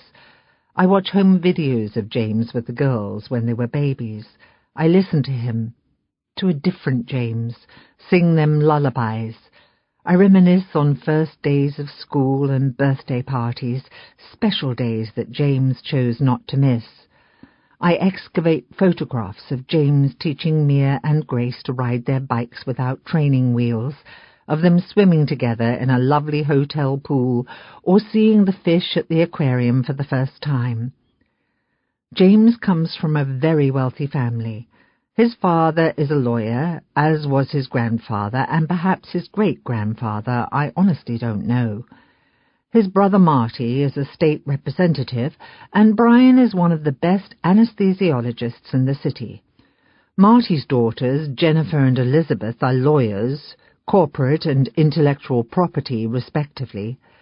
Brian was bestowed sons, 3 of them, a corporate lawyer, a dentist, and a neurologist. There is an image for James to maintain. Though he wouldn't dare say the words aloud, he's always been in competition with his brothers. Who is the most affluent, the most powerful, the preeminent Dennett in the land? For James, second best was never an option. In the afternoons, I slip into the basement and sift through old shoe boxes of photographs to prove to myself that it was real, those twinkling moments of fatherly love. I didn't imagine it. I find a picture that 5-year-old Mia drew with an inelegant hand, her childish block letters adorning the illustration, "I love you, Daddy." There's a taller figure and a shorter figure, and it appears that their fingerless hands are clasped. Their faces are embellished with enormous smiles, and all around the periphery of the paper she's placed stickers, nearly 3 dozen red and pink heart-shaped stickers. I showed it to him one evening after he'd come home from work. He stared at it for I don't know how long, a minute or more, and then he took it into his office and placed it, with a magnet, on the black filing cabinet. "It's for Mia's own good," he says, breaking the ear-splitting silence. "She needs the time to heal." But I wonder if that's truly the case. I want to tell him there are other ways. Adoption, for example. Mia could give the child to a family who is unable to have their own child. She could make some unfortunate family very happy, but James would never see it that way. There would always be what-ifs. What if the adoption fell through? What if the adoptive parents chose not to take the child? What if the baby was born with a birth defect? Or what if, when the baby turned into a young adult, it searched for Mia, ruining her life all over again? Abortion, on the other hand, is quick and easy. That's what James has said. Never mind the guilt that will haunt Mia for the rest of her life. When Dr. Rhodes finishes her session with Mia, she walks her into the waiting room, and before we leave, she lays a hand on Mia's arm and says, "It's not like you have to decide today. You have plenty of time." But I see in James's eyes that he has already decided.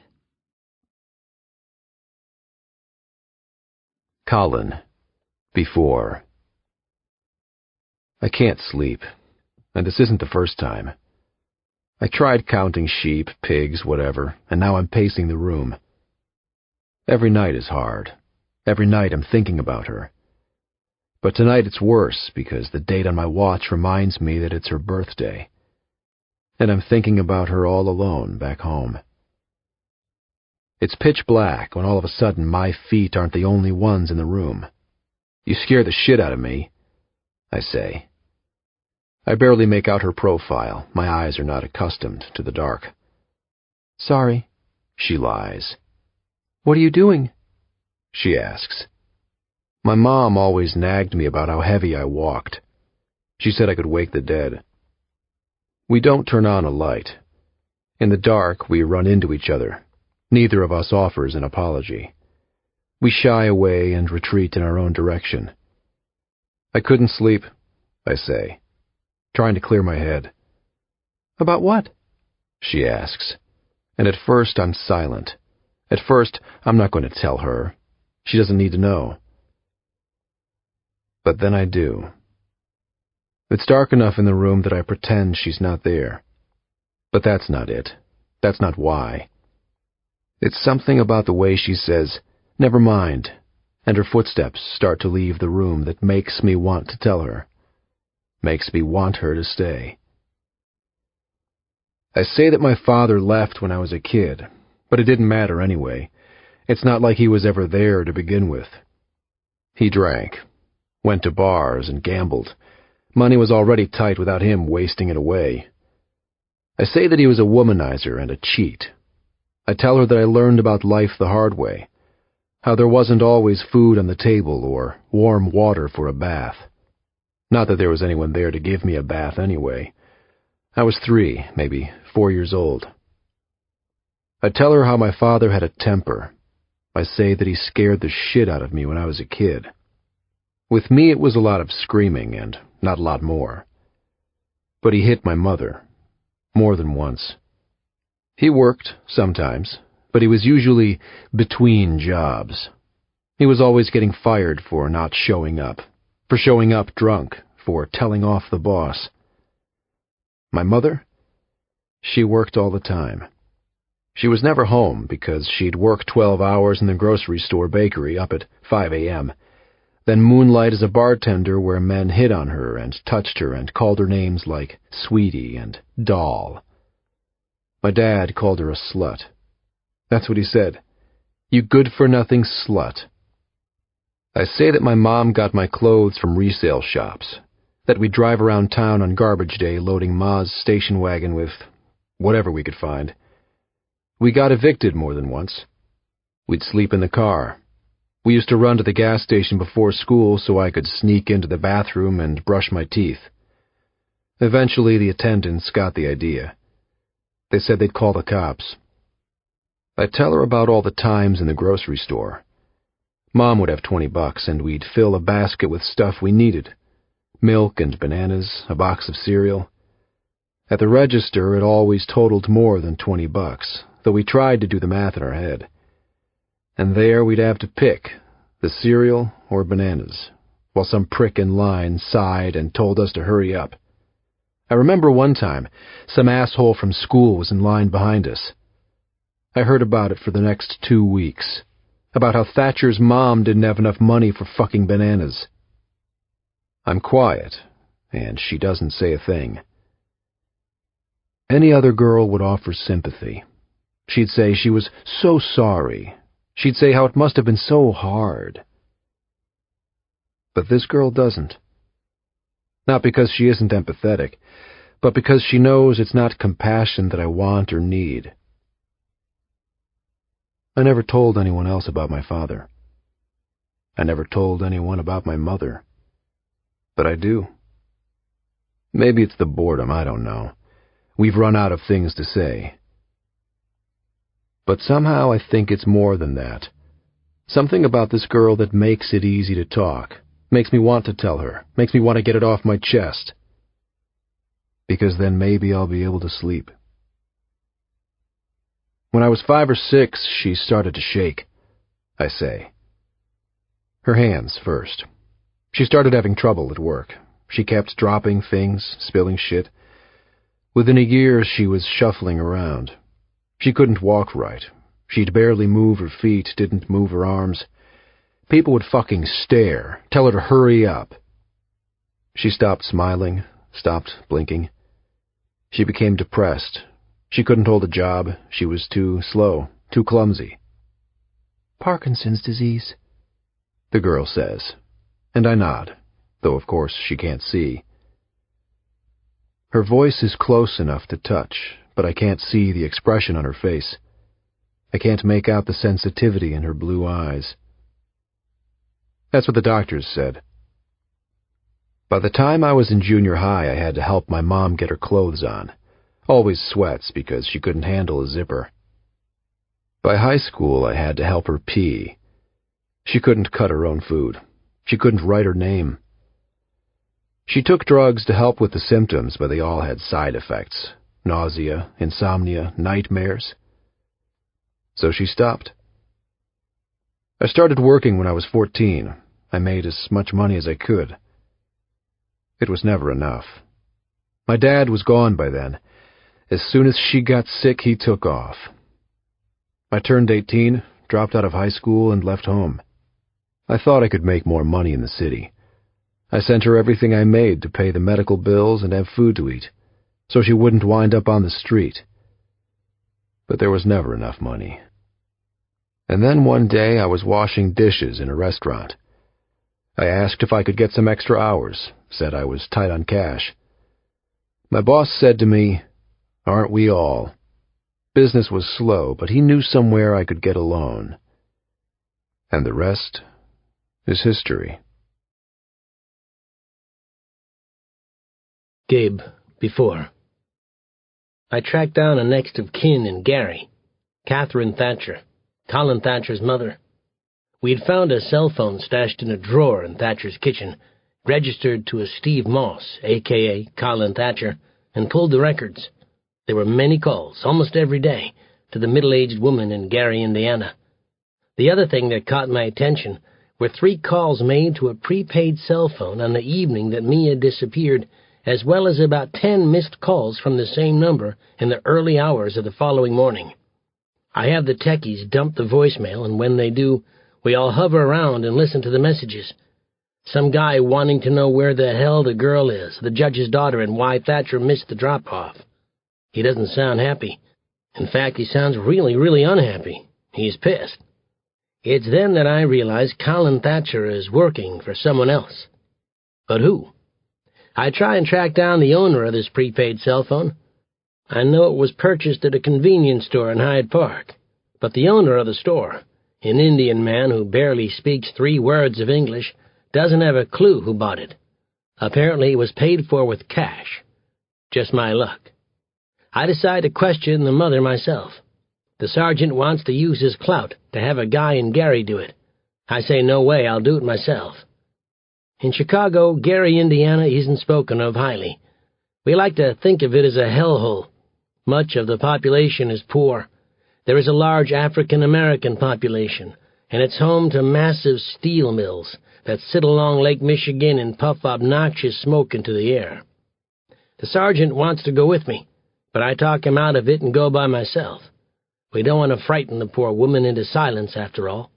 I made the mistake of telling Mrs. Dennett that this was on my schedule for today. She didn't ask to go, but she did hint. I laid a cautious hand on her arm and promised, You'll be the first one I call. It takes about 2 hours. Only 50-some miles, but for the massive amounts of semis along I-90, I lollygag around at about 30 miles per hour. I make the mistake of picking up coffee at a drive-thru and have to nearly piss my pants by the time I arrive. I run into a gas station in Gary, grateful for the arsenal hiding beneath my clothes. Catherine Thatcher lives in a pale blue ranch. The home is dated straight out of the 50s. The lawn is overrun, the shrubbery overgrown. Potted plants lie dead. I knock on the screen door and wait on a concrete stoop that desperately needs repair. The day is dreary, a typical November day in the Midwest. It's just blah. The 40 degrees feeling cold, though I know in a month or two we'll pray for a 40-degree day. When there's no answer, I open the screen door and knock on the wood door, beside a wreath that hangs from a rusting nail. The door is open. It gives but the slightest touch of my hand. Damn it, I think to myself. Maybe I should have brought the sergeant. I reach for my gun, tiptoe in, and call, "Mrs. Thatcher." I walk into the front room. So outdated I have to remind myself I'm not in the home of my grandmother. Shag carpeting, wood paneling on the walls, peeling wallpaper, and the furniture. Everything mismatching. Torn taupe leather beside flowered upholstery. The dull sound of off-tune humming from the kitchen puts me at ease. I slide the gun back into its harness so I don't scare the shit out of the lady. And then my eyes come to a standstill on the image of Colin Thatcher, and what I presume to be Catherine, dressed to the nines, in a small frame atop a 27-inch TV. The TV is on and muted, a soap opera filling the screen. "Mrs. Thatcher." I call again, but there is no response. I follow the humming to the kitchen and knock on the frame of the open doorway, only after watching for a moment as her trembling fingers try once, twice, 3 times to peel back the plastic covering from a TV dinner. The woman herself looks old enough to be the grandmother of Colin Thatcher, and I wonder if we've made a mistake. She wears a robe and fuzzy slippers on her feet. Her legs are bare, and I'm trying not to believe that there's nothing on beneath the robe. "Ma'am," I say, my feet crossing onto the vinyl floor. This time, when she turns, nearly jumping out of her skin at the sound of my voice and the presence of a complete stranger in her home, I hold out my badge to reassure her she's not about to be killed. "Good Lord," she stutters, a shaky hand finding its way to her heart. "Colin?" "No, ma'am," I say, stepping closer. "If I may," I say, reaching across her fragile frame to pull the plastic from the TV dinner. I drop the moist wrapper into an overflowing wastebasket beside the back door. It's a child's microwave dinner with chicken nuggets and corn and a brownie. I hold out a hand to steady Mrs. Thatcher. To my surprise, she accepts. There's very little stability, whether walking or standing still. She moves with painstaking movements, her face void of expression. She stands stooped, her feet shuffling before her. I'm certain at any moment she might fall. Saliva drips from her mouth. "My name is Detective Gabe Hoffman. I'm a policeman with the—" "Colin?" she asks again. This time she begs. "Mrs. Thatcher," I say. "Ma'am, please sit." I help her to a nearby breakfast nook where she sits down. I carry the TV dinner to her and fish a fork out of a drawer, but her hand shakes so persistently she can't get the food to her mouth. She gropes the nugget with a bare hand. The woman looks old enough to be 70. But if she's Colin Thatcher's mother, chances are she's only 50 or so. Her hair is gray, though in the not-so-outdated photo in the front room, it's a chestnut brown. She appears to have dropped a dress size or two, as her robe hangs around her like a garment bag, and the flesh I can see is all sticks and bones. There's a display of medicine bottles across the countertop, and rotten fruit in a basket. And of course, there are the bumps and bruises scattered here and there across Mrs. Thatcher's skin, reminders, I'm assuming, of recent falls. I know there's a name for this. It's on the tip of my tongue. "Have you seen Colin?" I ask. She says that she hasn't. I ask her when she last saw him. She doesn't know. "How often do you see Colin?" I ask. "Every week. He mows the lawn." I peer out the kitchen window at a yard covered in shriveled leaves. "He takes care of you?" I ask. "Mows the lawn, gets the groceries?" She says that he does. I see the fruit rotting on the counter, swarming with an abundance of fruit flies. I allow myself to peek inside the refrigerator freezer and find a bag of frozen peas, a carton of expired milk, a couple of TV dinners. The pantry is as inadequate. A few cans of soup that Mrs. Thatcher likely can't open by herself, and crackers. Does he take out the garbage? I ask. Yes. How long has he been helping you? A year? 2 years? He was a child. When I got sick, his dad... Her voice trails off. Left, I finish. She nods. And now Colin lives with you? She shakes her head. He comes to visit, but not this week, no. Or last. She doesn't know. There are very few dishes in the sink, but the garbage is an abundance of paper plates. He encouraged her to use paper, easier than cleaning up after herself, and takes the trash to the curb every week he comes. But he does the shopping and the cleaning and everything. He does everything. But he hasn't been here for a while, has he, Mrs. Thatcher? A calendar on the wall points to September. The milk in the fridge expired on October 7th. Would it be okay if I took out the garbage for you? I ask. I see that it's full. Okay, she says. The tremors are hard to watch. It makes me uncomfortable, to be honest. I grab the wretched bag of trash and lift it from the bin and head out a back door. It reeks. I jog down 3 steps and toss the garbage into the trunk of my car to deal with later. I make sure no one's looking, and I peek into the mailbox and grab what's there. A stack so high it practically overflows onto the road. There's a slip tucked inside from the USPS requesting the resident pick up additional mail from the post office. The mailman crammed in what he could until there was no more room. Back inside, Mrs. Thatcher is fighting with the corn. I can't take it. Nobody should have to work so hard to eat a damn TV dinner. I slide into the nook across from the gaunt woman and say, "Let me help." I take the fork and serve her a bite. There's a moment of hesitation. God knows the day someone has to spoon-feed me is the day I'd rather be dead. "Where's Colin?" she asks. I offer the food slowly, only a few kernels at a time. "I don't know, ma'am. I'm afraid Colin might be in trouble. We need your help." I find a photograph of Mia Dennett and show it to the woman. I ask if she's ever seen her before. She shuts her eyes. "TV," she utters. "I saw her on TV. She's the, oh, God, Colin, oh, Colin," and she begins to sob.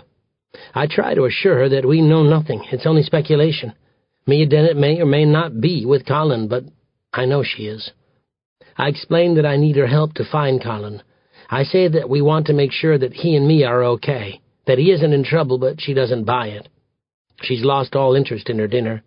Her deformed body droops before the table, and over and over and over again she says, "Colin," in out-of-place answer to every question I ask. "Mrs. Thatcher, can you tell me if there's any place Colin might go if he needed to hide? Colin. Can you provide me with contact information for family or friends, anyone he might have contacted if he was in trouble? His father? Do you own a Rolodex, an address book? Colin. Please try and remember the last time you spoke. Have you talked to him since he was here last, by phone perhaps? Colin. I can't take it. I'm getting nowhere. Ma'am, is it okay if I look around? I'm just going to see if there's something here that might help me find your son. It's like taking candy from a baby. Another mother would lawyer up and demand a warrant, but not Mrs. Thatcher. She knows what will happen to her if Colin doesn't come home. I leave her crying on the breakfast nook and excuse myself. I pass a dining room, a half-bath, a master bedroom, and end up in the bedroom of 17-year-old Colin Thatcher.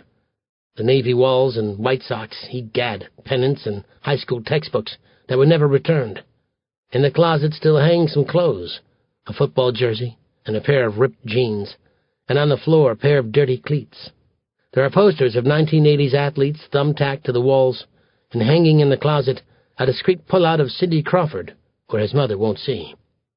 There's an Afghan Catherine likely crocheted when her hand still could, folded across the end of the bed, and a hole in the wall where, in a fit of rage, Colin might have thrown a punch.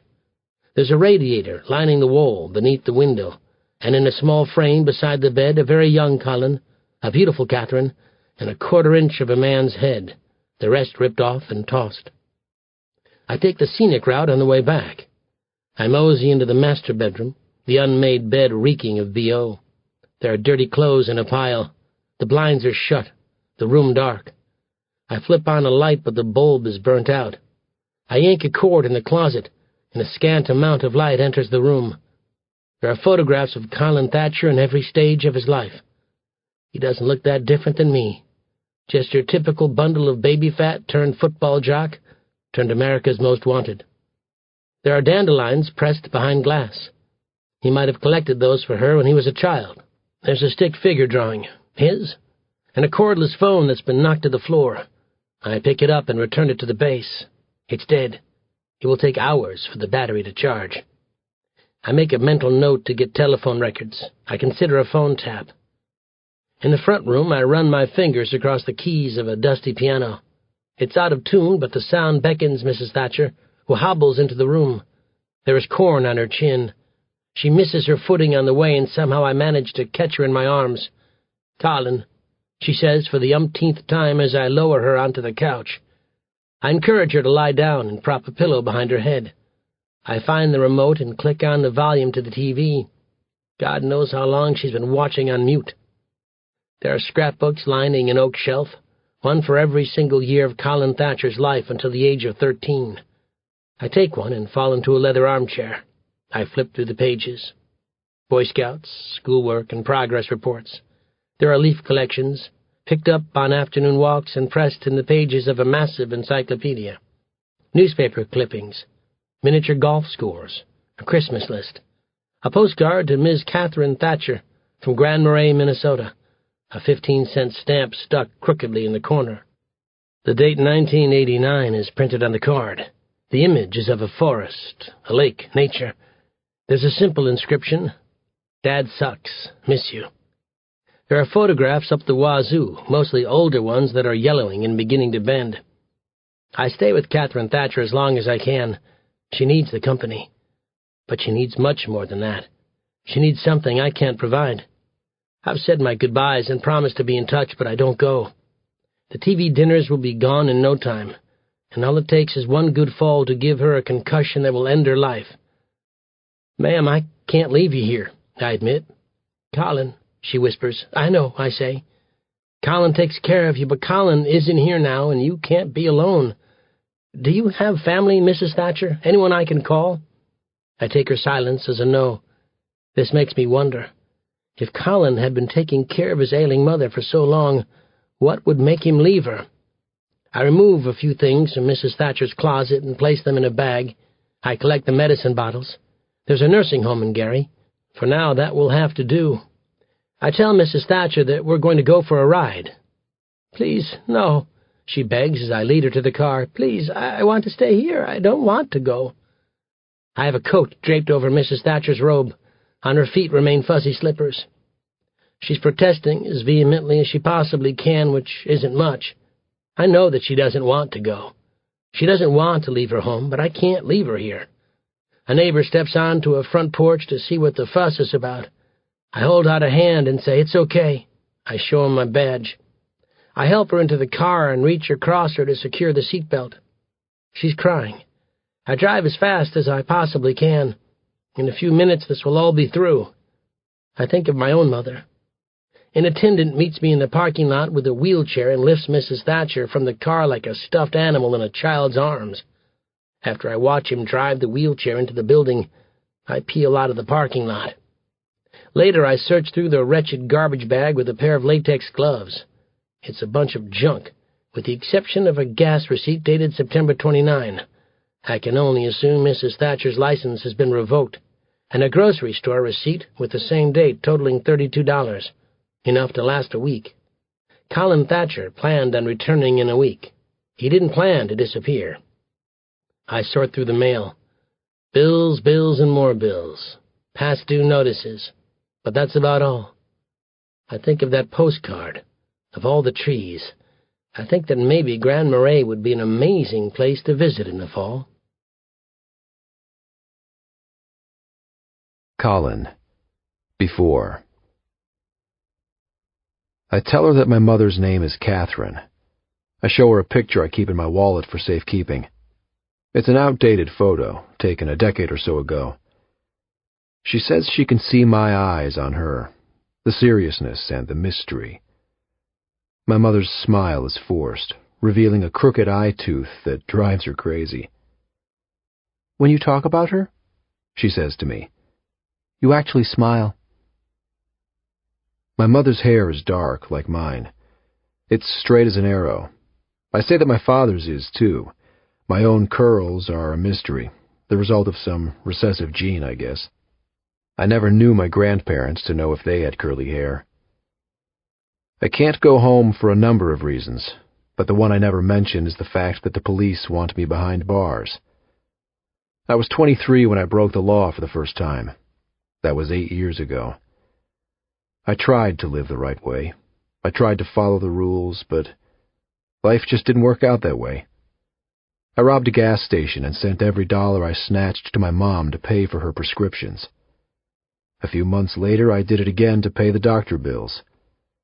I figured out how much money I could make selling dope and did that for a while until I was caught by an undercover cop and spent a few months in jail. After that, I tried to play it straight again. But when my mother received an eviction notice, I became desperate. I don't know why luck has been on my side. I don't understand why I've gone so long without getting nailed by the cops. Really, nailed. Part of me wishes it would happen, so I don't have to go on like this, on the run, hiding behind fake names. Then, she begins. We're outside, walking through the vast trees. It's a milder November day, temperatures lingering in the upper 40s, and she's wearing my coat, sinking into it and burying her hands in the pockets. The hood envelops her head. I have no idea how long we've been walking, but I can no longer see the cabin. We step over fallen logs, and I push aside the branches of an evergreen so she can sneak by without having to wrestle the 60-foot balsam fir. We hike up hills and nearly fall down gullies. We kick aside pine cones and listen to the call of birds. We lean against a western hemlock in the midst of dozens similar trees to catch our breath. Then you're not Owen? No. And you're not from Toledo? I'm not. But I don't tell her who I am. I say that my dad brought me here once, to Minnesota, to the Gunflint Trail. I tell her that he owns the cabin, that it's been in his family for as long as anyone can remember. He'd met some lady. What she saw in the bastard, I don't know, I say. I know it didn't last. We hadn't spoken in years, and I'd all but forgotten about him. Then one day he invited me on this trip. We'd rent an RV. We'd drive from the home he owned in Gary, Indiana, to Minnesota. This was long before he moved to Winona to work for the DOT. I didn't want to go, but my mom said I had to. She had some naive idea my father wanted to fix things with me. But she was wrong. The lady had some prick kid about the same age as me, so he planned some big vacation, as if this was something we did. The lady, her kid, and me. He wanted to impress her. He promised me a bike if I didn't do anything to screw it up. I kept my mouth shut the whole time. Never saw the bike. I tell her that I haven't spoken to him since, but still I keep tabs on him, just in case. She says that she doesn't know how I maneuver my way through the woods. I say that it's second nature. Boy Scouts, for one, and this innate ability to know which way is north and which way is south. That and a lot of time spent roaming the woods, anything to get away from fighting parents when I was a kid. She keeps up with me as I hike through the woods. She doesn't get tired. How does a girl who grew up in the city know all the names of the trees? She points them out to me, balsam fir and spruce and pine, as if it's a fucking biology lesson. She knows that acorns belong to oak trees and those stupid little helicopters fall from maple trees. I guess it doesn't take a genius to know that. It's just that I never cared. Not until I watched her hands release the seeds and then watched her eyes as she stared in awe as they spun their way to the ground. She teaches without meaning to. She points out that those helicopters are Samaras and the red cardinal is the male. She's offended that all the showy animals are male and the females are drab. Cardinals, ducks, peacocks, lions. I'd never noticed the difference. She wouldn't be so offended if she hadn't been screwed over by every man in her life. She says that she could never wrap the words around it, about how her father makes her feel. She says I wouldn't understand anyway because he'd never hit her, and never let her spend one night cold. He never let her go to sleep without dinner. She has a student named Romaine, this black kid who spends most of his nights in a homeless shelter on the north side. He chooses to go to school, though no one's making him. He's 18, working on a high school diploma because he won't settle for a GED.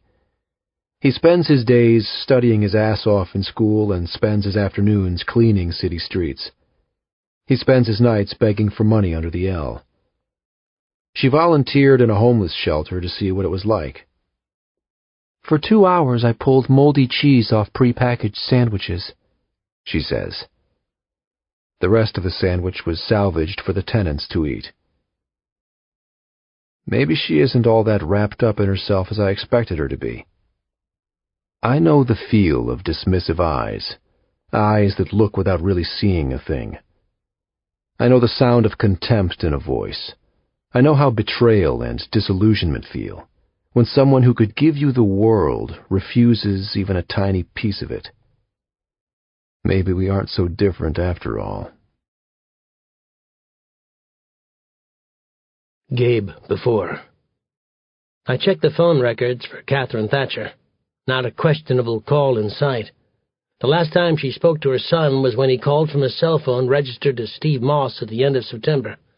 The rest were telemarketers, collection agencies, reminders for doctor appointments to which she never went. I put a call into the nursing home in Gary. The attendant asks if I'm family. I say no, I'm not, and they won't pay me the time of day. I can hear an elderly man screaming in the background. I try not to imagine Mrs. Thatcher listening to his roar. I know it would make her upset. I remind myself that she's being fed, bathed, cared for. I remind myself that I'm not her son. This is not my responsibility.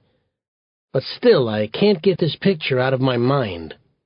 My mother sitting in her bathrobe, at the end of a sunken bed, staring vacantly out a dirty window, hopeless and alone, while an elderly, toothless man shouts in the hall.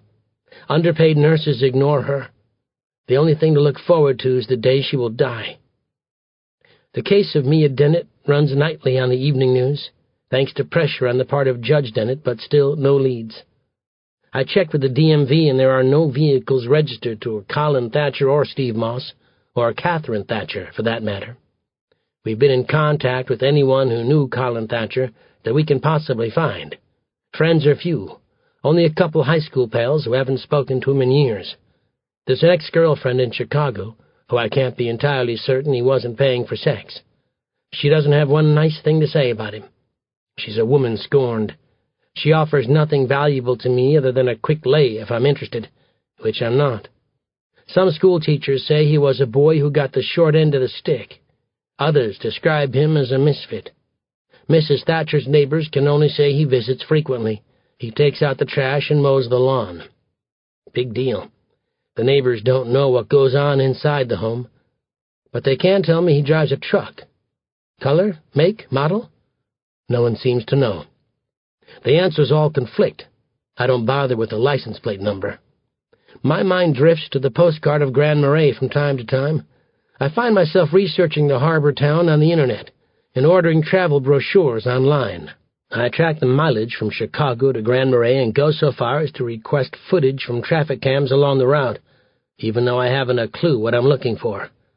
I'm at a dead end. There's nothing to do now but wait.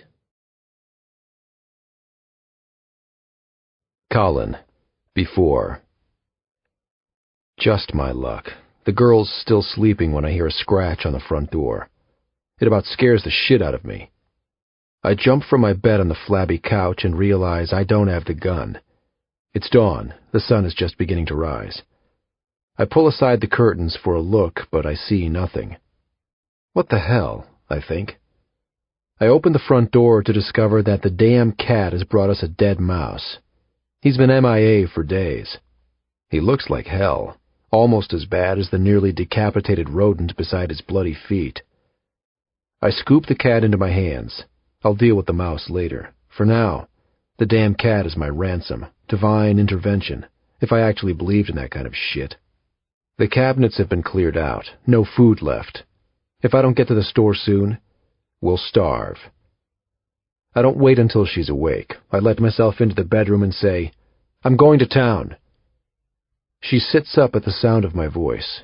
She's confused by sleep and rubs at her eyes. "What time is it?" she asks, but I ignore the question.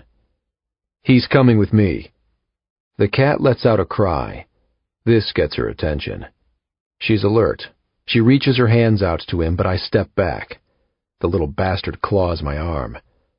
"How did you—" "If you're still here when we get back, I won't have to kill him." And then I leave. I race to town. I go over 70 in a 55-mile-per-hour zone. I'd bet my life the girl wouldn't do anything stupid, but then again, I can't get the image out of my mind. The cabin swarmed by cops waiting for me when I return. I pass a couple outfitters on the way to Grand Marais. I always try to mix it up.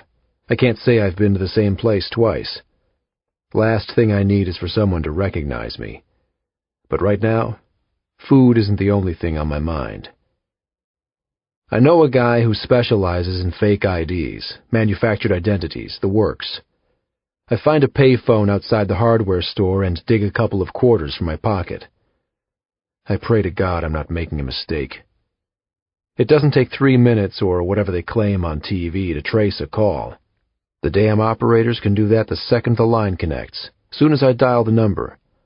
All it takes is for Dan to tell the cops he got a call from me, and by tomorrow, they're clustered around Hardware Sam looking for me. It comes down to options.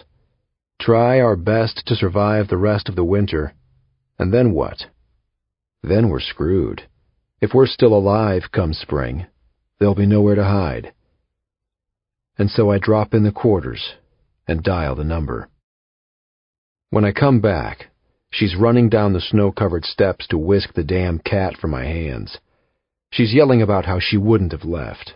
She's cursing me for threatening the cat. "How the hell would I know?" I ask. I take the paper bags of canned food from the back seat of the truck. There must be a dozen bags, each one piled high with 10 or 15 cans of food. This is it, I tell myself.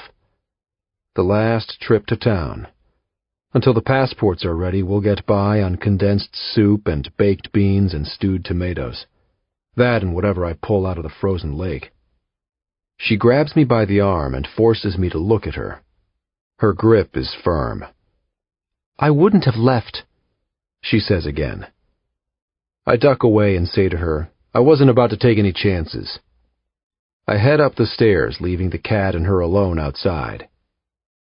She convinces me to let the cat stay inside. It gets colder every day. He won't survive all winter. "No way," I say. But she insists. "He stays." Just like that. Something is changing. I tell her about working with my uncle when I was a kid. It's with reluctance that I talk at all, but there's only so much silence a person can take. I started working for my mother's brother when I was 14. This beer-bellied bum who taught me how to do all his handyman services so that, at the end of the day, I could do all the work and he could take home 90% of the pay. No one in my family went to college. No one. Maybe some distant cousin or something, I say, but no one I know. Everyone is blue-collar. Most people work in Gary's steel industry. I grew up in a world where I, as a white boy, was a minority, and where nearly a quarter of the population lived below the poverty line. The difference between you and me, I tell her, is that I grew up with nothing. I didn't hope for more. I knew I wouldn't get it. But you must have dreamed of becoming something. I dreamed of maintaining the status quo, of not stooping any lower than I already was. But then I did. My uncle, Louis, taught me to fix leaky faucets and install hot water heaters, how to paint bedrooms and fish a toothbrush out of a toilet, how to edge a lawn, fix a garage door, and change the lock on someone's house after they'd kicked out their ex. Louis charged a flat $20 an hour. At the end of the day, he sent me home with about $30 to my name. I knew I was getting ripped off. By the time I was 16, I was working on my own. But the work was unstable. I needed something I could depend on. Unemployment in Gary is high. She asks me how often I visit my mother. I stiffen at the mention of her and am quiet. You're worried about her, she says. I can't help her when I'm here. And then it hits her. The money? She says. The $5,000? I sigh. I tell her that it was for her. She won't take her medicine anymore, not unless I force her to. She says that she forgets. But the reality is that she doesn't want to deal with the side effects. I tell her that I would go to her home in Gary every Sunday, organize the medicine into a pill dispenser, take her grocery shopping, clean the house. But she needed more. She needed someone who could take care of her all the time, not just on Sundays. A nursing home, she says. I wanted to put my mother in a nursing home, and I planned to use the $5,000 to get her in. But of course now there is no money, because in one impulsive moment I chose to save the girl and ended up screwing over my mother and myself at the same time. But in the back of my mind, I know why I did it. And it wasn't about the girl. If my mother found out that I'd been the one to snatch the judge's daughter, later, when it was all over the news that she'd been found somewhere slain, it would have killed her. The $5,000 wouldn't have mattered anymore. She'd be dead, and if not dead, she'd want to be. She didn't raise me to be like this. I just didn't think about it all before the girl was in my truck, when the dollar signs gave way to reality. The girl, crying beside me, the image of Dalmar's guys tearing her from the truck, the 30 years in prison. My mother would be dead before I was ever released. What good would that do? I begin to pace the room. I'm mad, not at her, at myself. I ask, what kind of person wants to put their mother in a nursing home because they're so fucking sick and tired of caring for them? It's the first time I let myself be unguarded.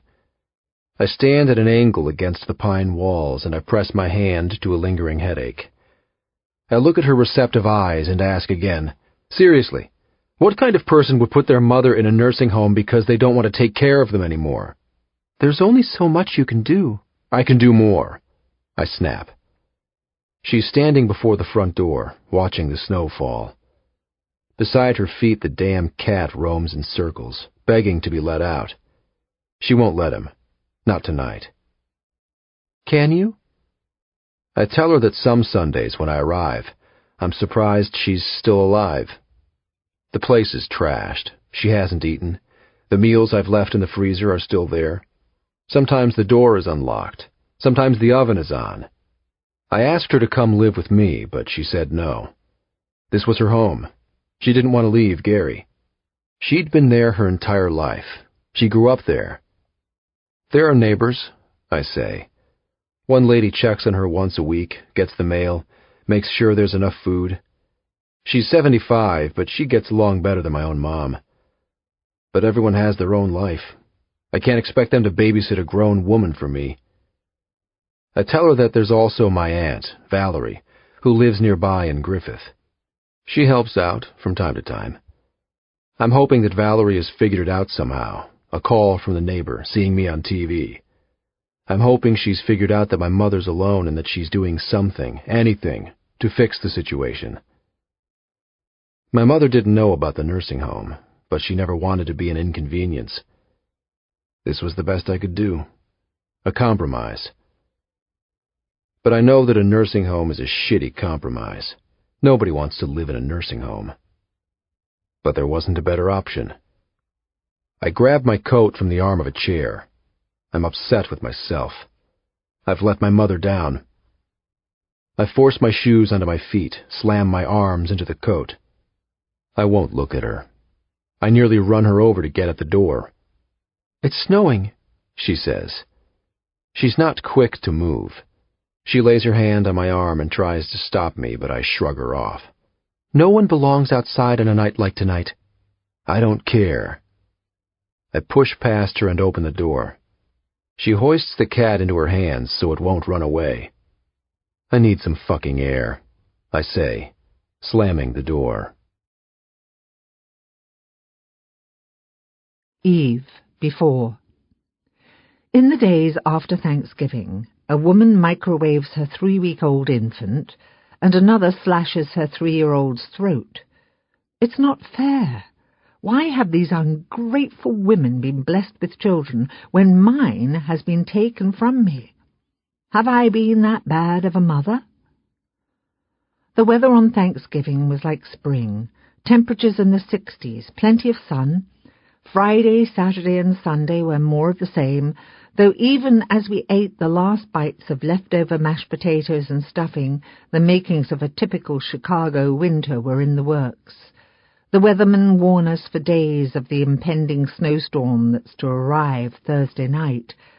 The grocery stores have run out of bottled water as people prepare to take shelter in their homes. My God, I think it's winter, an annual certainty, not the atomic bomb. I take advantage of the warm weather to decorate the home. I'm certainly not in the cheery holiday spirit, but I do it nonetheless to stave off boredom and the dreadful thoughts that fill my mind. To enliven the home, not that James or I will notice, but just in case. Just in case Mia is here for Christmas to enjoy it. The tree and the lights and her aging childhood stocking with the embroidered angel whose hair is beginning to fall off. There's a knock at the door. I start, as I always do, and a thought crosses my mind. Mia?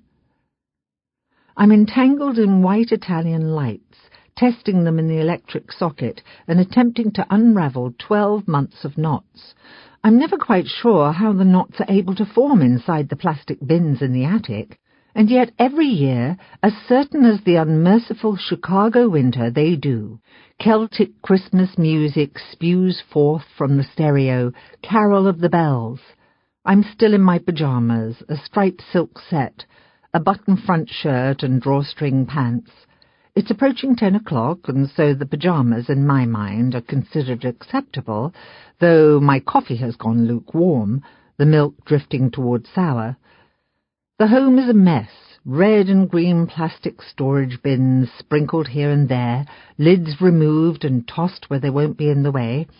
There are branches of the artificial Christmas tree we've assembled every year since James and I rented an apartment in Evanston while he was finishing up his law degree. They're stacked in piles across the living room. I've looked through the boxes of ornaments we've collected over the years, everything from baby's first Christmas to those beaded candy canes the girls made in 3rd grade. But these are the ornaments that rarely make it to the tree, forced to remain in the box and collect dust. I was always insistent upon a lavish tree for others to admire at holiday parties. I hated the chintzy clutter that filled other homes on Christmas, the snowmen and bric-a-brac that people collected over the years. But this year, I vow, the girls' ornaments will be the first I hang. I rise from the floor, leaving the lights behind. I can see Detective Hoffman peering through the beveled glass. I open the door and welcome a gust of cool air that rushes in to greet me. "Good morning, Mrs. Dennett," he says, welcoming himself into my home. "Good morning, Detective." I run a hand through my uncombed hair. His eyes peek around the house. "Doing some decorating, I see," he says. "Trying to," I respond, "but the lights are all tangled."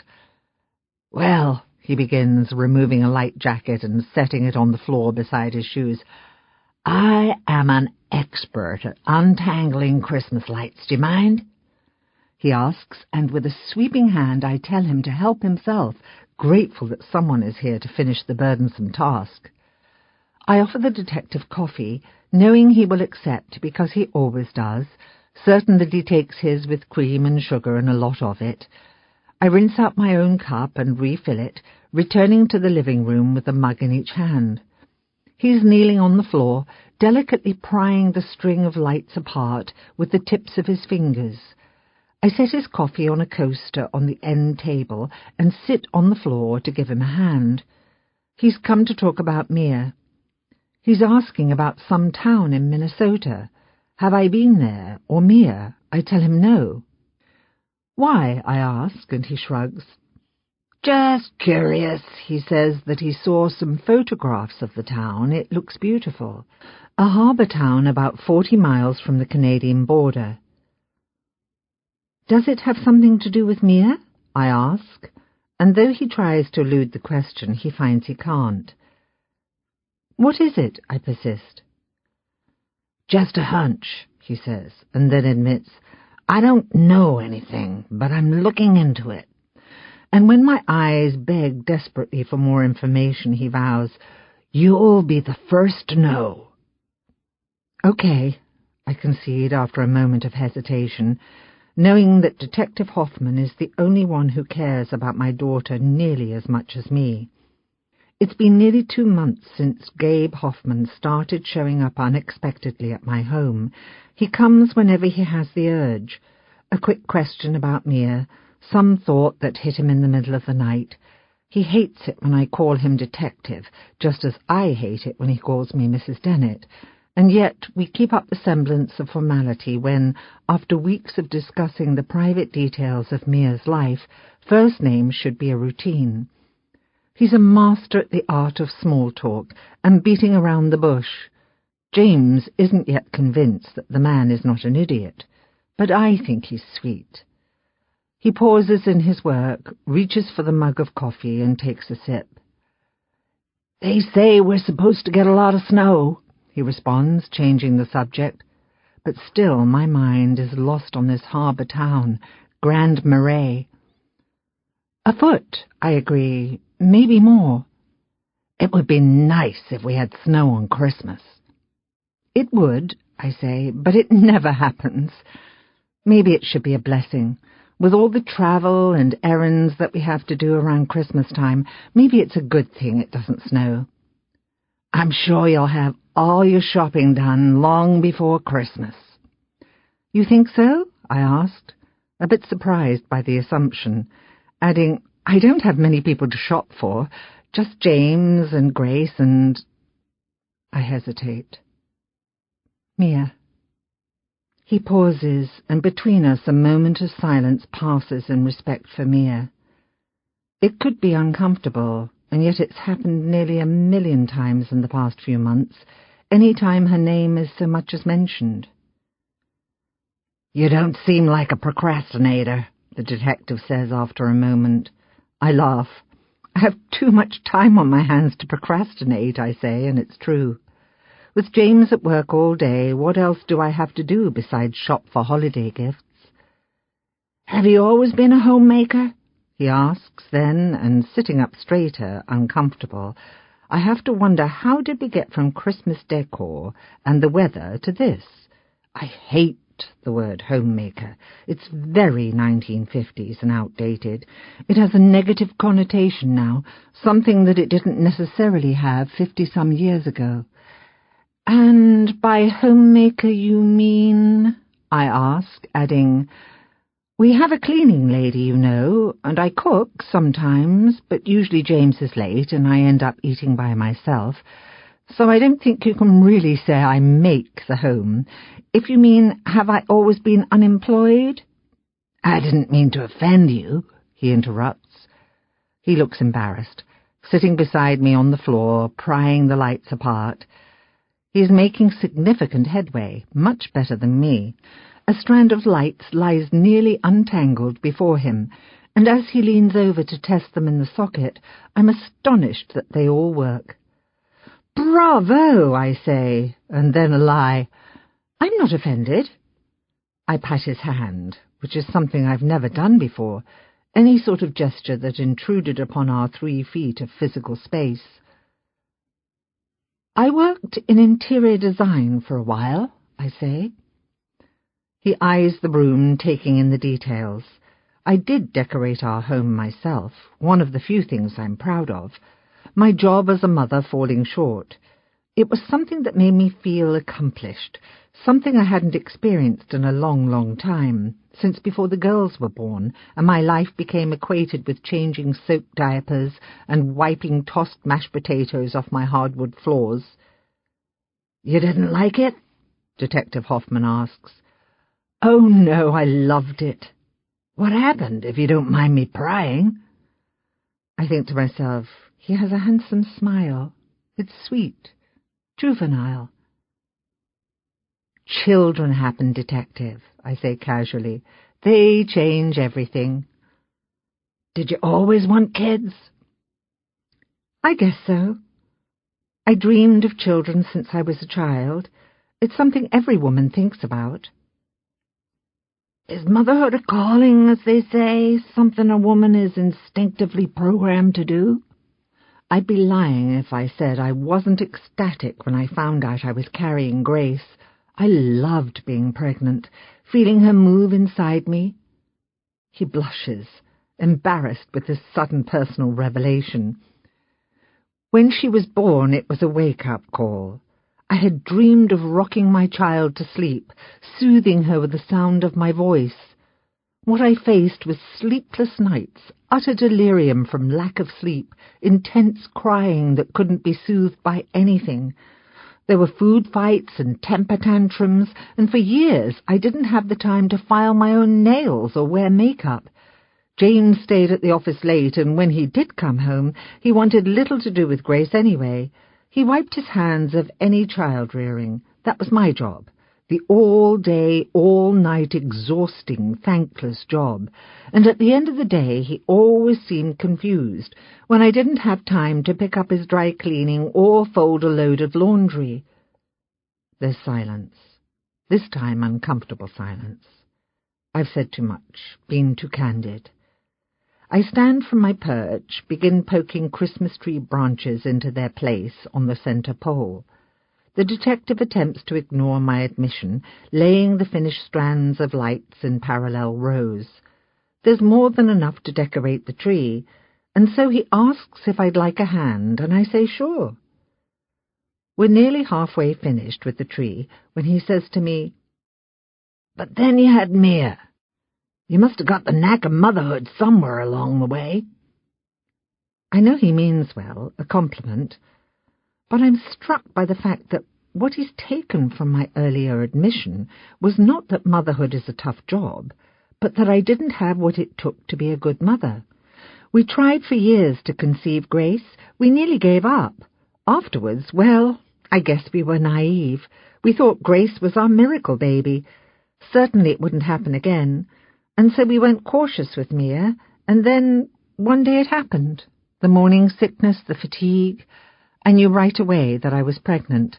I didn't tell James for days. I wasn't sure how he'd react. How did he react? I take the next branch from the detective's hand, thrust it into the tree. Denial, I suppose. He thought I was wrong, that I misread the signs. He didn't want another child? I don't think he wanted the first one, I admit. Gabe Hoffman stands before me in a camel-hair blazer that I'm certain cost him an arm and a leg. He wears a sweater beneath that, and a dress shirt beneath that, and it's beyond me how he's not sweating. "You're very formal today," I say, standing before the Christmas tree, sporting my silk pyjamas. I can taste morning breath on my tongue. In that moment, the sunlight pouring in the living room windows and obscuring my view, he looks chic and suave. "The court this afternoon," is all he manages to say, and then we silently stare. "I love my daughter," I say to the detective. "I know you do," he responds. "And your husband? Does he love her too?" I'm overcome by the brashness, but what should offend and turn me away somehow pulls me closer. I'm fascinated by this no-nonsense Gabe Hoffman, one who doesn't beat around the bush. He stares and my eyes drop to the ground. James loves James, I admit. On the far wall is a framed photograph, James and me on our wedding day. We were married in an old cathedral in the city. James's parents covered the extravagant cost, though according to tradition it should have been my father who footed the bill. The Dennets wouldn't have it, not because they were trying to be nice, rather they believed James and my wedding might be chintzy otherwise, a humiliation in front of their affluent friends. This just isn't the life I envisioned when I was a child. I let the Christmas tree branches drop to the ground. Who am I kidding? We'll have no Christmas this year.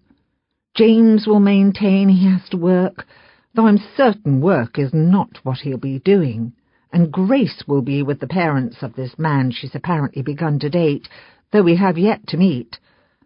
We'll have a meal, James and me, Christmas Day, as we do many other days of the year, and it will be as mundane as it can possibly be.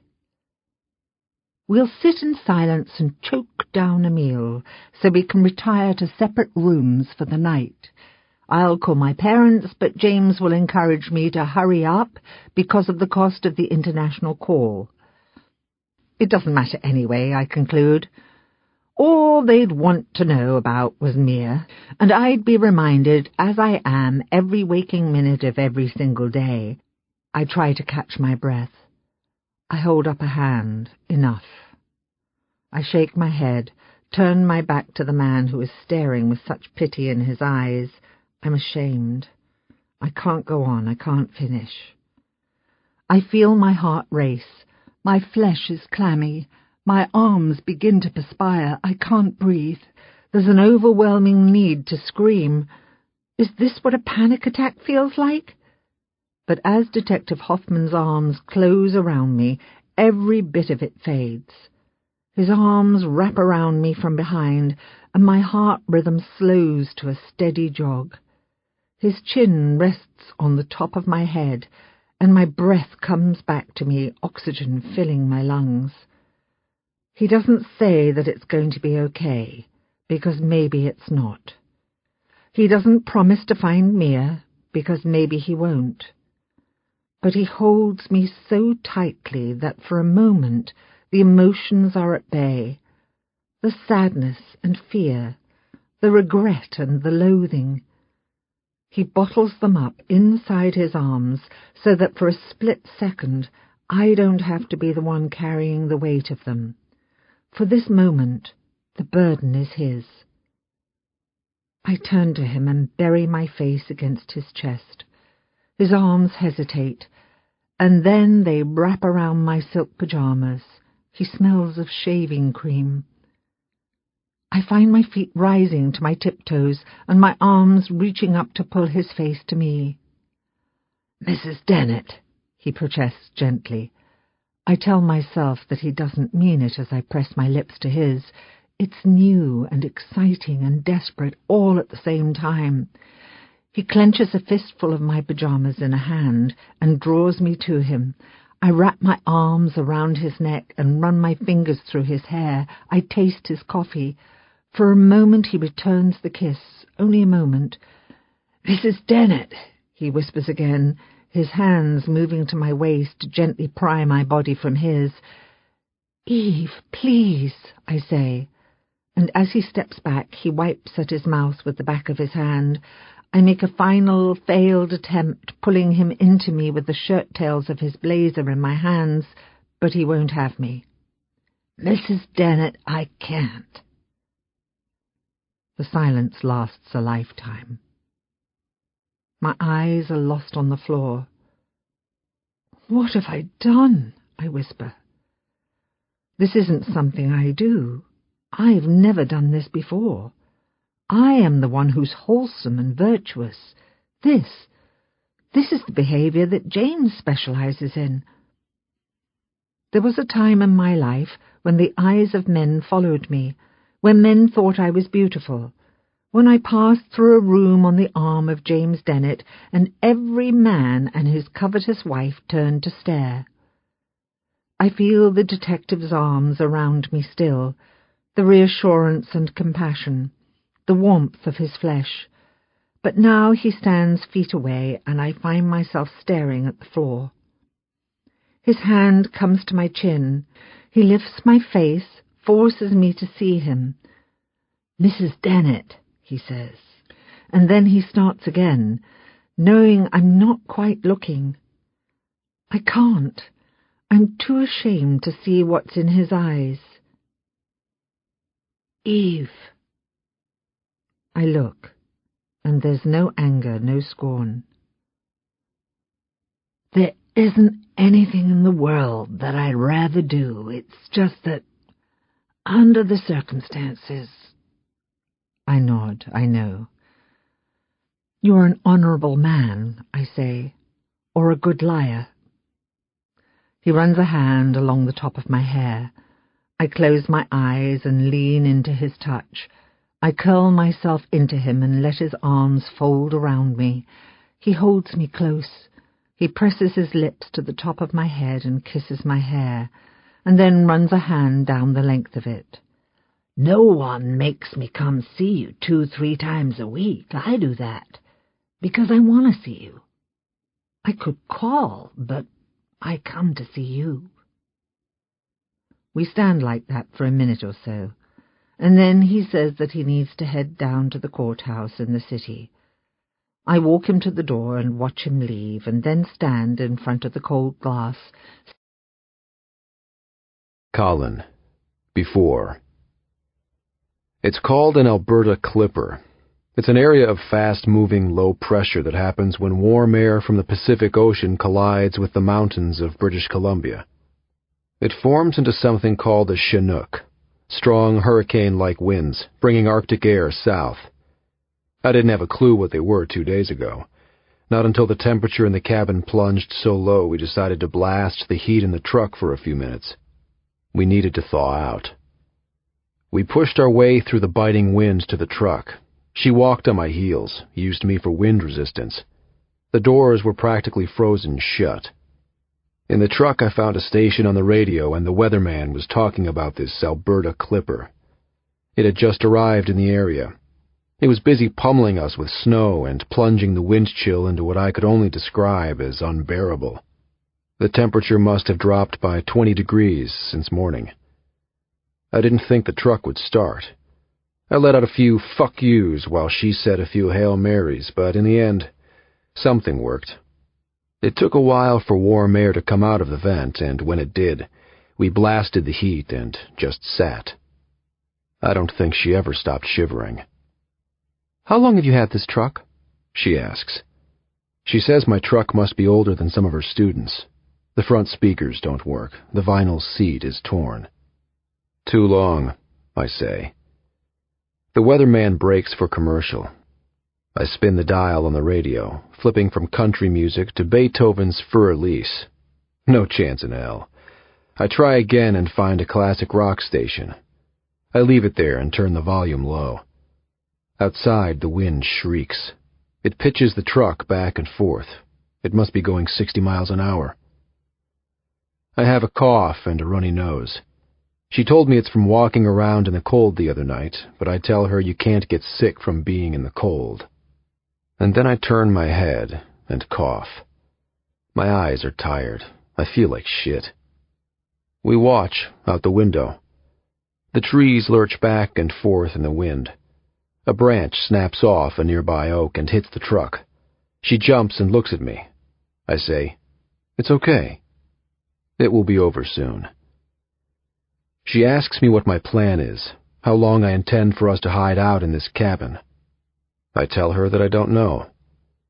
"There are some things I need to figure out," I say, "before we can go," well aware that when I go, she's coming with me. It's all I can think about these days, when and where we're going. The dropping temperatures make clear that we can no longer stay here. I've got Dan working on phony passports, but he said it would take time. "How much?" I asked, from the payphone outside Hardware Sam, making sure he knew we didn't have much time. "Call me in a couple weeks," he said. "I'll see what I can do." So for now, we wait. But I don't tell her that. For now, I let her think I don't have a clue. The Beatles come on the radio. She says that they remind her of her mom. She used to listen to their records when Grace and I were kids, she says. She liked the music, but more than anything, it was a link to her English heritage. She cherished all things English, tea and Shakespeare and the Beatles. "Why don't you ever talk about your mom?" I ask. She says she's sure she's mentioned her. But I probably only mentioned her in passing. That's the way my mother is, she tells me. Never in the spotlight. There's just never anything to say. She's quiet, submissive, malleable. My hands hover before the vent, trying to absorb as much heat as I can. "What does she think happened to you?" I ask. I can smell the way our soap clings to her skin like it never does mine. A subtle smell. Like apples. "I don't know," she says. "I haven't thought about it." "But she knows you're gone." "Maybe." "And she's worried?" "I don't know," she says. "Why's that?" She thinks about it. "In the last year she's called, maybe once or twice. But then I didn't call back, and she didn't want to be a bother, so she let it go." But she says she wonders. She says the thought has crossed her mind a number of times. What did people think when her birthday passed? When she wasn't at Thanksgiving dinner? She wonders if people are looking for her, if they realize she's gone. "I wonder if the police are involved or if it's just gossip. Did I lose my job to another teacher? Was my apartment taken from me when I didn't pay the rent?" I tell her that I don't know. Maybe. But does it matter anyway? It's not like she can go home. It's not like she'll ever return to that job, that apartment. "But she loves you," I say. "Your mother." "Sure," she says. "She's my mother." And then she tells me about her. "My mother's an only child," she says. "She grew up in Gloucestershire, in this sleepy little village with old stone cottages, the ones with the steep sloping roofs, with homes that are hundreds of years old. It's where my grandparents live. Theirs is nothing special, an outdated cottage with so much clutter it always drove me crazy. My grandmother is a pack rat. My grandfather the kind of man who will be drinking beer until he's 102. He reeks of it, in an endearing sort of way. His kisses are always slobbery kisses that taste of beer. They're your typical grandparents. She can bake like no one else in the world. He has hours and hours of fascinating stories about fighting in the war. My grandmother writes me letters, these long letters on sheets of notebook paper, with the most perfect penmanship, this fluent cursive that dances on the page. And in the summer she slips in pressed flowers from a climbing hydrangea I always adored, this amazing vine that's climbed along the stone wall and now covers the roof of her home. She tells me that her mother used to sing Lavender's Blue to her when she was a kid. I've never heard of it. I tell her that. She remembers growing up with her sister, a game of hide and seek. After her sister closed her eyes and counted to 20, she disappeared into her bedroom and put some headphones on. "I was in a closet," she tells me. "A small, cramped linen closet, just waiting for her to find me." She says she sat there for over an hour. She was 4 years old. It was her mother who found her in the end, who searched the house from top to bottom when she finally noticed Mia was missing. She remembers the squeak of that closet door sliding open and she, on the floor, half asleep. She remembers her mother's eyes, deeply apologetic, and the way she cradled her on the floor, saying over and over again, "You're my good girl, Mia," letting her mind wander about that which wasn't said. She remembers that her sister was hardly reprimanded.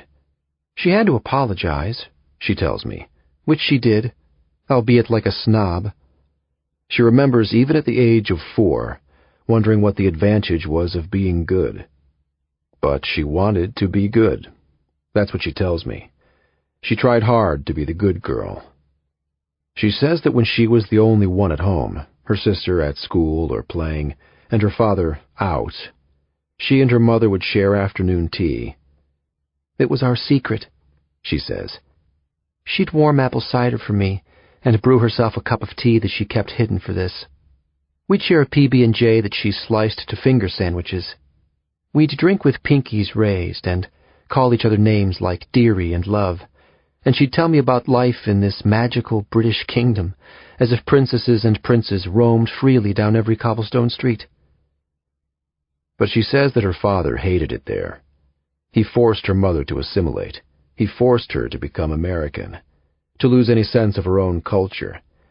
She tells me that it's called imperialism, a relationship based on dominance and subordination. She grimaces when she says her father's name. I don't think she means to. I don't think she knows she's doing it. But she does. I think her parents' relationship isn't the only imperialistic one. It's dark outside, pitch black without the moon. The truck's interior lights help us see, but still, there's just the contour of her skin, the reflection of light off her eyes. She says, "She's nearly devoid of her English upbringing, having been in the United States since she was younger than me. My father made her stop using words like lorry and lift and flat in place of truck and elevator and apartment. I don't know when it happened, when chips became French fries to her, or when she stopped slipping the word bloody into angry snipes. But somewhere over the course of my childhood it happened." I ask who's looking for her. Certainly someone has figured out she's gone. "I don't know," she says.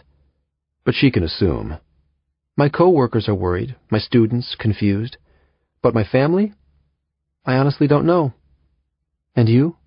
she asks. "Who's looking for you?"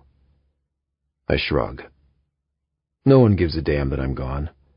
"Your mother?" she says. I turn and look at her. I say nothing. Neither of us is sure if it's a question or not. What I know is that I feel something change inside me every time she looks at me. Her eyes no longer look through me. Now, when she talks, she looks at me. The anger and hate are gone. I reach out and run a hand toasted by the heating vent across her cheek. I tuck a strand of hair behind her ear. I feel her cheek press against my hand, and it lingers there a while. She doesn't object. And then I say to her, "We should get inside. It's only going to get harder the longer we stay out here." She isn't quick to move. She hesitates. I think she's going to say something. She looks like she wants to, like she's got something on the tip of her tongue. And then she mentions Dalmar. "What about Dalmar?" I ask. But she doesn't tell me.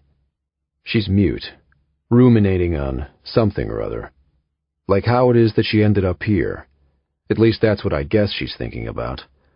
How is it that the daughter of a rich judge ends up hiding out in a shitty little cabin with me? "Never mind," she says. She's reconsidered.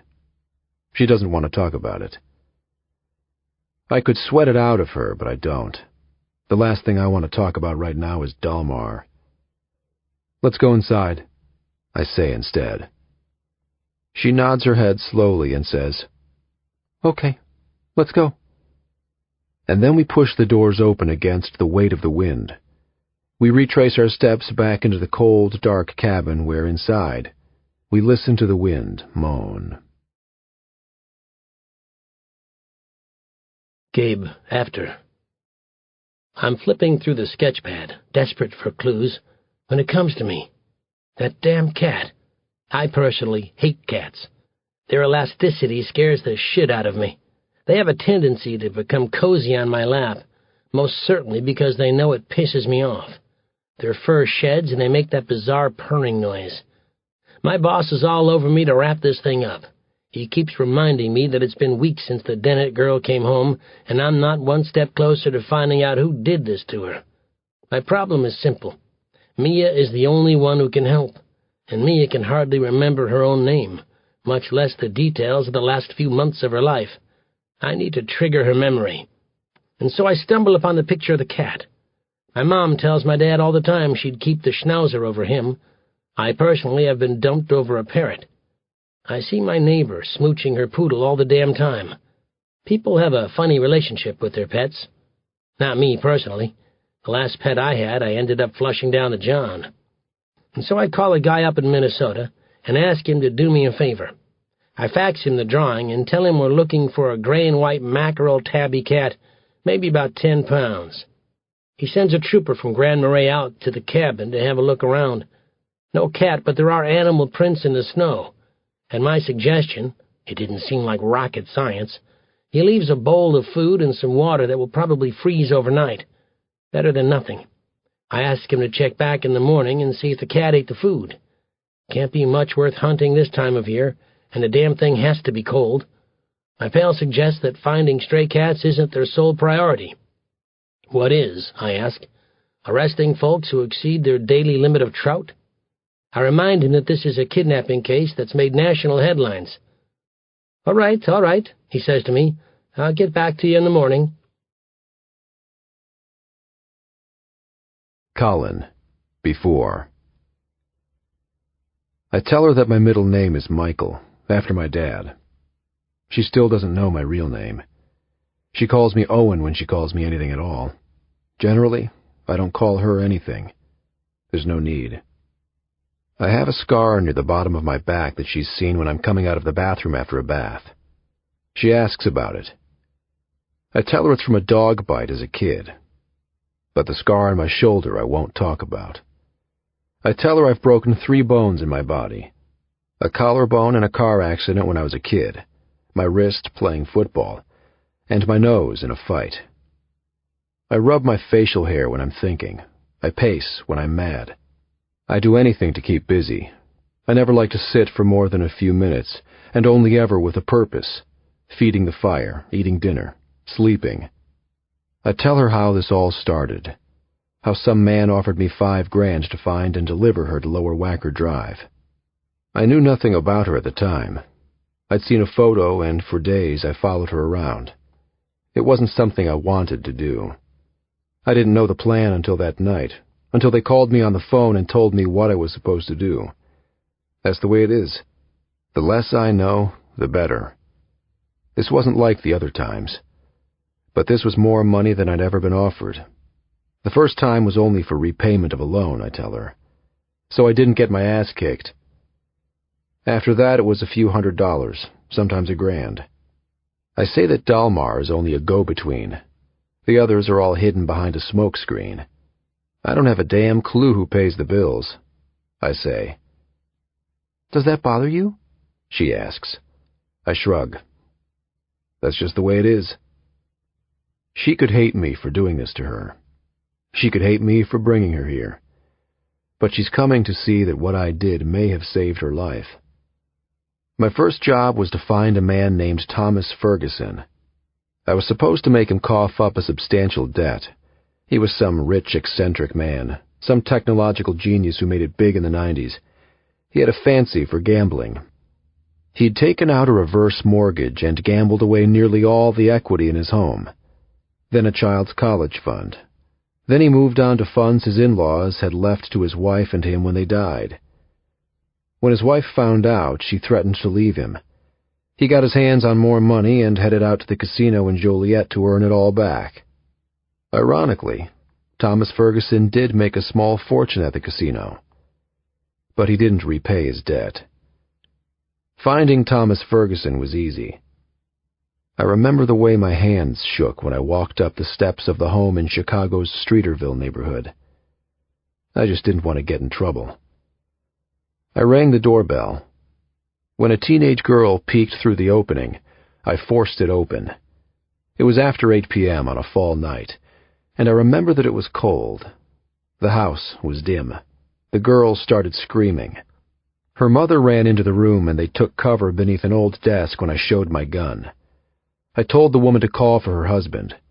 It took a good 5 minutes for the coward to show his face. He'd been upstairs hiding. All the necessary precautions had been made, cutting phone lines and blocking the back door. He wasn't going to get away. And yet Thomas Ferguson waited long enough for me to tie up the wife and girl and stand with the gun to the wife's head when he finally appeared. He said he had no money, not a penny to his name. But of course that couldn't be true. Parked outside was a brand-new Cadillac SUV that he'd just given to his wife. I tell her that I never killed anyone. Not that time, not ever. We make small talk to pass the time. I tell her that she snores when she sleeps. She says, "I wouldn't know. I can't remember the last time someone watched me sleep." I always wear shoes, even when we know there's nowhere to go, even when the temperature plummets into -degrees and we know we won't move an inch from the fire. I leave the water at a trickle in all the faucets. I tell her not to turn it off. If the water freezes, the pipes will burst. She asks me if we'll freeze to death. I say no, but I'm not so sure. When I'm really bored, I ask if she can show me how to draw. I yank them out page by page because they look like shit. I drop them into the fire. I try to draw a picture of her. She shows me how the eyes go toward the center. The eyes are generally aligned with the top of the ear, the nose with the bottom, she says. Then she makes me look at her. She dissects her own face with her hands. She's a good teacher. I think of the kids in her school. They must like her. I never liked a single one of my teachers. I try again. When I'm through, she says that she's a perfect replica of Mrs. Potato Head. I yank it from the spiral notebook, but when I try to torch the page, she takes it from my hands. "In case you're famous one day," she says. Later, she hides it where I won't find it.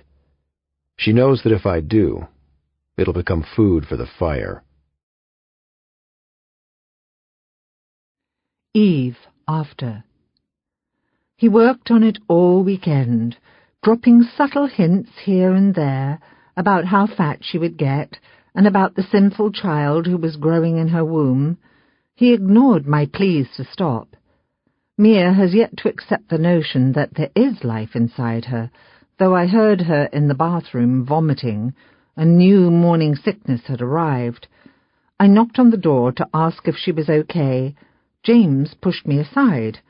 I caught the door frame so I didn't fall, staring at him in dismay. "Don't you have errands to run?" he asked. "A manicure, pedicure, something?" I'm opposed to abortion. To me it's murder. That's a child inside Mia, no matter what kind of madman helped create it. A child with a heartbeat and budding arms and legs, with blood that runs through its tiny body, through my grandchild's body. James wouldn't leave me alone with Mia. He kept her confined to the bedroom for most of the weekend, filling her mind with literature on the pro-choice movement, pamphlets he'd picked up from clinics in the city, and articles he'd printed from the internet. He knows my opinion on abortion. We're generally both conservative in our views. But now there's an illegitimate child inside our daughter's womb. He tossed all rational thinking aside. There's only one thing that matters, getting rid of the child. He promised to pay for the abortion. He told me that much, or at least muttered it under his breath, as if he was talking to himself. He said he'd pay for it because he didn't want the bills submitted to the insurance company for coverage. He wanted no record that this had ever happened. "You can't make her do this, James," I said Sunday night. Mia wasn't feeling well. James had brought crackers into the bedroom. He'd never paid her this much attention in her entire life. She didn't join us for dinner. It was no coincidence. I was certain James had locked her in the bedroom so she couldn't be influenced by me. "She wants to do it." "Because you told her she has to." "She's a child, Eve, who doesn't have the slightest memory of creating the bastard. She's sick. She's been through enough. She's not capable of making this decision right now." "Then we'll wait," I suggested, "until she is ready. There's time." There is time. We could wait weeks, even more. But James doesn't think so. He wants this done now. "Damn it, Eve!" he snapped, skidding his chair out from the kitchen table and standing up. He walked out of the room. He hadn't finished his soup. This morning he had Mia up and out of bed before I'd finished a cup of coffee. I'm sitting at the kitchen table when he all but pulls her down the stairs. She's dressed in a mismatching outfit I'm certain James has ripped from her closet and forced her to put on. "What are you doing?" I demand, as he yanks her coat from the front closet and insists she get it on. I hurry into the foyer, my coffee cup slipping from the edge of the table and shattering into 1,000 pieces on the hardwood floor. "We've talked about this," he says. "We're in agreement, all of us." He stares at me, compelling me to agree. He had called his judge friend and asked that the man's wife, Dr. Wakukoff, do him a favor. I heard him on the phone early this morning before 7 a.m., and the word disbarred stopped me outside his office door mid-stride. Abortions are done at clinics throughout the city, not reputable obstetricians' offices. Dr. Wakukoff is in the practice of bringing babies into this world, not taking them out. But the last thing James needs is for someone to catch him walking into an abortion clinic with his daughter in tow. They will sedate Mia until she's so calm and content she can't say no if she wants to. They'll dilate her cervix and reach in to suction the baby out of its mother's womb, like a vacuum. "Mia, honey," I say, reaching out for her hand. It's as cold as ice. She's in a fog, not yet awake from sleep, not yet herself. She hasn't been herself since before her disappearance. The Mia I know is outspoken and forthright and strong in her convictions. She knows what she wants and she gets what she wants. She never listens to her father because she finds him cold and reprehensible. But she's numb and emotionless, and he has used this to his advantage. He has her entranced. She's under his spell. She cannot be allowed to make this decision. This decision will remain with her for the rest of her life. "I'm coming," I say. James backs me against a wall with a finger pointed at me. He orders, "You're not." I push him away and reach for my coat. "I am." But he won't let me get in the way. He rips the coat from my hands and throws it to the floor.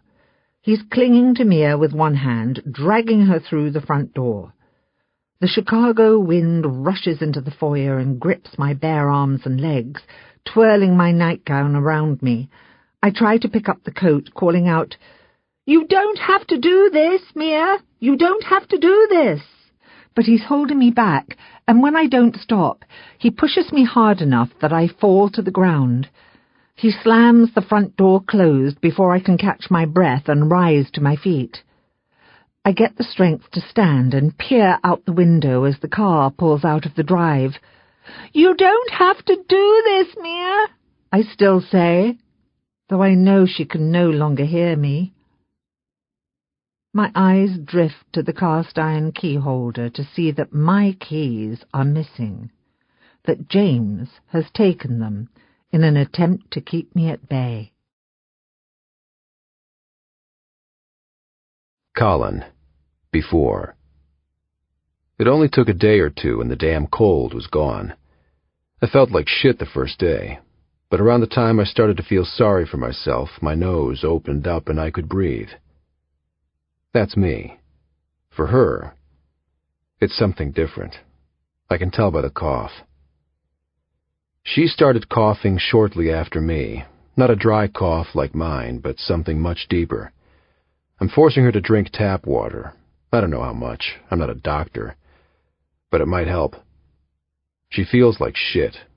I can see it in her face. Her eyes droop. They water. Her nose is raw and red from wiping it with scraps of toilet paper. She's freezing her ass off all the time. She sits before the fire with her head pooled over the arm of a chair, and she sinks to a place where she hasn't been before, not even when I held that gun to her head. "You want to go home?" I ask. She tries to hide it, but I know that she's been crying. I can see the tears run their course down the length of her cheeks. They drip to the floor. She lifts her head. She wipes at her face with the back of a sleeve. I just don't feel good. She lies. Of course she wants to go home. That cat doesn't leave her lap. I don't know if it's the warm Afghan she has or the fact that she's cooking before the fire. Or maybe it's pure devotion. How the hell would I know? I picture myself holding that gun to her head. I imagine her lying on the rocky earth surrounded by leaves. These days I can't get that image out of my head. I press a hand to her head and tell her that it's hot. She says she's so tired all the time. She can barely keep her eyes open, and when she comes to, I'm always there with a glass of water for her to drink.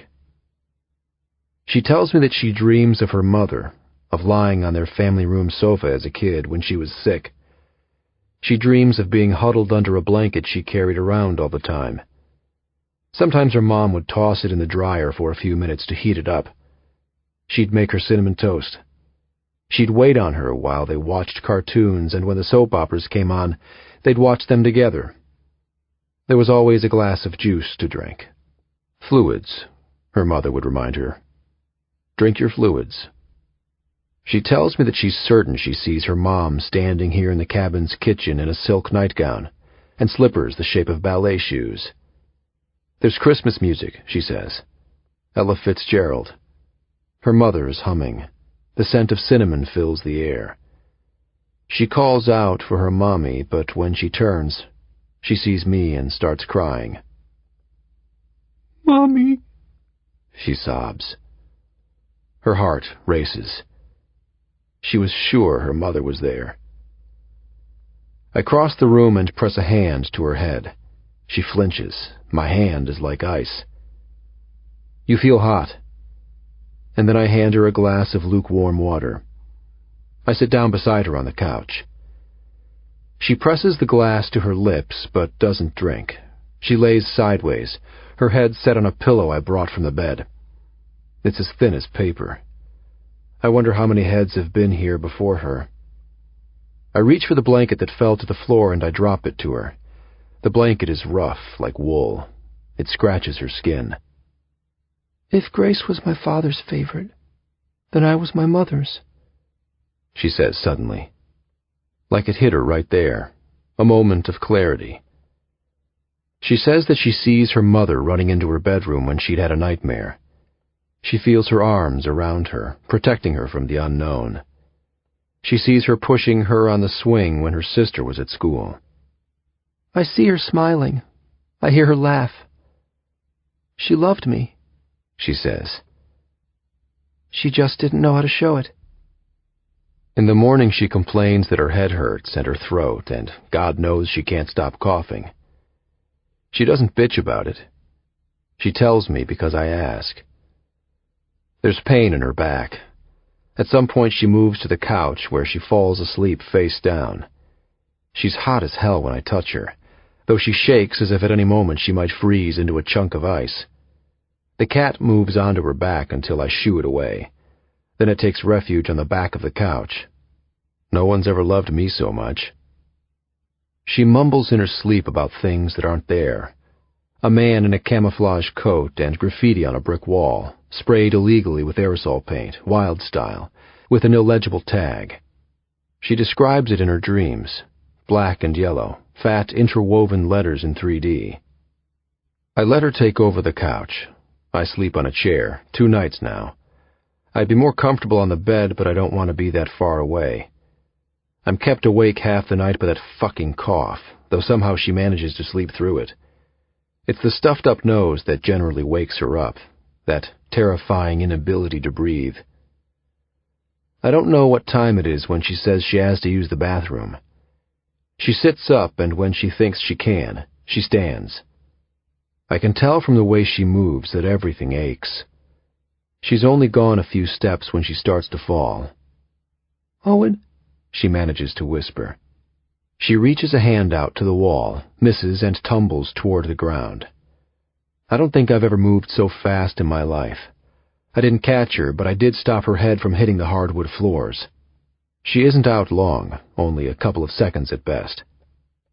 When she comes to, she calls me Jason. She thinks that I am him. And I could get pissed, but instead I help her to her feet, and together we go into the bathroom, and I pull down her pants and help her pee.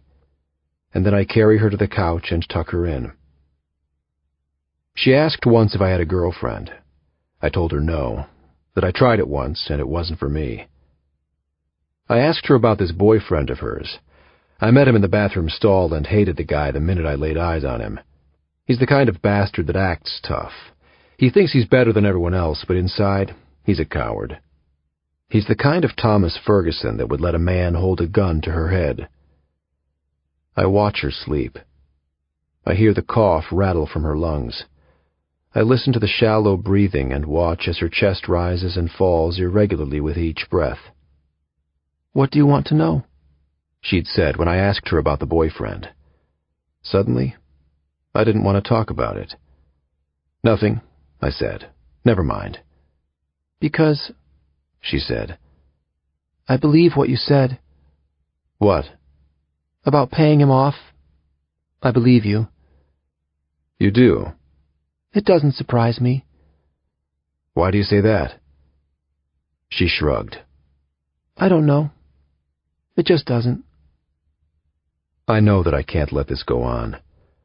I know that every day she gets worse. I know that she needs an antibiotic, that without it she could die. I just don't know what to do. Eve, after. She certainly can't be alone. I leave the house as soon as James arrives home without Mia in tow. There's nothing more important than Mia. I am positive she's standing alone on a street corner, deserted by her own father, and certainly lacking the resources to get back home. I'm screaming at him. How could he do this to our child? He let her walk out of that doctor's office alone, into the cold January day, knowing full well she isn't able to make herself breakfast, much less find her way home. And he told me that she's the one who's being stubborn, that Mia is the one being unreasonable about this damn baby. He said that she refused the abortion, that she walked out of the obstetrician's office just as the nurse called her name. James stomps into his office and slams the door, unaware of the suitcase I pack, and quietly walk down the stairs before I leave. I don't give her enough credit.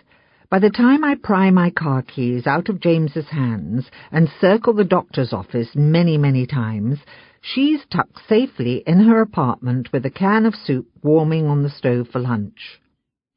She opens the door, and I fall into her and hold her as tight as I possibly can. She's standing in the small apartment she used to call home. It's been a long time since she was here.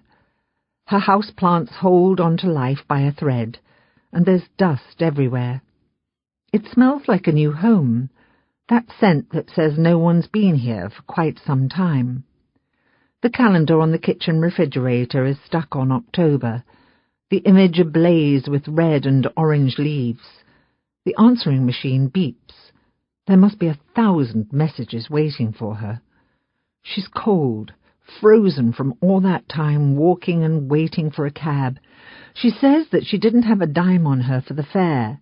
It's freezing cold in the apartment. She slipped her favorite hooded sweatshirt over a thin blouse. "I'm so sorry," I say over and over again. But she has it all together. She holds me at an arm's length and asks what happened, and I tell her about James. It's me who's losing it, who's falling apart. She takes the suitcase from my hands and brings it into the bedroom. "Then you'll stay here," she says. She sits me down on the couch and covers me up with a blanket, and then walks into the kitchen to finish the soup. "Chicken noodles," she says, because it reminds her of home. We eat our soup, and then she tells me what happened at the obstetrician's office. She runs a hand across her abdomen and curls into a ball on a chair. Everything was going as planned. She said that she had talked herself into it, and it was only a matter of time before it was all going to be through. James was sitting there, reading from some law journal and waiting for the appointment. In just a few minutes, the Russian doctor was going to get rid of the baby. But, she tells me, there was a little boy and his mother. He was barely 4. She tells me about the woman with her belly the size of a basketball. The boy played with his matchbox cars up and down the legs of the stiff waiting room chairs. Vroom, vroom, vroom. He dropped one at James's feet, and the bastard had the nerve to push it away with his Italian loafers, his nose never rising from the book. And then I heard his mother, Mia says, dressed in these cute denim overalls and looking as uncomfortable as could possibly be, say to the boy, "Come here, Owen." And he ran for her and zoomed a car over her protruding belly and climbed into her lap, saying, "Hi, baby," to the unborn child. She stops to catch her breath and then admits to me, "Owen, I didn't know what it meant, but it meant something. I couldn't take my eyes off the little boy." "Owen," I heard myself say aloud, and both the boy and his mother looked at me. James asked Mia what she was doing, and she related the feeling to déjà vu. It was as if she'd been there before, but what did it mean? Mia says that she leaned forward in her seat and told the little boy that she liked his cars. He offered to show Mia one, but his mother laughed and said, "Oh, Owen, I don't think she wants to see them." But Mia did. James scolded her and told her to give the kid his toys back, but she wanted to do anything to be close to the boy. She says that the sound of his name made it hard to breathe. "Owen, I took one of the cars in my hand, a purple van, and told him how much I liked it, and then drove it over the top of his head, and he laughed. He said that he was going to have a baby brother soon, Oliver." And then the nurse was there in the doorway, calling her name. James rose to his feet, and when she didn't, he told her that it was her turn. The nurse called her name again. She looked right at Mia. She knew who she was. James said her name more than once. He tried pulling on her arm and got in her face to discipline her, as only James would do. He reminded her again that it was their turn. Mia tells me, "Owen's mother called to him, and I saw myself reach out and stroke that curly hair, and I don't know who was the most aghast, the boy's mother or Dad, but the boy liked it and smiled, and I smiled back. I placed the 2 matchbox cars back in the boy's hands and stood from my seat." She tells me that James sighed, "Thank God, it's about time." But it wasn't time. She reached for her coat and whispered to him, "I can't do this." She slipped out into the hall. He ran after her, of course, full of condemnation and criticism and threats. He urged her to reconsider, but she couldn't. She didn't know what any of it meant. Owen. She didn't know why that name meant so much to her. All she knew was that it wasn't time for her baby to die. Colin. Before. It's 2 a.m. when I'm woken up by her scream. I stand from the chair and see her pointing across the pitch-black room at something that isn't there. "Mia?" I say. But I can't get her eyes off it. "Mia!" I snap again. My voice is firm. I must look at the spot 5 times because she's scaring the shit out of me. Her eyes, filled with tears, are locked in place on something. I reach for the light and turn it on, only to reassure myself that we're alone. Then I drop to my knees before the couch. I take her head into my hands and force her to look at me. "Mia!" I say, and she snaps out of it. She tells me that there was a man at the door with a machete and a red bandana tied around his head. She's hysterical, delirious. She can describe everything about him down to a hole in the right thigh of his jeans, a black man with a cigarette pinched between his lips. But what concerns me most is the heat coming off her face when I press my hands to it, the glazed-over look of her eyes when she finally looks at me, and her head drops to my shoulder and she begins to cry. I run the water in the bathtub and let it fill to the top. I have no medicine. I have nothing to bring her temperature down. It's the first time I'm grateful that the water refuses to warm beyond lukewarm.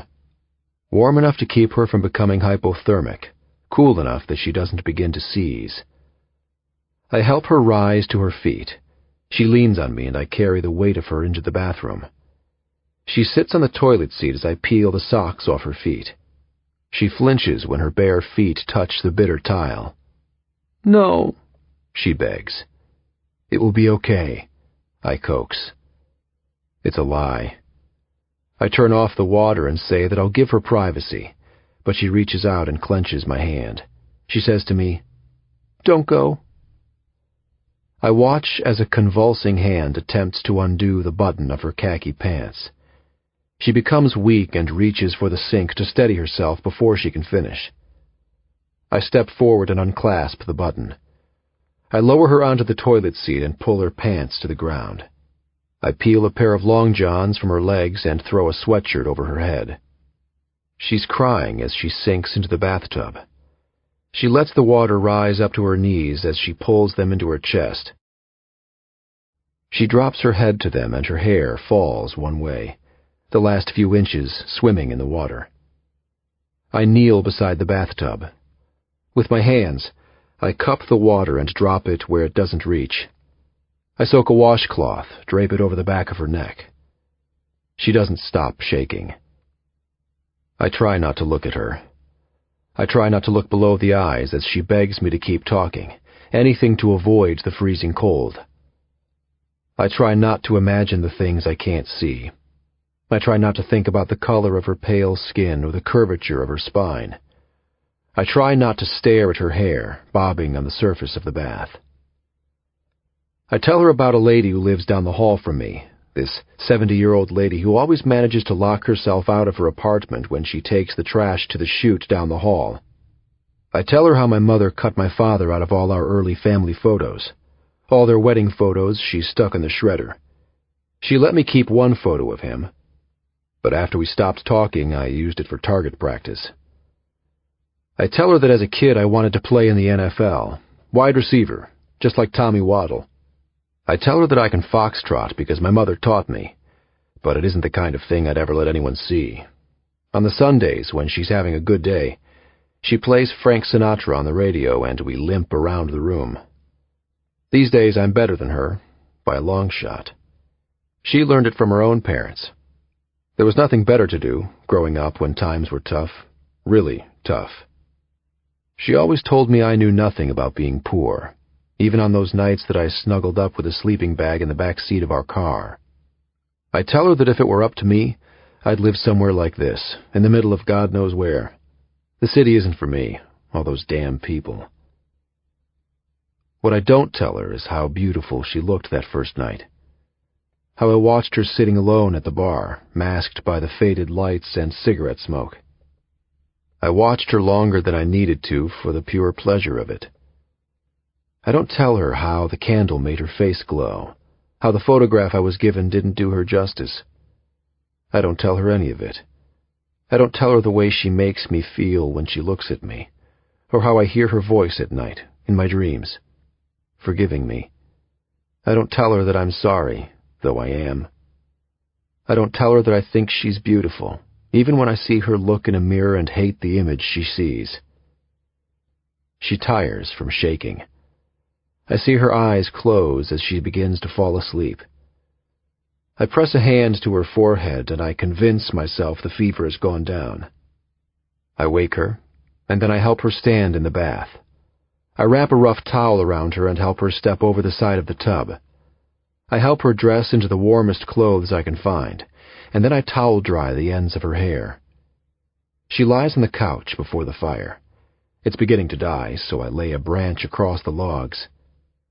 Before I can cover her with a blanket, she's asleep, but she continues to hack. I sit beside her and will myself not to sleep. I watch the rise and fall of her chest so I know that she's alive. There's a doctor in Grand Marais. I tell her we need to go. She tries to object. We can't, she says. But I tell her we need to. I remind her that her name is Chloe. I do everything I can to disguise us. I tell her to pull her hair back, which she never does. On the way, I run into a grocery store for a pair of reading glasses. I tell her to put them on. Not perfect, but it will have to do. I wear my socks hat. I tell her we're paying in cash, no insurance. I tell her not to talk more than she has to. Let me do the talking. All we need is a prescription. I drive around Grand Marais for a good 30 minutes before deciding on a doctor. I do this by their names. Kenneth Levine sounds too formal. Bastard probably falls asleep every night to the news. There's a clinic, but I keep driving. Too many people. There's a dentist, an OBGYN. I decide on some broad named Kayla Lee, a family practitioner with an empty parking lot. Her little sports car is parked out back. Not very practical for the snow on the ground. I tell Mia we don't want the best doctor in town, just one who knows how to write a prescription. I help her cross the parking lot. Be careful, I say. There's a layer of ice on the ground. We skate across it to the door. She can't get rid of the damn cough, though she lied and said she was feeling better. The office is on the second floor, above a copy shop. We enter and head straight up the narrow stairway. She says that it's heaven to be somewhere warm. Heaven. I wonder if she really believes in that kind of shit. There's a lady sitting behind the desk, this woman who's humming Christmas crap. I usher Mia into a seat. She buries her nose into a tissue and blows. The receptionist looks up. "Poor thing," she says. I get the paperwork from her and sit down in the bariatric chair. I watch Mia fill out the forms. She manages to remember Chloe, but when she comes to last name, her hand becomes still. "Why don't I do it for you?" I ask. I slide the pen from her hand. She watches me write Romaine. I make up an address. I leave the insurance information blank. I bring the paperwork up front and tell the lady we'll be paying cash. Then I sit beside her and ask if she's okay. I take her by the hand. My fingers slip between hers and I squeeze lightly and say to her, "Everything's going to be okay." She thinks it's all a ruse for the receptionist's benefit, but what she doesn't know is that I suck at acting. The lady leads us to a back room and takes Mia's vitals. The room is small, and there's an animal mural painted across the walls. "Low blood pressure," the lady says.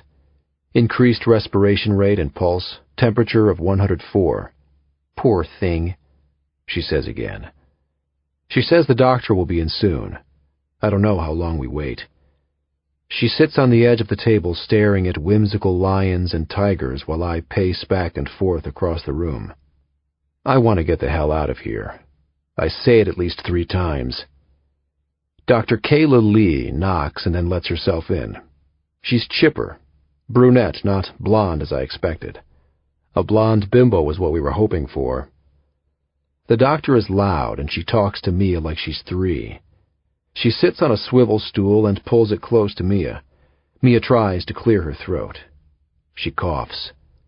She's a fucking mess. But maybe feeling like shit helps disguise the fact that she's scared half to death. The doctor asks if she's seen us before. Mia can't come up with the words, so I step in. I'm surprisingly calm. "No," I say. "New patients." "So what's going on?" She peeks down at the file. "Chloe?" Mia is growing exhausted from this trip. She can't hold the doctor's stare. I'm certain the doctor smells the BO on both our clothes. Clothes we've worn almost every day so that we no longer smell the stink. She's hacking up a lung. There's a barking cough that sounds like a dozen terriers fighting inside her. Her voice is hoarse. It threatens to disappear.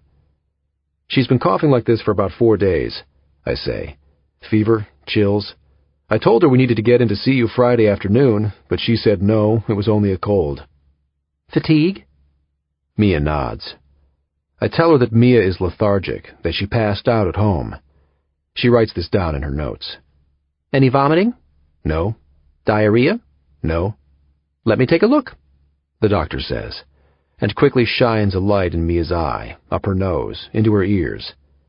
She tells her to say ah and feels her glands.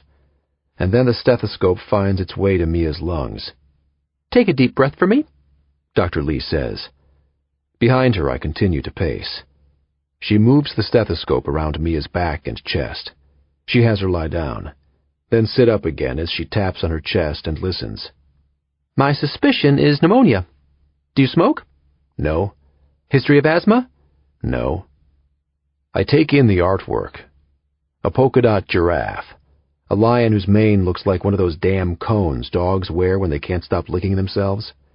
A baby blue elephant that looks like it just crawled out of the delivery ward. I hear a lot of junk in your lungs, in layman's terms. Pneumonia is inflammation of the lungs caused by an infection. Fluid blocks and narrows your airways. What starts as a cold might decide to settle in your lungs for whatever reason, and what you get is this, she says, sweeping her hand across Mia's perimeters. The doctor reeks of perfume. She doesn't shut up when Mia's hacking, though we all know she hears. We treat it with antibiotics, she continues. She lists the possibilities. Just give us a prescription. But first I'd like to confirm with a chest X. The color fades from Mia's face, as if there was any there to begin with. There's no way we're stepping foot into a hospital. I appreciate your diligence, I interrupt. I step forward, close enough to touch the doctor. I'm bigger than both of them, but I don't use my size to change her mind. We'd run into dozens of people in a hospital, maybe more. I plaster a fucking smile on my face and confess that I'm between jobs. We're uninsured.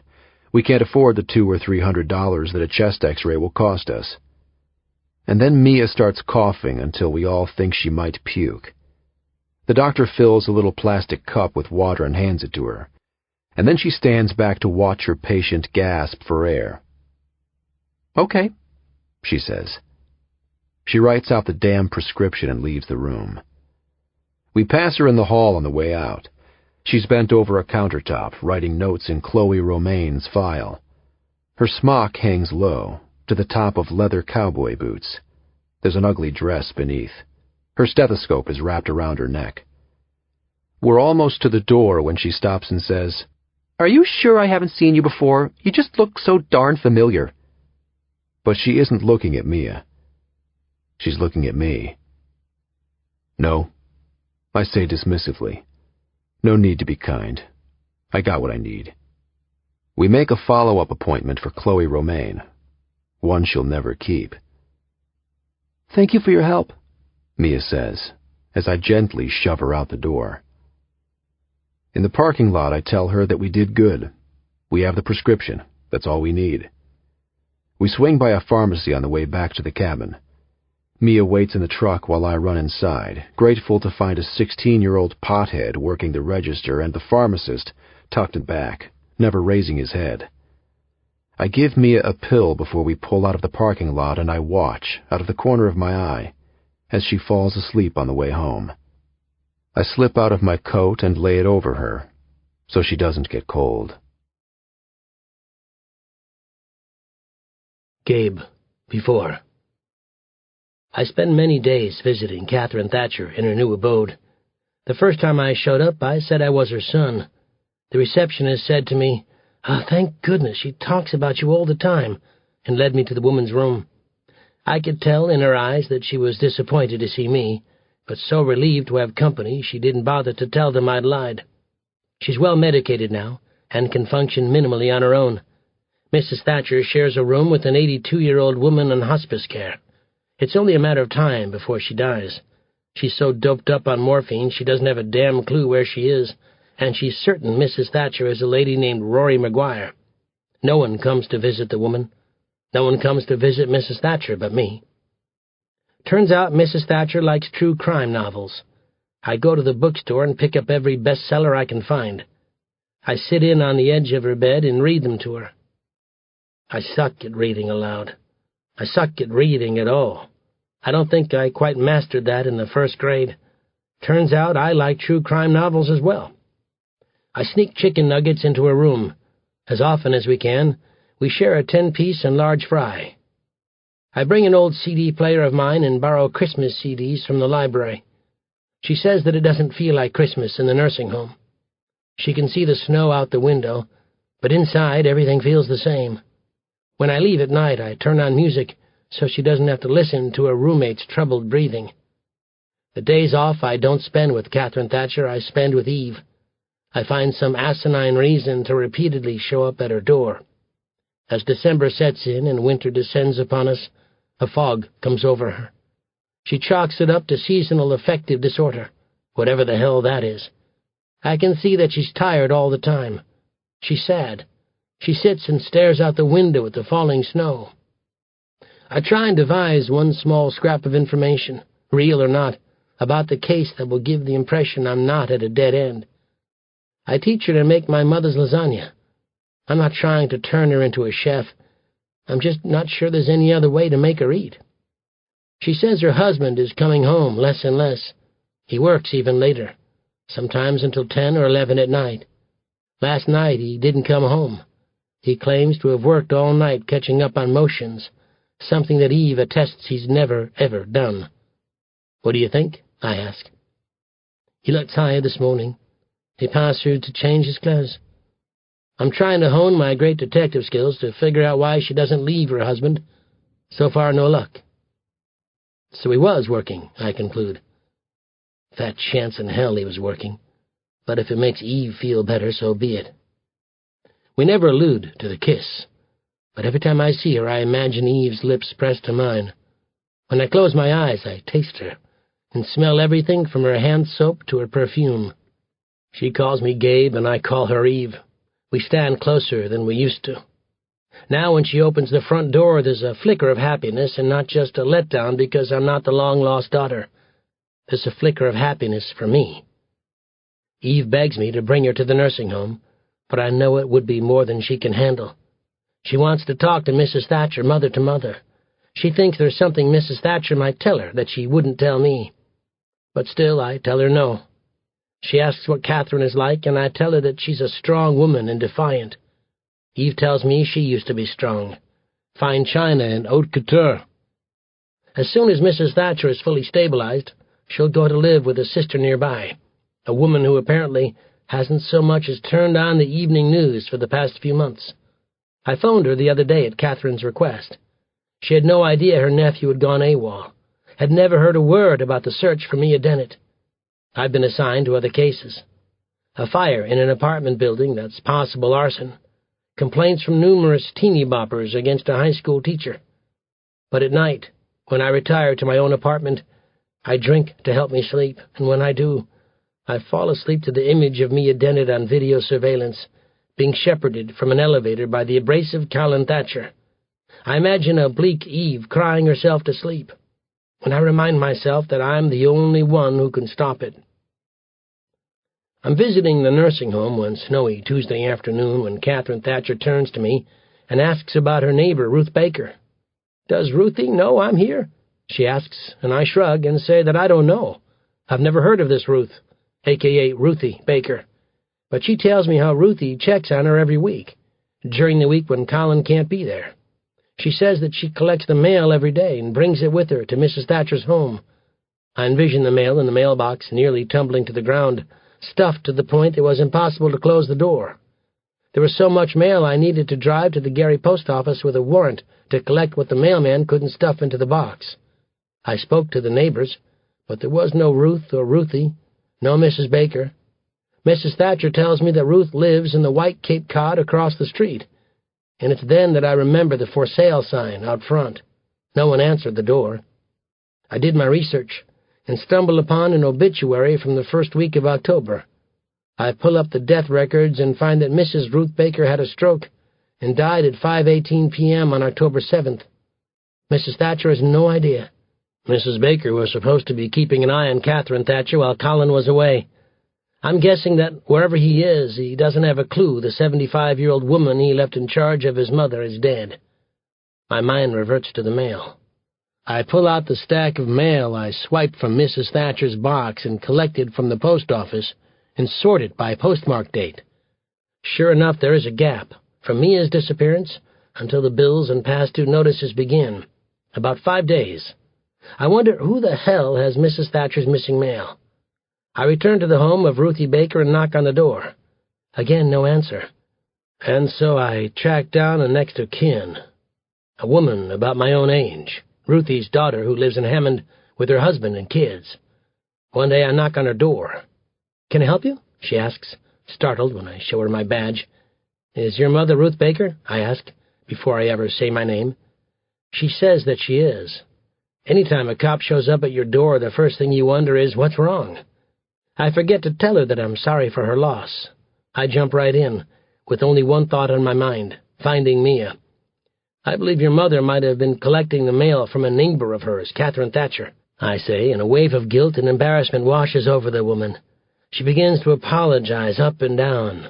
I know she's sorry, but I think she's also worried she might be in trouble.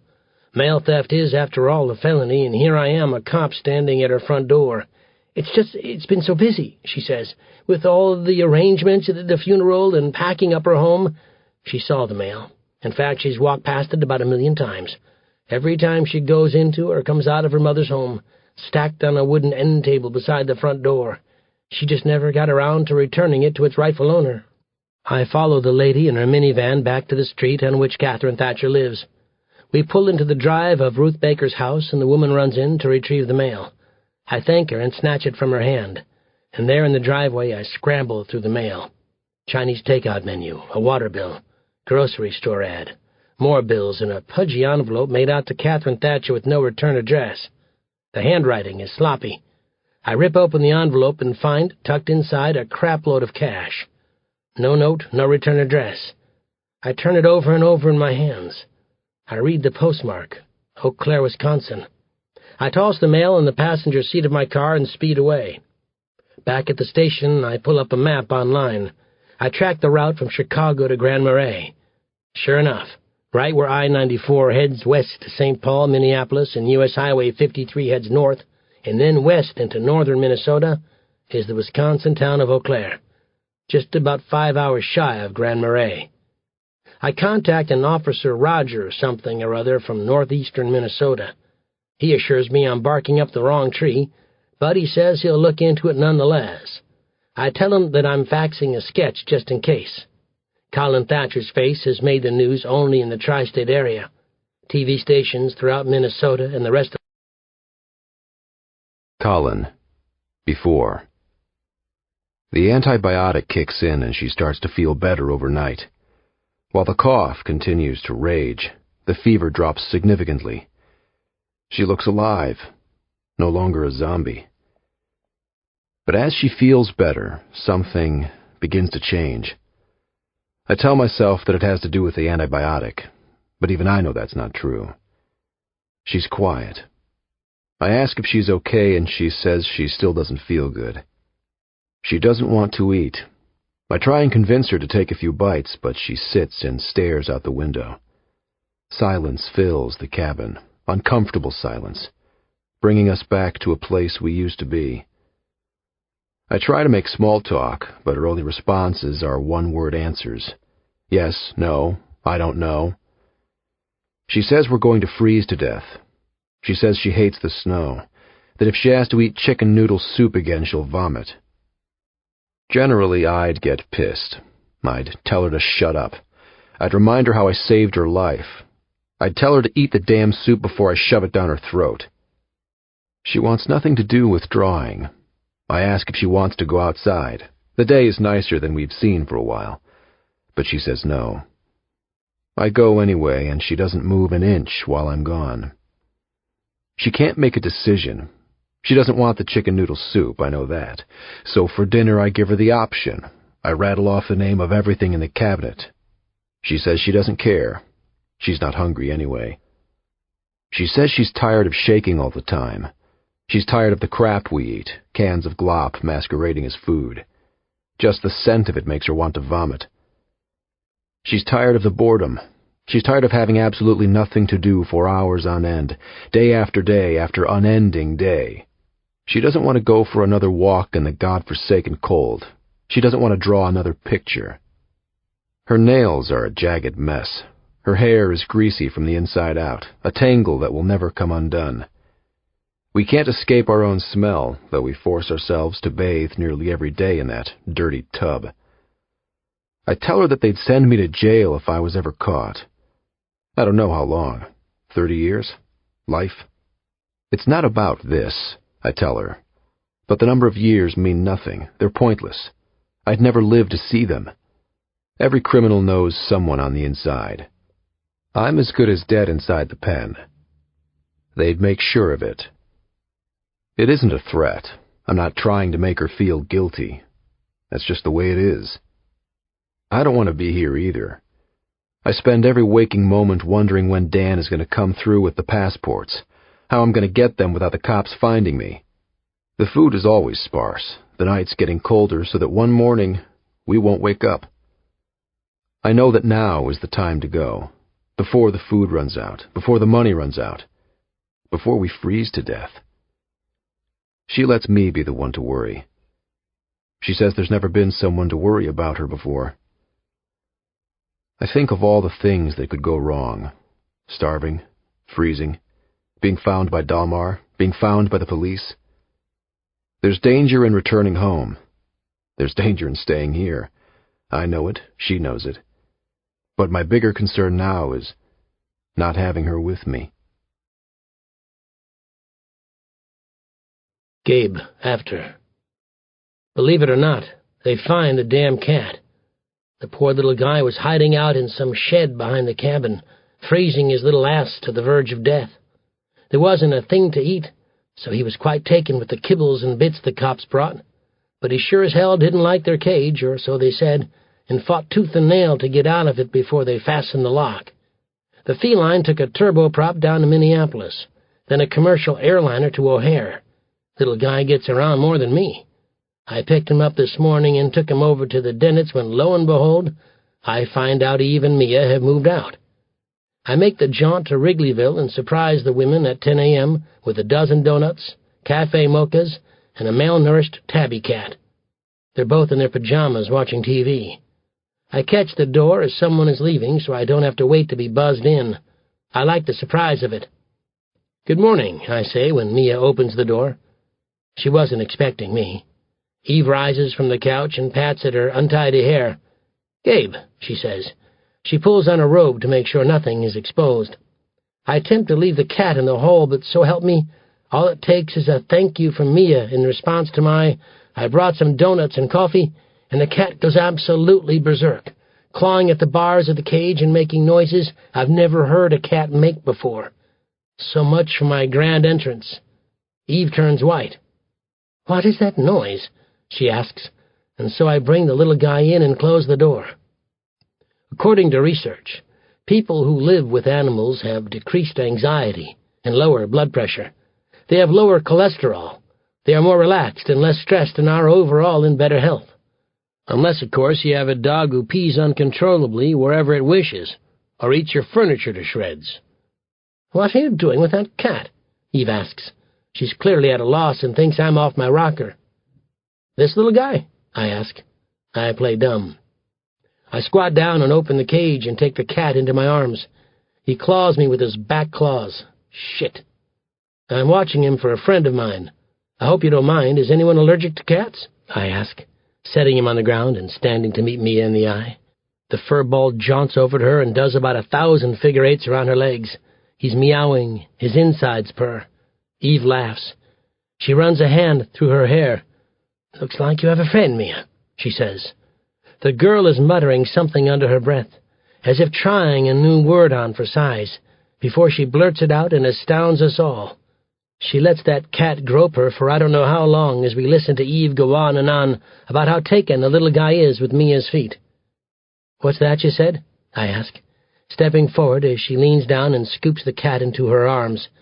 He doesn't scratch her. They nuzzle noses, and he bumps into her face with his head. I always told her she should get a cat. Eve continues to babble. Mia, I say. She looks at me with tears in her eyes. She knows that I know, and that I did this for a reason. Canoe, she whispers to me. I said Canoe. Canoe? It's his name.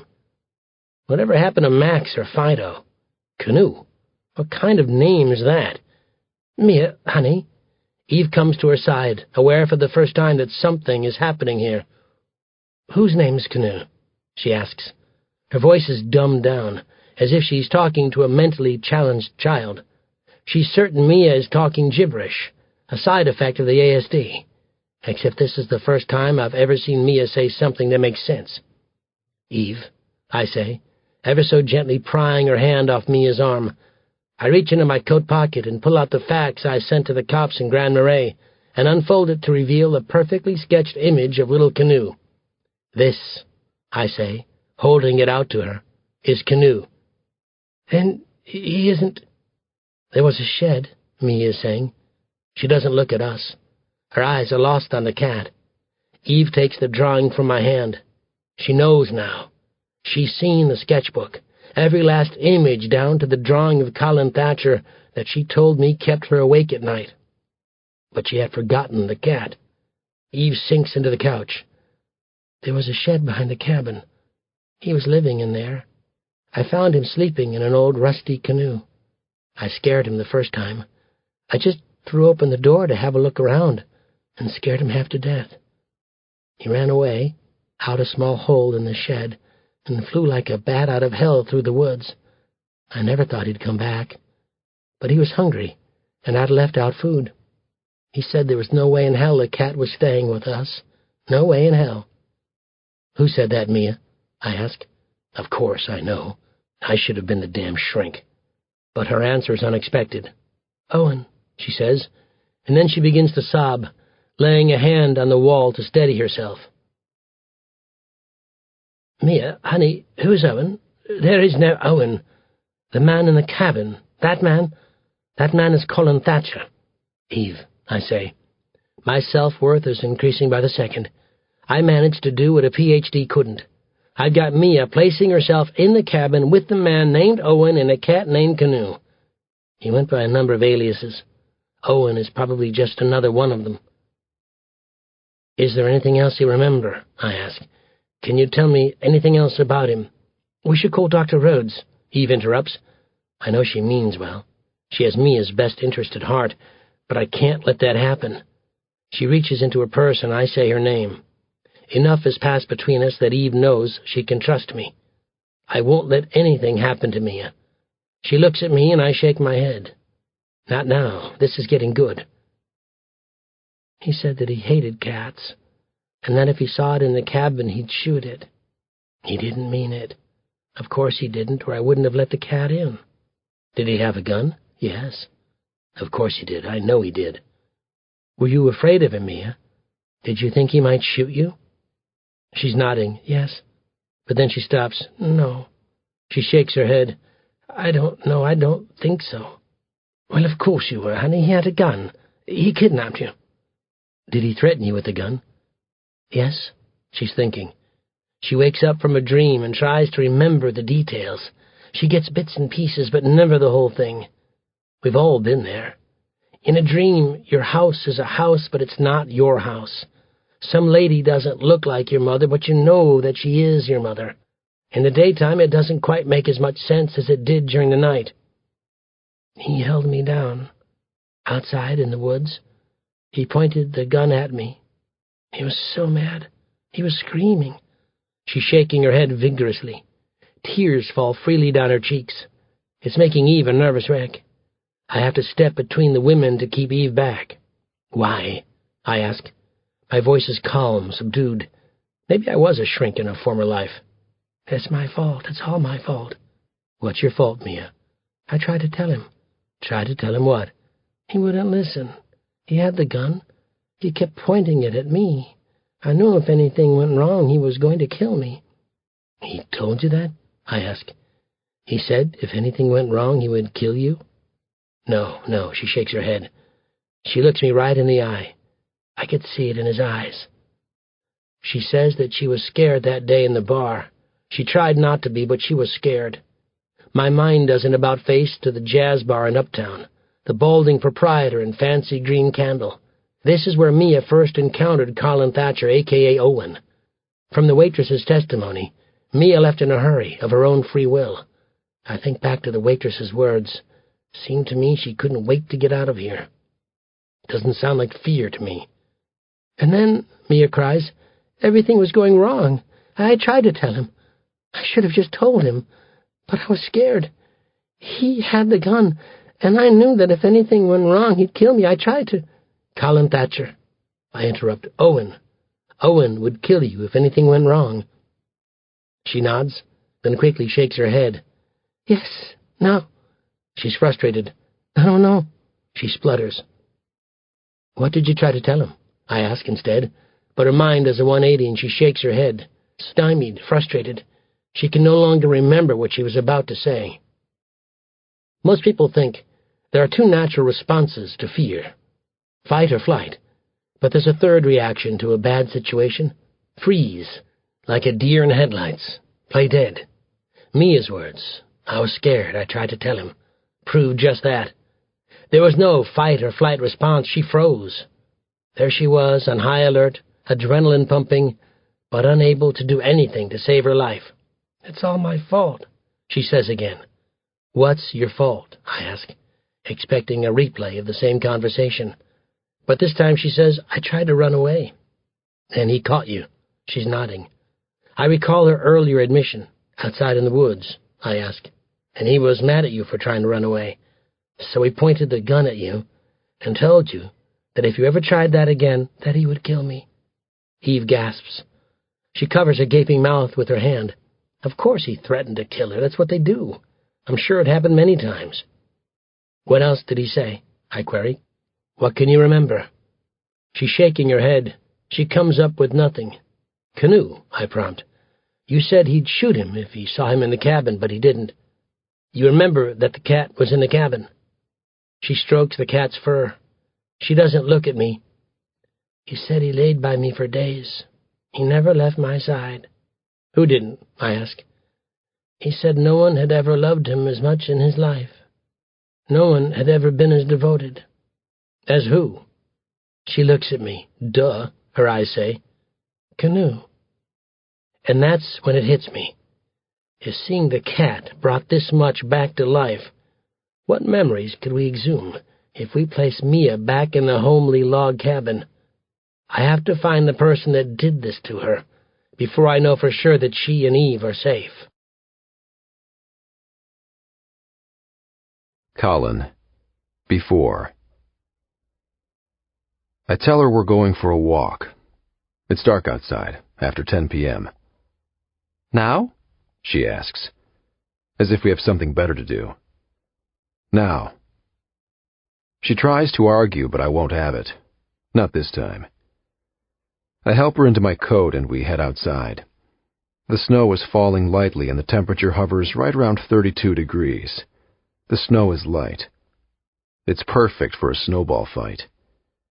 It brings me back to the trailer park, tossing snowballs with the other trailer trash kids before Ma bought a home that wasn't mobile.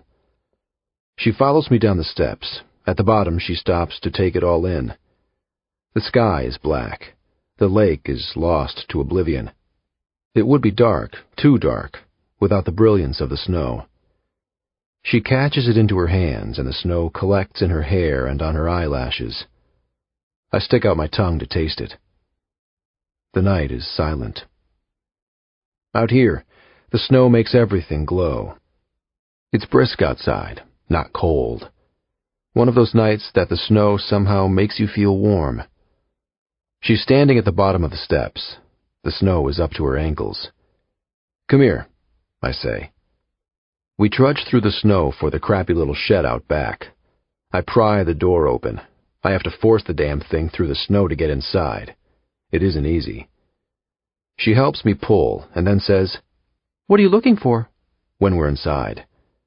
"This," I say, holding up an axe. I thought I'd seen it in here before. 2 months ago she would have thought the axe was meant for her. What's that for? She asks. She isn't scared. I have a plan. You'll see. The snow must be 4 inches by now, maybe more. Our feet slosh in it and the legs of our pants become soaked. We walk for a while until the cabin is no longer in sight. We're on a mission, and that in itself is vitalizing. Ever cut down your own Christmas tree? I ask. She looks at me like I'm nuts, like only some crazy hick would cut down their own Christmas tree. But then I see that hesitation flee. She says to me, I've always wanted to cut my own Christmas tree. Her eyes light up like a child's. She says that at her home, it was always fake. Real trees were messy. Her mother would never go for it. There was nothing fun about Christmas in her home. It was all for appearance's sake. The tree was decked out with all these breakable crystal ornaments. She'd get yelled at for coming within 3 feet of the thing. I tell her to pick it out, whichever one she wants. She points to a 60-foot fir. Try again, I say. But for a moment, I stare it down and wonder if I could. I convince myself that she's having fun. She doesn't mind the cold or the way the snow gets caught in the ankle of her sock. She says that her hands are freezing. She presses them to my cheeks to feel, but I can't feel a thing. My own cheeks are numb. I tell her that as a kid, my mother and I forgot about Christmas. She'd drag me to Mass, but as for the presents and trees and all that shit, well, we didn't have the money. And I never wanted my mother to feel guilty about it, so I just let December 25th come and go like it was any other day. Back in school, the kids would all brag about what they'd gotten. I'd always make something up. I didn't feel sorry for myself. I wasn't one to feel sorry for myself. I tell her that I never believed in Santa Claus. Not one day of my life. What did you want? She asks. What I wanted was a dad. Someone to take care of my mother and me, so I didn't have to do it myself. But what I tell her is Atari. She finds a tree. It's about 5 feet tall. You want to try? I ask, and hand her the axe. Holding it in her hands, she laughs. It's a sound I've never heard before. She gives the tree a whack. After 4 or 5 tries, she hands me the axe. I examine the base. She's made a dent, but not much more. It's not like it's easy. I tell her to stand back as I whack the hell out of it. She's watching with the wide eyes of a 5-year-old child. I'll be damned if I don't cut down this tree. The entire world is quiet. Everything is at peace. I'm sure I've never experienced a night as perfect as this before. She tells me that it's impossible to believe that somewhere out there, the world is at war. People are starving. Children are being abused. We're removed from civilization, she says. 2 tiny figurines in a snow globe that some child has turned over. I picture it, us trudging across ceramic mounds while glittery snow encircles us in our own bubble. In the distance, I'm certain I hear an owl hoot. I stop her and say, shh. And for a moment, we listen. This is where the snowy owl migrates in the winter. We're freezing to death, but he comes here to keep warm. We listen. It's quiet. She looks toward the sky and watches the clouds burst at the seams. They shower us with snow. The tree is heavy. We haul it in together, her in front, me in the back. We slide it across the snow, and 4 or 5 times, one or both of us slides on the snow and falls. Our hands are so cold they're hardly able to grasp the trunk of the tree. When we get to the cabin, I take the base of the tree. Moving backward, I heave it up the steps. She stands at the bottom. She pretends to help, but we both know that she does nothing.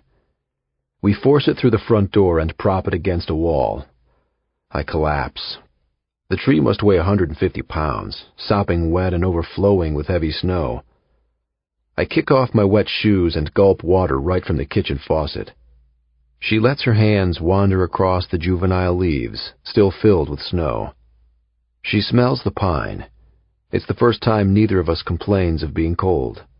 Our hands are raw, our noses and cheeks red, but under layers of clothes we sweat. I stare at her, her skin alive from the cold. I go into the bathroom to clean up and change my clothes. She wipes the moisture from the floor, from under the tree and where our shoes pooled snow. I can smell the pine on my hands. I feel the sticky sap. I breathe hard, trying to catch my breath. I drop to the couch when I return. She heads into the bathroom to strip the wet clothes from her skin.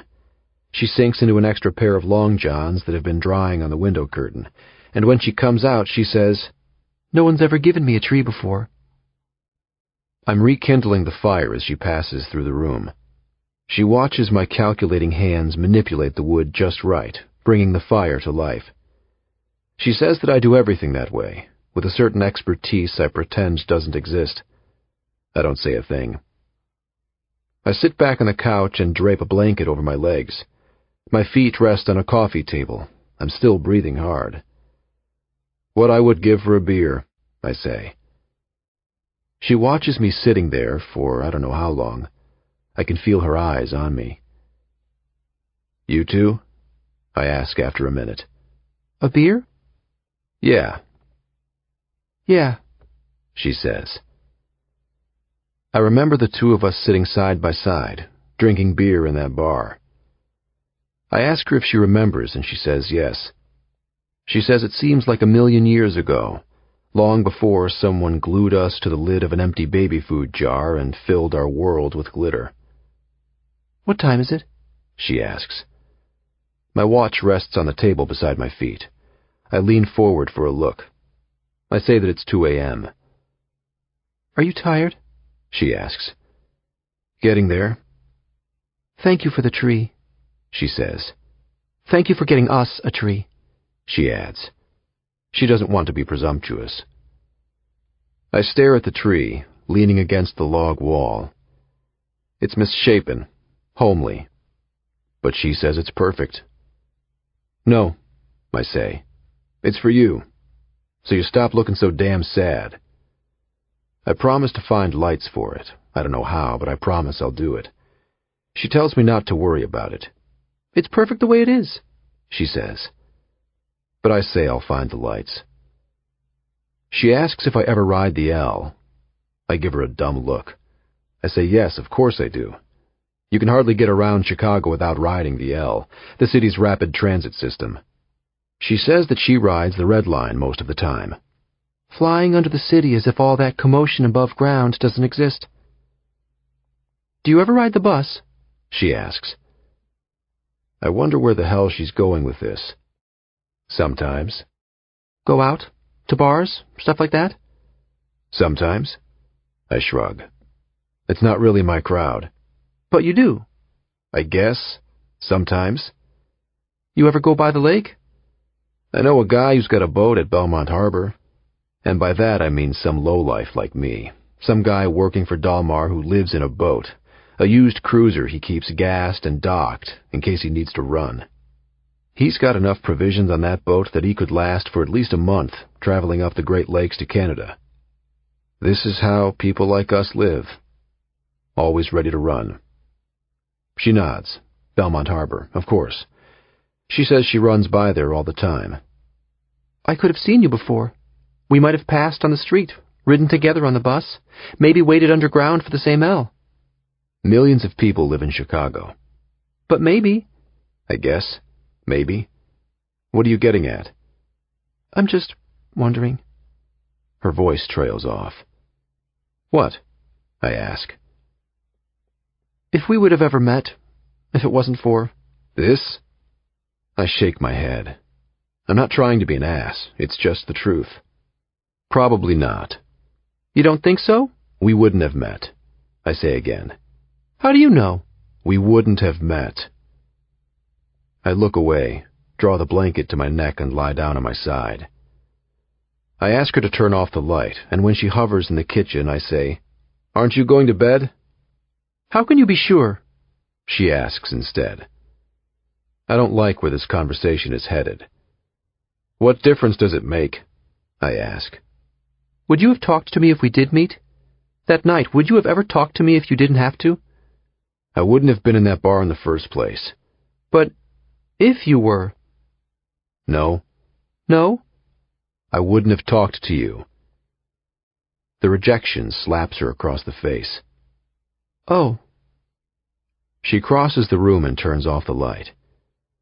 But I can't leave it like that. I can't let her go to bed pissed. In the darkness, I admit, it's not what you think. She's defensive. I've hurt her feelings. What do I think? It has nothing to do with you. Of course it does. Mia? Then what? Mia. What? It has nothing to do with you. It doesn't mean anything. But it does. It does to her. She's walking toward the bedroom when I admit, the first time I saw you, you were coming out of your apartment. I was just across the street, sitting on the steps of some 4-flat, just waiting. I'd seen a picture. I called from a payphone on the corner. You answered, and I hung up. I knew you were there. I don't know how long I waited, 45 minutes, maybe an hour. I had to know what I'd gotten myself into. And then I saw you through the little windows on the side of the front door. I saw you jog down the steps with your headphones on. You opened the door and sat down outside to tie a shoe. I memorized your hair, the way it fell over your shoulders before you took these long arms and tied it back. A woman passed by with like 4 or 5 dogs. She said something to you and you smiled, and I thought to myself that I'd never seen anything so... I don't know. I'd never seen anything so beautiful in my life. You went off running down the road and I waited. I watched cabs drive by and hordes of people walk home from the bus stop at the corner. It was 6, maybe 7 o'clock. It started to get dark. The sky was one of those dramatic fall skies. You were walking when you returned. You passed right in front of me and then jogged across the street, waving to a cab that slowed down to let you pass. I was almost certain you saw me. You dug in your shoe for a key and let yourself in, up the steps where I couldn't see you. I saw the light in your window and your silhouette. I imagined what you might be doing inside. I imagined myself in there with you, what it would be like, if it didn't have to be like this. She's quiet. And then she says that she remembers the night. She says she remembers the sky, so vibrant, as the sunlight was scattered by particles in the sky. She says that the sky was the color of persimmon and sangria, shades of red only God could make. She says, I remember the dogs, 3 black labs and a golden retriever, and the woman, all 90-some pounds of her, swept away in a tangle of leashes. She says she remembers the call, though at the time it left her unfazed. She remembers sitting inside feeling alone because that damn boyfriend of hers was working, but more so, because she was glad he was. I didn't see you, she whispers. If I did, I'd remember. She lowers herself onto the couch beside me. I open the blanket for her and she slides in. She presses her back into me, a vacuum seal. I can feel the rhythm of her heart pressing against me. I can feel the blood pulsing through my own ears. It's loud enough I'm sure she hears. I wrap the blanket over her. I reach across her, find her hand, and our fingers lace together. Her grasp is reassuring. In time, mine stops to shake. I slide my bottom arm under the crevice of her neck. She falls into every gap there is until we become one. I rest my head onto a mat of dirty blonde hair, close enough that she can feel the exhalation of air on her skin, reassuring her that we're alive, though inside we can hardly breathe. We fall into oblivion this way, into a world where nothing matters.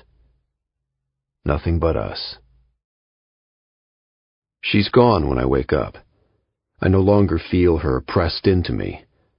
Something is missing, though it wasn't that long ago that there was nothing there. I see her outside, sitting on the porch step. She's freezing her ass off. It doesn't appear that she minds. The blanket is wrapped around her shoulders and she's wearing my shoes on her feet. They're huge. She's kicked the snow off the step, though the ends of the blanket lie in it and get wet. I don't go out right away. I make coffee, I find my coat, I take my time. "Hey," I offer as I step outside in my bare feet. I hand her a mug of coffee. "Thought this would warm you up." "Oh." She's startled. She eyes my bare feet and says, "Your shoes." but before she can get them off, I stop her. I say that I don't mind. I like the look of it, her in my shoes. Her lying beside me in bed. I could get used to this. "It's cold out here," I say. "It's fucking cold, maybe 20 degrees. "It is?" she asks. I don't answer. "I'll leave you alone," I say. Seems to me someone who chooses to freeze their ass off on a day like today wants to be alone. It's not as though anything happened, but lying beside her for all those hours just for the hell of it, just to be close to her, to feel the softness of her skin and the way her chest rattled when she snored. That happened. "Your feet must be freezing." I glance at my feet. They stand on a thin layer of snow and ice. "They are," I say. I turn to go inside. "Thanks for the coffee." I don't know what I expect her to say, but I expect her to say something. "Yep," I say, and let the door slam closed. I don't know how much time passes, enough that I start to get pissed. Pissed at myself for being pissed at her. I shouldn't care. I shouldn't give a shit. But then she appears. Her cheeks are ruby red from the cold. Her hair cascades around her. "I don't want to be alone," she says. She drops the blanket at the door. "I can't remember the last time anyone told me I was beautiful," she says. Beautiful doesn't do her justice. We stare at each other across the room, taking it all in, reminding ourselves to breathe. When she comes to me, she moves humbly. Her hands touch with caution. The last time I pushed her away, but the last time was different. She was a different woman. I was a different man. I run my hand the length of her hair. My hands move down her arms. They memorize her fingers and the shape of her back. She stares at me with this look I've never seen before, not on her or any other woman. Trust, respect, desire. I commit to memory every freckle, every blemish on her face. I learn the shape of her ears and run a finger across the arch of her lips. She takes my hand and leads me to the bedroom. "You don't have to do this," I say. God knows she's no longer my prisoner. What I want is for her to want to be here. We pause in the doorway. Her lips find their way to mine, and I hold her head in my hands. My fingers stroke her hair. Her arms are locked behind my back. She doesn't let go. What changes is the way we touch. There's contact, something that we used to avoid. We graze past each other when we enter a room. She runs her fingers through my hair. I let my hand linger on her back. She traces the lines of my face. We share the same bed. Our hands and fingers memorize what our eyes could not. An uneven scalp, patches of dry skin. There's nothing frivolous about it. We don't flirt. We're beyond that. We don't dredge up past relationships. We don't try and make the other jealous. We don't create pet names. We don't mention the word love. We kill time. We talk. We list all the crazy things you see in the city. The homeless pushing shopping carts around, Jesus freaks walking around with crucifixes on their backs, pigeons. She asks my favorite color. I say I don't have one. She asks my favorite food. I let a spoonful of slop drop into a bowl. Anything other than this, I say. She asks what would have happened to her if we didn't come here, if I'd handed her over and collected my reward. I don't know. I say. Would I be dead? We learn things we didn't know before. That skin-to-skin contact helps keep us warm. That SpaghettiOs and baked beans do mix. That two can fit on the shaky armchair. We're eating some meal. What it is, I don't know. We eat out of necessity. There's no such thing as breakfast, lunch, or dinner. It's all the same. It all tastes like shit. She's staring at me with those eyes of hers. They demand an answer. I don't know, I say again. I see her being ripped from my car and tossed into the van, her hands bound and her eyes blindfolded. I hear her cry. I push my bowl away. I'm not hungry. I've lost my appetite. She stands and reaches for my bowl. She says she'll do the dishes tonight, but I gently clench her wrist when it comes within reach and say to her, "Leave it." We settle by the window where we watch the moon, a sliver in the sky. The clouds flicker by, and sometimes we see the moon, sometimes we don't. Look at all the stars, she says. She knows the names of the constellations, Aries, Fornax, Perseus. She says that in Chicago she used to wish on airplanes because there were far more of those floating around in the night sky than stars. There are times she's too far away, even when she's in the same room. She teaches me to count to 100 in Spanish. I teach her the foxtrot. When the lake freezes completely over, we ice fish. We never stay out long. She doesn't like to watch, so she walks on the lake as if Moses had parted the waters for her. She likes the newly fallen snow. Sometimes there are animal prints. Sometimes we hear snowmobiles in the distance. When she's frozen solid, she goes in. And then I feel alone. I take her outside. I bring the gun with me. We walk through the woods for a while, to a place so desolate I'm sure no one will hear the sound of a bullet exploding from the muzzle. I tell her that I want her to know how to shoot the gun. I give it to her flat on both hands, like a piece of fine jewelry. She doesn't want to touch the damn thing. Take it, I say lightly. Why? She asks. Just in case. I want her to learn to shoot it so she can protect herself. That's what you're here for. What if one day I'm not? I ask. I tuck a strand of her hair behind a raw ear. I watch as the wind frees it again. It isn't loaded. She loops her thumb and forefinger through the trigger guard. She lifts it from my hands. It's heavy, the metal cold in the freezing temperatures. The ground is coated with snow. I place her finger on the trigger, wrap her palm around the grip. I move her thumb downward. I pull her left hand up to meet the right. My hand on hers assures her that she will be all right, that this will be all right. Her hands are cold, like mine, but they come to me without reserve like they used to, pulling away when we touched. I tell her about the parts of the gun, the barrel and muzzle and trigger guard.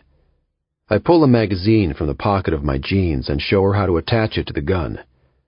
I tell her about the kinds of guns there are, rifles and handguns and semi-automatics. This is a semi-automatic. When one round is fired, another round is loaded from the magazine into the chamber, all with the pull of the trigger. I tell her never to aim the gun at something she doesn't intend to kill. I learned this the hard way, I say, when I was 7, maybe 8. Some kid in the neighborhood. His old man owned a gun. He used to brag about it all the fucking time. I called him a liar. He wanted to prove it to me, so we went to his house after school. No one was home. His dad kept the thing in a bedside table, unlocked and loaded. I grabbed it from the drawer like it was a toy. We played a round of cops and robbers. He was the cop, but I had the gun. The kid said, "Hands up!" And I turned and shot him. And then we stand there in the freezing cold. We remember the times she stared down the barrel of the gun. There's guilt and sorrow. I'm sure she sees it in my eyes. I'm sure she can hear it in my voice when I say, "I wouldn't have killed you." I'm clutching blindly to her hand. But you might have, she says. We both know it's the truth. Yeah, I admit. I'm not one to say I'm sorry, but I'm sure the look on my face says it all. But that was different, she says. How so? I ask. She lets me shadow her from behind. I raise her arms, and together we aim at a nearby tree.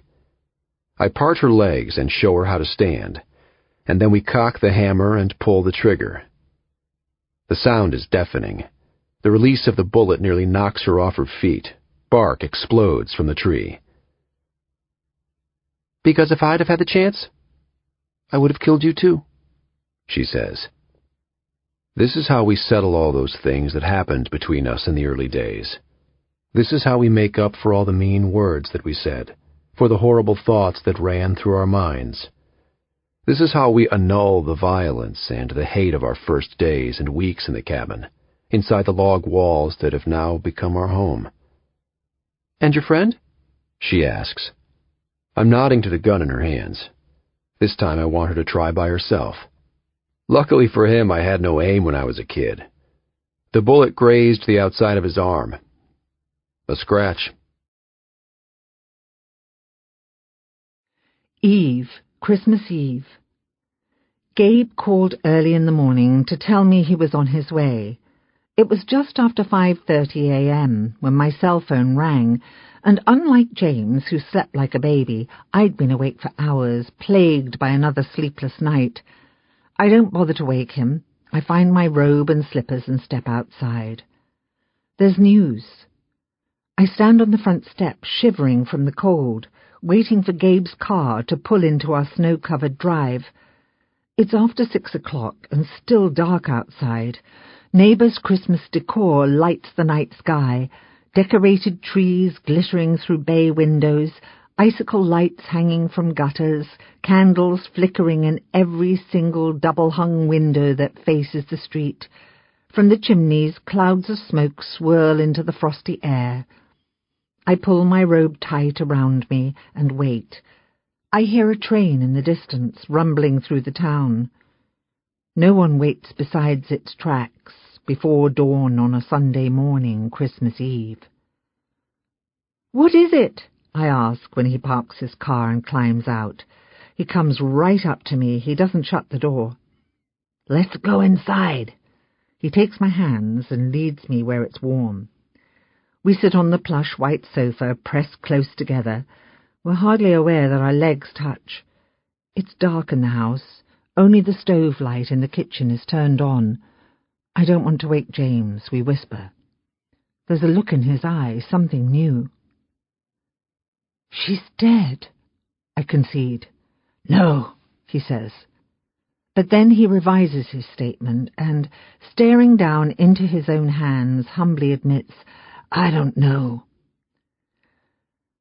There's a doctor in a tiny town in northeastern Minnesota, a Dr. Kayla Lee. I didn't want to get your hopes up.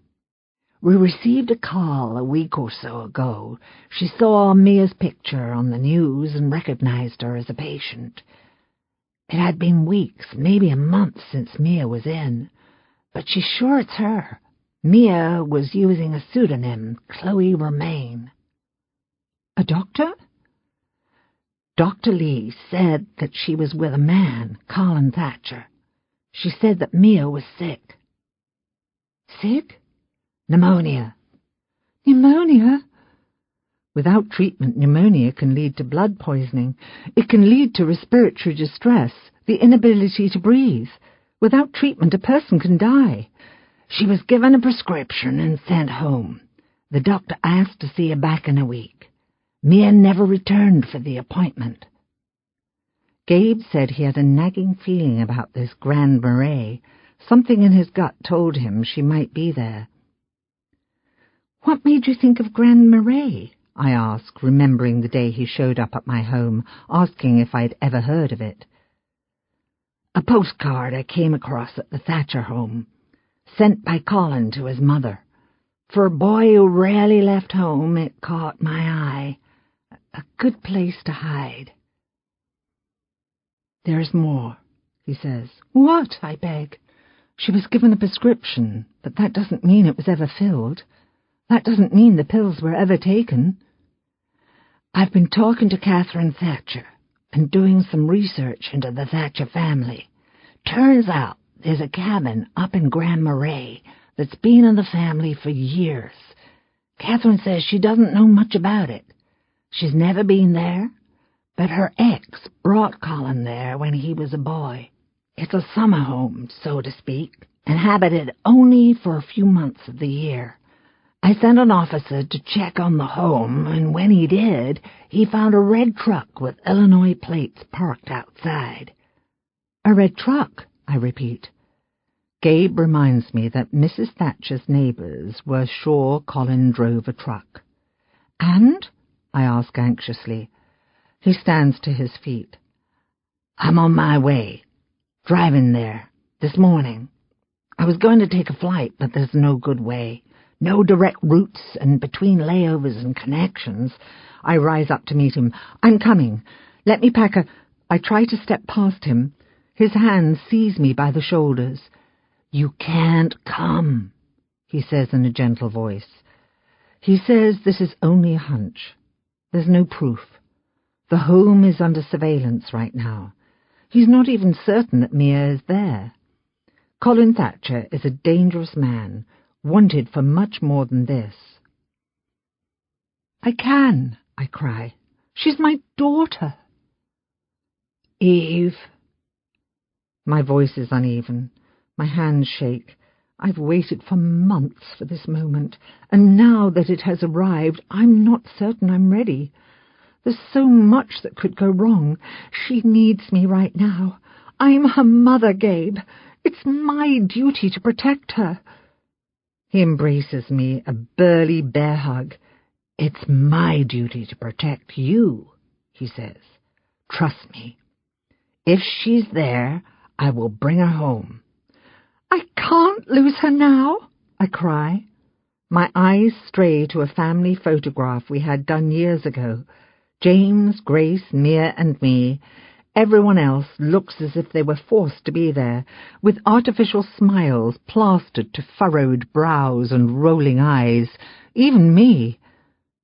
But Mia simply looks happy. Why, I wonder? We never gave her a reason to be happy. Gabe lowers his lips to my forehead and holds them there, pressed tightly against the creased skin. This is how we stand when James comes hobbling down the steps, dressed in a pair of tight-fitting tartan pyjamas. "What the hell is this?" he demands. I'm the first to pull away. "James," I say, hurrying to meet him in the foyer, "they found Mia." But his eyes brush past me and he evades my greeting. "And this is how you break the news?" he challenges, deriding Gabe. "By putting the moves on my wife?" "James," I say again, reaching for his hand so that he'll understand. "Our daughter is coming home. They found Mia." But James replies with a patronizing look in Gabe's direction. He doesn't look at me. "I'll believe it when I see it," he says, and walks out of the room. Colin. Before. There are lights on the Christmas tree. I won't tell her how they got there. I said she wouldn't like it. I said that someone else's loss is our gain. She says they look absolutely gorgeous at night when we turn off the lights and lay side by side in the dark, with just the lights from the Christmas tree and the fire. "This is perfect," she says. "This isn't good enough," I say. "What do you mean?" she asks. "It's perfect." But we both know it's far from perfect.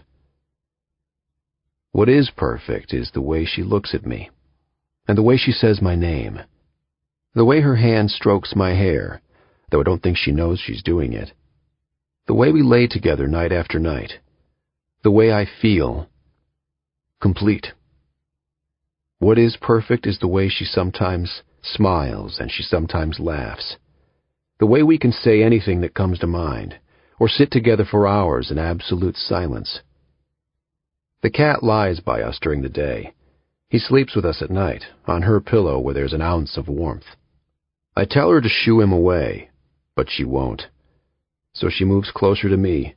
She shares mine instead. She feeds the cat table scraps, which he devours, but we both know that as the cabinet's empty, she will have to decide, us or him. We talk about where we would go if we had the chance. I list everywhere I can possibly think of that's warm. Mexico, Costa Rica, Egypt, the Sudan. The Sudan? Why not? It gets hot. You're that cold? She asks. I pull her on top of me. I'm getting warmer, I say. I ask her where she'd want to go, if we ever got out of here. There's a town in Italy, she says.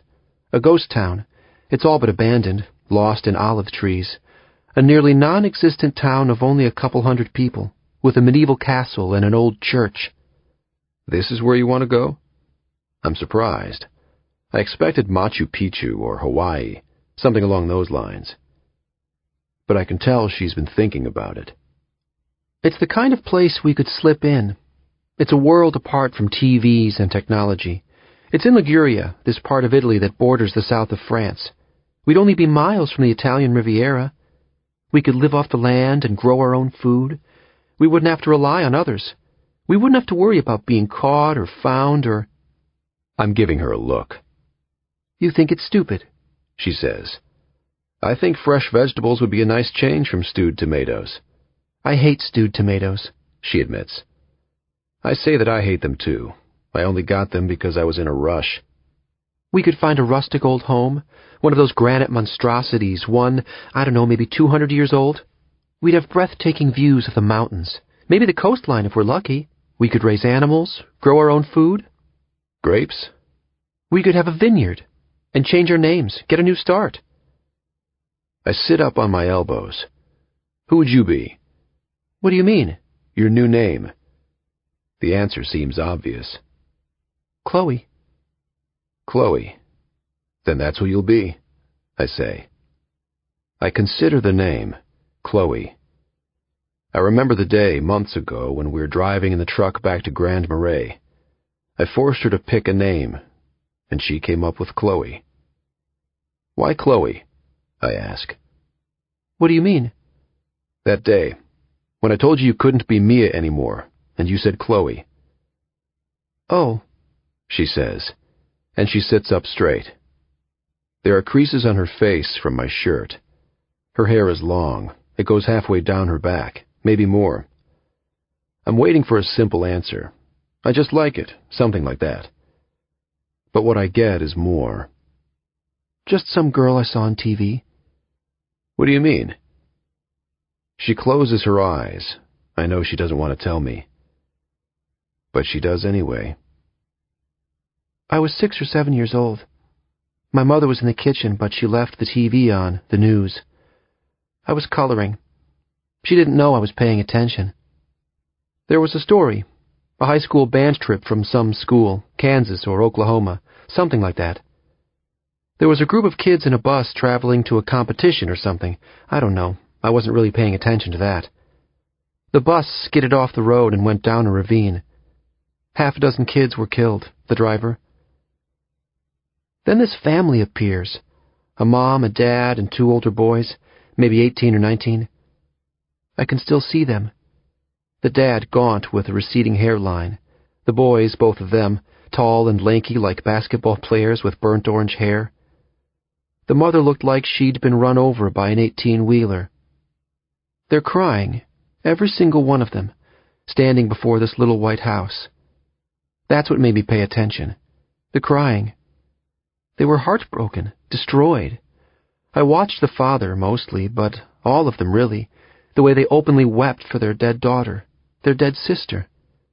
She'd been killed in the accident, plunged down the ravine when the driver fell asleep at the wheel. She was 15, but I remember her father gushing about his baby girl. He went on and on about how amazing she was, though the things he said, that she was kind and silly and born to play the flute, were not necessarily amazing. But to him they were. He kept saying, "My Chloe," or "My baby Chloe." That was her name, Chloe Frost. All I could think about was Chloe Frost. I wanted to be her, to have someone long for me the way her family longed for her. I cried for Chloe, for days on end. I spoke to her when I was alone. I carried on conversations with my dead friend Chloe. I drew pictures of her, dozens of them, with her own burnt orange hair and coffee-colored eyes. She runs her hands through her hair and looks away, in a sheepish sort of way, embarrassed. Then she admits, I was jealous of her, really. Jealous that she was dead. Jealous that somewhere out there someone loved her more than they loved me.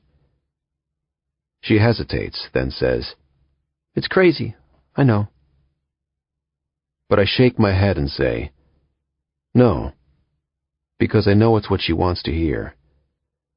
But I think how lonely she must have been growing up, longing for a dead friend she didn't even know.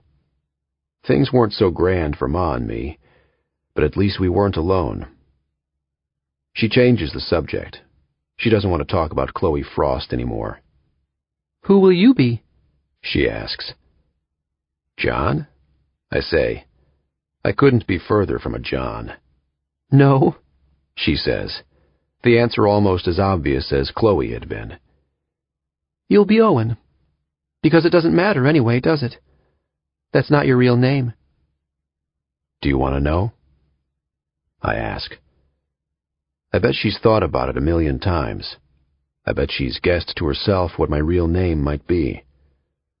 I wonder if she ever thought about asking.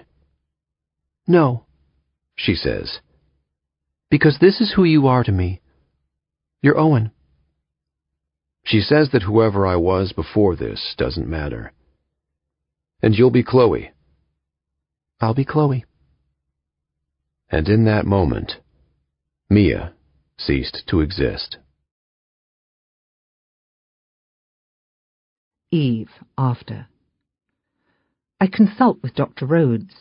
She agrees under one condition, that she is allowed to go along too. I purchase the 3 airplane tickets with a credit card that James and I share. The police department pays Gabe's fare. We will be revisiting the cabin in which Mia was held prisoner all that time. The hope is that being there will help jog her memory and make her remember something about her time in captivity. If the cat alone can trigger memories of Colin Thatcher, then I wonder what that cabin will do. Mia and I pack one bag. Between us we don't have much. I never mention to James where we are going. Mia asks Sayana to watch Canoe for a few days, and the woman agrees without reservation. Her 9-year-old son, Ronnie, is thrilled to have a cat to keep company. We ask the taxi to drive us to her apartment on the way to O'Hare. It's with great difficulty that Mia is able to part with Canoe for the second time. I wonder what happened the first time she said goodbye. The airport is a horrendous place for a person in Mia's condition. The noise is deafening. Thousands of people, loudspeakers, airplanes soaring overhead. Mia is on edge. We all see it, though she's tucked between Dr. Rhodes and me, and I have her arm looped through mine.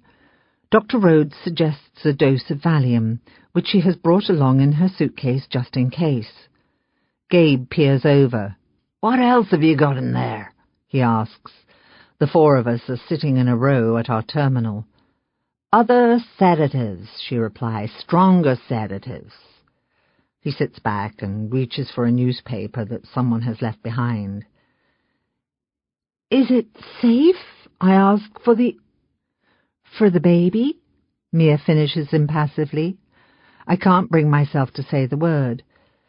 "Yes," I say, humbled that she was able to. "It's safe," the doctor assures us. "This once. I wouldn't suggest using it frequently during pregnancy." Mia takes the pills with a sip of water, and then we wait. By the time our flight is announced, she's nearly asleep. We will fly to Minneapolis-St. Paul for a 45-minute layover before continuing on to Duluth, Minnesota. There is a so-called friend of Gabe's, Detective Roger Hamill, will meet and drive us to Grand Marais. He refers to him as his friend, but even I can hear the disdain in his voice when he speaks of this man. Our flight is early, 9 a.m., and as the airplane ascends into the dreadfully cold sky, we know it will be a long day. Our only saving grace is that Mia is asleep. Mia and I sit side by side. She has the window seat, and me the aisle. Gabe sits opposite the slender aisle, and once or twice brushes a hand against my arm and asks if I'm okay. Beside him, Dr. Rhodes is lost in an audiobook, the headphones covering her ears. The rest of the plane is oblivious to our situation. They jabber on and on about the weather, skiing conditions, and their connecting flights. A woman loses herself in the Our Father as the plane takes off, praying we land in one piece. She grips a rosary in her trembling hands.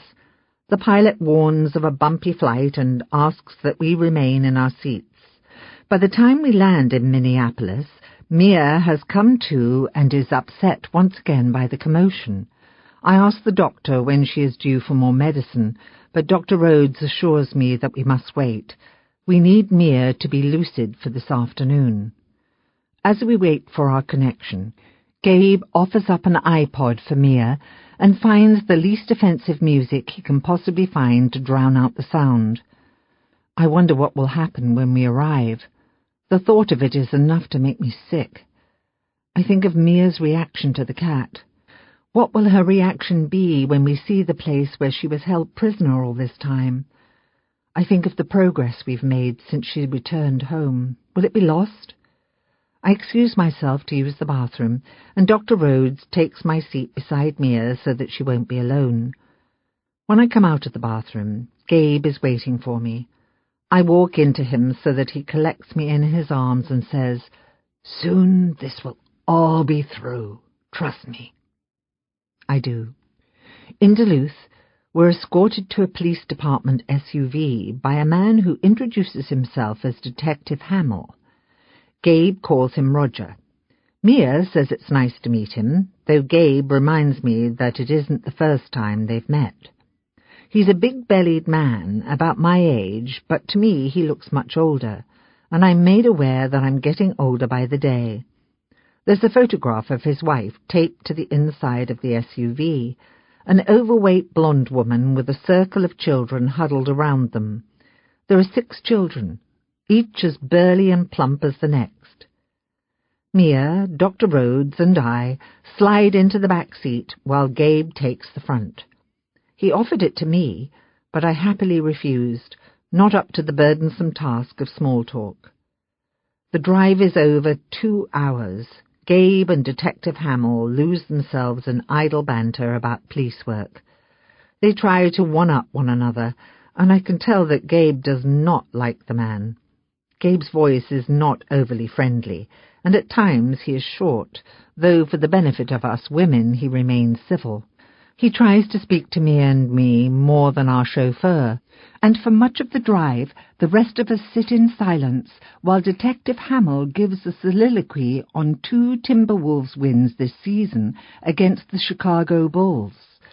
I have no knowledge of professional sports. We travel along Highway 61 for the bulk of the journey, riding in part along the shores of Lake Superior. Mia's eyes are steadfast on the waters. I wonder if she's seen them before. "Anything look familiar?" Gabe asks more than once. He asks all the questions I don't have the courage to. Earlier, Dr. Rhodes made it clear that Gabe should not pry too hard. Gabe made it clear that he had a job to do. Hers was to pick up the pieces when they fell. "Assuming the shortest distance between 2 points is a straight line," Detective Hamill says, peering at Mia in the rearview mirror, "you would have traveled this path." We pass through Grand Marais and take a path known as the Gunflint Trail. Detective Hamill is a wealth of information, although little he has to offer is new to me, having memorized every detail of the scenic byway in the sleepless nights since Mia returned. We travel along a 2-lane road through the Superior National Forest, surrounded by more vegetation than I believe I've ever seen in my entire life. Much of the greenery is dead now, buried under mounds of snow. It will not be unearthed until spring. The evergreen trees embrace the snow in their needles, where they lie heavy from the weight. What I see in Mia as we continue along our journey is a straighter posture, her eyes more attuned to the outdoors, not a glassy-eyed look like I've seen in the past, but an awareness and an interest. Dr. Rhodes is instructing Mia in visualization and repetitive affirmations. I can do this. I can hear James now mocking the woman for her irrational techniques. "Do you recognize anything now?" Gabe asks. He's turned around in his seat and she shakes her head. It's late afternoon, 3, maybe 4 o'clock, and already the sky is becoming dark. Clouds fill the sky, and though the heat runs steady, my hands and toes begin to numb. The heater cannot compete with the sub-zero temperatures outside. "Damn good thing you got out when you did," Detective Hamill says to Mia. "You never would have survived the winter." The thought sends a chill through me. Had Colin Thatcher not killed her, Mother Nature would have done the job herself. "Ah," Gabe says to lighten the mood. He sees something pass through me that he doesn't like. "You'd be surprised. Mia's quite a fighter, isn't that right?" he asks with a wink. And then he mouths the words that only she and I see. "You can do this," as the tires of the SUV hit a mound of snow, and we all turn and find ourselves face to face with a bleak log cabin. She's seen the pictures. There were so many times I found her sitting lethargically, staring at images of this very cabin, or staring into the vacant eyes of Colin Thatcher and seeing nothing. But now she sees something. Detective Hamill opens the door, and like a magnetic force, Mia emerges from the car, and I have to stop her. "Mia, your hat," I say, "your scarf." Because it's so cold out here, the very air will freeze her flesh. But Mia seems completely unaware of the cold, and I have to force the gloves onto her hands like she's a 5-year-old child. Her eyes are lost on this cabin, on the stack of steps that lead from the snow-covered drive to a door that's been barred with yellow caution tape. Snow covers the steps, though footprints remain, and tire tracks in the drive suggest that someone has been here since the last snowfall.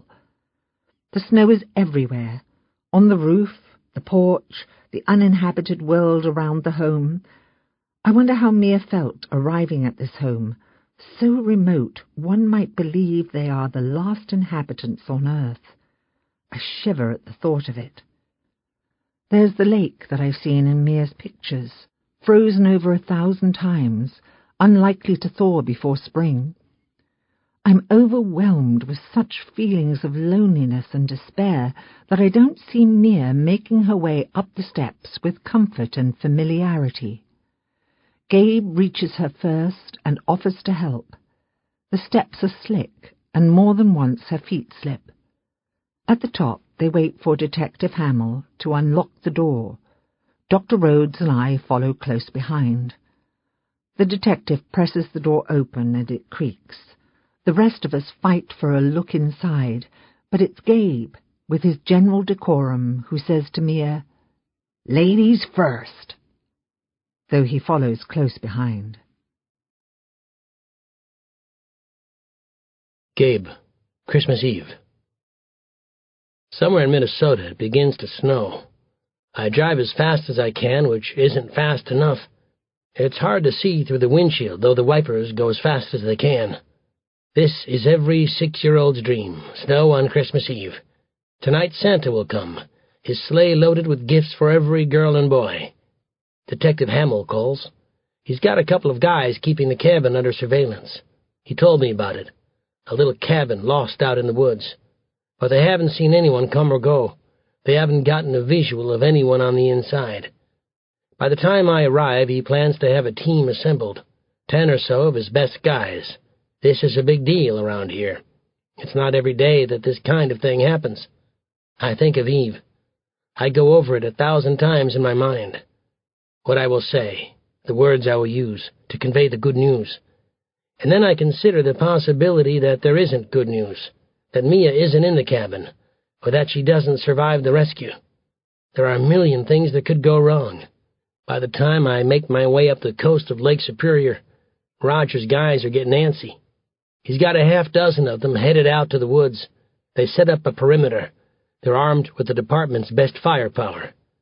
Detective Hamill is a man on a mission. Seems he has something to prove. No one takes a shot until I get there, I say as I gun the engine along a narrow, snow-covered road. The tires skid and I struggle to regain control. Scares the shit out of me. But what worries me more is the brassiness in the detective's voice. Even more than me. He's a guy led into the line of duty by the prospect of carrying a gun. It's Christmas Eve, Hoffman. My guys have families to see. I'm doing the best that I can. The sun sets and it's dark out here. I floor it. I fly through the narrow pass, nearly decapitating myself on branches that hang low from the weight of the snow. I don't know how many times I come to a near standstill. The tires kicking up snow and going absolutely nowhere. This piece of shit car is going to get me killed. I'm going as fast as I can, knowing I need to get to... Colin. Christmas Eve. This afternoon I returned to town and put in a call to Dan. Everything's ready to go. He says he'll meet us on the 26th in Milwaukee. It's the best he could do. The guy wasn't about to drive all the fucking way to Grand Marais. He made that clear. It's my Christmas present for her, a surprise for tomorrow. We'll leave by sundown and drive all night. It's the safest way. I suggest we meet at the zoo. Nice public place. Open Christmas Day. I've gone through it in my mind 1,000 times. We'll park in the lot. She'll hide out in the primate house. I'll meet Dan by the wolves. I find her when he's gone, when I'm sure we aren't being trailed. From there, the quickest way to Canada is in Windsor, Ontario. We'll drive into Windsor, and then as far as we can get on the gas money we have. I have enough cash to get us there. And then it will be gone. We'll live under pseudonyms. I'll get a job. I've got Dan working on a fake ID for Ma, too, and when I can, I'll get it to her. Somehow. When I figure that part out. I know this is my last night in this shitty old cabin. She doesn't. I'm secretly saying my goodbyes. Tomorrow is Christmas Day. I remember that when I was a kid, I'd leave the house early on Christmas Day. I'd count out $1.02 from a change jar we kept. I'd walk to the bakery at the corner.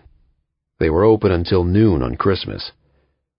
We pretended it was a surprise, though it never was. Ma would lie in bed long enough to hear me sneak out the front door. I never went straight to the bakery. I'd be a peeping Tom, staring through the open windows of the other kids in the neighborhood, just to see what they got on Christmas. I'd stare for a while at their happy, smiling faces, then think, fuck them, as I trudged through the snow the rest of the way. The reindeer bells on the bakery door would announce my arrival to the same old lady who'd worked there 100 years. She wore a Santa hat on Christmas and would say, "Ho, ho, ho." I'd ask for 2 51-cent chocolate long johns that she'd slip into a white paper lunch sack. I'd return home where Ma would be waiting with 2 cups of hot chocolate. We'd eat our breakfast and pretend that it wasn't Christmas Day. This time I'm staring out the window. I'm thinking of Ma, wondering if she's okay. Tomorrow will be the first time in 30-some years we haven't shared a long john on Christmas Day. When I can get my hands on paper and a pen, I'll write her a note and drop it in a mailbox in Milwaukee. I'll tell her that I'm okay. I'll tell her that Chloe is okay, just to give her useless parents some peace of mind, if they give a shit. By the time the letter makes it to Ma, we'll be out of the country. And as soon as I can figure out how, I'll get Ma out of the country as well. Chloe comes up behind me and wraps her arms around me. She asks if I'm waiting for Santa Claus.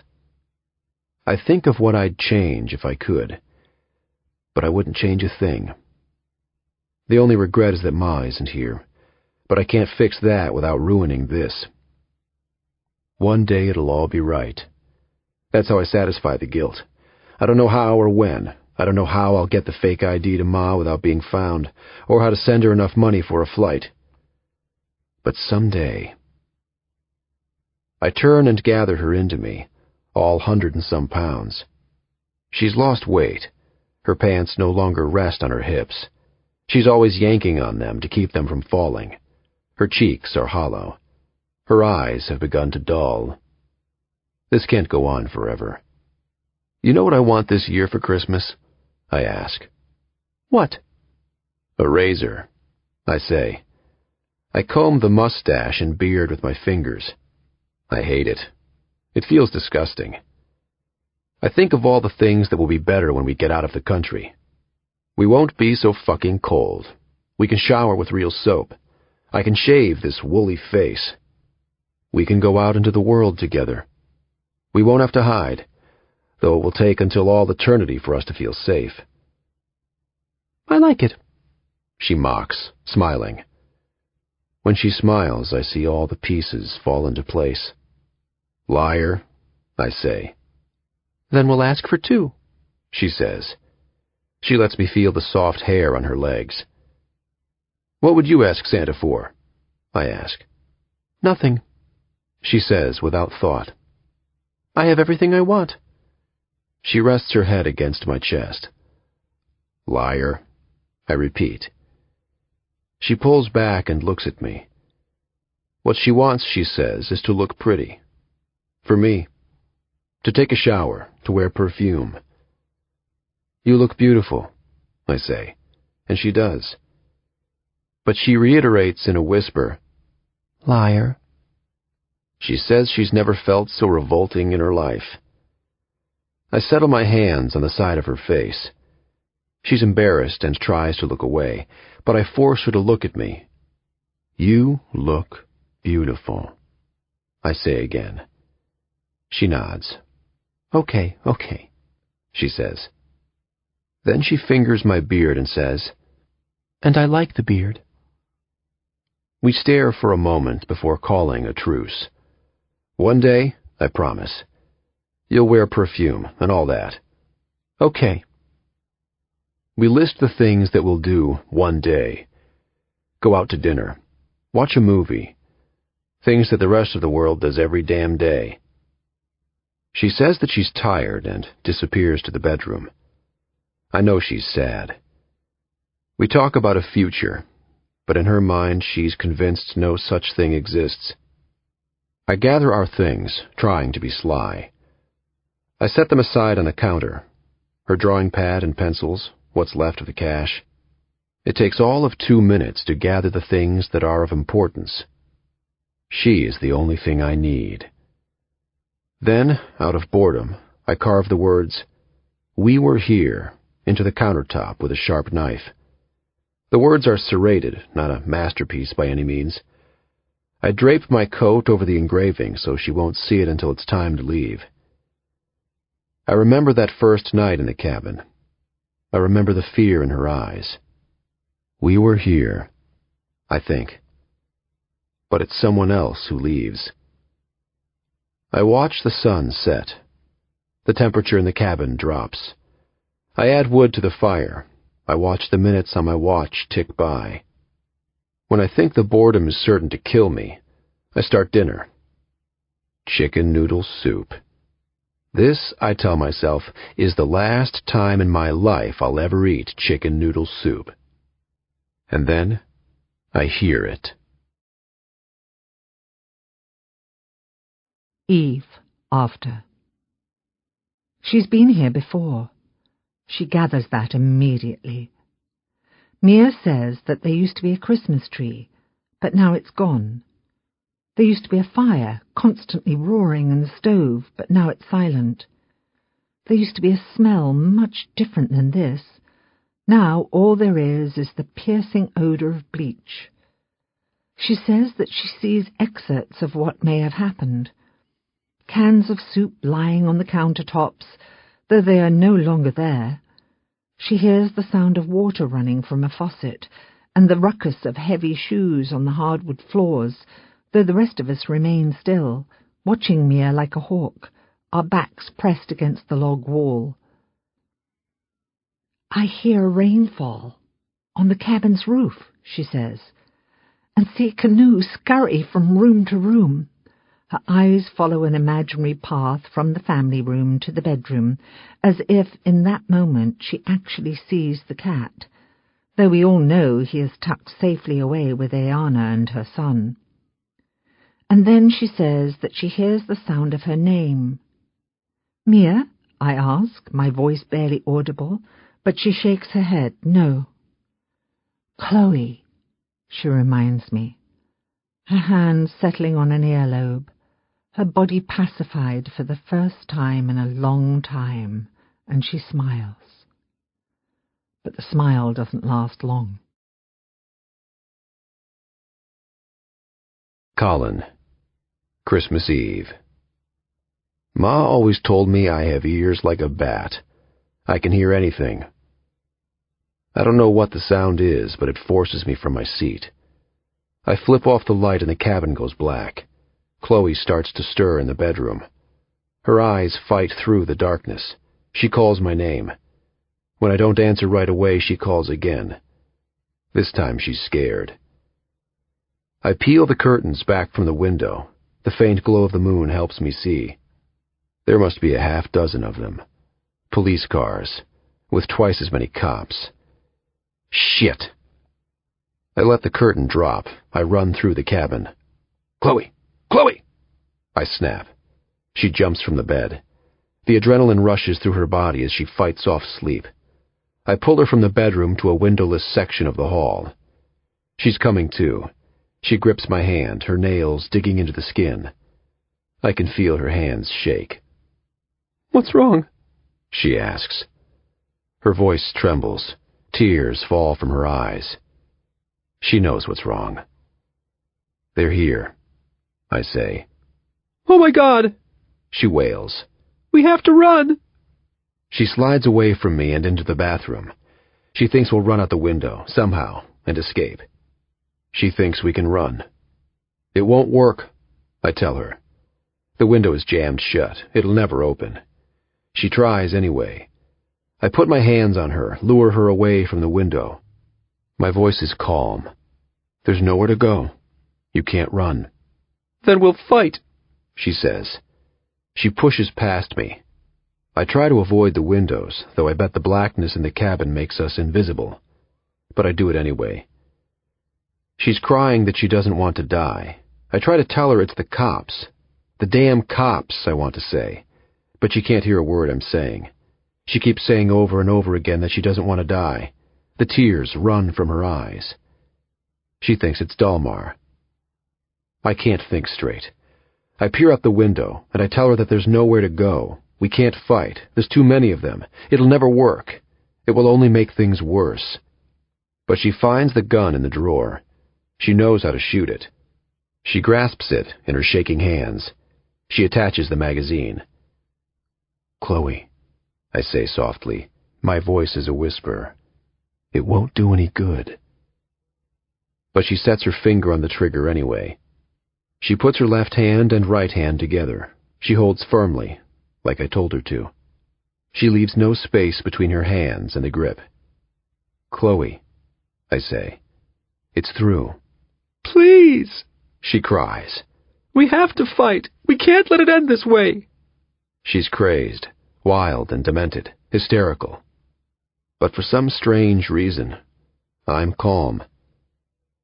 Maybe because I knew all along that sooner or later it would come to this. A moment passes between us. I watch her eyes. They're crushed and defeated. She's crying. Her nose runs. I don't know how much time passes. 10 seconds? 10 minutes? "I'll do it myself," she says then, incensed. She's pissed that I won't do it for her. I watch the way the gun shudders in her hands. She can't do this, and if she tries, she'll get herself killed. And then under her breath she says, "But your aim." She lets the words hang in the air. I read her expression. Hopelessness. Desperation. "Never mind," she says after time passes. "I'll do it myself." But I don't let her. I nod. "Okay," I say. I reach out and take the gun from her hands. I can't let it end like this. Not with her begging me to save her life, and me refusing. Floodlights pour into the cabin. They blind us. We're standing before the window, completely exposed. I stand with the gun in my hands. My eyes are composed, though hers are wide with fear. The light makes her jump, and she falls into me. I step before her to hide her from view. I raise a hand to shield the light. The hand with the gun. Gabe, Christmas Eve. Hamill calls to say his guys have been made. What do you mean? I snap. He heard us. You get a good look? I ask. It's him all right, he says. It's Thatcher. No one shoots, I say. No one moves until I get there. You hear? He says okay, but deep down I know he doesn't give a shit. I need him alive, I say, but he doesn't hear. There's a lot of commotion on the other end of the line. Hamill sounds like he's a mile away. He says he's got his best sniper here. Sniper? No one shoots, I say over and over again. Getting my hands on Thatcher is only half the job. Finding out who hired him, the other. Hold your fire. Tell your guys to hold their fire. But Hamill's too busy listening to the sound of his own voice. He doesn't hear me. He says it's dark in there, but they've got night vision. They've got a visual on the girl. She looks terrified. There's a pause, then Hamill says, "There's a gun," and I feel my heart drop. "No one shoots," I say, as I make out the cabin buried in the midst of trees. There are a gazillion cop cars parked outside. No wonder Thatcher heard. He's got the girl. I skid up the drive, throwing the car into park when it becomes apparent I'm not going to get any farther in this snow. "I'm here," I'm screaming into the phone. My feet sink in the snow. He's got the gun. I drop my phone and keep running. I see them lying behind their vehicles, every single one of them waiting for a shot. "No one shoots," I say, when the distinct sound of gunfire stops me in my tracks. Eve, after. I'm not sure what I had expected to happen upon our return to the cabin. At the airport, I had listed for Gabe all the worst-case scenarios I could possibly conceive in my mind, that Mia would remember nothing, that weeks of therapy would be undone, that this would throw Mia over the edge.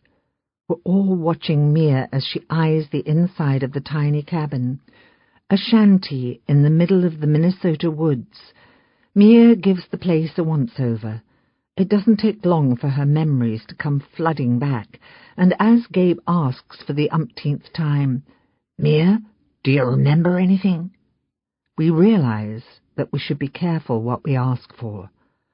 The sound that emerges from my daughter is one I've never heard before, a sound akin to an animal dying.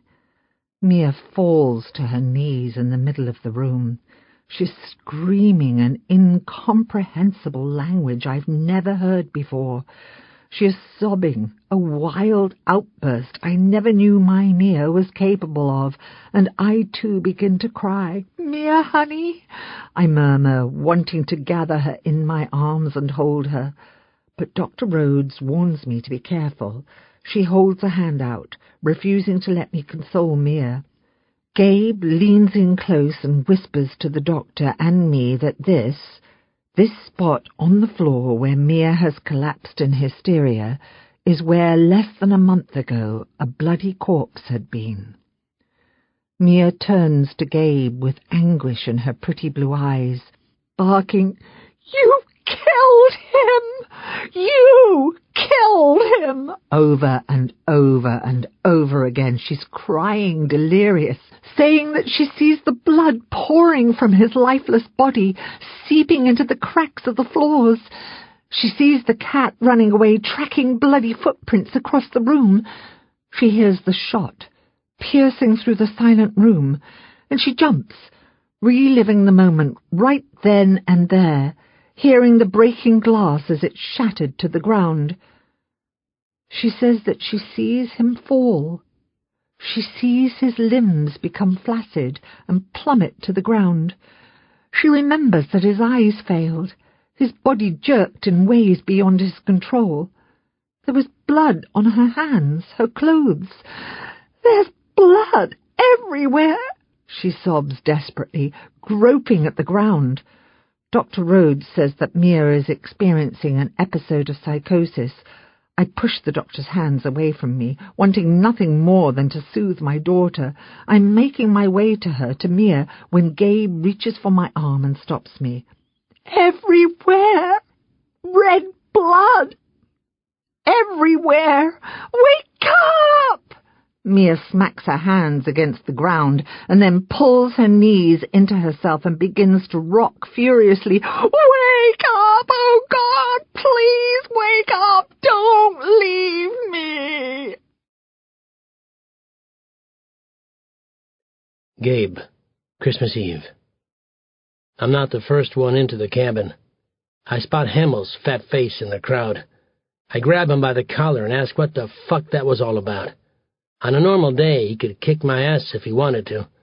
But this isn't a normal day. Today, I'm a man possessed. He was gonna kill her, he claims. Thatcher didn't leave them a choice. Or so you say. This isn't your jurisdiction, asshole. Some wannabe, looking no more than 19, maybe 20 years old, comes from the cabin and says, "Bastard's dead," and Hamill responds with a thumbs up. Someone claps. This is apparently the sniper, a kid too stupid to know better. I remember when I was 19. The only thing in the world I wanted was to get my hands on a gun. Now the very thought of using it scares the shit out of me. What's your problem, Hoffman? I needed him alive. They're all making their way inside. An ambulance makes its way through the snow, sirens blaring. I watch the red and blue, screaming through the dark night. EMTs unload, trying their damnedest to steer a stretcher through the snow. Hamill follows his guys in. They all hike up the stairs and into the cabin. There's a floodlight illuminating the inside until someone has the common sense to flip on a lamp. I hold my breath. I've never met Mia Dennett before in my life. I doubt that she's ever heard my name. She doesn't have a clue that for 3 months now she's been the only thought on my mind. The face I see when I wake up in the morning. The face I see when I go to bed. She emerges from the cabin, marshaled by Hamill, his grip tight enough she might as well be cuffed. She's covered in blood, her hands and clothing, even her hair. It stains the strands of blonde red hair. Her skin is a frightening white, translucent in the obnoxious glow of the floodlight, which no one has the courtesy to turn off. She's a ghost, a phantom, with an empty expression on her face. The lights are on, but no one's home. Tears freeze to her cheeks as she slips down the stairs, and Hamill jerks her back to her feet. "Me first," Hamill vows as he leads Mia away from me. Her eyes graze over my face. What I see in her is Eve 30 years ago, before James Dennett, before Grace and Mia, before me. Son of a bitch. I'd kick his fucking ass if I wasn't so worried about frightening Mia. I don't like the way he touches her. Inside, I find the corpse of Colin Thatcher sprawled awkwardly across the floor. Once or twice, as a street cop, I helped pull a stiff from a wreck. There's nothing like it in the world. The feel of dead flesh, hard and cold the instant the soul leaves it. The eyes, whether open or closed, lose their life. His eyes are open. His flesh is cold. There's more blood than I've ever seen. I force the lids down and say, "It's nice to finally meet you, Colin Thatcher." I think of Catherine Thatcher in that shitty nursing home. I see the look on her deteriorating face when I break the news. Hamill's guys have already gotten to work. Crime scene photos, fingerprinting, gathering evidence. I don't know what to make of the place. It's an inadequate living, at best. The place reeks. I don't know what I had expected. A medieval head crusher and knee splitter? Chains and flails, handcuffs, if nothing more? What I see is an ugly little place with a gosh darn Christmas tree. My own apartment is more dreadful than this. Check this out, someone says, letting a parka drop to the floor. I stand, my legs cramping. Into the formica someone has carved the words, "We were here." What do you make of it? I let my fingers run over the words. I don't know. Hamill comes into the cabin. His voice is loud enough to wake the dead. "She's all yours," he says to me as he gives Thatcher a little kick, just in case. "What'd she say?" I ask for conversation's sake. I don't really give a shit what you told him. "See for yourself," he says. There's something in his tone that perks my interest. He shows off this arrogant smile. I know something you don't know, and adds, "That's good." I lean over Colin Thatcher for a last look. He lies dead as a doorknob on the wooden floors. "What did you do?" I ask discreetly, then head outside. She's sitting in the back of the open ambulance, being attended to by an EMT. They've got a wool blanket wrapped around her. They're trying to make sure none of that blood is hers. The ambulance is quiet now, the lights and sirens silenced. There's the sound of people talking, someone laughing. I saunter up to her. She's staring off into space, letting the EMT take a look, though she flinches with every touch. "It's cold out here," I say, getting her attention. Her hair is long, falling over her face and clouding her eyes. There's an indistinguishable look on her. I don't know what it means. Dried, frozen blood clings to her skin. Her nose runs. I pull a handkerchief from my pocket and set it in her hand. I've never cared this much about someone I didn't know. "You must be exhausted. This has been quite an ordeal. We'll get you home soon, I promise. I know someone who can't wait to hear your voice. I'm Detective Gabe Hoffman. We've been looking for you." I find it impossible to believe this is the first time we've met. Seems to me I know her more than I know half my friends. Her eyes lift up to mine for a split second, and then find their way to an empty body bag that's heading in. "You don't need to look," I say. But it isn't the body bag per se, it's the space. She's looking off into space. The vicinity is crowded with people who come and go. They're mostly men, only one woman. They mention Christmas plans in passing, church and dinner with in-laws, staying up late to assemble some toy the wife bought online. All in the line of duty. Any other case, I'd be slapping high fives for a job well done. But this isn't any other case. Detective Hamill asked you some questions. I have questions too, but they can wait. I know this hasn't been easy for you. It crosses my mind to stroke her hair, or pat her hand. Some simple gesture that might bring her to life. Her eyes are lost. She rests her head on bent knees and doesn't say a word. She doesn't cry. None of this surprises me. She's a woman in shock. I know this has been a nightmare for you, for your family. So many people have been worried. We'll have you home in time for Christmas, I promise, I say. I'll bring you there myself. As soon as I'm given the okay, me and I will make the long drive home, where Eve will be waiting with open arms in front of their home. But first, we'll need to stop by the local hospital for a full examination. I'm hoping reporters haven't caught on to this, that they won't be lining the hospital parking lot with video cameras and microphones and a whole slew of questions. She doesn't say a word. I considered calling Eve on my phone and letting Mia be the one to deliver the good news. I dive my hands into my pockets.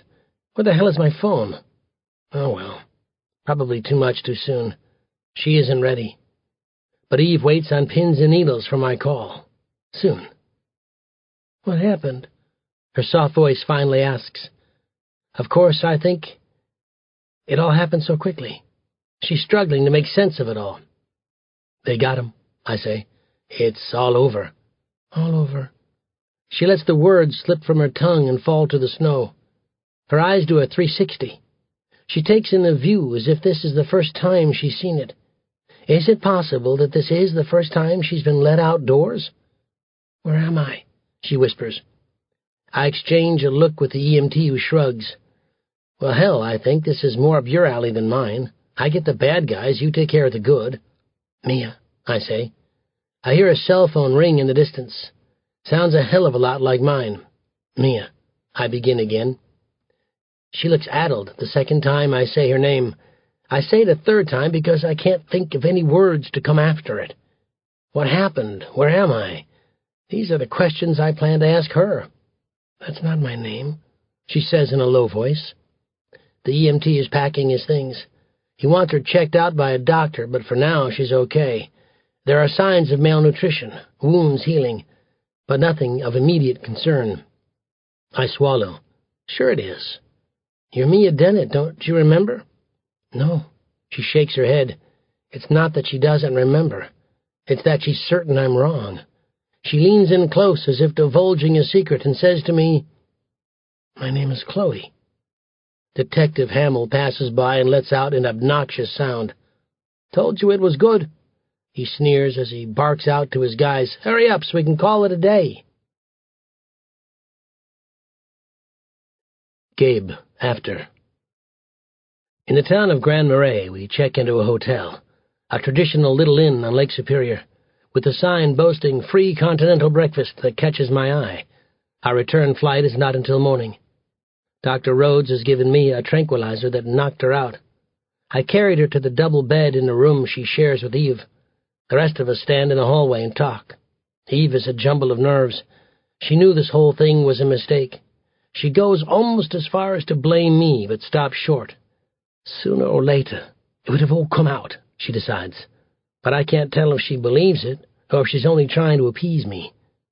Later, I will remind her of the case, that Colin Thatcher was not the one who ordered a hit on Mia. There is someone out there looking for her, and we need Mia as cognizant as possible to track this someone down. He must have told her something. Colin must have told her what this was all about. Eve leans against the hallway wall covered in pastel wallpaper. The doctor is changed into a pair of lounge pants and slippers. Her hair is tied into a stringent bun that makes her forehead look huge. She stands with her arms crossed and says to us, "It's called Stockholm Syndrome. It's when victims become emotionally attached to their captors. They bond with them in captivity, and when it's all said and done, they defend their captors and become fearful of the police who came to the rescue. It's not unusual. We see it all the time. In domestic abuse situations, abused children, incest. I'm sure you can relate, detective. A woman calls the police department to say her husband is beating her, but when the police arrive at her door, she turns on them and comes to the defense of her spouse. There are a number of conditions that aid in the development of Stockholm Syndrome. Mia would have needed to feel threatened by her aggressor, as we know she did. She would have needed to feel isolated from others besides her aggressor. We know this to be the case, too. She needed to feel an inability to escape the situation. This goes without saying. And finally, Mr. Thatcher would have needed to show a minimal amount of humanity to her, such as not letting Mia starve to death, I offer. Precisely. Giving her clothes to wear, shelter. I could go on and on. It makes perfect sense to me. But not Eve. She waits until Dr. Rhodes has said good night and retreats down the hall, out of hearing range, before uttering, "She loved him," in that mother-knows-best tone. "Eve, I think she loved him." I've never seen Eve so sure of anything as she is this. She stands in the doorway watching Mia sleep on the bed. She watches her like a new mother might watch her infant child. Eve sleeps in the bed beside Mia. I sleep in the second double bed, though I have my own room. Eve begs me not to leave. Who am I to talk? I think as I slide between the sheets. I don't know a damn thing about being in love. Neither of us sleeps. I didn't kill him, I remind Eve, but it doesn't matter, because someone did. Eve, after. The entire flight home she's lost. She takes the window seat and presses her forehead against the cold glass. She's unresponsive when we try to speak to her, and at times I hear her cry. I see the tears she sheds drip down her cheeks and fall to her hands. I try to console her, but she pulls away. I was in love once, so long ago that I can barely remember. I was enraptured by this handsome man I'd met in a restaurant in the city, this alluring man who made me feel like I walked on air. Now he's gone, and all that remains in the space between us are hurt feelings and despicable words. He wasn't taken from me. I drifted away, far enough that I can no longer see that youthful face or persuasive smile, and it still hurts. Dr. Rhodes leaves us at the airport. She wants to see Mia in the morning. The doctor and I decide amongst ourselves that we would increase her sessions to 2 times a week. Acute stress disorder is one thing, grief another. "This is a lot for someone to handle," she says to me, and we look over to watch as Mia's hand drops to her abdomen. This baby is no longer a burden, but a last trace of him, something to hold on to. I think what it would have done to Mia if she'd had the abortion. It would have pushed her over the edge. We find Gabe's car in the long-term parking. He has offered to drive us home. He tries awkwardly to manage all of our bags. He won't let me help. Mia walks faster than the rest of us, so that we struggle to keep up. She does it so she won't see the uneasy countenance on my face, or have to look into the eyes of the man she believes shot her lover. She rides the entire trip in the back seat in silence. Gabe asks if she's hungry. She doesn't respond. I ask if she's warm enough. She ignores me. The traffic is light.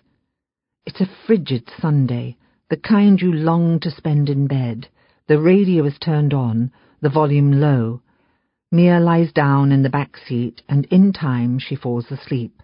I watch the clumsy hair fall across her rosy cheeks, numb still from the winter air. Her eyes flutter, her body asleep while images fill her mind. I try to make sense of it all.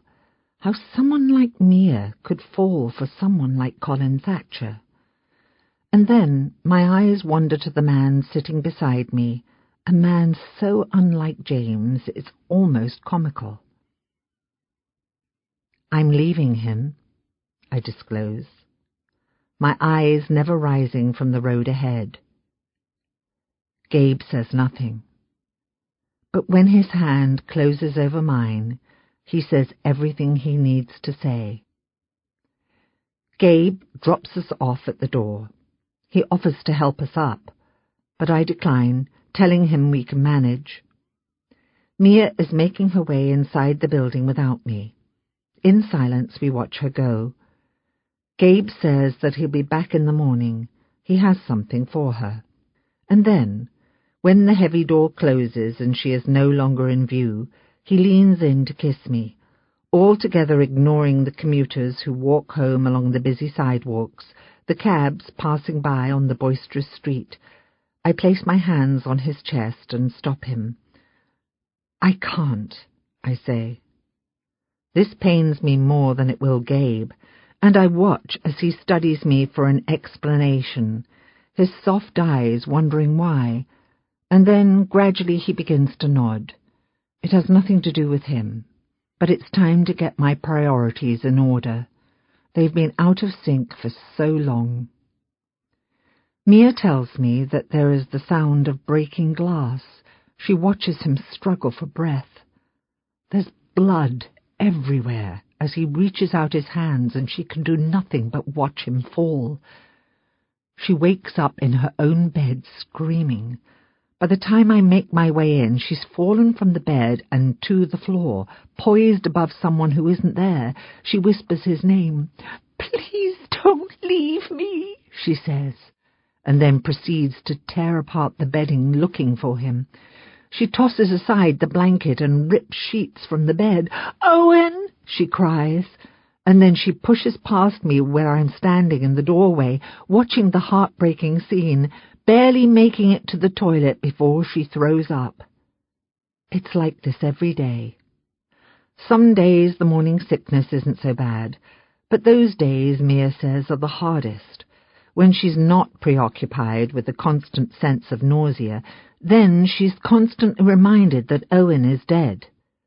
I hover in the doorway. "Mia," I say, I'm willing to do anything to make the pain go away, but there's nothing I can do. When she's ready, she tells me about the last moments inside the cabin, the way the gunshots sounded like fireworks, the way the window broke, glass shattering to the floor, the winter air welcoming itself in. The noise terrified me, my eyes darting outside before I heard Owen begin to wheeze. He whispered my name, Chloe. He struggled to come up with enough breath. His legs began to collapse. I didn't know what had happened. She cries, shaking her head, reliving the moment as she does 100 times a day in her head, and I lay a hand on her leg to stop her.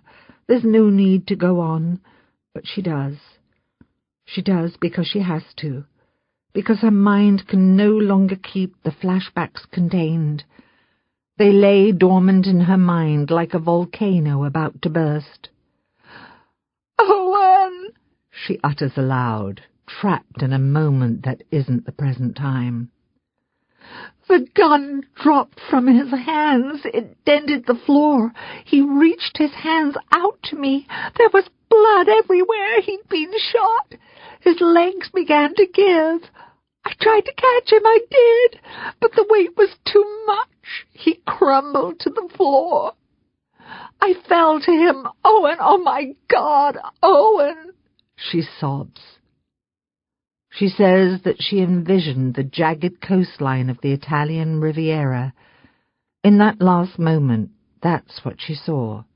The boats floating lazily in the Ligurian Sea, and the abrupt peaks of the Maritime Alps and the Apennines Mountains. She saw a rustic stone cottage lost in the hillside, where they toiled in the lush green countryside until their backs broke, she and the man known as Owen. She imagined that they were no longer on the run. They were home. In that last moment, Mia saw children running through the thick grass, dodging between rows of unvarying grape trees.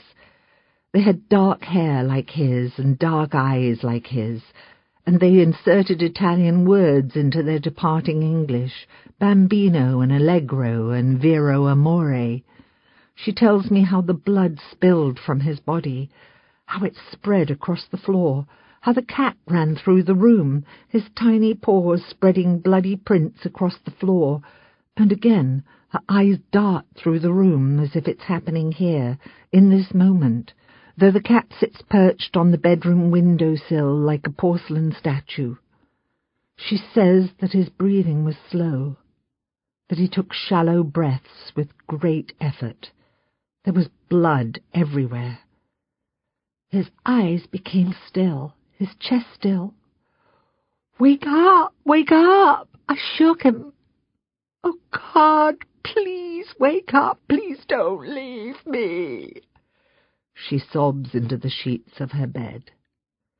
She tells me that his limbs stopped fighting as the front door pushed open. There was a blinding light and a masculine voice telling her to step away from the body. "Please don't leave me," she cries. She wakes up every morning screaming his name. She sleeps in the bedroom. I roll out the futon and sleep in the family room. She refuses to open the curtains and accept the world into the room. She likes it dark, where she can believe it's night-time 24 hours a day and succumb to her depression. I can barely get her to eat any more. "If not for you," I advise, "then do it for the baby." She says it's the only reason she has to live any more. She admits to me in confidence that she can't go on. She doesn't say it when she's lucid, but when she's sobbing, lost in despair. She thinks about death.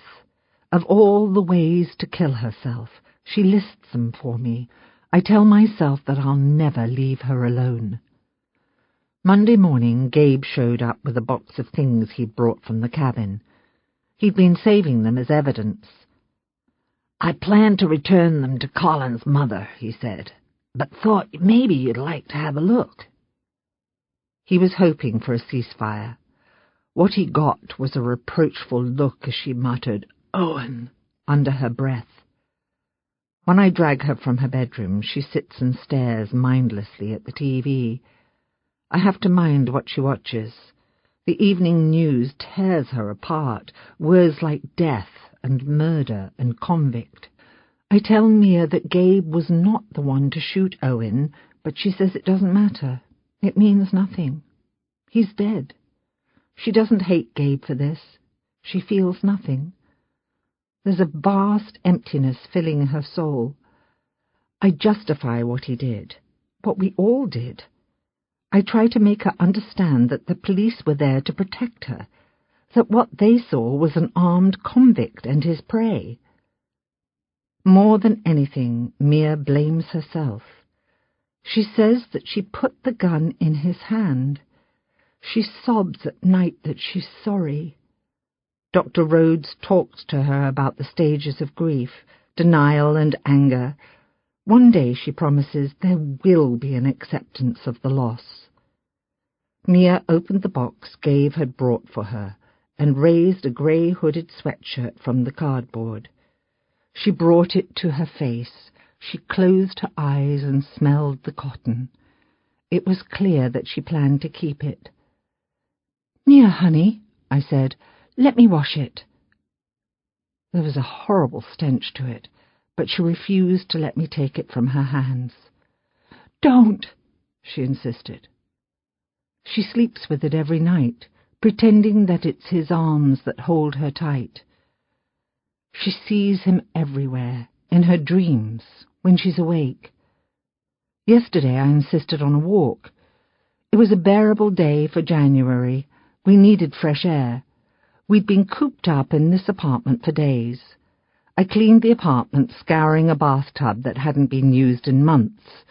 I snipped at her plants with a pair of pinking shears, dropping the dead foliage into a trash can.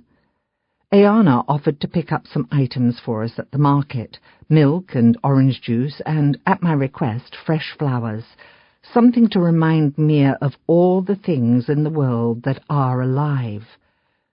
Yesterday, Mia sunk into the wide arms of a jacket she collected from the same cardboard box, and we went outside. At the bottom of the steps, she paused and stared at an imaginary place on the opposite side of the street. I don't know how long she stared, until I pulled her gently by the arm and said, "Let's walk." I couldn't quite figure out what she was staring at. There was nothing there, only a 4-flat brick building with scaffolding out front. The Chicago winter is harsh, but every now and then God blesses us with a 30 or 40-degree day to remind us that misery comes and goes. It must be 38, 39 degrees when we head out for our walk, the kind of day that teenagers foolishly rush out in shorts and T-shirts, forgetting that in October we were aghast at temperatures like this. We stayed on the residential streets because I thought there would be less noise. We could hear the city not so far away. It was the middle of the day. She dragged her feet, rounding the corner onto Waveland. She and a young man ran right into one another. I may have prevented it had I not been staring at outdated Christmas decor on a nearby balcony, out of place beside puddles of snow that melted on the sidewalk, reminding me of spring. The man was handsome, with a baseball cap pulled low, his eyes gazing at the ground. Mia wasn't paying attention. She nearly doubled over in disbelief. He couldn't make sense of the crying. "I'm sorry. I'm so sorry," he said. I begged him not to worry. It's the same baseball cap Mia took from the box, the one that sits beside her bed. The grief and the morning sickness send her running to the bathroom 3, sometimes 4 times a day. Gabe arrived this afternoon, fully intent on getting to the bottom of this. Until today he was content with small visits, with the sole purpose of reconciliation. But he reminds me that there's a lingering threat out there, and the policeman parked outside her building for security will not be there forever. He set Mia down on the futon. Tell me about his mother, she says. This is called give and take. Mia's apartment is approximately a 400-square-foot box. There's a family room with the futon and tiny TV. She pulls out the futon when company comes to stay. I've polished the bathroom many times, and still it doesn't feel clean. The bathtub fills with water every time I shower. The kitchen is only large enough for one person. You cannot stand behind the refrigerator when the door is open without being shoved into the stove. There is no dishwasher. The radiator rarely warms the room, and when it does, the temperature soars to 90 degrees. We eat dinner on the futon, which we don't often bother to sit up, since night after night I use it for a bed. Catherine, Gabe replies. He's perched awkwardly on the edge of the futon. For days now, Mia has been asking about Colin's mother. I didn't know what to say, other than that Gabe would know more about Mrs. Thatcher than me.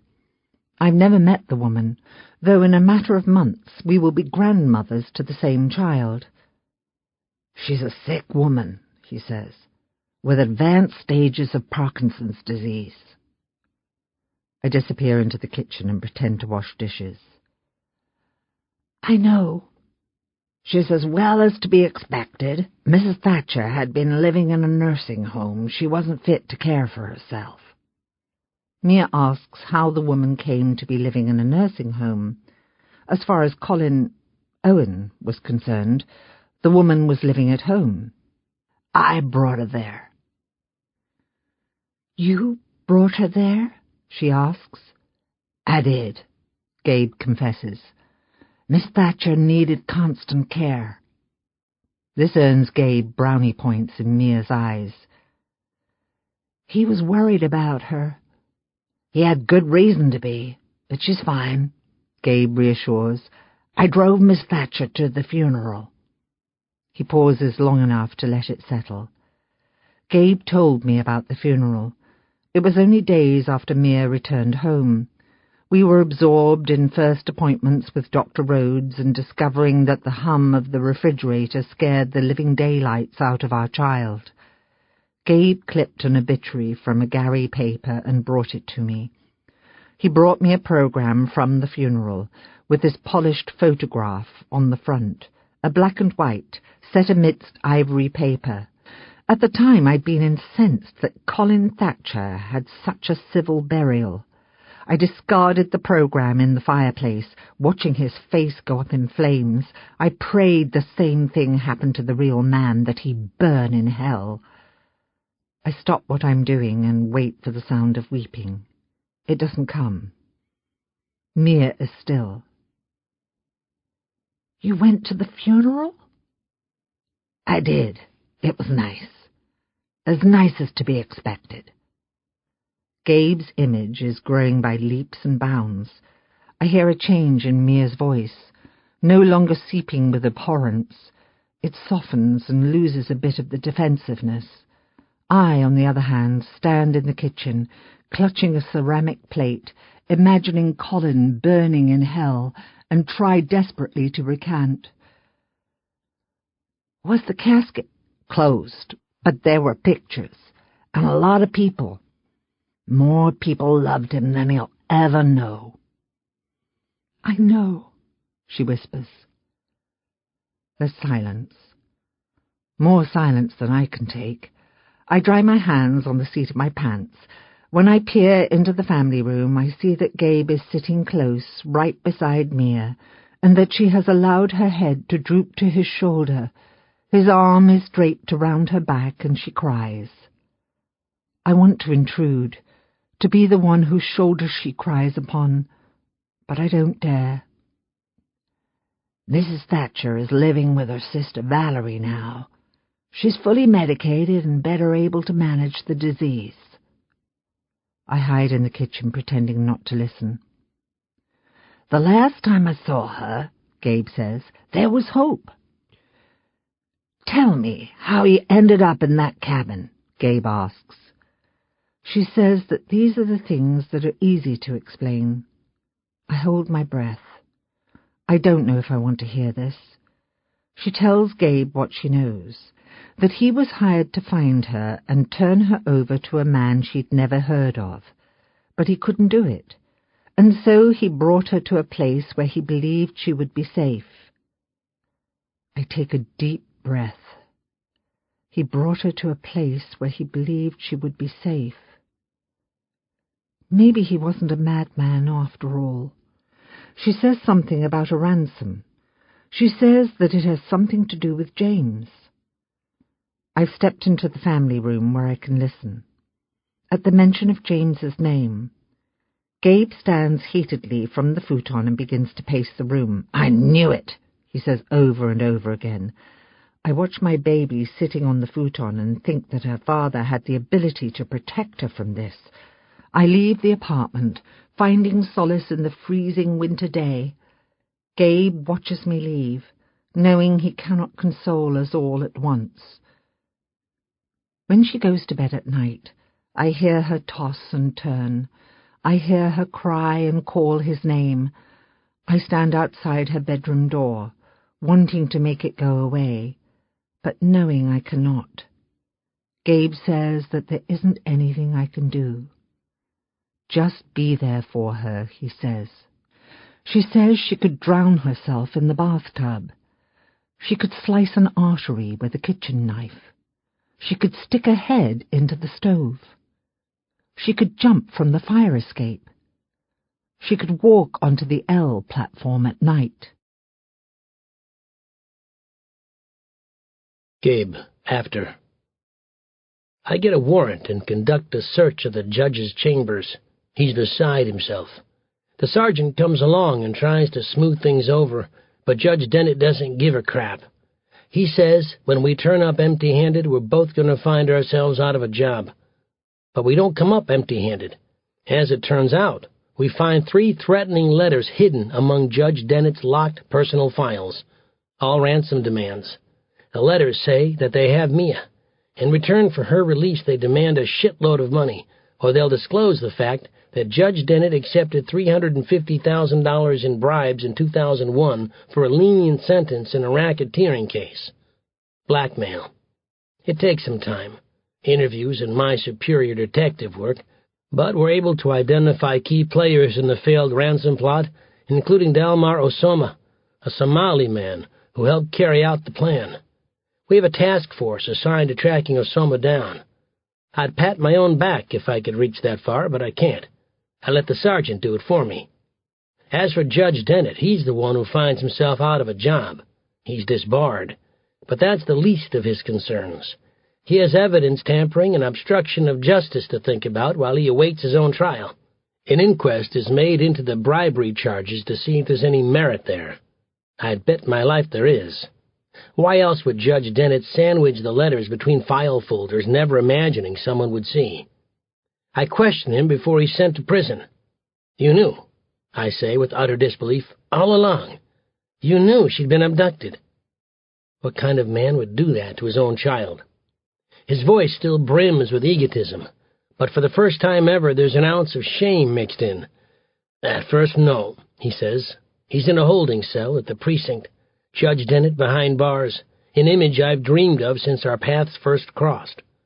He sits on the edge of the bed staring at the public toilet, knowing that sooner or later he'll have to piss in front of us all. It's the first time I'm sure Judge Dennett is being sincere. He says that at first he was certain Mia was off doing something stupid. It was in her nature. She'd run off before. And then the letters began to arrive. He didn't want anyone to know he was corrupt, that he'd accepted the bribes all those years ago. He would have been disbarred. But, he admits, and for a split second I believe him, he didn't want anything to happen to Mia. He was going to pay the ransom to free her, but also so they'd shut up. He demanded proof of life. There was none. Because, I say, they didn't have her. Colin Thatcher had her. Colin Thatcher had presumably saved her life. I assume she was dead, he says, and if she was dead, then no one needed to know what I'd done. He admits with a modesty I never expected from Judge Dennett. Modesty and remorse. Was he sorry for what he'd done? I think of all the days that he sat in the same room with Eve, of all the nights he shared the same bed, believing that their daughter was dead. Eve files for divorce, and when it's granted, she'll take half of everything Judge Dennett owns. That's enough money to buy a new life for her and Mia. Epilogue. Mia. After. I sit in the opaque office across from Dr. Rhodes and tell her about that night. The rain was pouring down, thick and heavy, and Owen and I sat in the dark room listening to it batter the roof of the log cabin. I tell the doctor how we'd been outside, collecting firewood, and how the rain saturated us before we could make it inside. That, I tell her, was the night something changed between Owen and me. That was the night I understood why I was there, in that cabin, with him. He wasn't trying to hurt me, I explain, recalling the way he looked at me with those dark, austere eyes and said, "No one knows we're here. If they did, they'd kill us, me and you." And suddenly I was part of something, no longer alone as I'd been my entire life. "He was saving me," I say, and that's when everything changed. It was then that I wasn't scared anymore. That's when I understood. There are things I tell Dr. Rhodes about the cabin, about our lives there, about Owen. "Did you love him?" she asks, and I say that I did. My eyes fill with sadness, and the doctor stretches a tissue across the coffee table that separates us, and I hold it to my face and cry. "Tell me what you're feeling, Mia," she prompts, and I tell her how I miss him, how I wish the memories hadn't returned so that I could remain in the dark, completely unaware of Owen's passing. But, of course, it is much more than that. There are things I can never tell the doctor. I can tell her how the sadness haunts me day in and day out, but I can never tell her about the blame. The knowledge that I put Owen in that cabin, that I put the gun in his hands. If I had told him the truth, we could have come up with a plan. We could have figured it out together.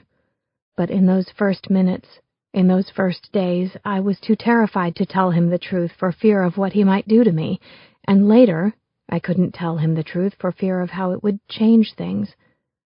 He wouldn't be the one protecting me from my father and Dalmar, even if it was all bogus, all a sham. I spent my entire life desperate for someone to take care of me, and there he was. I wasn't about to let that go. I rub a hand over an ever-growing midsection and feel the baby kick. Out the hazy windows, summer has come, the heat and humidity that make it hard to breathe. Soon the baby will arrive, a keepsake from Owen, and I will no longer be alone. There's an image I carry in my mind. I'm in junior high when I proudly carry home an A book report that my mother hangs to the refrigerator door with a lame Be Happy magnet I'd gotten her for Christmas that year. My father comes home and sees the assignment. He gives it a quick once-over and then says to my mother, "That English teacher should be fired. Mia is old enough to know the difference between there and there, don't you think, Eve?" He uses the paper as a coaster, and before escaping the room, I watch the water stains seep into the fibers of the report. I was 12 years old. I think back to that September day as I walked into the gloomy bar. It was a beautiful Indian summer day, but inside the bar it was dark, nearly vacant, as a bar should be at 2 p.m, just a handful of patrons sitting quietly at their own tables, drowning their sorrows in straight-up bourbon and whiskey shots. The place was a hole in the wall, the corner unit of a brick building with graffiti on the side. Music played in the background. Johnny Cash. I wasn't in my own neighborhood, but farther south and west, in Lawndale, and as I looked around the bar, I saw that I was the only one who was white. There were wooden bar stools pulled up to the bar, some cracked along the seat or missing spindles, glass shelves of alcohol lining the back wall. Smoke infused the air, drifted to the ceiling, making the place hazy, opaque. The front door was propped open with a chair, but even the fresh fall day, The sunlight and warm air was hesitant to enter. The bartender, a bald man with a goatee, nodded to me and asked what he could get me to drink. I asked for a beer and made my way to the back of the bar, to a table closest to the men's bathroom, where he told me he'd be. When I saw him, my throat rose up inside me, and I found it hard to breathe. His eyes were black, like coal, his skin dark and rubbery, like tires. He was sunken in a slat-back chair, leaned over a beer. He wore a camouflage coat, which he didn't need on a day such as that, my own coat removed and tied around my waist. I asked if he was Delmar, and he watched me for a minute, those anthracite eyes perusing my wayward hair, the conclusiveness in my eyes. They drifted down my body, down an Oxford shirt and jeans. They appraised a black bag crisscrossing my body, the parka tied around my waist. I'd never been so sure about anything as I was of this. He didn't say if he was or wasn't Delmar, but asked what I had for him instead. When he spoke, his voice was a low, bass voice, one which held on to its African enunciation for dear life. I invited myself into the chair opposite him and noted that he was big, much bigger than me, each of his hands, as he groped the envelope that I removed from my bag and set on the table, twice as big as my own. He was black, like the blackest of black bears, like the blubbery skin of the killer whale, an alpha predator with no predators of their own. He knew, as he sat across from me at the unpretentious table, that he was at the top of the food chain and I was mere algae. He asked why he should trust me, how he could know for certain he wouldn't be played for a fool. I gathered what courage I could possibly muster and replied, unblinkingly, "How do I know that you won't play me for a fool?" He laughed audaciously and in a somewhat deranged manner and said, "Ah, yes, but there's a difference here, you see. Nobody plays Delmar for a fool." And I knew then that if anything went wrong, he would end my life. But I would not let myself be scared. He removed papers from the envelope. The proof, which I'd had in my possession for 6 weeks or more, until I knew what to do with it. Telling my mother or going to the police seemed too easy, too mundane. There needed to be something more, a gruesome punishment to fit a gruesome crime. Disbarment does not offset being a lousy father, but the loss of a hefty sum of cash, the shattering of his splendid reputation, that came close, closer, at least. It wasn't easy to find, that's for sure. I stumbled across some papers in a locked filing cabinet, late one night when he dragged my mother to a benefit dinner at Navy Pier, paying $500 apiece to support a nonprofit organization whose mission is to improve the educational opportunities for children living in poverty, which I found to be absolutely absurd, ludicrous, seeing as how he felt about my own career path. I came to their home that night, took the Purple Line out to Linden, and from there, a cab. I came under the guise of a crashed computer. My mother, offering her own old, slow one, suggested I pack a bag and stay for the night, and I said okay, but of course I wouldn't stay. I packed a bag anyway, for appearance's sake, the perfect way to stow away the evidence, hours later, after a complete dissection of my father's office. As I called for a cab and returned home to my own apartment, to a fully functioning computer where I researched private investigators to turn my suspicion into full-fledged proof. It wasn't extortion I was looking for. Not exactly. I was searching for anything. Tax evasion, forgery, perjury, harassment, whatever. But it was extortion that I found.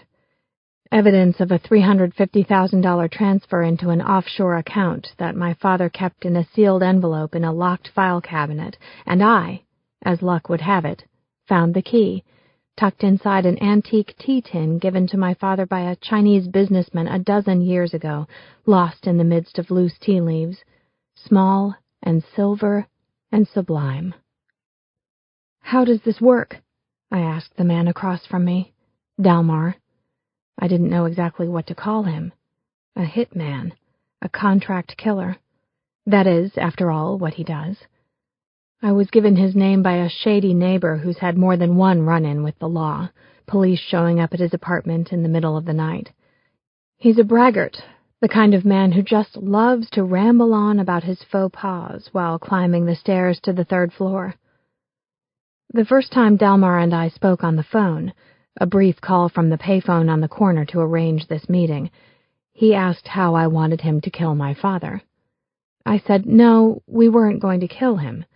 What I planned for my father was far worse. Being of ill repute, vilified, his reputation blackened, living amongst the lowlifes he sentenced to jail. That, for my father, would be worse. Like purgatory, hell on earth. Dalmar would take 60%, I would take 40%. I nodded because I wasn't in the position to negotiate. And 40% of the ransom demand was a lot of money. $80,000 to be exact. An anonymous donation to my school was what I had in mind, what I planned to do with my share of the money. I'd outlined the details in my mind, made preparations in advance. For the sake of authenticity, I would not simply disappear. There needed to be proof, in the event of an ensuing investigation, witnesses, fingerprints, videotapes, and such. I wouldn't ask who, what, or when. There needed to be a surprise factor so that, in the moment, my own behavior was legit, a terrified woman in a kidnapping plot. I discovered a derelict studio apartment on the northwest side, in Albany Park. This is where I would hide while the professionals, Dalmar and his associates, did the rest. This was the plan, at least. I paid, in advance, 3 months of rent from a cash advance I received from Dalmar, and squirreled away bottles of water, canned fruit, frozen meats and breads, so that I would never need to leave. I purchased paper towel and toilet paper, art supplies en masse so that I wouldn't risk being seen. Once the ransom was paid, and yet my father's dirty deeds discovered, it would be from this crippled little apartment in Albany Park where my rescue would ensue, where the police would find me, bound and gagged, my abductor still at large. Dalmar wanted to know who he was to take hostage, who he was to hold for ransom. I looked into his black serpentine eyes, at the shaven head and a scar, 3 inches or more, running vertically down the length of his cheek, a rivet in his skin where I imagined some kind of blade, a switchblade or a machete, sliced through the vulnerable exterior, creating a man untouchable on the inside. My eyes circled the bar to make sure we were alone. Nearly everyone there, except for a 20-something waitress in jeans and a too-tight shirt, was male. All, besides me, were black. A man perched at a bar stool before the bar slipped clumsily, drunkenly, from the stool and fish-tailed his way into the men's room. I watched him pass, watched him push his way through a bulky wooden door, and then my eyes returned to Dalmar's serious, unforgiving black eyes. And I said, "Me."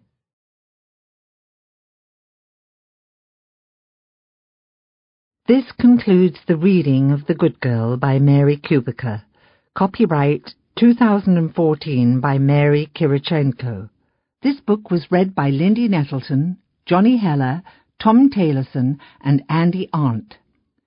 This unabridged recording was published by arrangement with Harlequin Books, S.A., and was produced in 2014 by Blackstone Audio, Inc., which holds the copyright.